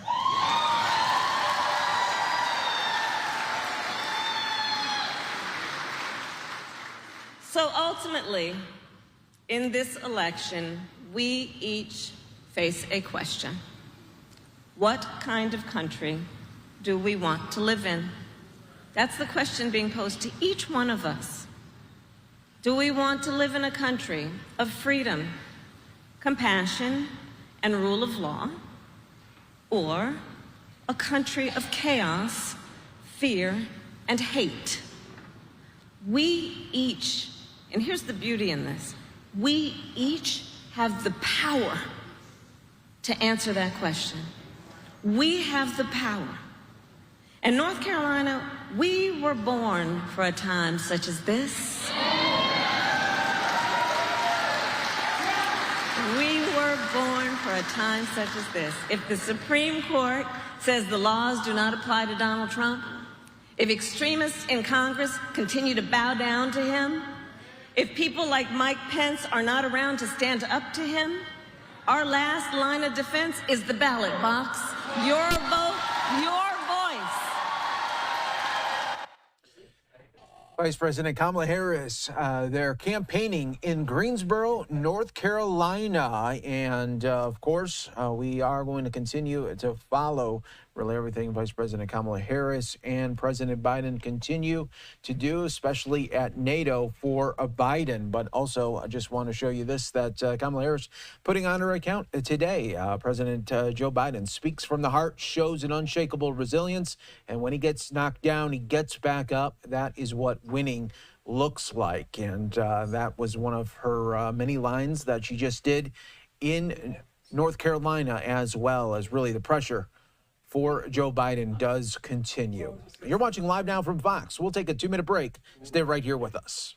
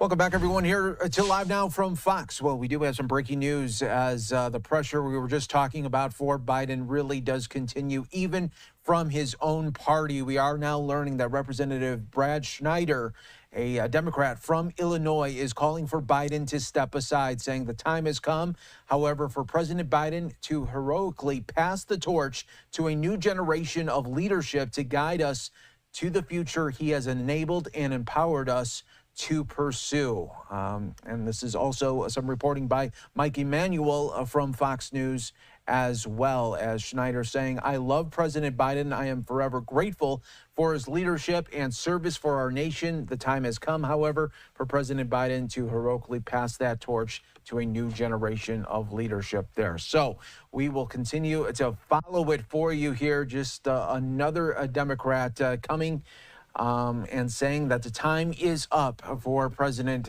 Joe Biden there. And of course, Biden will be speaking at a news conference today, 6:30 Eastern. We will have that coverage for you later this evening, and we'll show it to you live, raw, and always unfiltered right here. So we are going to take our final break of the hour, everyone. Stay right here with us. More to come in just moments on Live Now from Fox.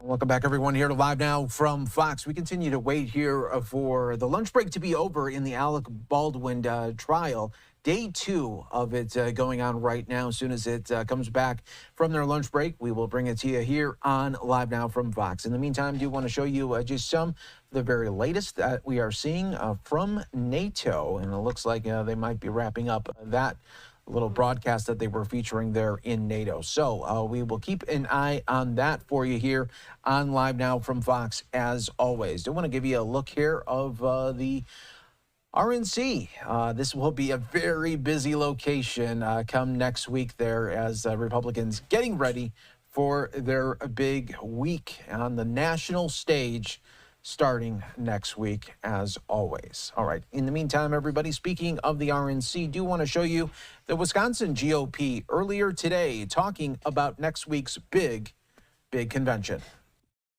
Had a public shootout with all sorts of internal problems, was an hour and a half south of here, where they'll also be having this year's convention. So I'm not surprised by that from what we've seen. The latest Emerson poll has Donald Trump up about 3% in Wisconsin. And the other information that we're seeing internally shows about the same thing.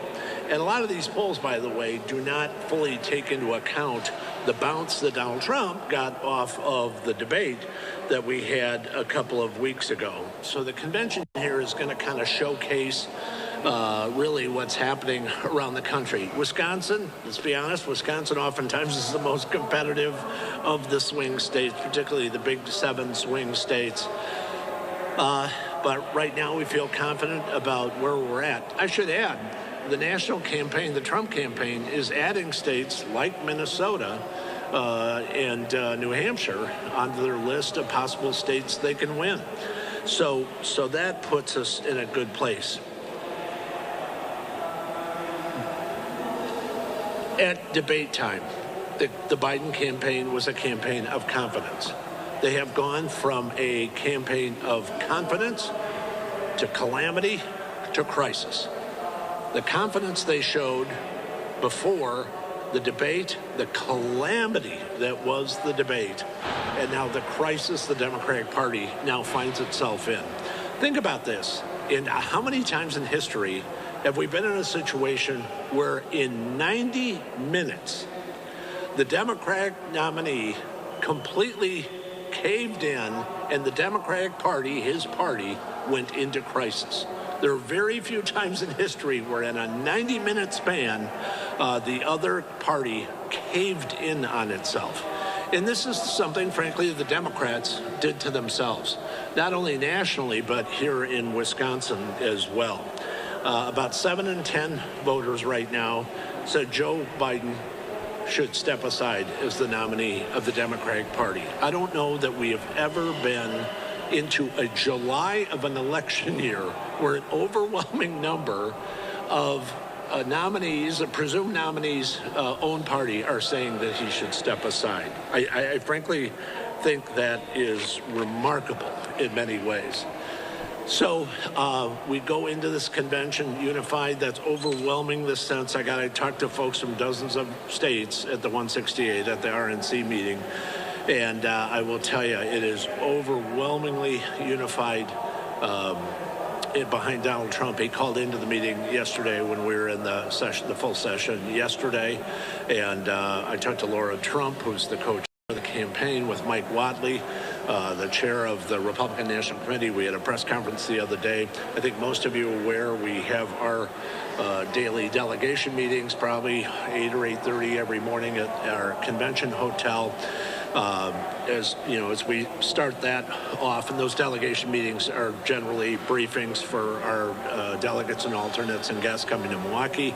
I'll be doing a presser every morning during that, at which point, you know, we can kind of preview the day and talk about what's going on that day, and then we'll have some availability after that. But I'm so excited. Our delegation is super excited. I'm super excited for Milwaukee. I'm a homer. I'm from Wisconsin, so it means a lot to me to have this convention going on. By the way, this is the first national convention I've ever been to. I was a delegate 4 years ago, and of course, we didn't have the convention. And so I never got to go to a convention. So this actually is the first time I've ever been to a national convention, and I'm doing it as state chairman in my home state. So I'm excited about that. Personally, I'm excited about that. I'll take any questions you got. What can people expect at the convention, and do you have any big announcements on speakers? I don't yet. We haven't heard ourselves yet. Actually, it was part of the briefing we had yesterday, so I wish I had information for you, but I don't yet.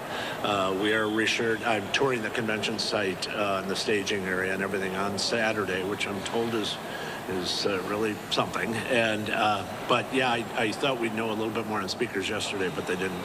They don't have anything to tell us yet, but I'm happy to pass that along when I hear it. Do you expect the platform to pass Yes. on Monday? Yes.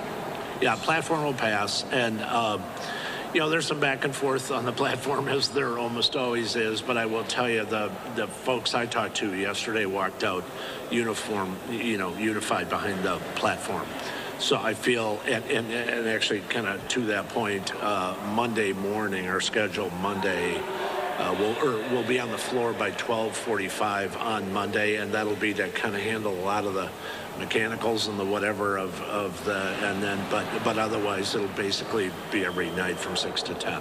So is Haley did the best in the what's that? The state Supreme Court passed a ruling on drop boxes. Yep. Have you been talking to local governments in rural areas, encouraging them to put them in place? Right. So our position on drop boxes, I think it was the wrong decision. I've said that publicly before. As many of you know, I've been involved in a lot of recounts and campaigns in this state. I think the drop box decision by the Supreme Court was a political one and frankly interfering in the legislature's prerogative on how to set election laws and campaign laws in this state. But I'm state chairman of the party, and I have to deal with the law as it is in this state, whether it's on drop boxes or any other issue. I think a lot of you are aware I was the first state chairman of the country to start pushing early vote, which has maybe not been a Republican tradition in the past, but we will deal on the drop box issue. It may be observers. It may be I know the Elections Commission met yesterday on the issue, or this morning as well, I think I should say, on the issue of drop boxes and what some of the rules around drop boxes will be. We'll be getting a look at those today. But from my perspective, and I know a lot of clerks, I know the state, been traveling the state for 40 years. And so we want to have a cooperative relationship with the clerks around the state, and we have had. But, so that there's nobody in the face of the planet that wants this election to go more smoothly than I do. And I really mean that. There's no advantage to having troubles. But we will deal with those if there are some as they come along. We want to have protections in place, whether it's observations or tracking ballots, obviously, as both parties do and other parties do. So we're going to do everything we can. And really, I feel confident because of our internal election integrity unit and all the efforts that we have statewide that we'll be able to have confidence in the election results on election night. But if we end up into a recount situation or there are other issues at hand, we're going to deal with them. What do you think of the decision not to invite Nikki Haley to the convention? I didn't really, she's been supportive already. She has released her delegates to Donald Trump and endorsed him already. I see Governor DeSantis will be speaking, I saw yesterday at the meeting. So I don't, she's been, helping with the campaign. And so I'm not, and I expect her to be helpful in the campaign. I really do. I've spoken at 2 rallies with Nikki Haley before. I like her. And she's been to Wisconsin a couple of times, and so she, not unlike others, will have a lot of different speakers at the convention, but she's supporting the president. I'm not worried about that. We had a ruling earlier this week.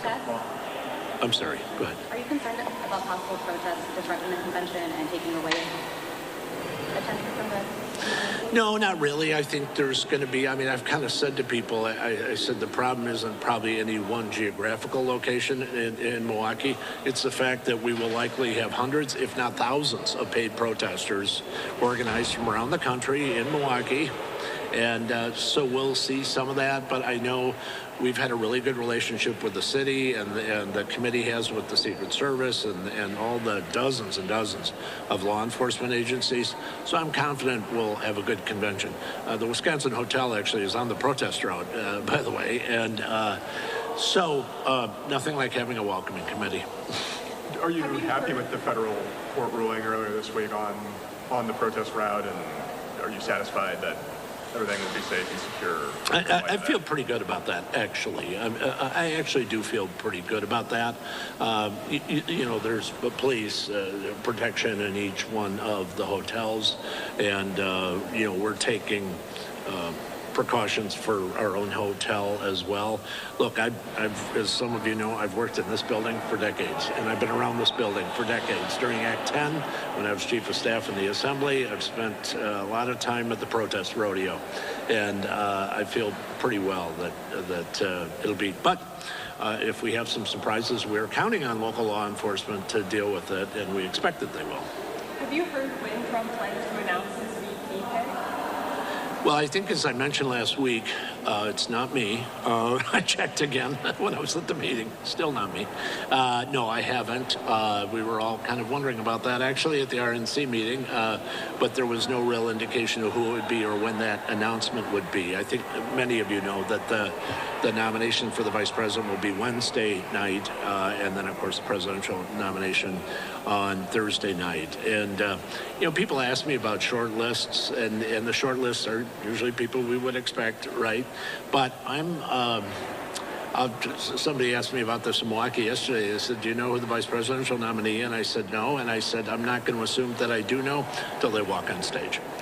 So I'm not, I mean, the great thing for Republicans on the vice presidential nomination is we have a lot of good choices. We have a lot of good options to be vice president of the United States. Joe Biden has Vice President Harris, who polls just about as bad as he does. So when I think about this in context, too, not just our nomination, but the whole scope of what's going on between the two parties. All right, you're just listening in there as we're continuing to follow the latest with everything that's going on with the RNC. And you can see there's some movement inside of the courtroom as well here on Live Now from Fox as we're monitoring this, the Alec Baldwin trial, day number 2. You can see inside the courtroom right now. No audio coming from that as of yet. It doesn't look like the jury might be in the box yet. Let's slide away for a quick 2-minute break. Coming up after the break, we'll hear more testimony on this must-see trial out of Santa Fe, New Mexico. We'll be right back.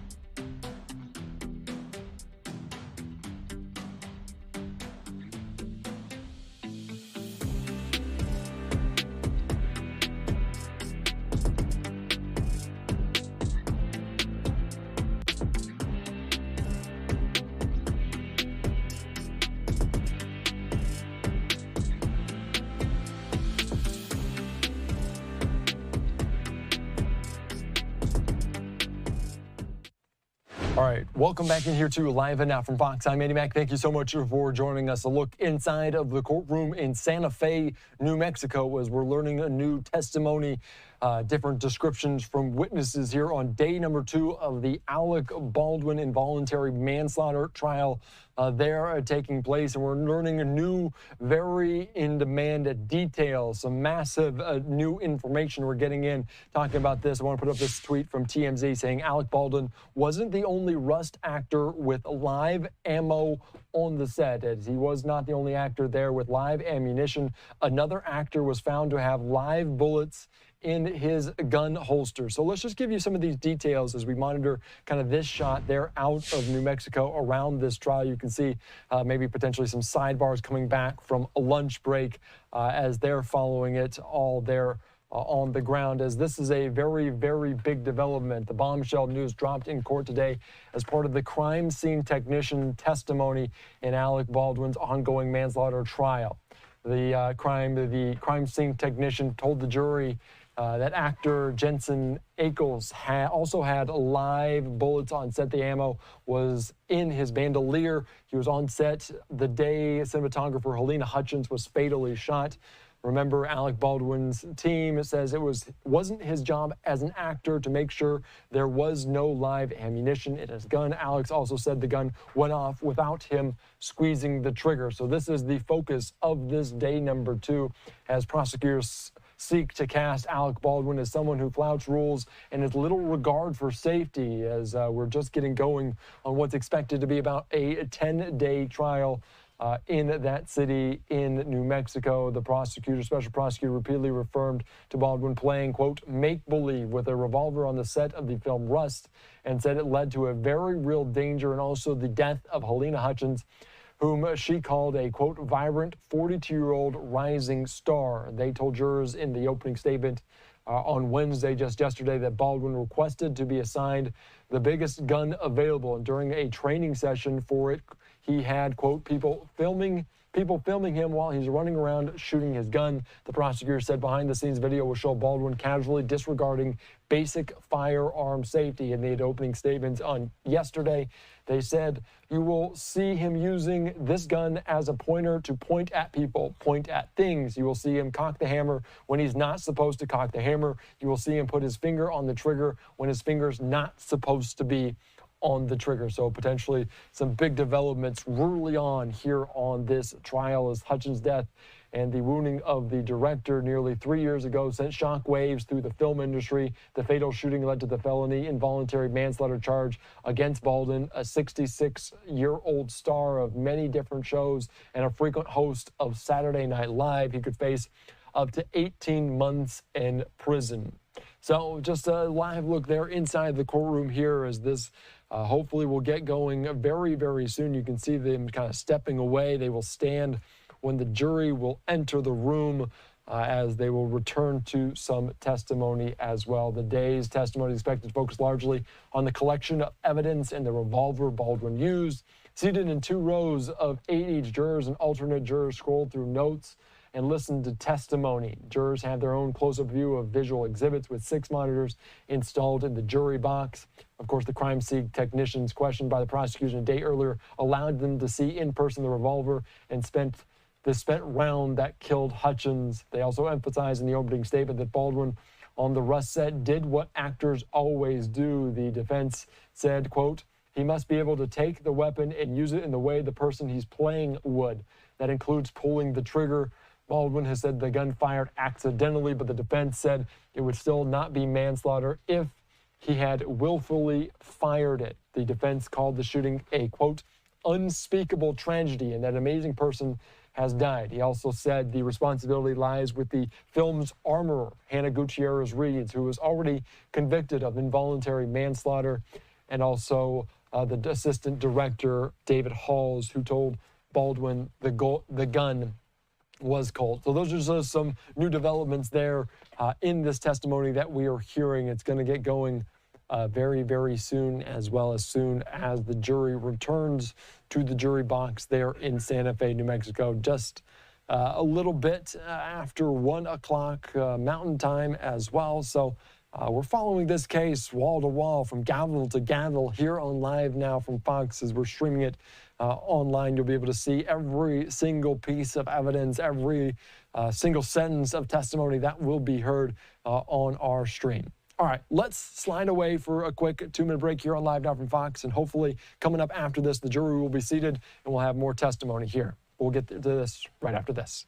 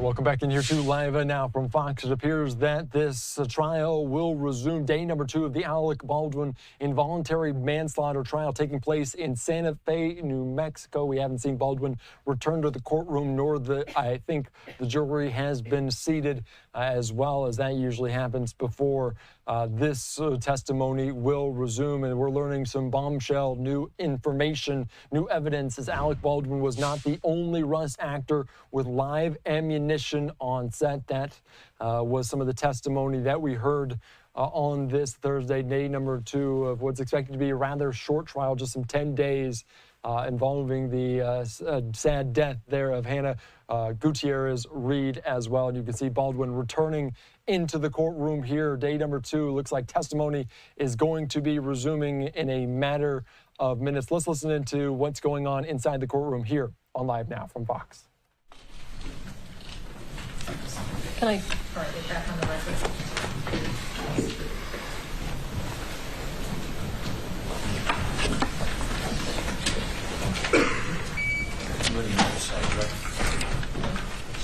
Sure.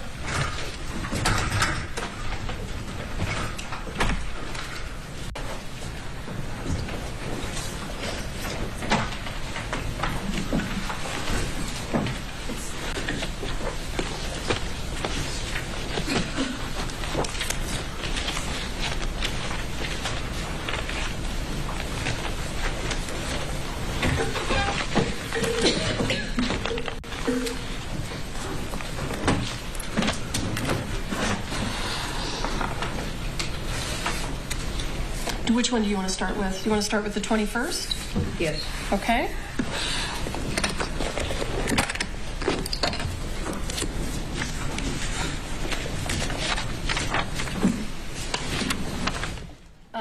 This dialogue here that takes place between pages 2 and 5. You have heard the defense attorneys on appropriate questioning of the witnesses, and also during opening statements talk about how upset Mr. Baldwin was, that he was upset, that he was panicked, that he was ashen. He was even ashen in color. What pages 2 through 5 demonstrate, and I want to tell you, let me make one correction. May I ask something? Sure. The highlighted is the portion that you want redacted. That is correct. Okay. Well, I only see. Oh, got the wrong one in front of me. Okay. All right. Sorry, I transposed them. Okay, go ahead. And let me find this part. Hang on just a second. Thank you.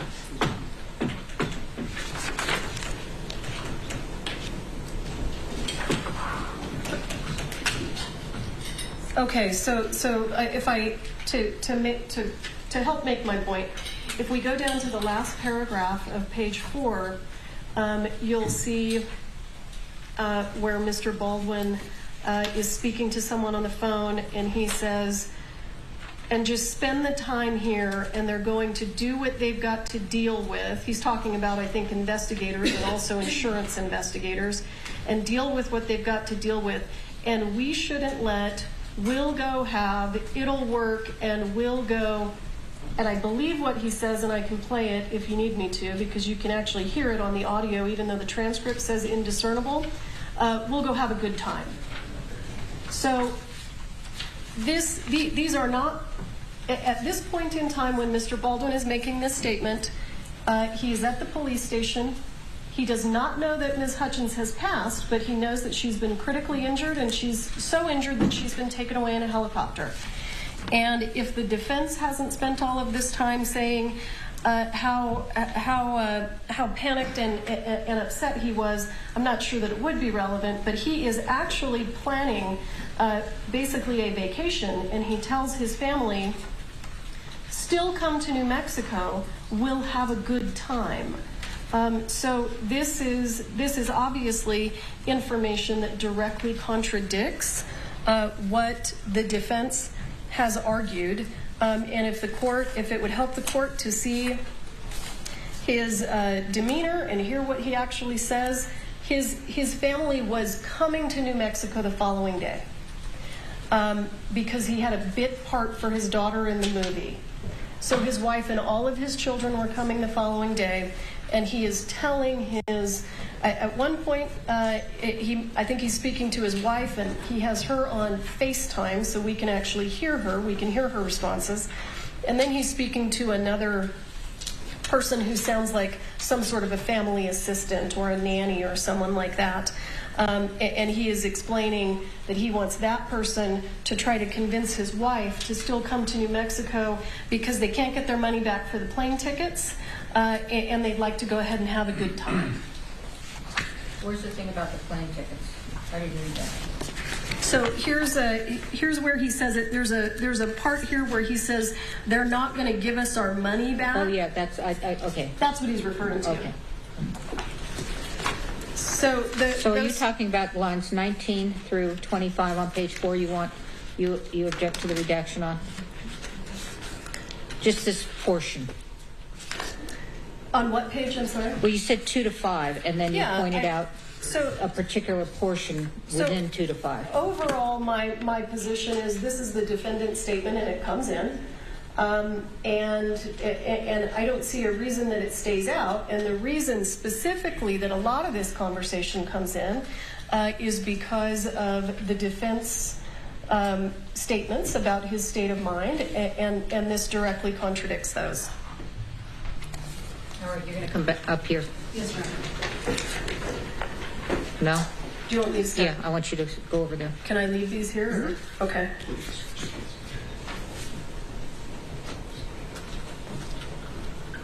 I'm just going to set this aside. So, Your Honor, first, what we have within this section that we're going to be discussing right now is we have also some additional hearsay. So we're looking at not only Mr. Baldwin's statements, but it also includes statements from the female speaker who would be his wife. And then you see female speaker 1, there's also female speaker 2. So there's additional hearsay aside from, again, the statements that we're talking about with respect to Mr. Baldwin. In addition, when we're looking at whether or not this is admissible, the court has to engage in a balancing test as to what the probative value actually is.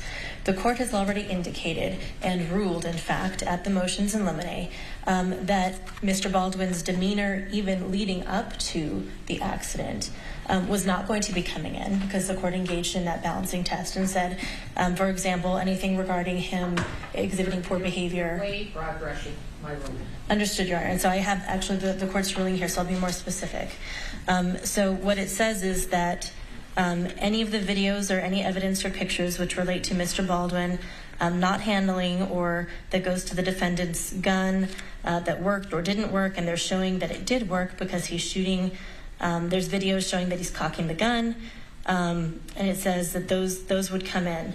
However, everything else regarding him yelling at the crew or telling people to hurry up, none of that is relevant, and that is propensity evidence. Right, and that dealt with what was offered, okay? That is correct. This was not offered. This was not even discussed at that time. So Correct. This is fresh to the court. Absolutely, Your Honor. So what we're doing is we're looking at what the court had previously ruled, and then we're using that also to inform the arguments that we're making at this time. And so certainly when we're talking about state of mind for after the fact, that becomes even less relevant than state of mind or actions that were happening leading up to the accident. So when we're looking at what this is actually probative of, the state is saying it's probative of that he's, talking about he's going to go have a good time. He's really not that distraught about it. But if we look again at what is Mr. Baldwin's state of mind after this has happened, what element does that go to within the proof that the state has to demonstrate in order to meet the elements to demonstrate that he is actually guilty of involuntary manslaughter? And the answer is that none of this here is probative of any effect of consequence to any of the elements of the crime that he is charged with. So when the court is engaging in this balancing test, We have to look to see what is the probative value, and there's none or very minimal. But the danger of unfair prejudice is substantial, and it substantially outweighs any probative value in that, again, he's talking about his family, he's talking about plans that they have, and there's danger that the jury will misinterpret that or misuse that to view him as being callous or that he doesn't care about Ms. Hutchins, when actually that's not accurate. So we are asking that the court exclude this section that we're referring to. In addition, Your Honor, when we go over to page 5, if the court will look at the top of page 5, here again, this is just more, them trying to make him look callous. He's worried about, at the top, he's talking about staying away from people. Over your shoulder? Yes, of course. Mm-hmm. Oh, do you want? Okay. I just want it because mine's under yours, so Understood. I can't see where you are. Okay. So, Your Honor, so what we're talking about here up at the top of the page is, again, he's worried about being photographed. He does live a very public life, and this is a very, difficult, sensitive time just in general for everyone. And the references to the media here, again, could be taken as something callous or something of that sort. And so, he's talking about, this is breaking news, this is media, and he's trying to keep his family away from that as well. So it's misleading, and when we engage in a 403 balancing test, this should not come in. Normally, I would agree, but for the fact that the defense actually made his demeanor after the fact relevant. So now that they've made it relevant, it's relevant, and it goes both ways. All right, thank you. The court makes the following ruling. Under 11-401, it says it has any tendency to make a fact more or less probable than it would be without the evidence and the factors of consequence in determining the action. It is not only the issue of whether he committed the crime of involuntary manslaughter, it's also a relevant fact. And you all made that fact very important through Officer LaFleur yesterday. So I do find that it's relevant to basically respond to you all talking about how upset Mr. Baldwin was, and certainly that you considered that fact of consequence, and I'm deciding that this rebuttal information is of consequence. I also find that its probative value is not substantially outweighed by the danger of unfair prejudice and all the other choices that are under 11-403. I will say that I think that I'm not going to let everything in. I'm going to focus on page 4, and I'll start with line 16 and on page 4, and I will go to page 5. And I'm sorry, is this what's coming in or what's staying out? No, it's coming in. Okay. The rest of the yellow is staying out. Can you repeat that line Just again? a minute, I'm reading Okay, page 5. sorry. Okay, so it's line 16, starting with Alec Baldwin, finishes the rest of the page 4, starts on page 5 at the top, and finishes on line 10. The rest of the yellow will be redacted. Understood. Are we ready to move on to the next one? Yeah. The next one I show, and Ms. LeBlanc, just correct me if I'm wrong, is on page 12. That's correct. So this issue goes directly to Mr. Baldwin's state of mind, and I'm looking, Your Honor, I'm sorry, at basically 12 through 14. He understands that whether there's a live round on set or not, these guns can be dangerous, and he says it right here between 12 and 14. What he's talking about with the wadding can come out.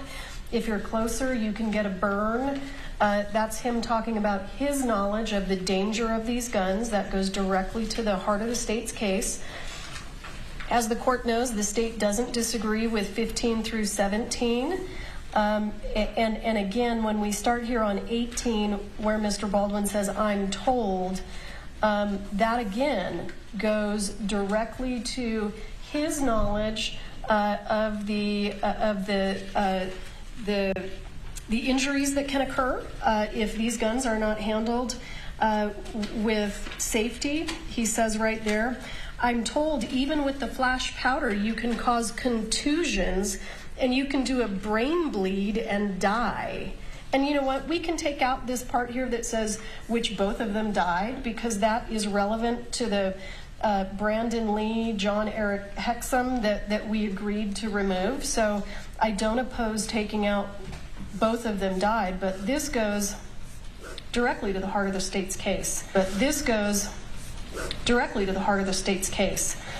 And then I think it's 21 through 25 we've agreed to redact. Obviously, this part here on the top of page 13 is very important to the state because Mr. Baldwin says, "My point is I've been doing this. I shot enough guns in my day in movies. I've never seen this before where a flash round was." Obviously, what I'm trying to get in is he's got experience with firearms, and he talks to Detective Hancock pretty extensively about that. So his personal experience with firearms on movie sets and off movie sets is all absolutely relevant. Do you want me to stop there? Yeah. Here, let's do this. Let me just... There you go. So, Your Honor, this was already the subject of a defense motion in limine that the court ruled upon. So we have, in the transcript of the pretrial proceedings, the parties were arguing about whether or not this knowledge of danger of blanks would be admissible.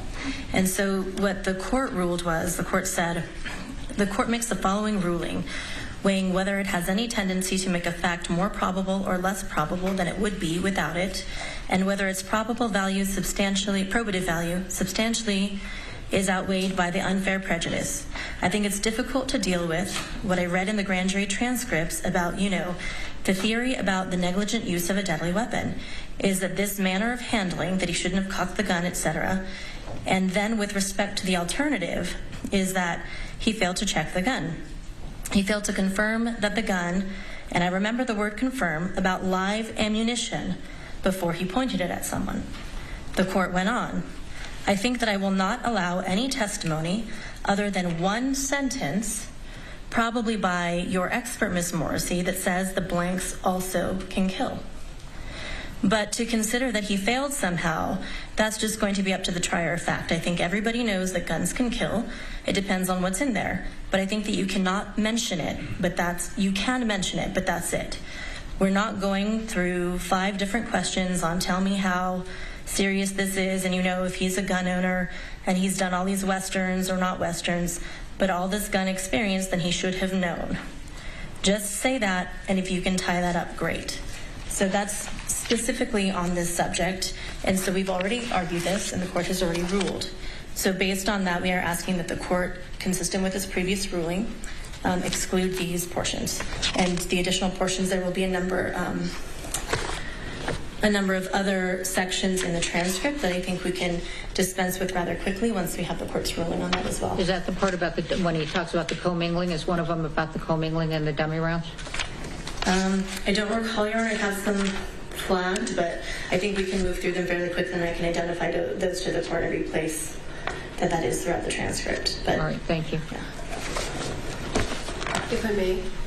So my concern is that I didn't realize necessarily during the motion hearing, I thought we were talking about witness testimony, not the defendant's own statements. And let me try to articulate for the court where I think some difficulty may come in. If I have my expert do what the court suggested and just have him give the one sentence that blanks can kill, then what we're missing, the important part is that Mr. Baldwin knows that. So these statements that he made to Detective Hancock go directly to that one sentence that you're allowing us to get in, because Mr. Baldwin actually knows that, and the elements of the offense go directly to what he knew or should have known. That's in the actual jury instruction. So this is something that he knew or should have known. There are rules that say don't point the gun at anyone, and this is obviously one of the reasons, is because even if you have largely inert ammunition, it can still hurt someone, or Mr. Baldwin even indicated he knew that it could kill someone. So I think that this needs to be in for that reason. Which motion was it? Your Honor, it was all personal by you.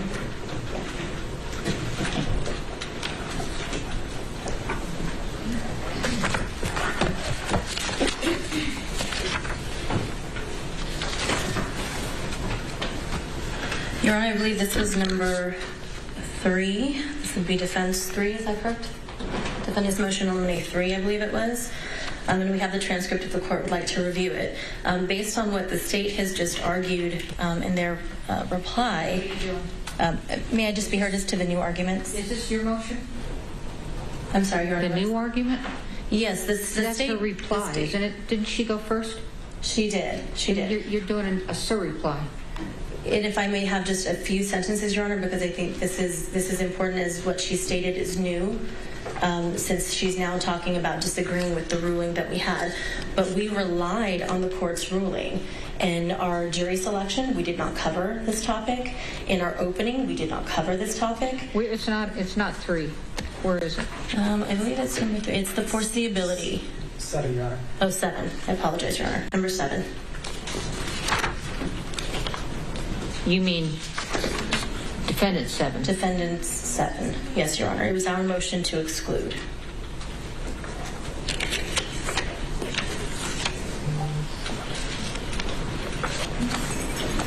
All right, you're continuing to listen into this arrest trial there involving Alec Baldwin. They're going through some protocols, different conversations, and what or what not may be redacted, of course, around the tragic death of Alina Hutchins, as where Baldwin faces potentially involuntary manslaughter and up to 18 years behind bars. I'm Andy Mack. We'll get back into this after the break.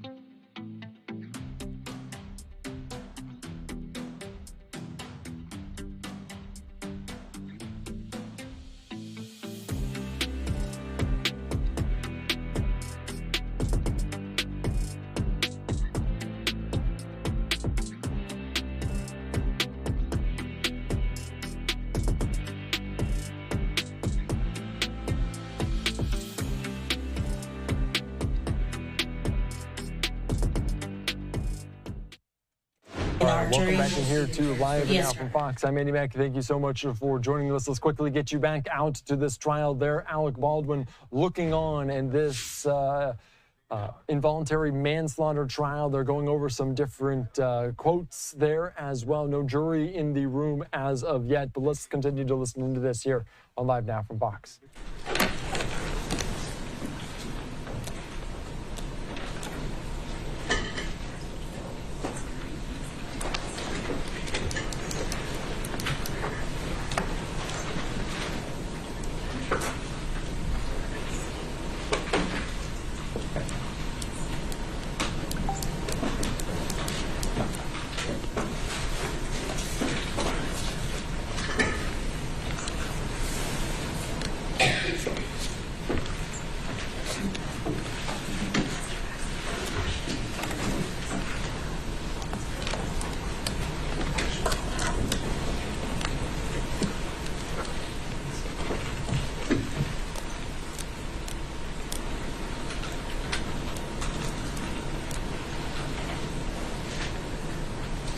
You know, this was related to, and I think I say it here where I talk about on page 154, which you left out. But this is to Mr. Nikas, where he's saying that the statement such instance would have died if there were a blank in the gun. That they were asserting that they were going beyond live ammunition, and they were talking about that they expected witnesses to testify, in particular Mr. Carpenter, that that blanks can kill as well, and that he should have known that. That's different from his own admissions of his knowledge, and I'm going to let the following in. I'm going to let page 12, I'm going to let line 13, right in the middle. Sometimes the wadding can come out. If you're closer, you can get a burn. It shows that he does have knowledge of guns. Hang on, Your Honor, I just want to use, I see, I'm sorry. And then on lines 18, 19, and I'm told even with the flash powder you can cause contusions and you can do a brain bleed. And then also lines 1 through 5 on page 13. And Your Honor, I do understand the court's ruling. If I may, just for the court, just to remind me, because I know we're dealing with the transcripts and we had these arguments earlier. So if I may, just to kind of perhaps refresh the court a little bit, part of what the arguments were about as well was the fact that the way that the grand jury presentation had gone, and in that had not been focused on blanks. It was about live ammunition, live rounds, and that was the basis of what the knowledge must be in order for it to meet the elements of the charge. This is what in the grand jury, Mr. Carpenter was talking about all these duties that Mr. Baldwin should have had, including the knowledge that blanks can kill. He said that he should have had that knowledge. Everybody has that knowledge when they talk about don't point him the gun and things like that. And I did not want to belabor the point that blanks can kill. Okay? But that's different from Mr. Baldwin's own assertions of the knowledge that he had with respect to guns. All right. Next. Your Honor, same argument from the state with regard to the bottom of page 14, the last two words that start with and, I'm. And then if we, I'm sorry? Oh, I'm sorry. And then if we move to the top of 15, this is the exact same information, exact same argument. It's Mr. Baldwin solidifying and reiterating what he knew or should have known that goes directly to the elements of the offense. Nothing further. And I'm sorry, Your Honor, I was actually retrieving my items. What page were we on? If we go right down to the bottom of 14, and we just start with those two words, and then we just roll over to the first 4 lines of 15.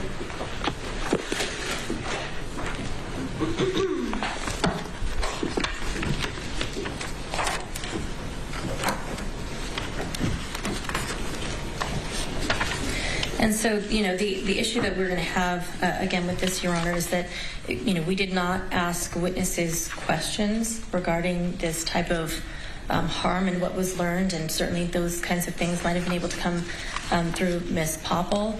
And so, and again, we did not do jury selection on this, which we absolutely would have. We didn't open on this because of the ruling and the way that we understood it based on our review of the transcript. So I do have concerns that this is going to prejudice the defense, and we would ask that the court consider not allowing attention to my ruling, because my ruling was with respect to witnesses, because I particularly told Ms. Morrissey that her witness she got to ask her witness one sentence. And that is because Mr. Carpenter was really opinionated about that blanks can kill in the grand jury, and I did not want to move away from the fact that they weren't blanks, it was live ammunition. But this goes to Mr. Baldwin's state of mind, completely different, and I'm going to let this in as well. Page 15, 1 through 4. Lines 1 through 4. Do you know where the next jump is? Yeah. Just to, I think, 62. Jimmy move over. Do you want me to move back? No, you're fine. Stay right there. We'll just save that time. Okay. Your Honor, we're jumping to the bottom of page 62.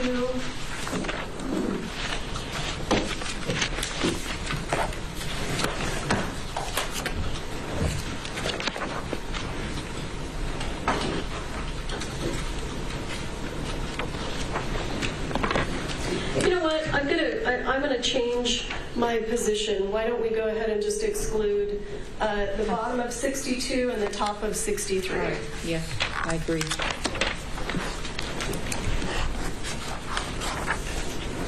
What's the next one, Heather, since you've got the tab? The next one we have is 69.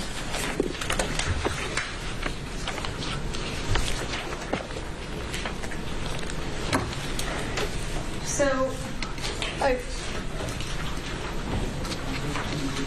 I think that as witness testimony, and it's difficult when we're doing motions in limine because the court certainly doesn't know what all the witness testimony is going to be.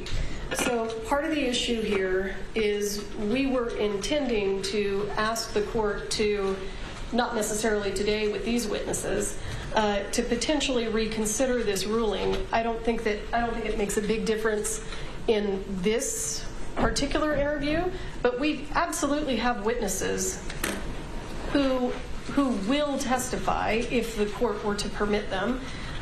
The safety bulletins speak directly to producers and their responsibility for set safety. I can show it to you. In addition to that, the witnesses who were on scene with Mr. Baldwin would discuss the fact that his role as producer is what enabled him to be in a position to disregard the safety rules. But with regard to this particular line, I'm not married to it. I can try to revisit this issue with the court when we have relevant witnesses on the witness stand. Your Honor, the court had the ability to reserve. So all I'm looking at is this line, okay? Correct. Both of you. And I'm going to not let it in. Okay.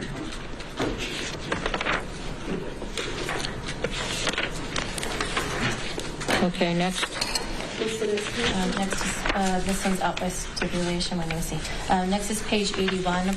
A portion of that is out by stipulation, but I believe the next is page 81. Yes. The top portion of that is out by stipulation, I believe, but then the lower part of page 81 is still subject to disagreement. Let me just refresh my memory on what it is.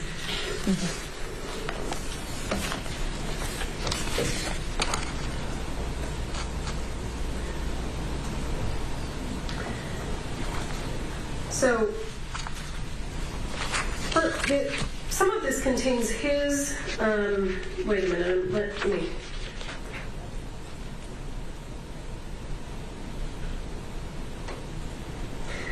I guess the top part of it is directly related to what he's talking about at the beginning, which the court admitted.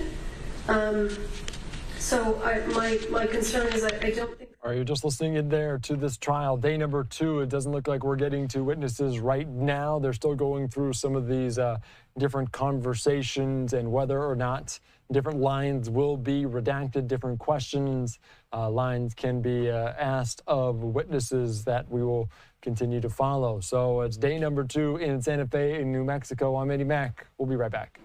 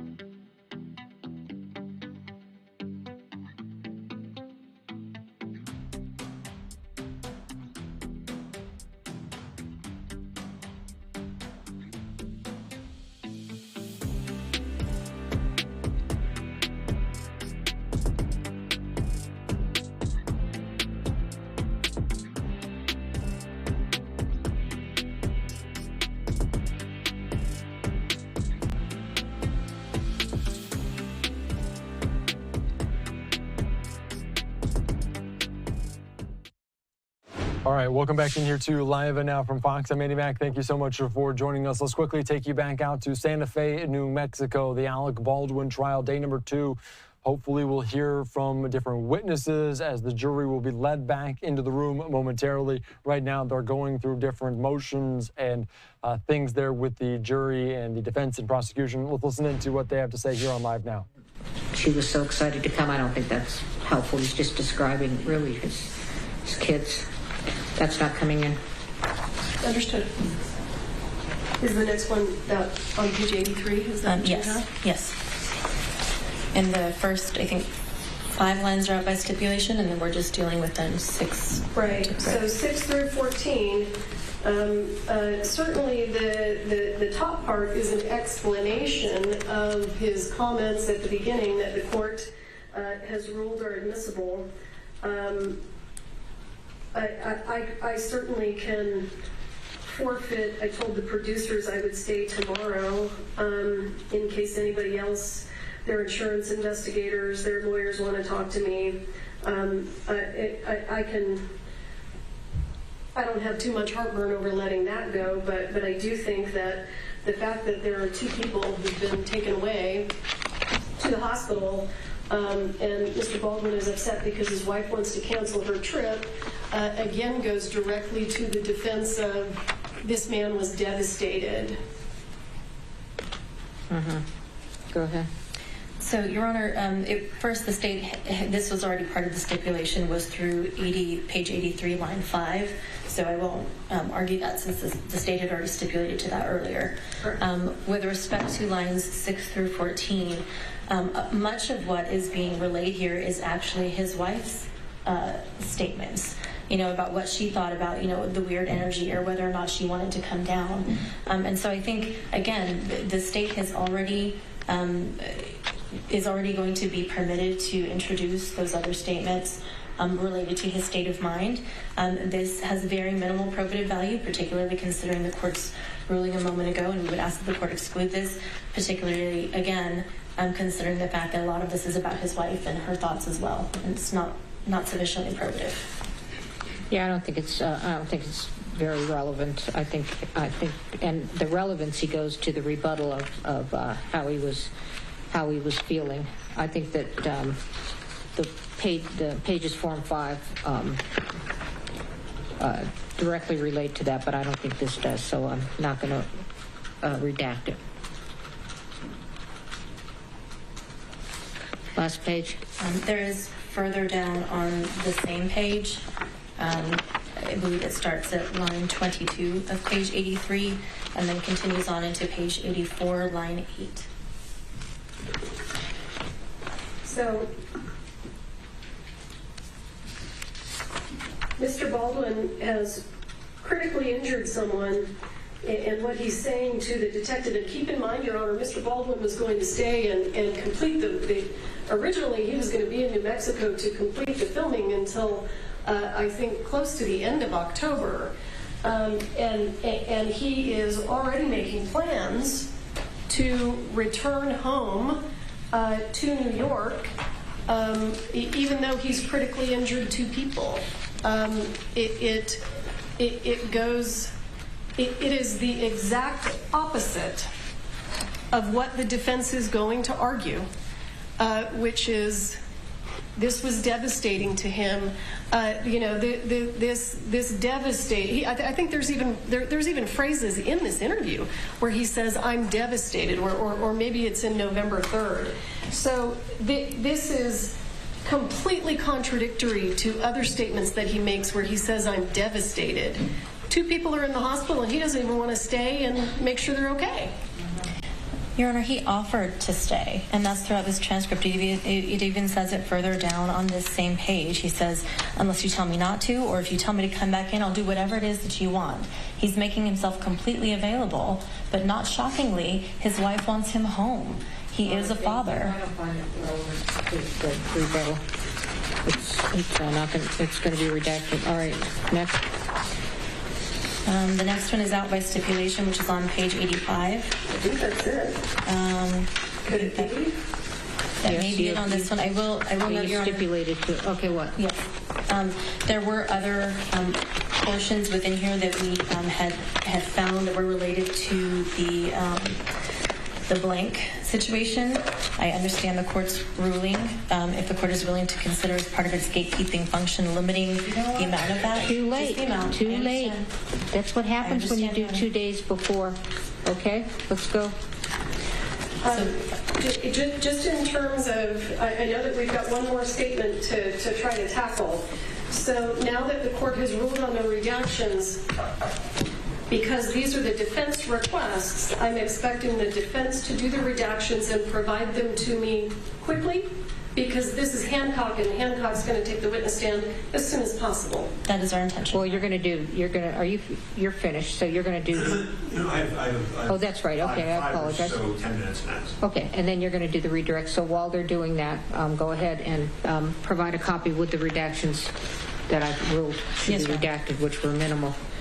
Okay. Yes, Judge. What's next? There is the second statement. Is your copy? Yeah. The second statement, this is a statement that takes place on I hope you got that. Do you need any clarification? Because I don't want this going south when Hancock's on the stand. Do you want me to repeat it? I think we have it from the transcript room. I think we have it from the transcript. No. My rulings. Yes, so, okay. We have the real time. All right. Okay, good. Okay, what's next? I said the jury comes back at 2. They have 1 minute before I call back the jury. Otherwise, you're going to abandon these. Yes, Your Honor. We'll be quick. So if we look at this part at the bottom of page 1 and the top of page 2, this is what I'm going to do because we're running out of time. I'm going to make a ruling. These were given to your intended redactions were given 2 days before, and so far the only thing I've heard that was a surprise was the testimony of his knowledge of guns. But this. So let's see. Well, I mean, everybody got a point somewhere.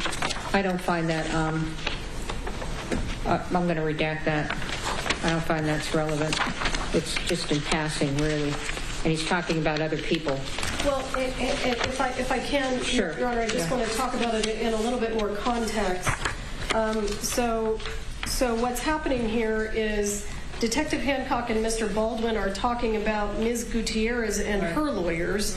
Ms. Gutierrez is obviously her conduct is being discussed extensively. Mr. Baldwin says, but it's her lawyer saying that on her behalf.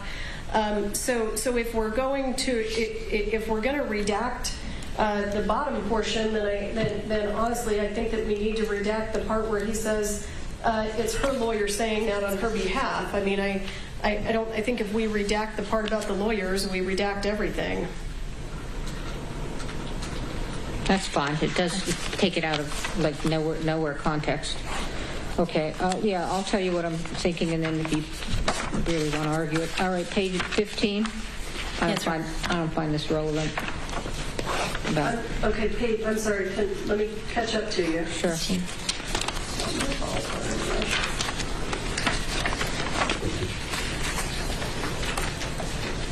Yeah. So this is relevant because what Mr. Baldwin is talking about right here to Hancock is his intention to sit for a public interview, and that public interview turns out to be with George Stephanopoulos. It was that interview that led to the accidental discharge testing and all kinds of stuff. Again, Judge, it's the defendant's own statement. He knew he had a right to counsel. All right, I'll let 1 through 6 in, but this thing about the Kennedy Center is not coming in. 1 through 6 on page 15. 1 through 6 comes in, the rest of it's out. Understood. Page 18. Tell me why this is relevant or not relevant or relevant. Ms. Morrissey. Okay, let me just...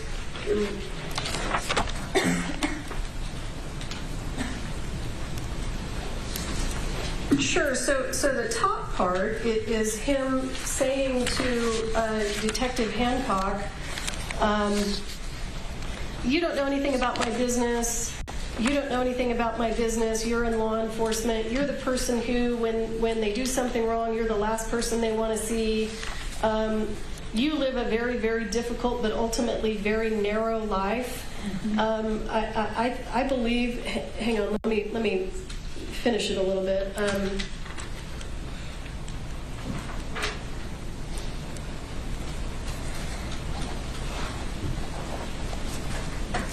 Well, it all goes, I think we've got like three or four pages, so I think it all kind of goes together. Hang on just a second.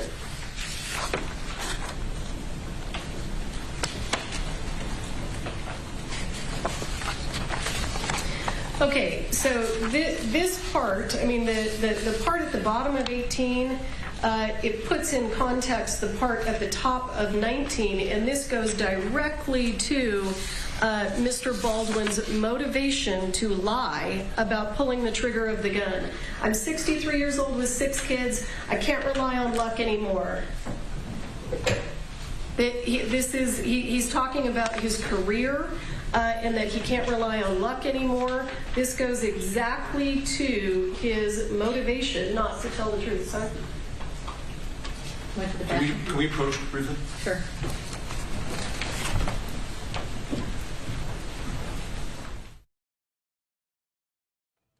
All right, you're just listening in there as they are approaching kind of the bench there here in this trial, as we just saw Alec Baldwin walk out of the room kind of abruptly. Don't know exactly what was going on, but this is taking place there in Santa Fe, New Mexico. I'm on the desk here. Andy Mank is they're just going over some relevancy, the material that is necessary as they're looking into this here on Live Now from Fox. I do want to put up just this kind of a little bit of a replay of what we just saw inside of the courtroom, and not exactly sure how important this moment was, if they had to use the restroom or what he was going out, being disturbed by maybe some of what was said there in the courtroom. But this was just moments ago. Alec Baldwin, the day number 2, you can see him kind of sneak out the back there, walking down the row between some of these, and the lawyers looking on, and they will cut to him walking out of this courtroom right here just a moment ago here on Live Now from Fox. And they did ask the judge to quickly approach the bench as they will discuss this, and not exactly sure what's going on here, but that is a kind of a replay. But this is a live picture right now inside of the courtroom, as let's hear and listen in to what's going on. All right, so here's I don't think this information is that helpful one way or the other, but I'm going to let it in because of the lateness of your redactions. So, because it's 2 o'clock now, and so we're going to go. All right? I understand. Your may I just briefly just be heard on that point? No. All right. Get your redactions in earlier. Understood, Your Honor. And that includes 20 everything I quit on is coming in. Do you understand? That page forward? Yes. So everything subsequent to? And that page. Okay.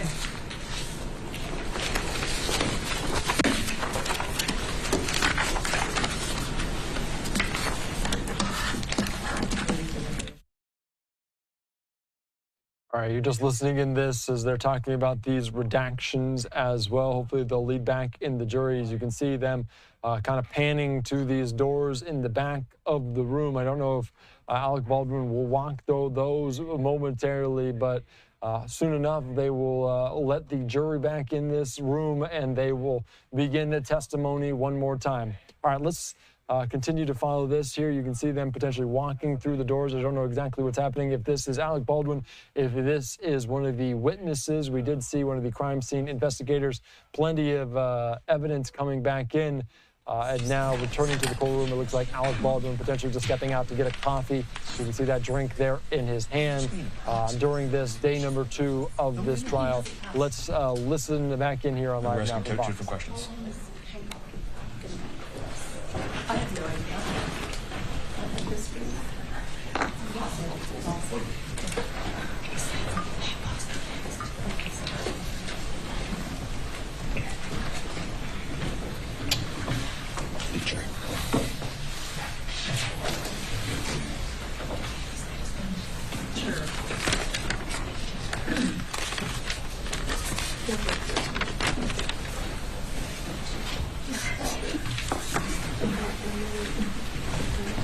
This McLaughlin, Ms. Morrissey approach.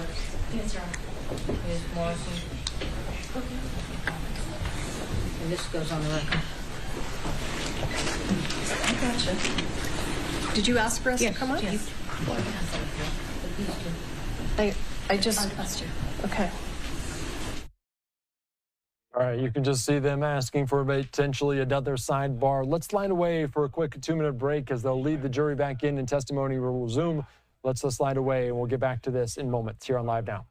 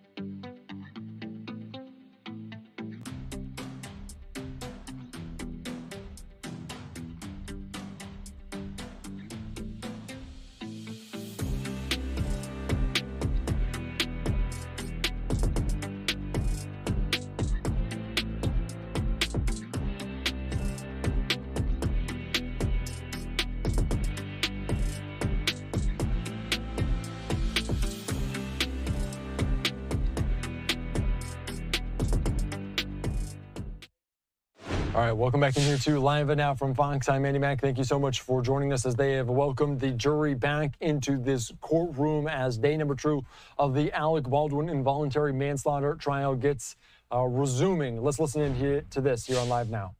Something that he wanted you to do, right? He indicated it was something he wanted law enforcement to do, but we were already making the necessary we were already sending a deputy to the hospital to retrieve that. And he told you that he pulled the gun out, he turned, and he just cocked the gun, right? He did state that, yes. He didn't say he pulled the trigger, right? I don't recall him saying that. And you never tested the hammer of that gun for DNA, did you? I do not know the FBI lab's process for processing a firearm for DNA.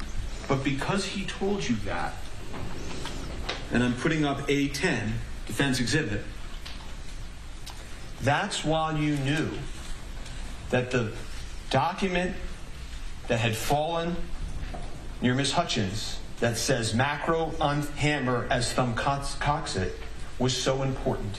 Isn't that right?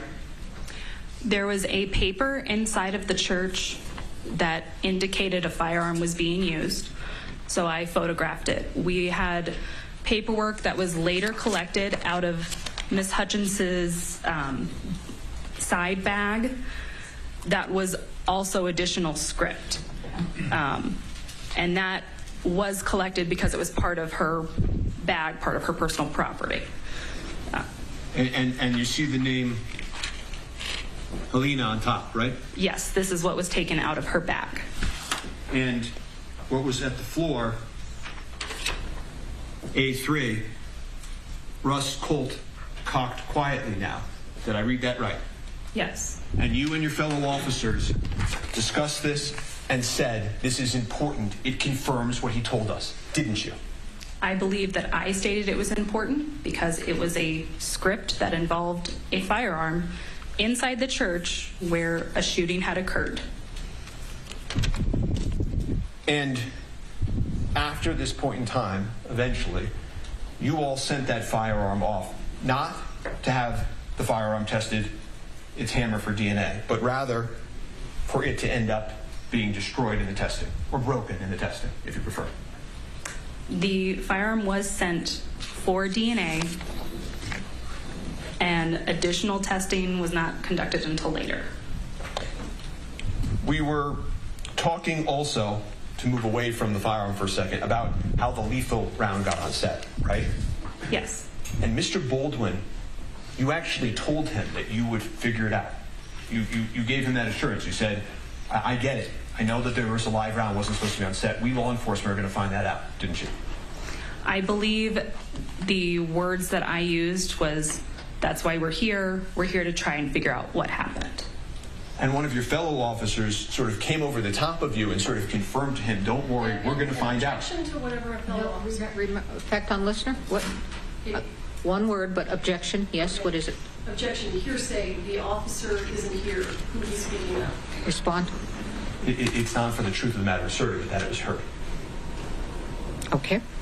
Well, did you lay the foundation for that? Did you ask her what she did because of that? Not yet, but I can. Okay.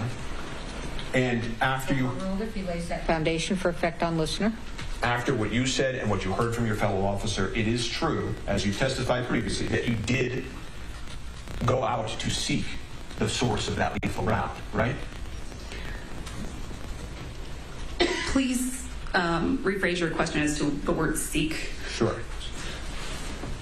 After you said what you said and the officer said what he said, is it not the case that you made it a priority to try to find the source of the lethal ammunition, correct?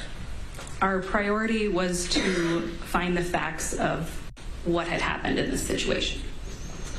And one of the steps that you took that we talked about, by searching the truck, by going to Seth Kenney, by getting to PDQ, one of the things you then did was you did seek out and try to find the source of the lethal ammunition, correct? Yes. And as you were doing that, you continued to work with Corporal Hancock, right? Yes. You would see her and the prosecutors often, right? I would see Corporal Hancock more often. And you testified previously about the search for the lethal ammunition at the trial of the armorer, correct? Yes. And a question came up at that trial of this issue of, did Seth Kenney really provide the ammunition to Seth or not, right? Yes, I believe that came up. Okay. And eventually there was a verdict in that case, right? Yes. And a good Samaritan walked into the police station and gave you the lethal ammunition, didn't they? After the Hannah Gutierrez trial, there was an individual that came to the police station and stated they had ammunition. And they turned in the ammunition? Yes. And they gave it to you, right? Yes.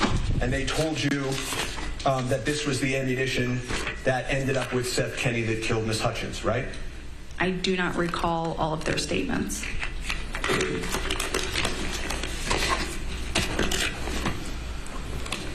Who did you tell about that? During that conversation, my Lieutenant Brian Brandel, was with me, and Detective Hancock was aware of that individual, that he had come to the sheriff's office. And you never vouchered that and turned it over to the defense, did you? It was a doc information situation. I don't know what that means. Can you just explain it to me? Meaning that I was instructed by my lieutenant to create a doc info report on it. And I mean, what does that mean? It means we're documenting information that this individual came and gave this ammunition to us. Okay, but you didn't, I mean, he told you it had to do with the Rush shooting, correct? Yes. And he told you actually that he was a police officer in a neighboring county, right? I believe he said he was a retired police officer, yes. And he told you all had been duped by Seth Kenny, didn't he? No, In words and substance, didn't he? I don't recall that, no. Okay. And he said to you, I'm willing to fill out a witness statement, right? No, I don't recall that. He told you that the rounds came from a green ammo can, didn't he?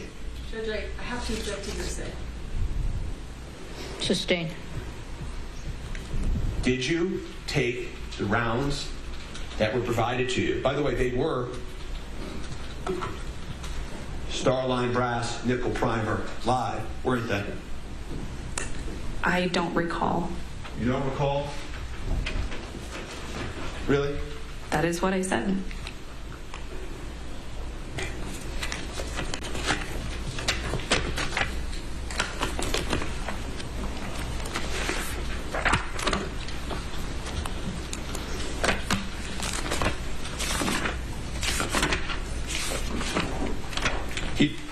Well, it's information acted upon is going to be my response, but he told you the reason that he was coming in is because he didn't trust law enforcement on this case. Well, you know what? She's going to object to hearsay, and you're going to say effect on listener? Yeah. Well, you're going to have to lay your foundation better. You are. So, let me ask this question. How come law enforcement didn't voucher this with the rest of the evidence in the Rust case? I'm not sure what you mean by the word voucher. How come you didn't inventory it and put it with all the rest of the evidence in the Rust case? I was instructed to put this in as a doc information case, which I did, and it is under that case number. You buried it? No. Your lieutenant? There is a supplemental report on it, and that was placed into evidence. Did you ever turn that over to the defense? I have not turned over anything to the defense. My information goes through the sheriff's office. Are you aware of whether the sheriff's office ever informed the defense that a good Samaritan came in and turned in this ammunition? I do not know. When the defense came to view the Starliner brass, nickel primer, live ammunition with you didn't show them this, did you? I did not have an evidence viewing with the defense. That was my coworker. Your coworker didn't show this to the defense, correct? I do not know. Do you have any reason to believe your coworker showed this to the defense, given that it wasn't put in the same inventory as the Rust case? No.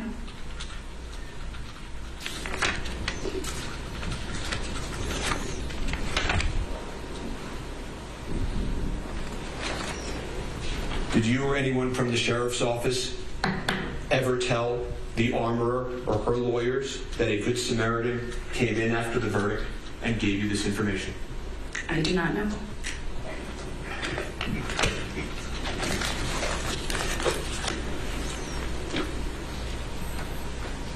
But you do agree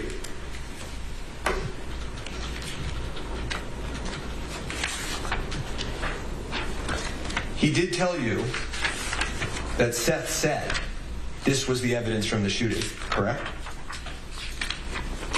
I don't recall what he stated, what someone else stated. And you told him he didn't have to write a witness statement. Law enforcement was going to type up a report on it today, right? I never stated any such thing about a witness statement. He offered to provide a written witness statement so that it was clear. Did he not? I do not recall that happening. Okay. Did you give him assurances that you would type up a report on it? I don't recall providing assurances to him. Did you tell him that you would write up a report on it? I don't recall doing that either. Do you deny it? No. So when you testified earlier that you never found the ammunition that killed Miss Hutchins, that wasn't true either, was it? Can you rephrase the way you stated that? Sure. As you sit here today, having had a Good Samaritan turn in these 45 rounds into the precinct, right? If that's what you're discussing, then. Yeah. You don't know whether or not you have in your possession the live rounds that killed Miss Hutchins, do you?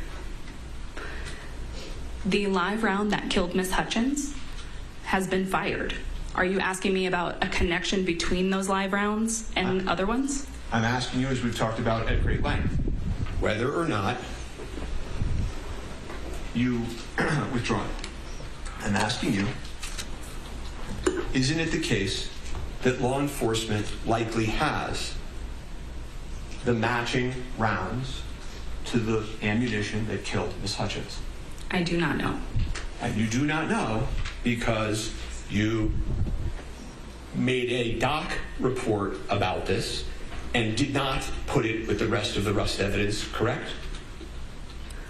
Those rounds were not placed with the rest of the rust evidence, correct? Nor were they sent to the FBI for testing with the rust evidence, were they? No, they were not.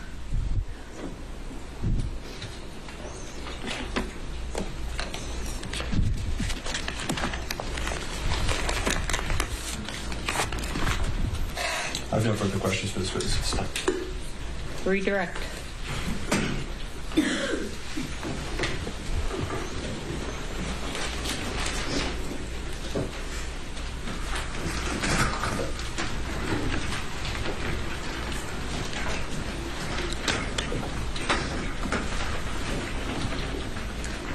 Ms. Poplar, are you a detective?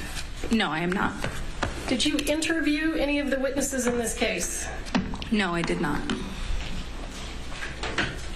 You didn't interview Mr. Baldwin? No. You didn't interview Ms. Gutierrez? No. Mr. Spiro was asking you about the Good Samaritan who arrived at the Sheriff's Department after the Gutierrez trial. Can you tell the members of the jury when the Gutierrez trial was? I don't recall exactly. I believe it was back in April. Would you take end of February, beginning of March? Yes, that sounds more accurate. Okay. Do you recall the Good Samaritan's name? I do not. Would you recognize it if I said it to you? Yes. Troy Teskey. Yes, that was his name. Are you aware that Troy Teskey is a close friend of Hannah Gutierrez Reed's father? No, I did not know that. Are you aware that Troy Teskey had his own motivations for wanting to place blame on Seth Kinney to help Hannah Gutierrez? Objection, leading, objection, irrelevant. Overruled, overruled. Please answer. No, I had no knowledge of that.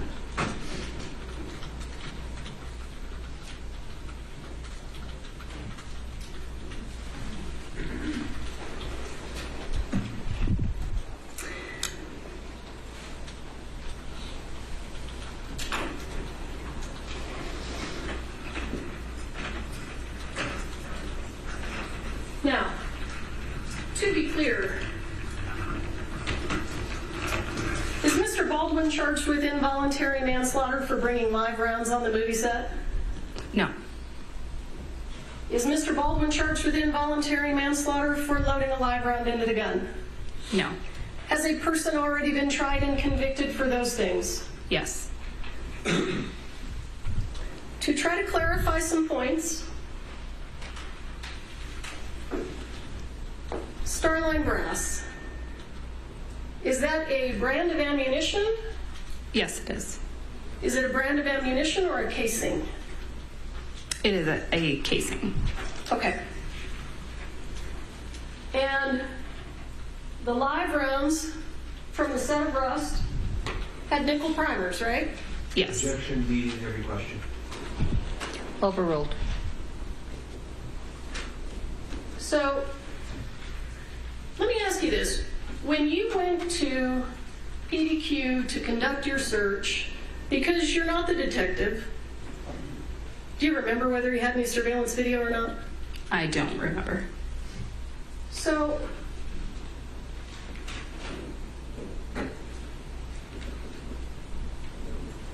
with regard to Mr. Kinney, prior to the search of PDQ, did Mr. Kinney actually bring his own live ammunition to the police station? Yes. So before you ever executed a search warrant, he went to the police station and said, I want to give you a sample of my live ammunition. Yes. And you took that and you sent it to the FBI, right? Correct. Now, with regard to ammunition, characteristics of some of this ammunition is it says Starliner brass on the top, right? And when I say it says Starliner brass, describe to the jurors what the emblem is that we see. It is a star, an arching line, and then another star. The live ammunition that was taken from PDQ, was it all Starliner brass? No. Was it all nickel primers? No.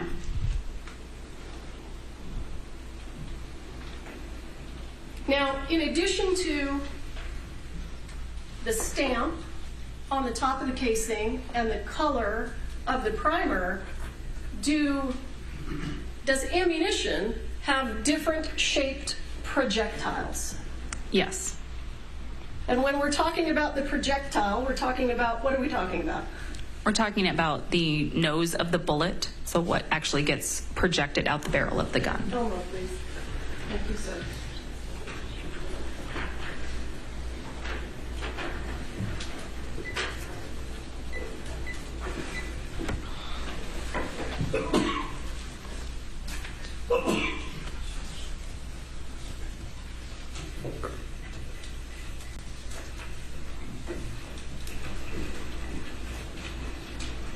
I'm showing you what's been previously admitted as State's Exhibit 26. Remind us, which are the live rounds? The suspected live rounds, sorry, we'll get there.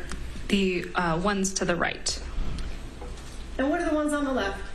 They are dummy rounds.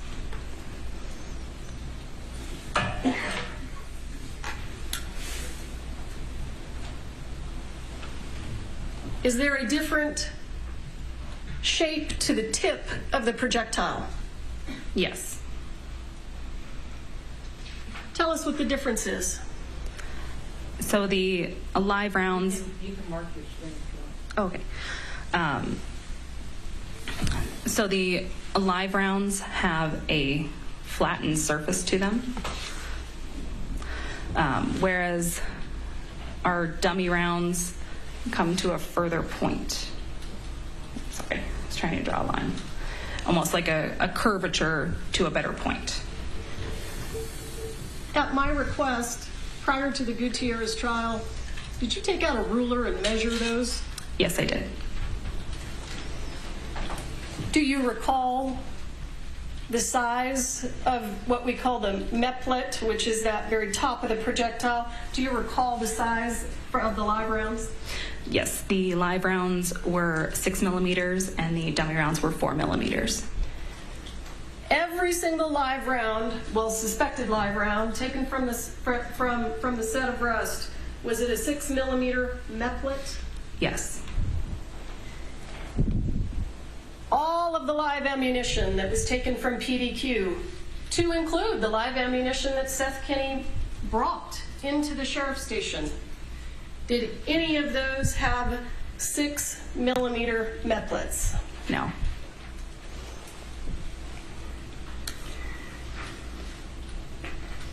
Do you have any evidence that Seth Kinney is the source of the live rounds on rust? No.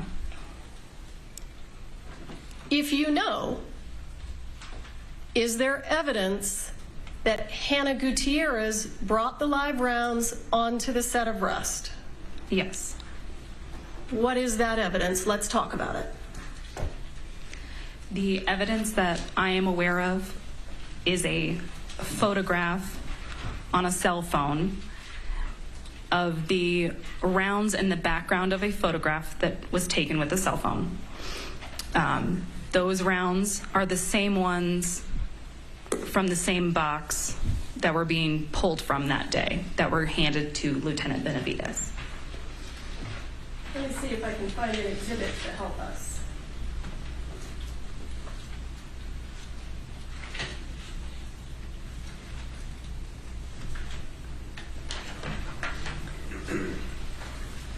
States Exhibit 12. Go ahead, if you wouldn't mind, go ahead and clear your screen, the marks. Is this the box you're referring to right here? Yes.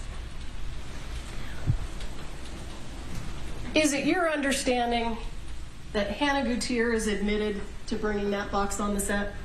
Yes. And is it your understanding that Hannah Gutierrez actually provided evidence to the Sheriff's Department that she was provided that box by her father? Yes.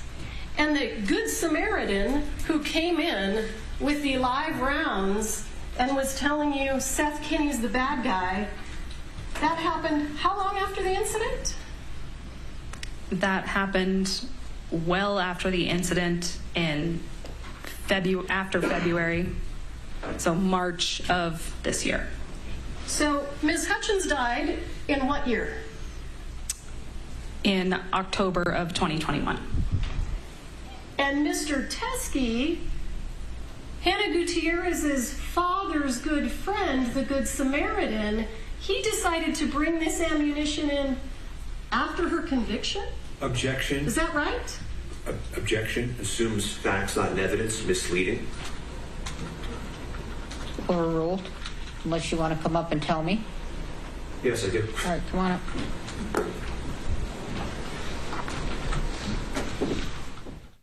All right, you're just listening into this, the questioning of this crime scene investigator there from this scene from the movie Rust in Santa Fe, New Mexico. Of course, the death there of Helena Hutchins as well. Hannah Gutierrez-Reed already convicted of involuntary manslaughter. This is the Alec Baldwin trial. Let's slide away for a quick 2-minute break.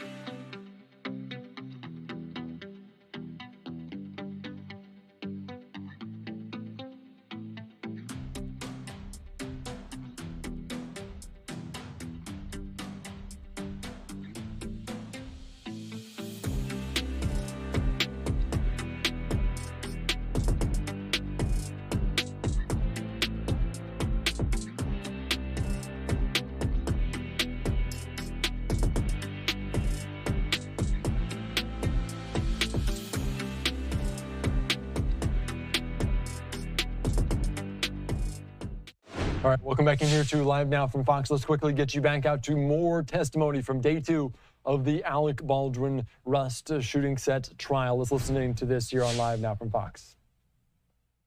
I'm going to show you what has been previously admitted as defendants A23. is this, so when we're talking about 45 caliber ammunition, well, let's back up. Is that the only caliber of live ammunition or suspected live ammunition found on the set of Rust? Yes. 21, you said? 23, A23. So if you find 38 live ammunition, is that important to you? No. Because 38 is not 45, right? Correct. So the 45 caliber ammunition that you found at PDQ, is this where you found it? Yes. Any mistaking that that would be live ammunition? No. Why? It was clearly marked as live ammunition in that box.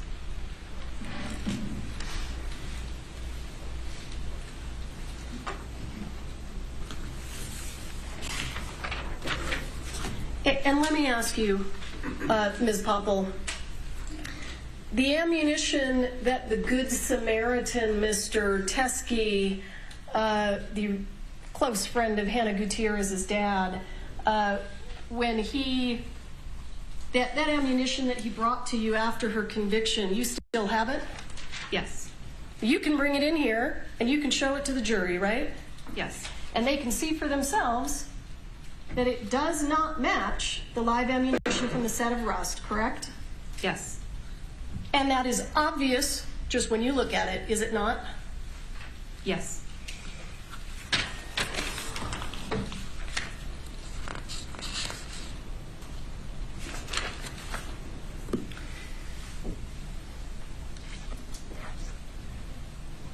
Do you know how many boxes of dummy ammunition were provided to the set of Rust by Seth Kinney? If I recall correctly, just one. Do you know how many boxes of dummy ammunition were provided to the set by Hannah Gutierrez? No, I do not. Okay, fair enough.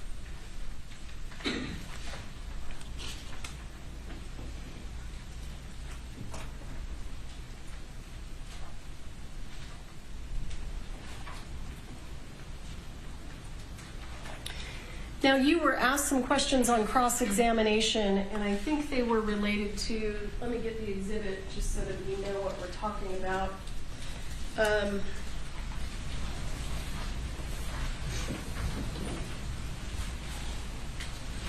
You were asked some questions about the live ammunition in the other actor's gun belt. You remember those questions on cross? Yes. And I think the actor was Jensen Ackles. Correct. Do you know whether or not Jensen Ackles checked his firearm on the set of the movie? No, I do not. Whether he did his own safety checks? I do not know.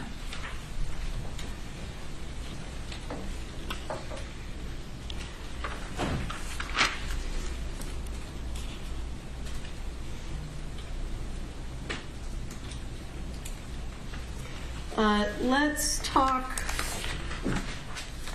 briefly about, let me make sure I have the proper exhibit numbers for the record.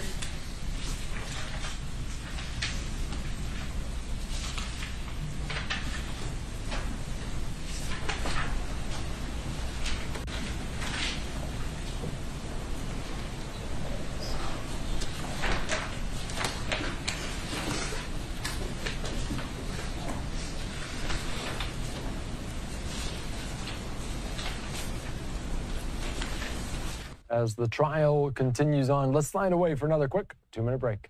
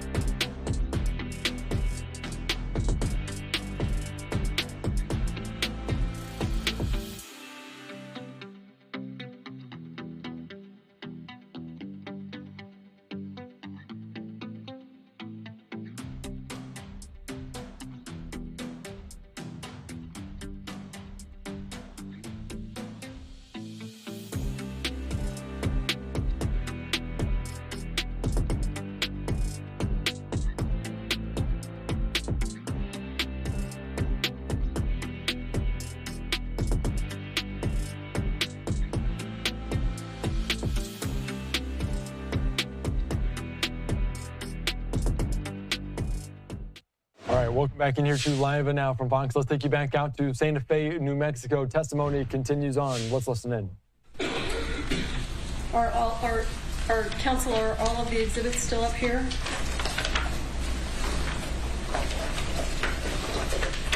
Take that as a yes.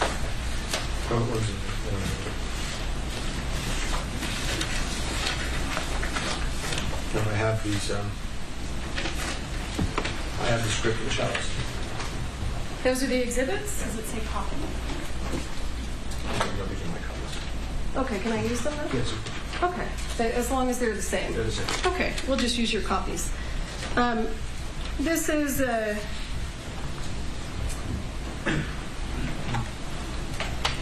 Defendant's Exhibit A10. You remember being shown this? Yes. Do you have any idea when this exhibit, or I'm sorry, when scene 125 was being filmed? No, I do not. Same question for scene, is it 55 or 66? I apologize. No.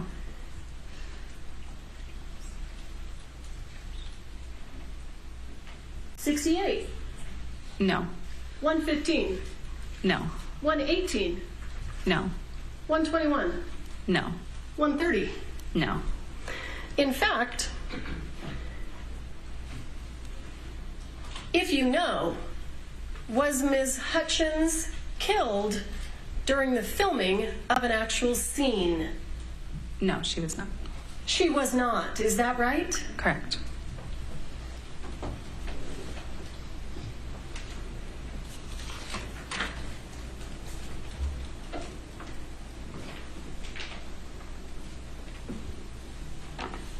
Same thing here for 118 again. Ms. Hutchins wasn't killed during the filming of a scene, was she? No, she was not.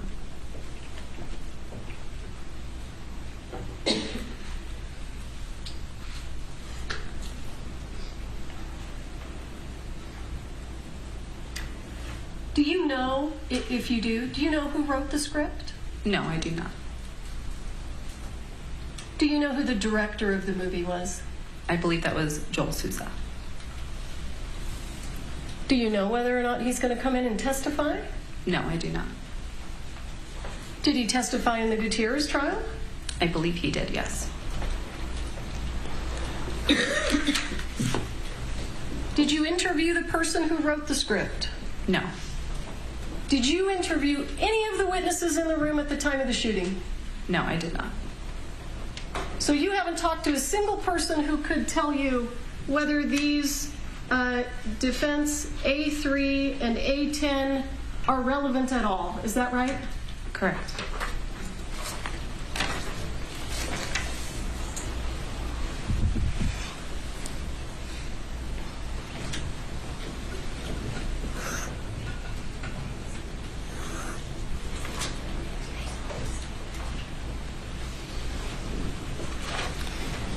You were asked by Mr. Spiro whether or not it was true that live ammunition should never be on a movie set, and you said that was correct. Do you recall that? Yes. You've never worked on a movie set before, have you? No, I've not. How do you know that? It makes sense to me. It makes common sense. But do you know? No, I do not know the rules of movie sets. You're not aware that there are safety bulletins for the use of live ammunition on movie sets? No, I did not know that.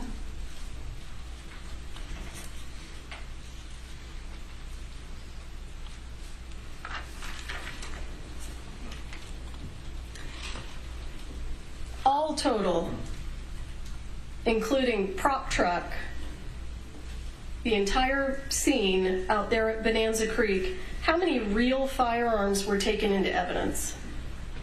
If I can look at my report. Sure.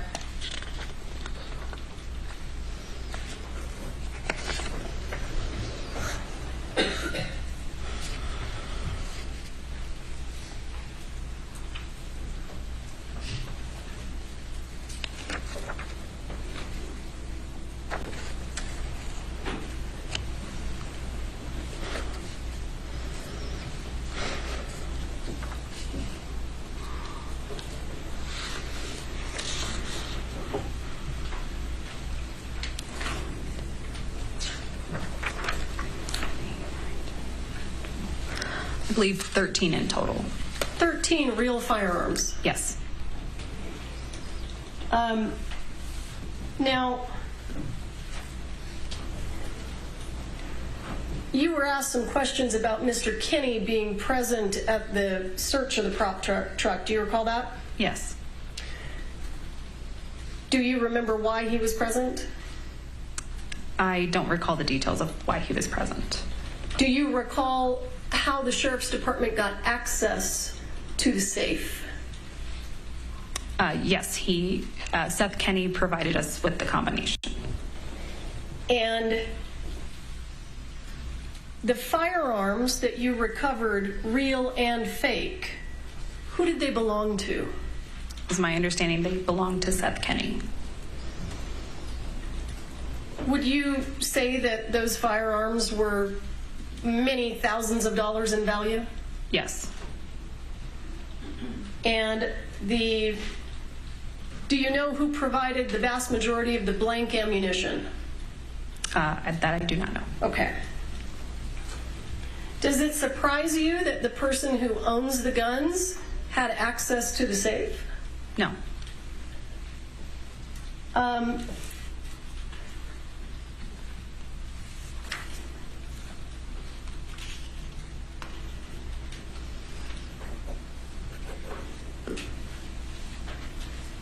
Have you ever discovered any evidence that Seth Kenney was ever physically present on the set of Rust other than the day that he helped unlock the safe for your search? No.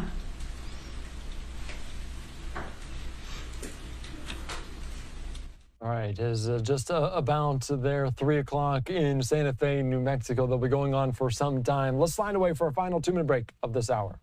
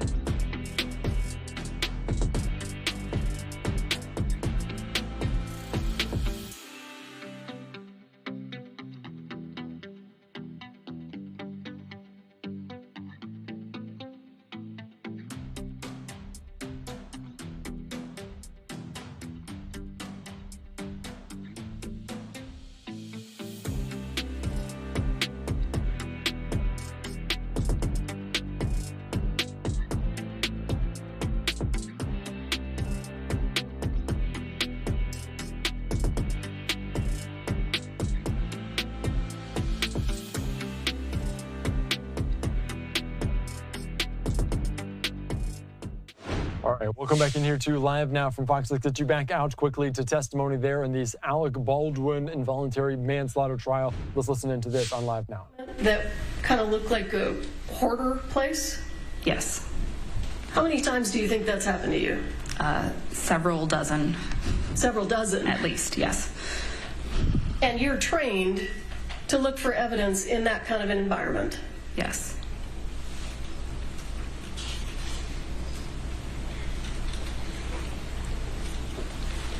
Is it your understanding that Mr. Kenney's business is a prop house? Yes. Would you expect a prop house to be full of props? Yes. Was the prop house indeed full of movie props? Yes. Did anyone live there? I don't believe so, no.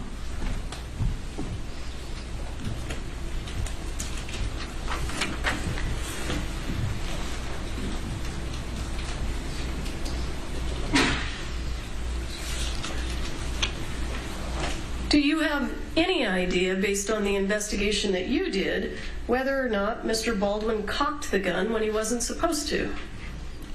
I do not have any information based on what I conducted. Because you didn't interview any of those witnesses, right? Correct.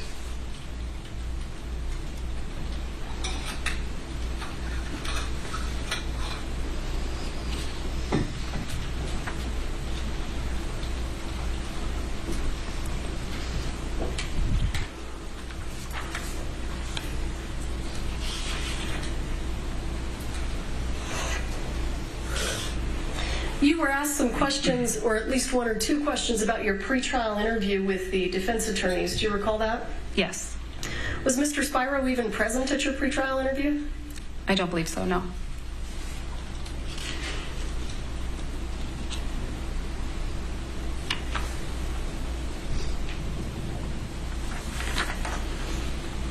I'm almost done. Let me just review my notes. I have two notes, questions from the jury. Okay.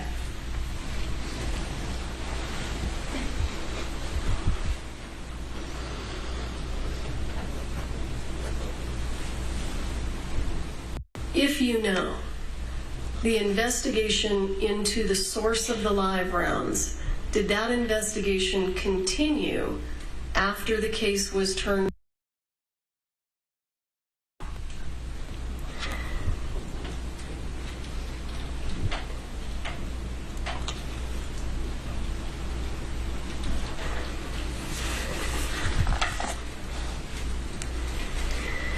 As a crime scene technician, in your experience, do revolvers go off by themselves?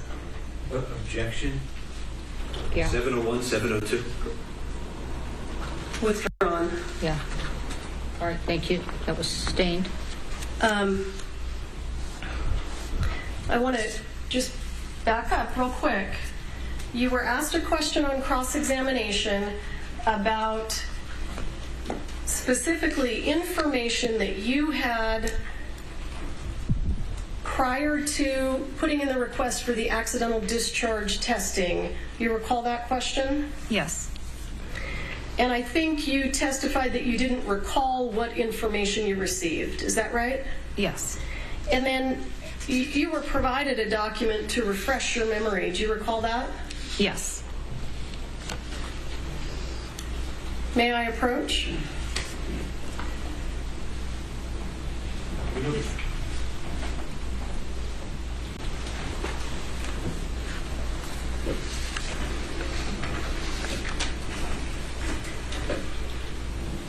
Are you finished with that prop?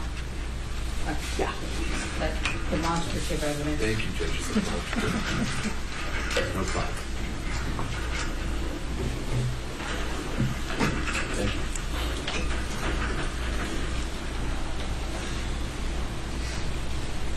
Ms. Popple, have you had an opportunity to review that? Yes. How many pages is it?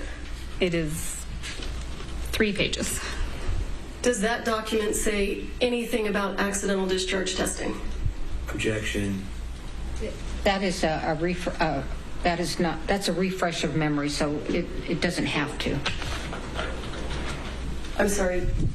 I'm going to sustain his objection. Okay.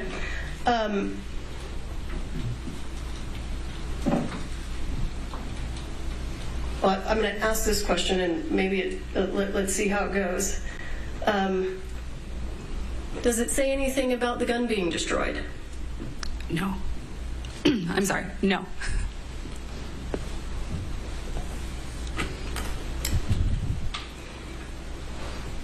Did that document refresh your memory as to what you understood from the FBI about what the condition of the gun would be after the testing?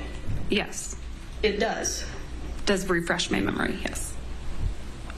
I'm sorry, can you restate that? Does that document, the question you were asked on cross-examination was, about the information that council. Okay. I'm sorry to break you up, but let me give you these. It's fine. I don't need to continue.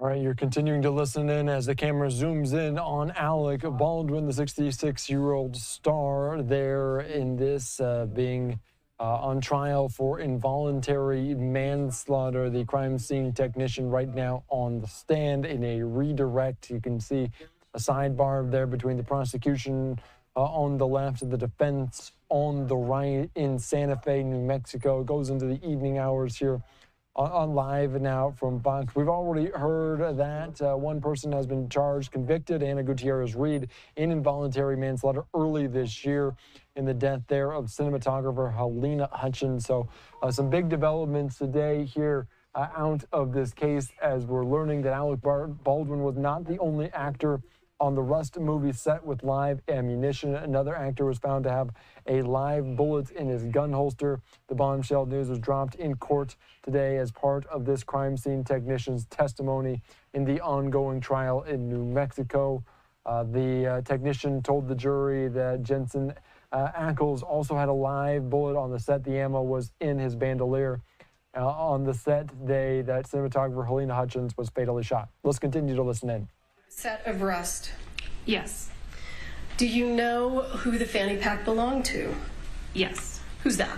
That was Hannah Gutierrez. And was any of the live ammunition found in the fanny pack? No.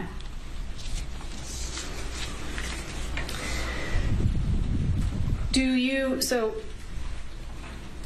after Ms. Hutchins was shot, do you know whether or not the gun was unloaded by anyone on the set? The information that was relayed to me was that the firearm was emptied by Hannah onto the cart.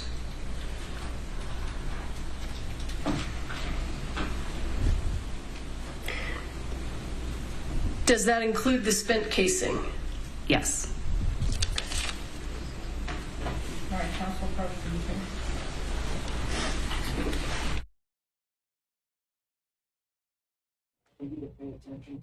All right, they're just continuing to have different sidebars here as the testimony continues on. Day number 2 of this trial is only expected to last around 10 days or 2 weeks of time there in Santa Fe, New Mexico. They're on Mountain Time.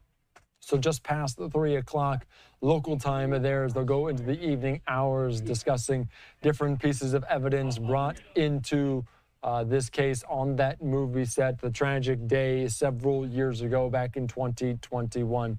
Let's just continue to listen here as Redirect continues on Live Now from Fox.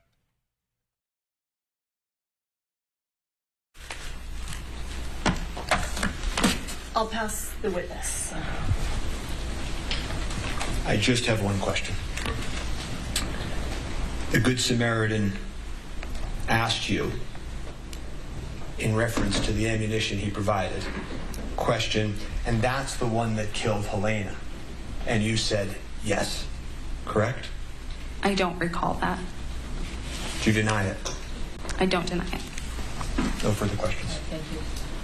All right, we're going to take our afternoon bathroom break. Please don't talk among yourselves or anyone else about the evidence received here in court, and let's try to get back in around 3:20. Okay, thank you. All rise to the jury. All right, you're just listening in there to this here on Live and Now from Fox. The Alec Baldwin Rust shooting trial facing charges of involuntary manslaughter. They're taking about a 15 or so minute break here as they will lead the jury out right now. This is testimony there from crime scene technician that was kind of examining some of the bullets there fired on that set, the live ammunition, as we are learning that more than just Alec Baldwin, different actors did have live ammunition. All right, we're going to continue to follow this here on Live Now from Fox, an afternoon bathroom break. You can see there the prosecution and defense, as well as Baldwin, as they go to the seal of New Mexico. Let's line away for a quick 2-minute break here on Live Now.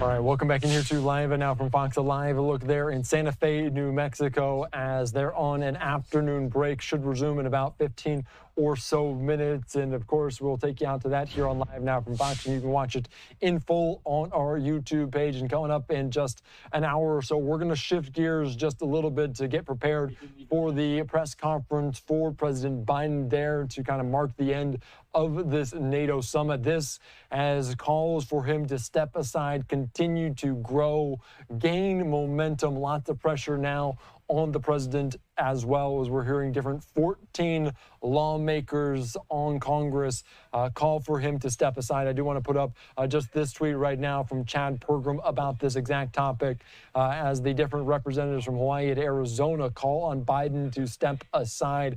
Of course, we're following it very, very closely. I believe 13 representatives and 1 Democratic senator. The first Democratic senator to say so was Peter Welch, calling him to step aside. Of course, we are going to learn more. A very critical hour right now for the president in this re-election bid. He's continued to vow to stay in the race, but there are calls and more lawmakers saying he should step aside. This comes 2 weeks after that first presidential debate. We're also now less than a week until this, the RNC. You can see a live picture there in downtown Milwaukee, Wisconsin, the site of this as well. We're expecting to hear former President Trump announce his vice president pick sometime in the next week. So that is big news on both sides of the aisle right now throughout this day here on Live Now from Fox. All right, let's just continue on. Let's take you right now out to Washington, D.C. as different world leaders on hand there for the 75th anniversary celebration. Lots of discussions amongst world leaders, including with Ukrainian President Vladimir Zelensky. Let's take you out to NATO President Jens Stoltenberg here on Live Now from Fox, live at the podium. We have taken further steps to deepen Ukraine's interoperability with NATO, bolster Ukraine's defense industry, and enhance cooperation on innovation. We have also agreed to establish NATO-Ukraine Joint Analysis, Training and Education Center in Poland. All of this support will make Ukraine stronger and more capable. In fact, everything we are doing, the command, the pledge, more military aid, more security agreements, and improved interoperability, put in place the foundations for Ukraine to prevail. And they serve as a bridge to NATO. Allies have agreed that as Ukraine continues necessary reforms, we will support them on their irreversible path to membership. Today, we send a strong message of unity and resolve to Moscow, that violence and intimidation do not pay, and that Ukraine can count on NATO now and for the long haul. Today, in our meeting, we also met with our Indo-Pacific partners. China has become a decisive enabler of Russia's war against Ukraine through its No Limits partnership and support for Russia's defense industrial base. This includes the transfer of dual-use materials such as weapon components, equipment, and raw materials. We agree that China cannot continue to fuel the largest military conflict in Europe without this impacting Beijing's interests and reputation. Other authoritarian states, such as Iran and North Korea, are also supporting Russia's war with drones, ammunition, and more. This makes it even more important that we work closely with our like-minded partners in the Indo-Pacific. So we launched new cooperative projects on disinformation, cybersecurity, and artificial intelligence, as well as support to Ukraine. We discussed expanding the scope of our defense industrial cooperation and how to improve intelligence sharing. These are all important steps because we see all too clearly that what happens in Europe matters for Asia, and what happens in Asia matters for Europe. And in this more dangerous world, we must stand together to defend our shared security interest and uphold our shared values. With that, I'm ready to take your questions. Okay, thank you. I'll begin with Polish. news agency. Go ahead, second row.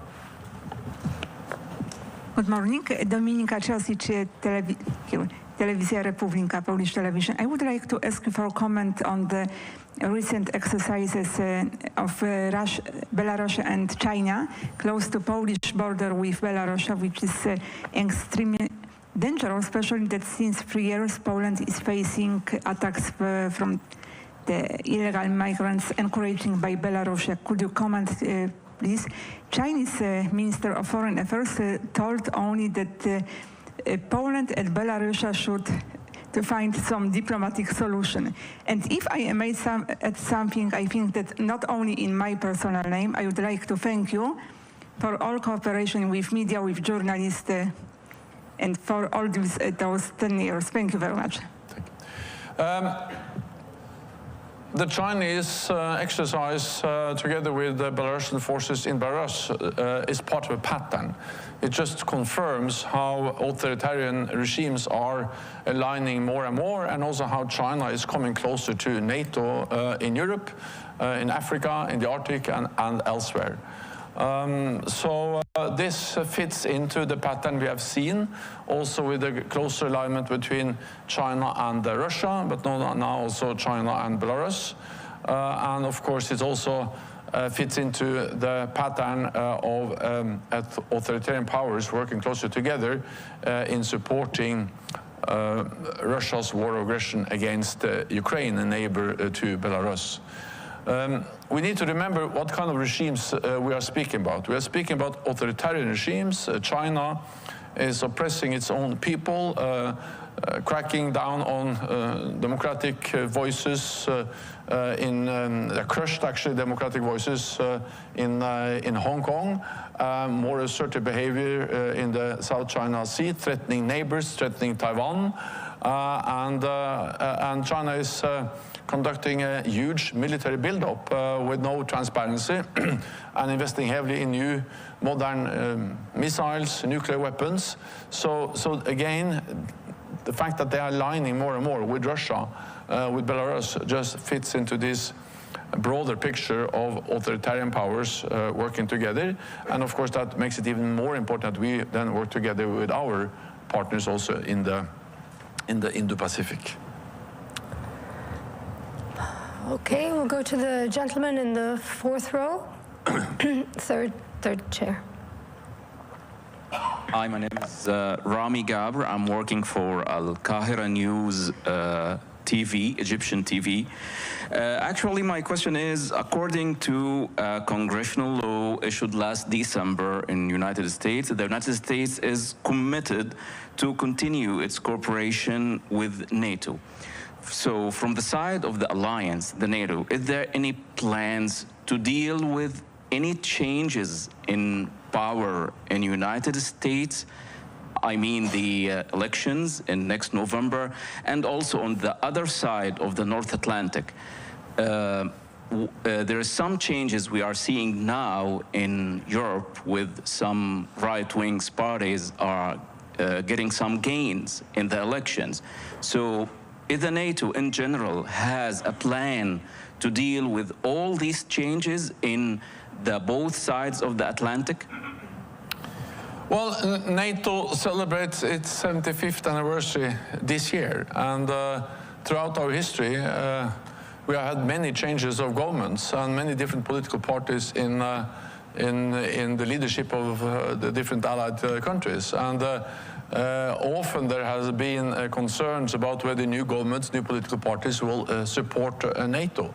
And of course, in democracies, you don't have any guarantees. But the reality is that NATO has proven extremely resilient, because every time they have a new party or a new government, they realize that every NATO ally is safer in NATO than outside NATO.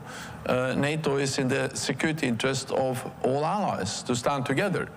And I expect that to continue to be the case, because it is good for North America to have a strong NATO. It's good for Europe to have a strong NATO. And when it comes to the United States, I would just say that I expect that the United States will remain a strong and loyal NATO ally, partly because it is in the security interest of the United States.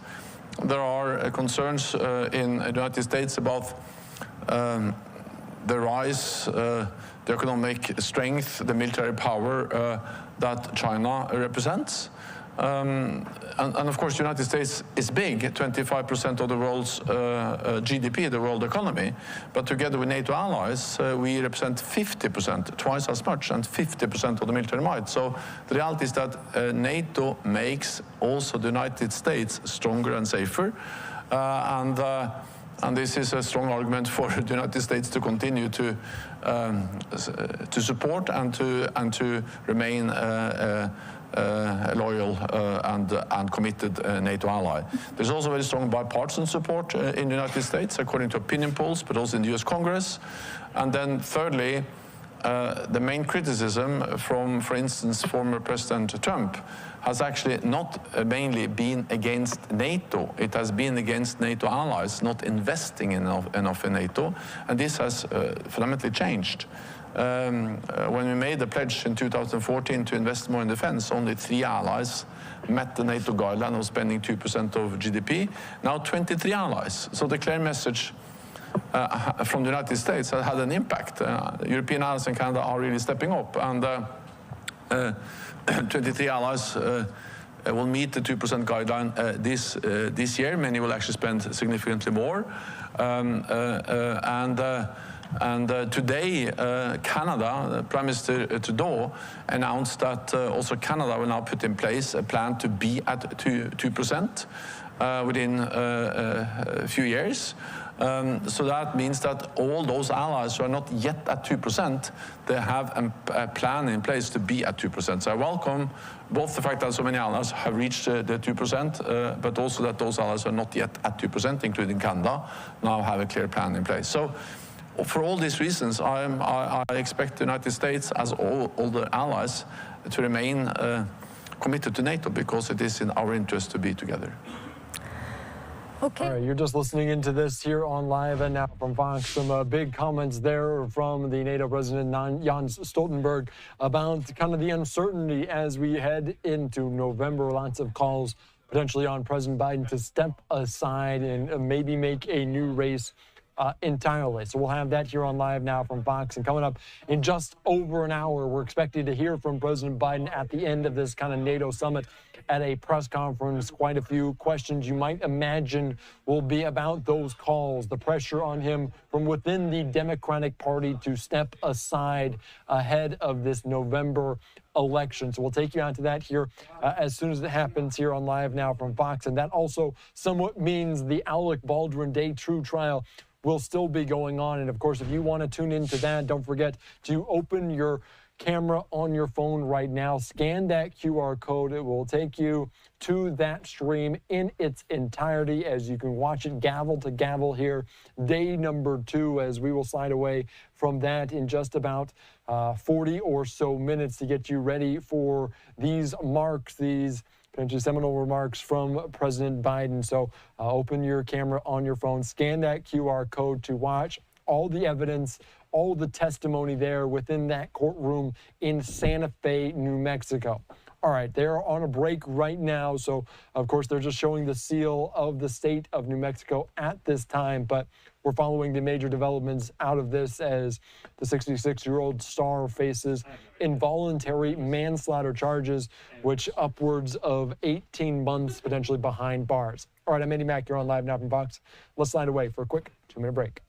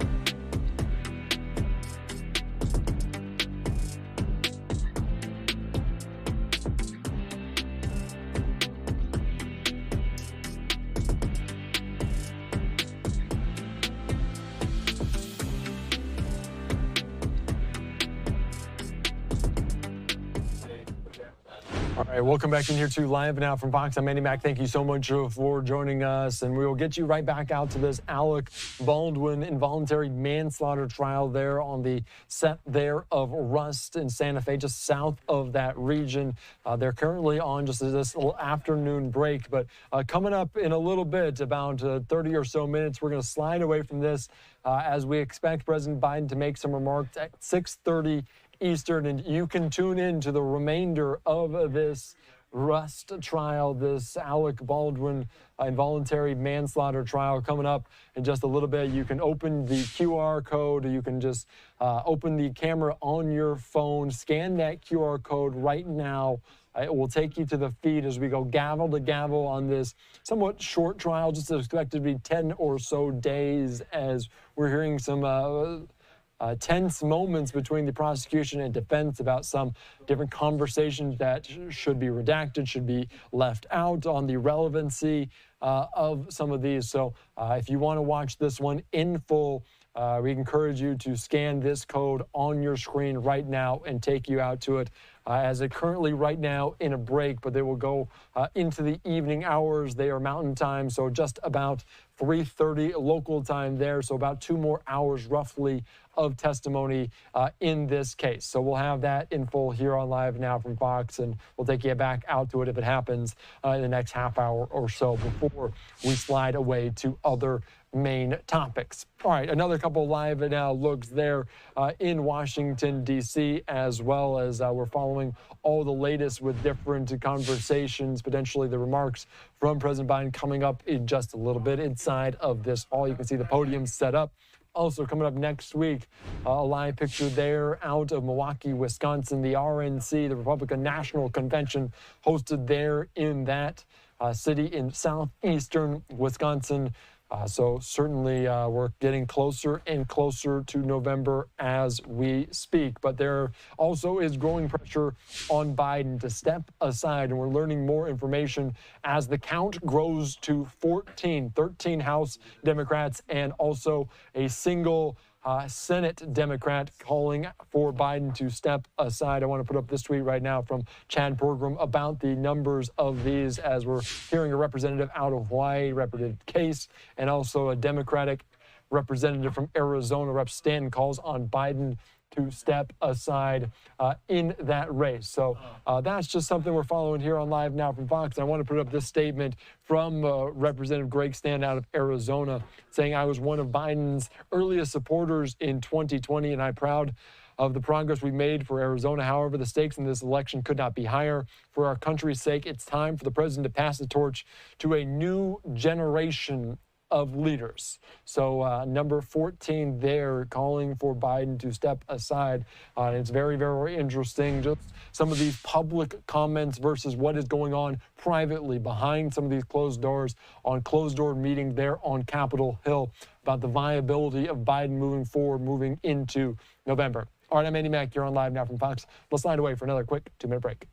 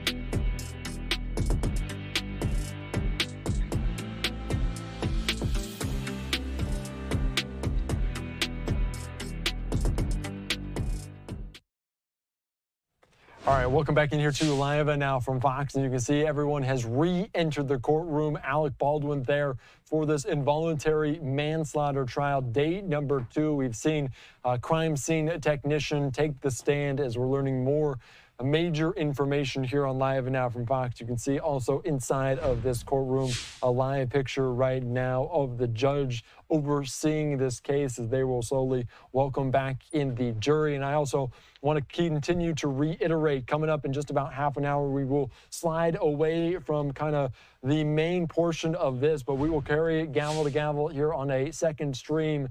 Open the camera on your iPhone or Android device, scan the QR code right there. It will take you to the feed of this trial in its entirety if you so desire to watch that all day today, as it will continue nearing about 5 or 5:30 local time. So about 2 more hours of this as we will dive into the latest remarks from the current President Joe Biden at the end of this NATO summit.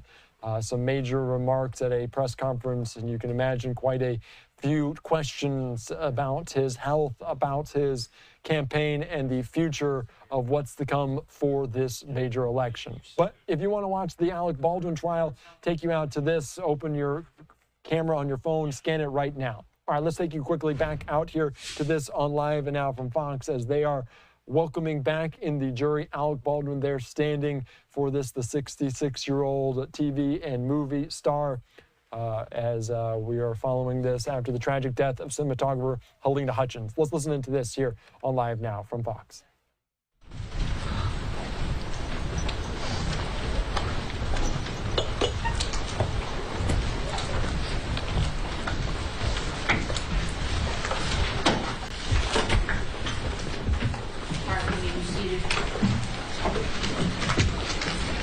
Call your next witness. The state calls Alessandro Pieta.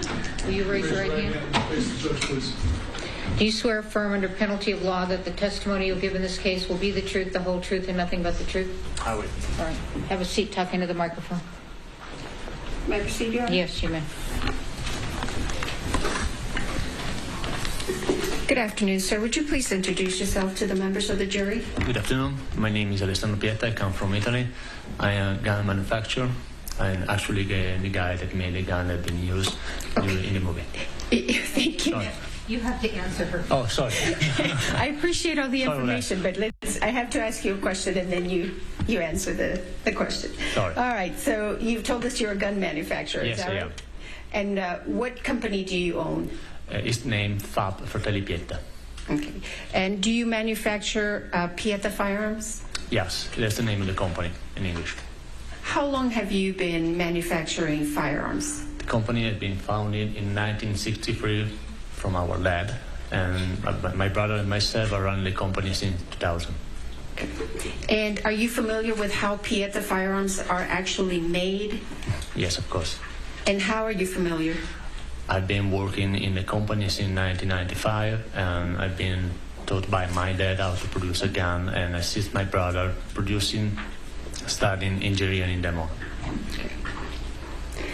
Does Pieta Firearms have quality control measures and inspections of their firearms? Yes, we do. And what are those? We start from raw material, and then we check all the machining part, and then we got our quality control on the assembly department, and of course before shipping the gun to the customer. So we got several steps in our procedure line. Okay.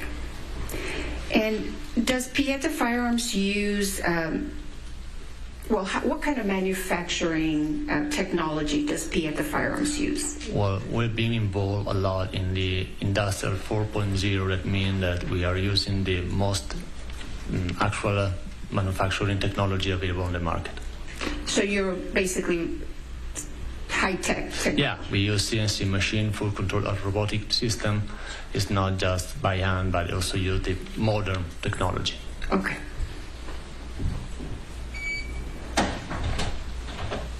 So, excuse me, what does Pieta Firearms do to ensure that a gun that leaves Pieta Firearms doesn't have any defects? And Mr. Pieta, if I can just have you pull the microphone a little closer and then speak a little slower. Okay. Can you hear me?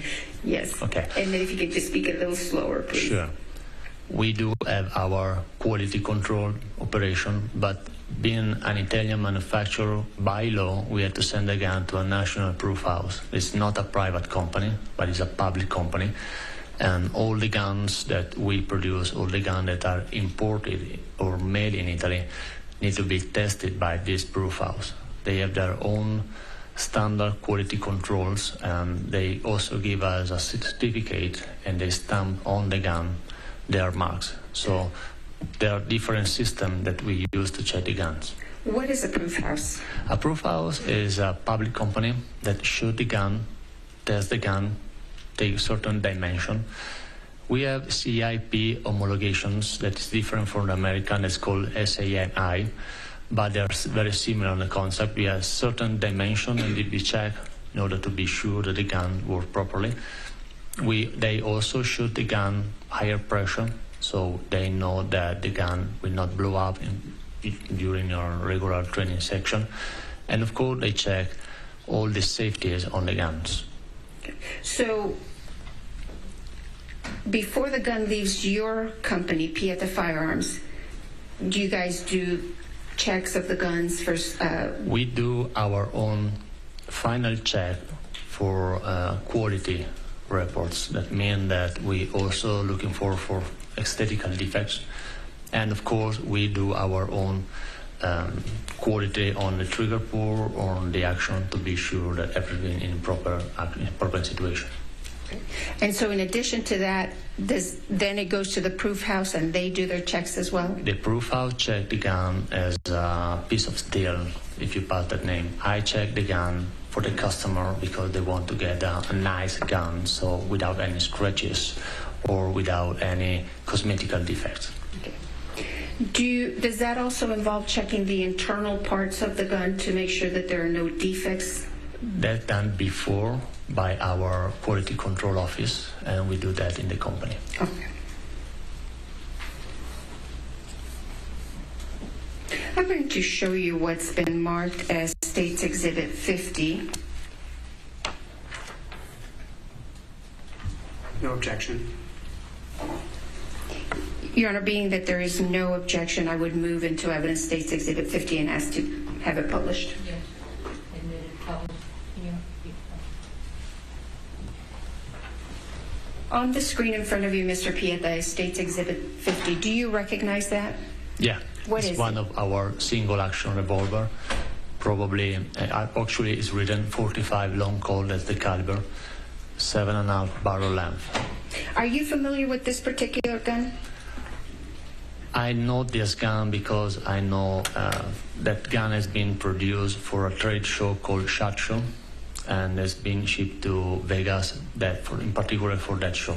Were you involved in the manufacture of this particular gun? I was personally involved producing this sample for that trade show. Okay. And do you recall when this gun was manufactured? I guess 2016 or 2017. Okay.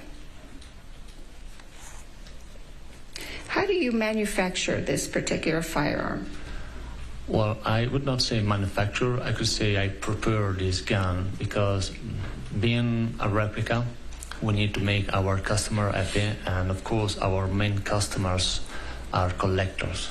So when we prepare a new sample or a new model, we study the books, so we study the American history, and we look for details just to make a new model.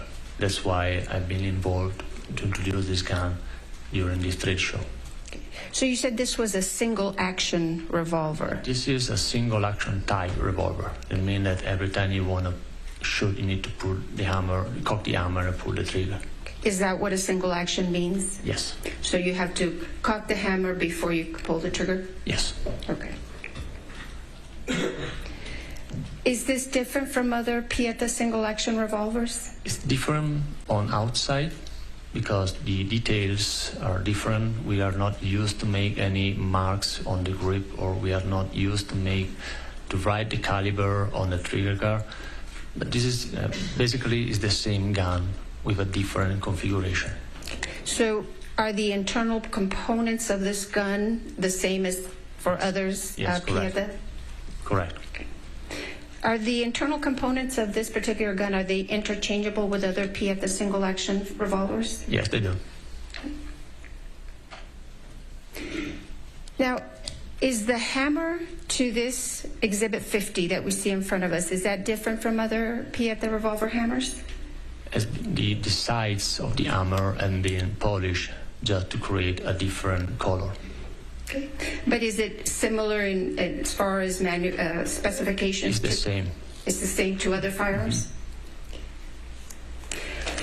I'm going to show you what's been admitted into evidence as State's Exhibit 6. If I can have the deputy bring it up and ask you to put on some gloves. Sure. So you can. Oh, go? No, I don't. He has them. Oh, good. Thank you.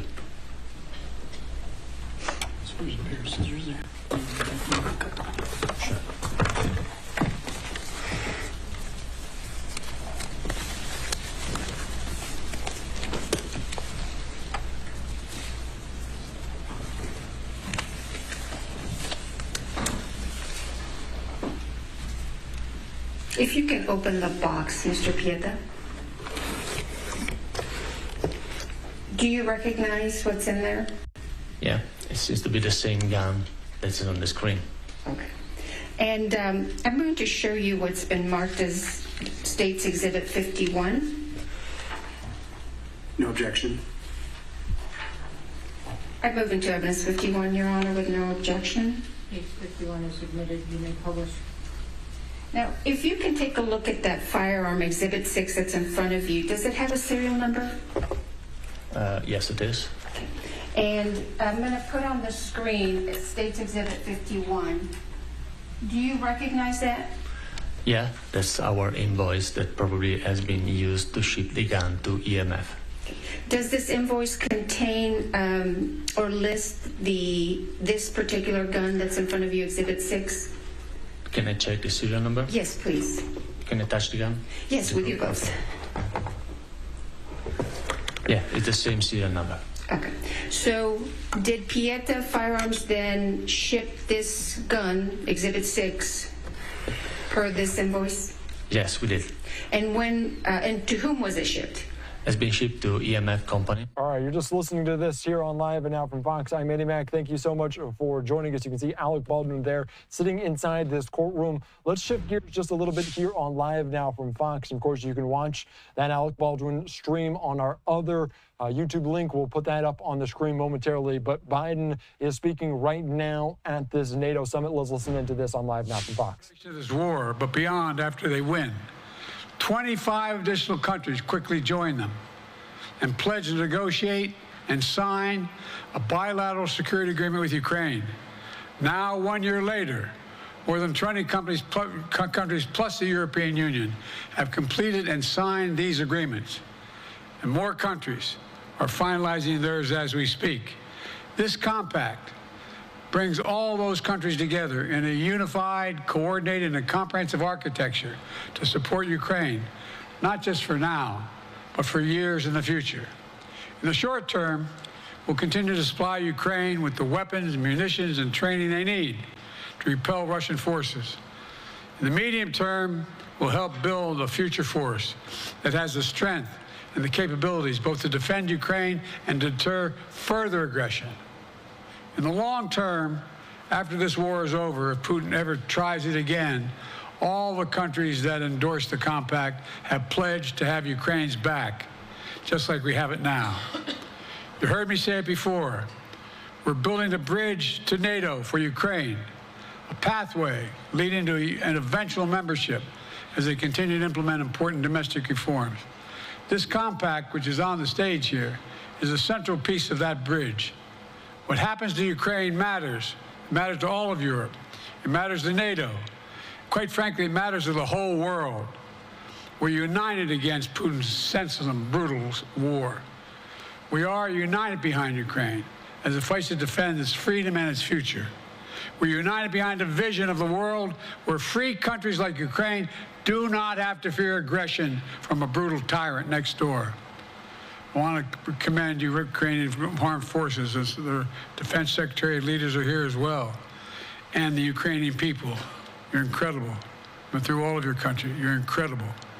Their courage, their determination, the sacrifices they've made. And I commend all the nations that stepped up when it counted to stand with Ukraine. I've said before, Russia will not prevail in this war. Ukraine will prevail in this war, and we'll stand with them every single step of the way. That's what the compact says, loudly and clearly. And now I want to hand it over to the President of Ukraine, who has as much courage as he has determination. Ladies and gentlemen, President Putin. President Putin. He's going to beat President Putin. President Zelensky.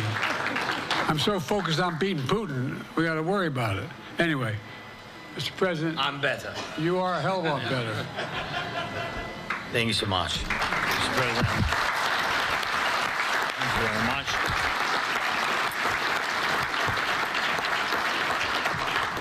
Thank you so much, Mr. President, dear our friends of Ukraine. Last year at the NATO summit in Vilnius, we took a very strong step with a G7 declaration on security for Ukraine, for Ukrainian people. And we did not waste time, and now we have a solid architecture of security guarantees. I thank President Biden for his leadership and all the efforts to make our security cooperation full of strong actions. There are 23 strong agreements, and there will be agreements with other countries. And we have a historically significant security agreement with the United States. All of these helped us obtain the necessary air defense systems, thanks to America and to all the partners, to all the leaders, and your societies, your people, of course. And thanks to all partners for the Patriots and other air defense systems, provision of F-16s and assistance so that our people and our country could withstand Russian attacks on our energy sector, as well as training, cybersecurity, intelligence cooperation, and the development of the defense industry. This Ukraine compact we are forming takes our relations to a new level, a significant achievement for Ukraine and all of us. Slava Ukraini!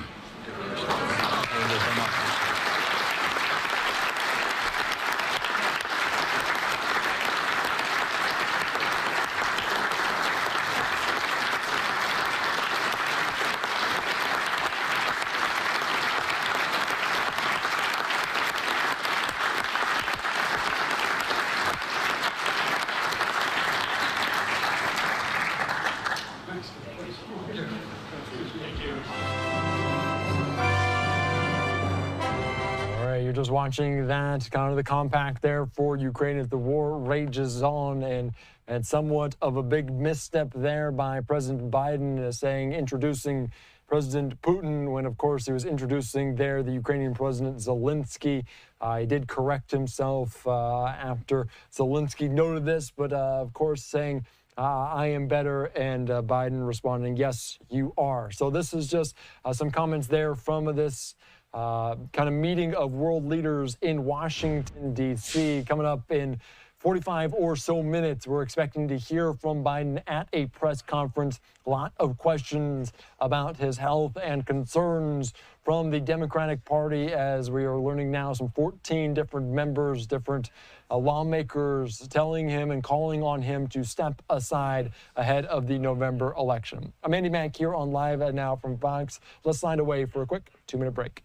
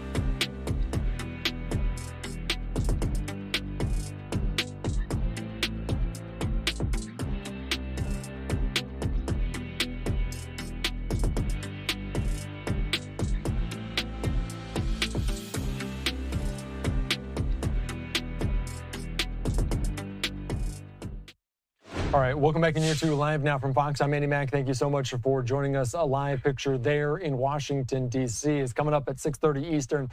President Biden expected to make remarks there to kind of bookend NATO, but also answer plenty of questions and amid concerns about his health and different lawmakers calling on him to step aside. We'll have that in full coming up in just a little bit. We'll get you geared up for it at the top of the hour. And that means we won't necessarily be in the Alec Baldwin involuntary manslaughter trial. If you do want to watch it, though, in full, gavel to gavel, open the camera on your phone,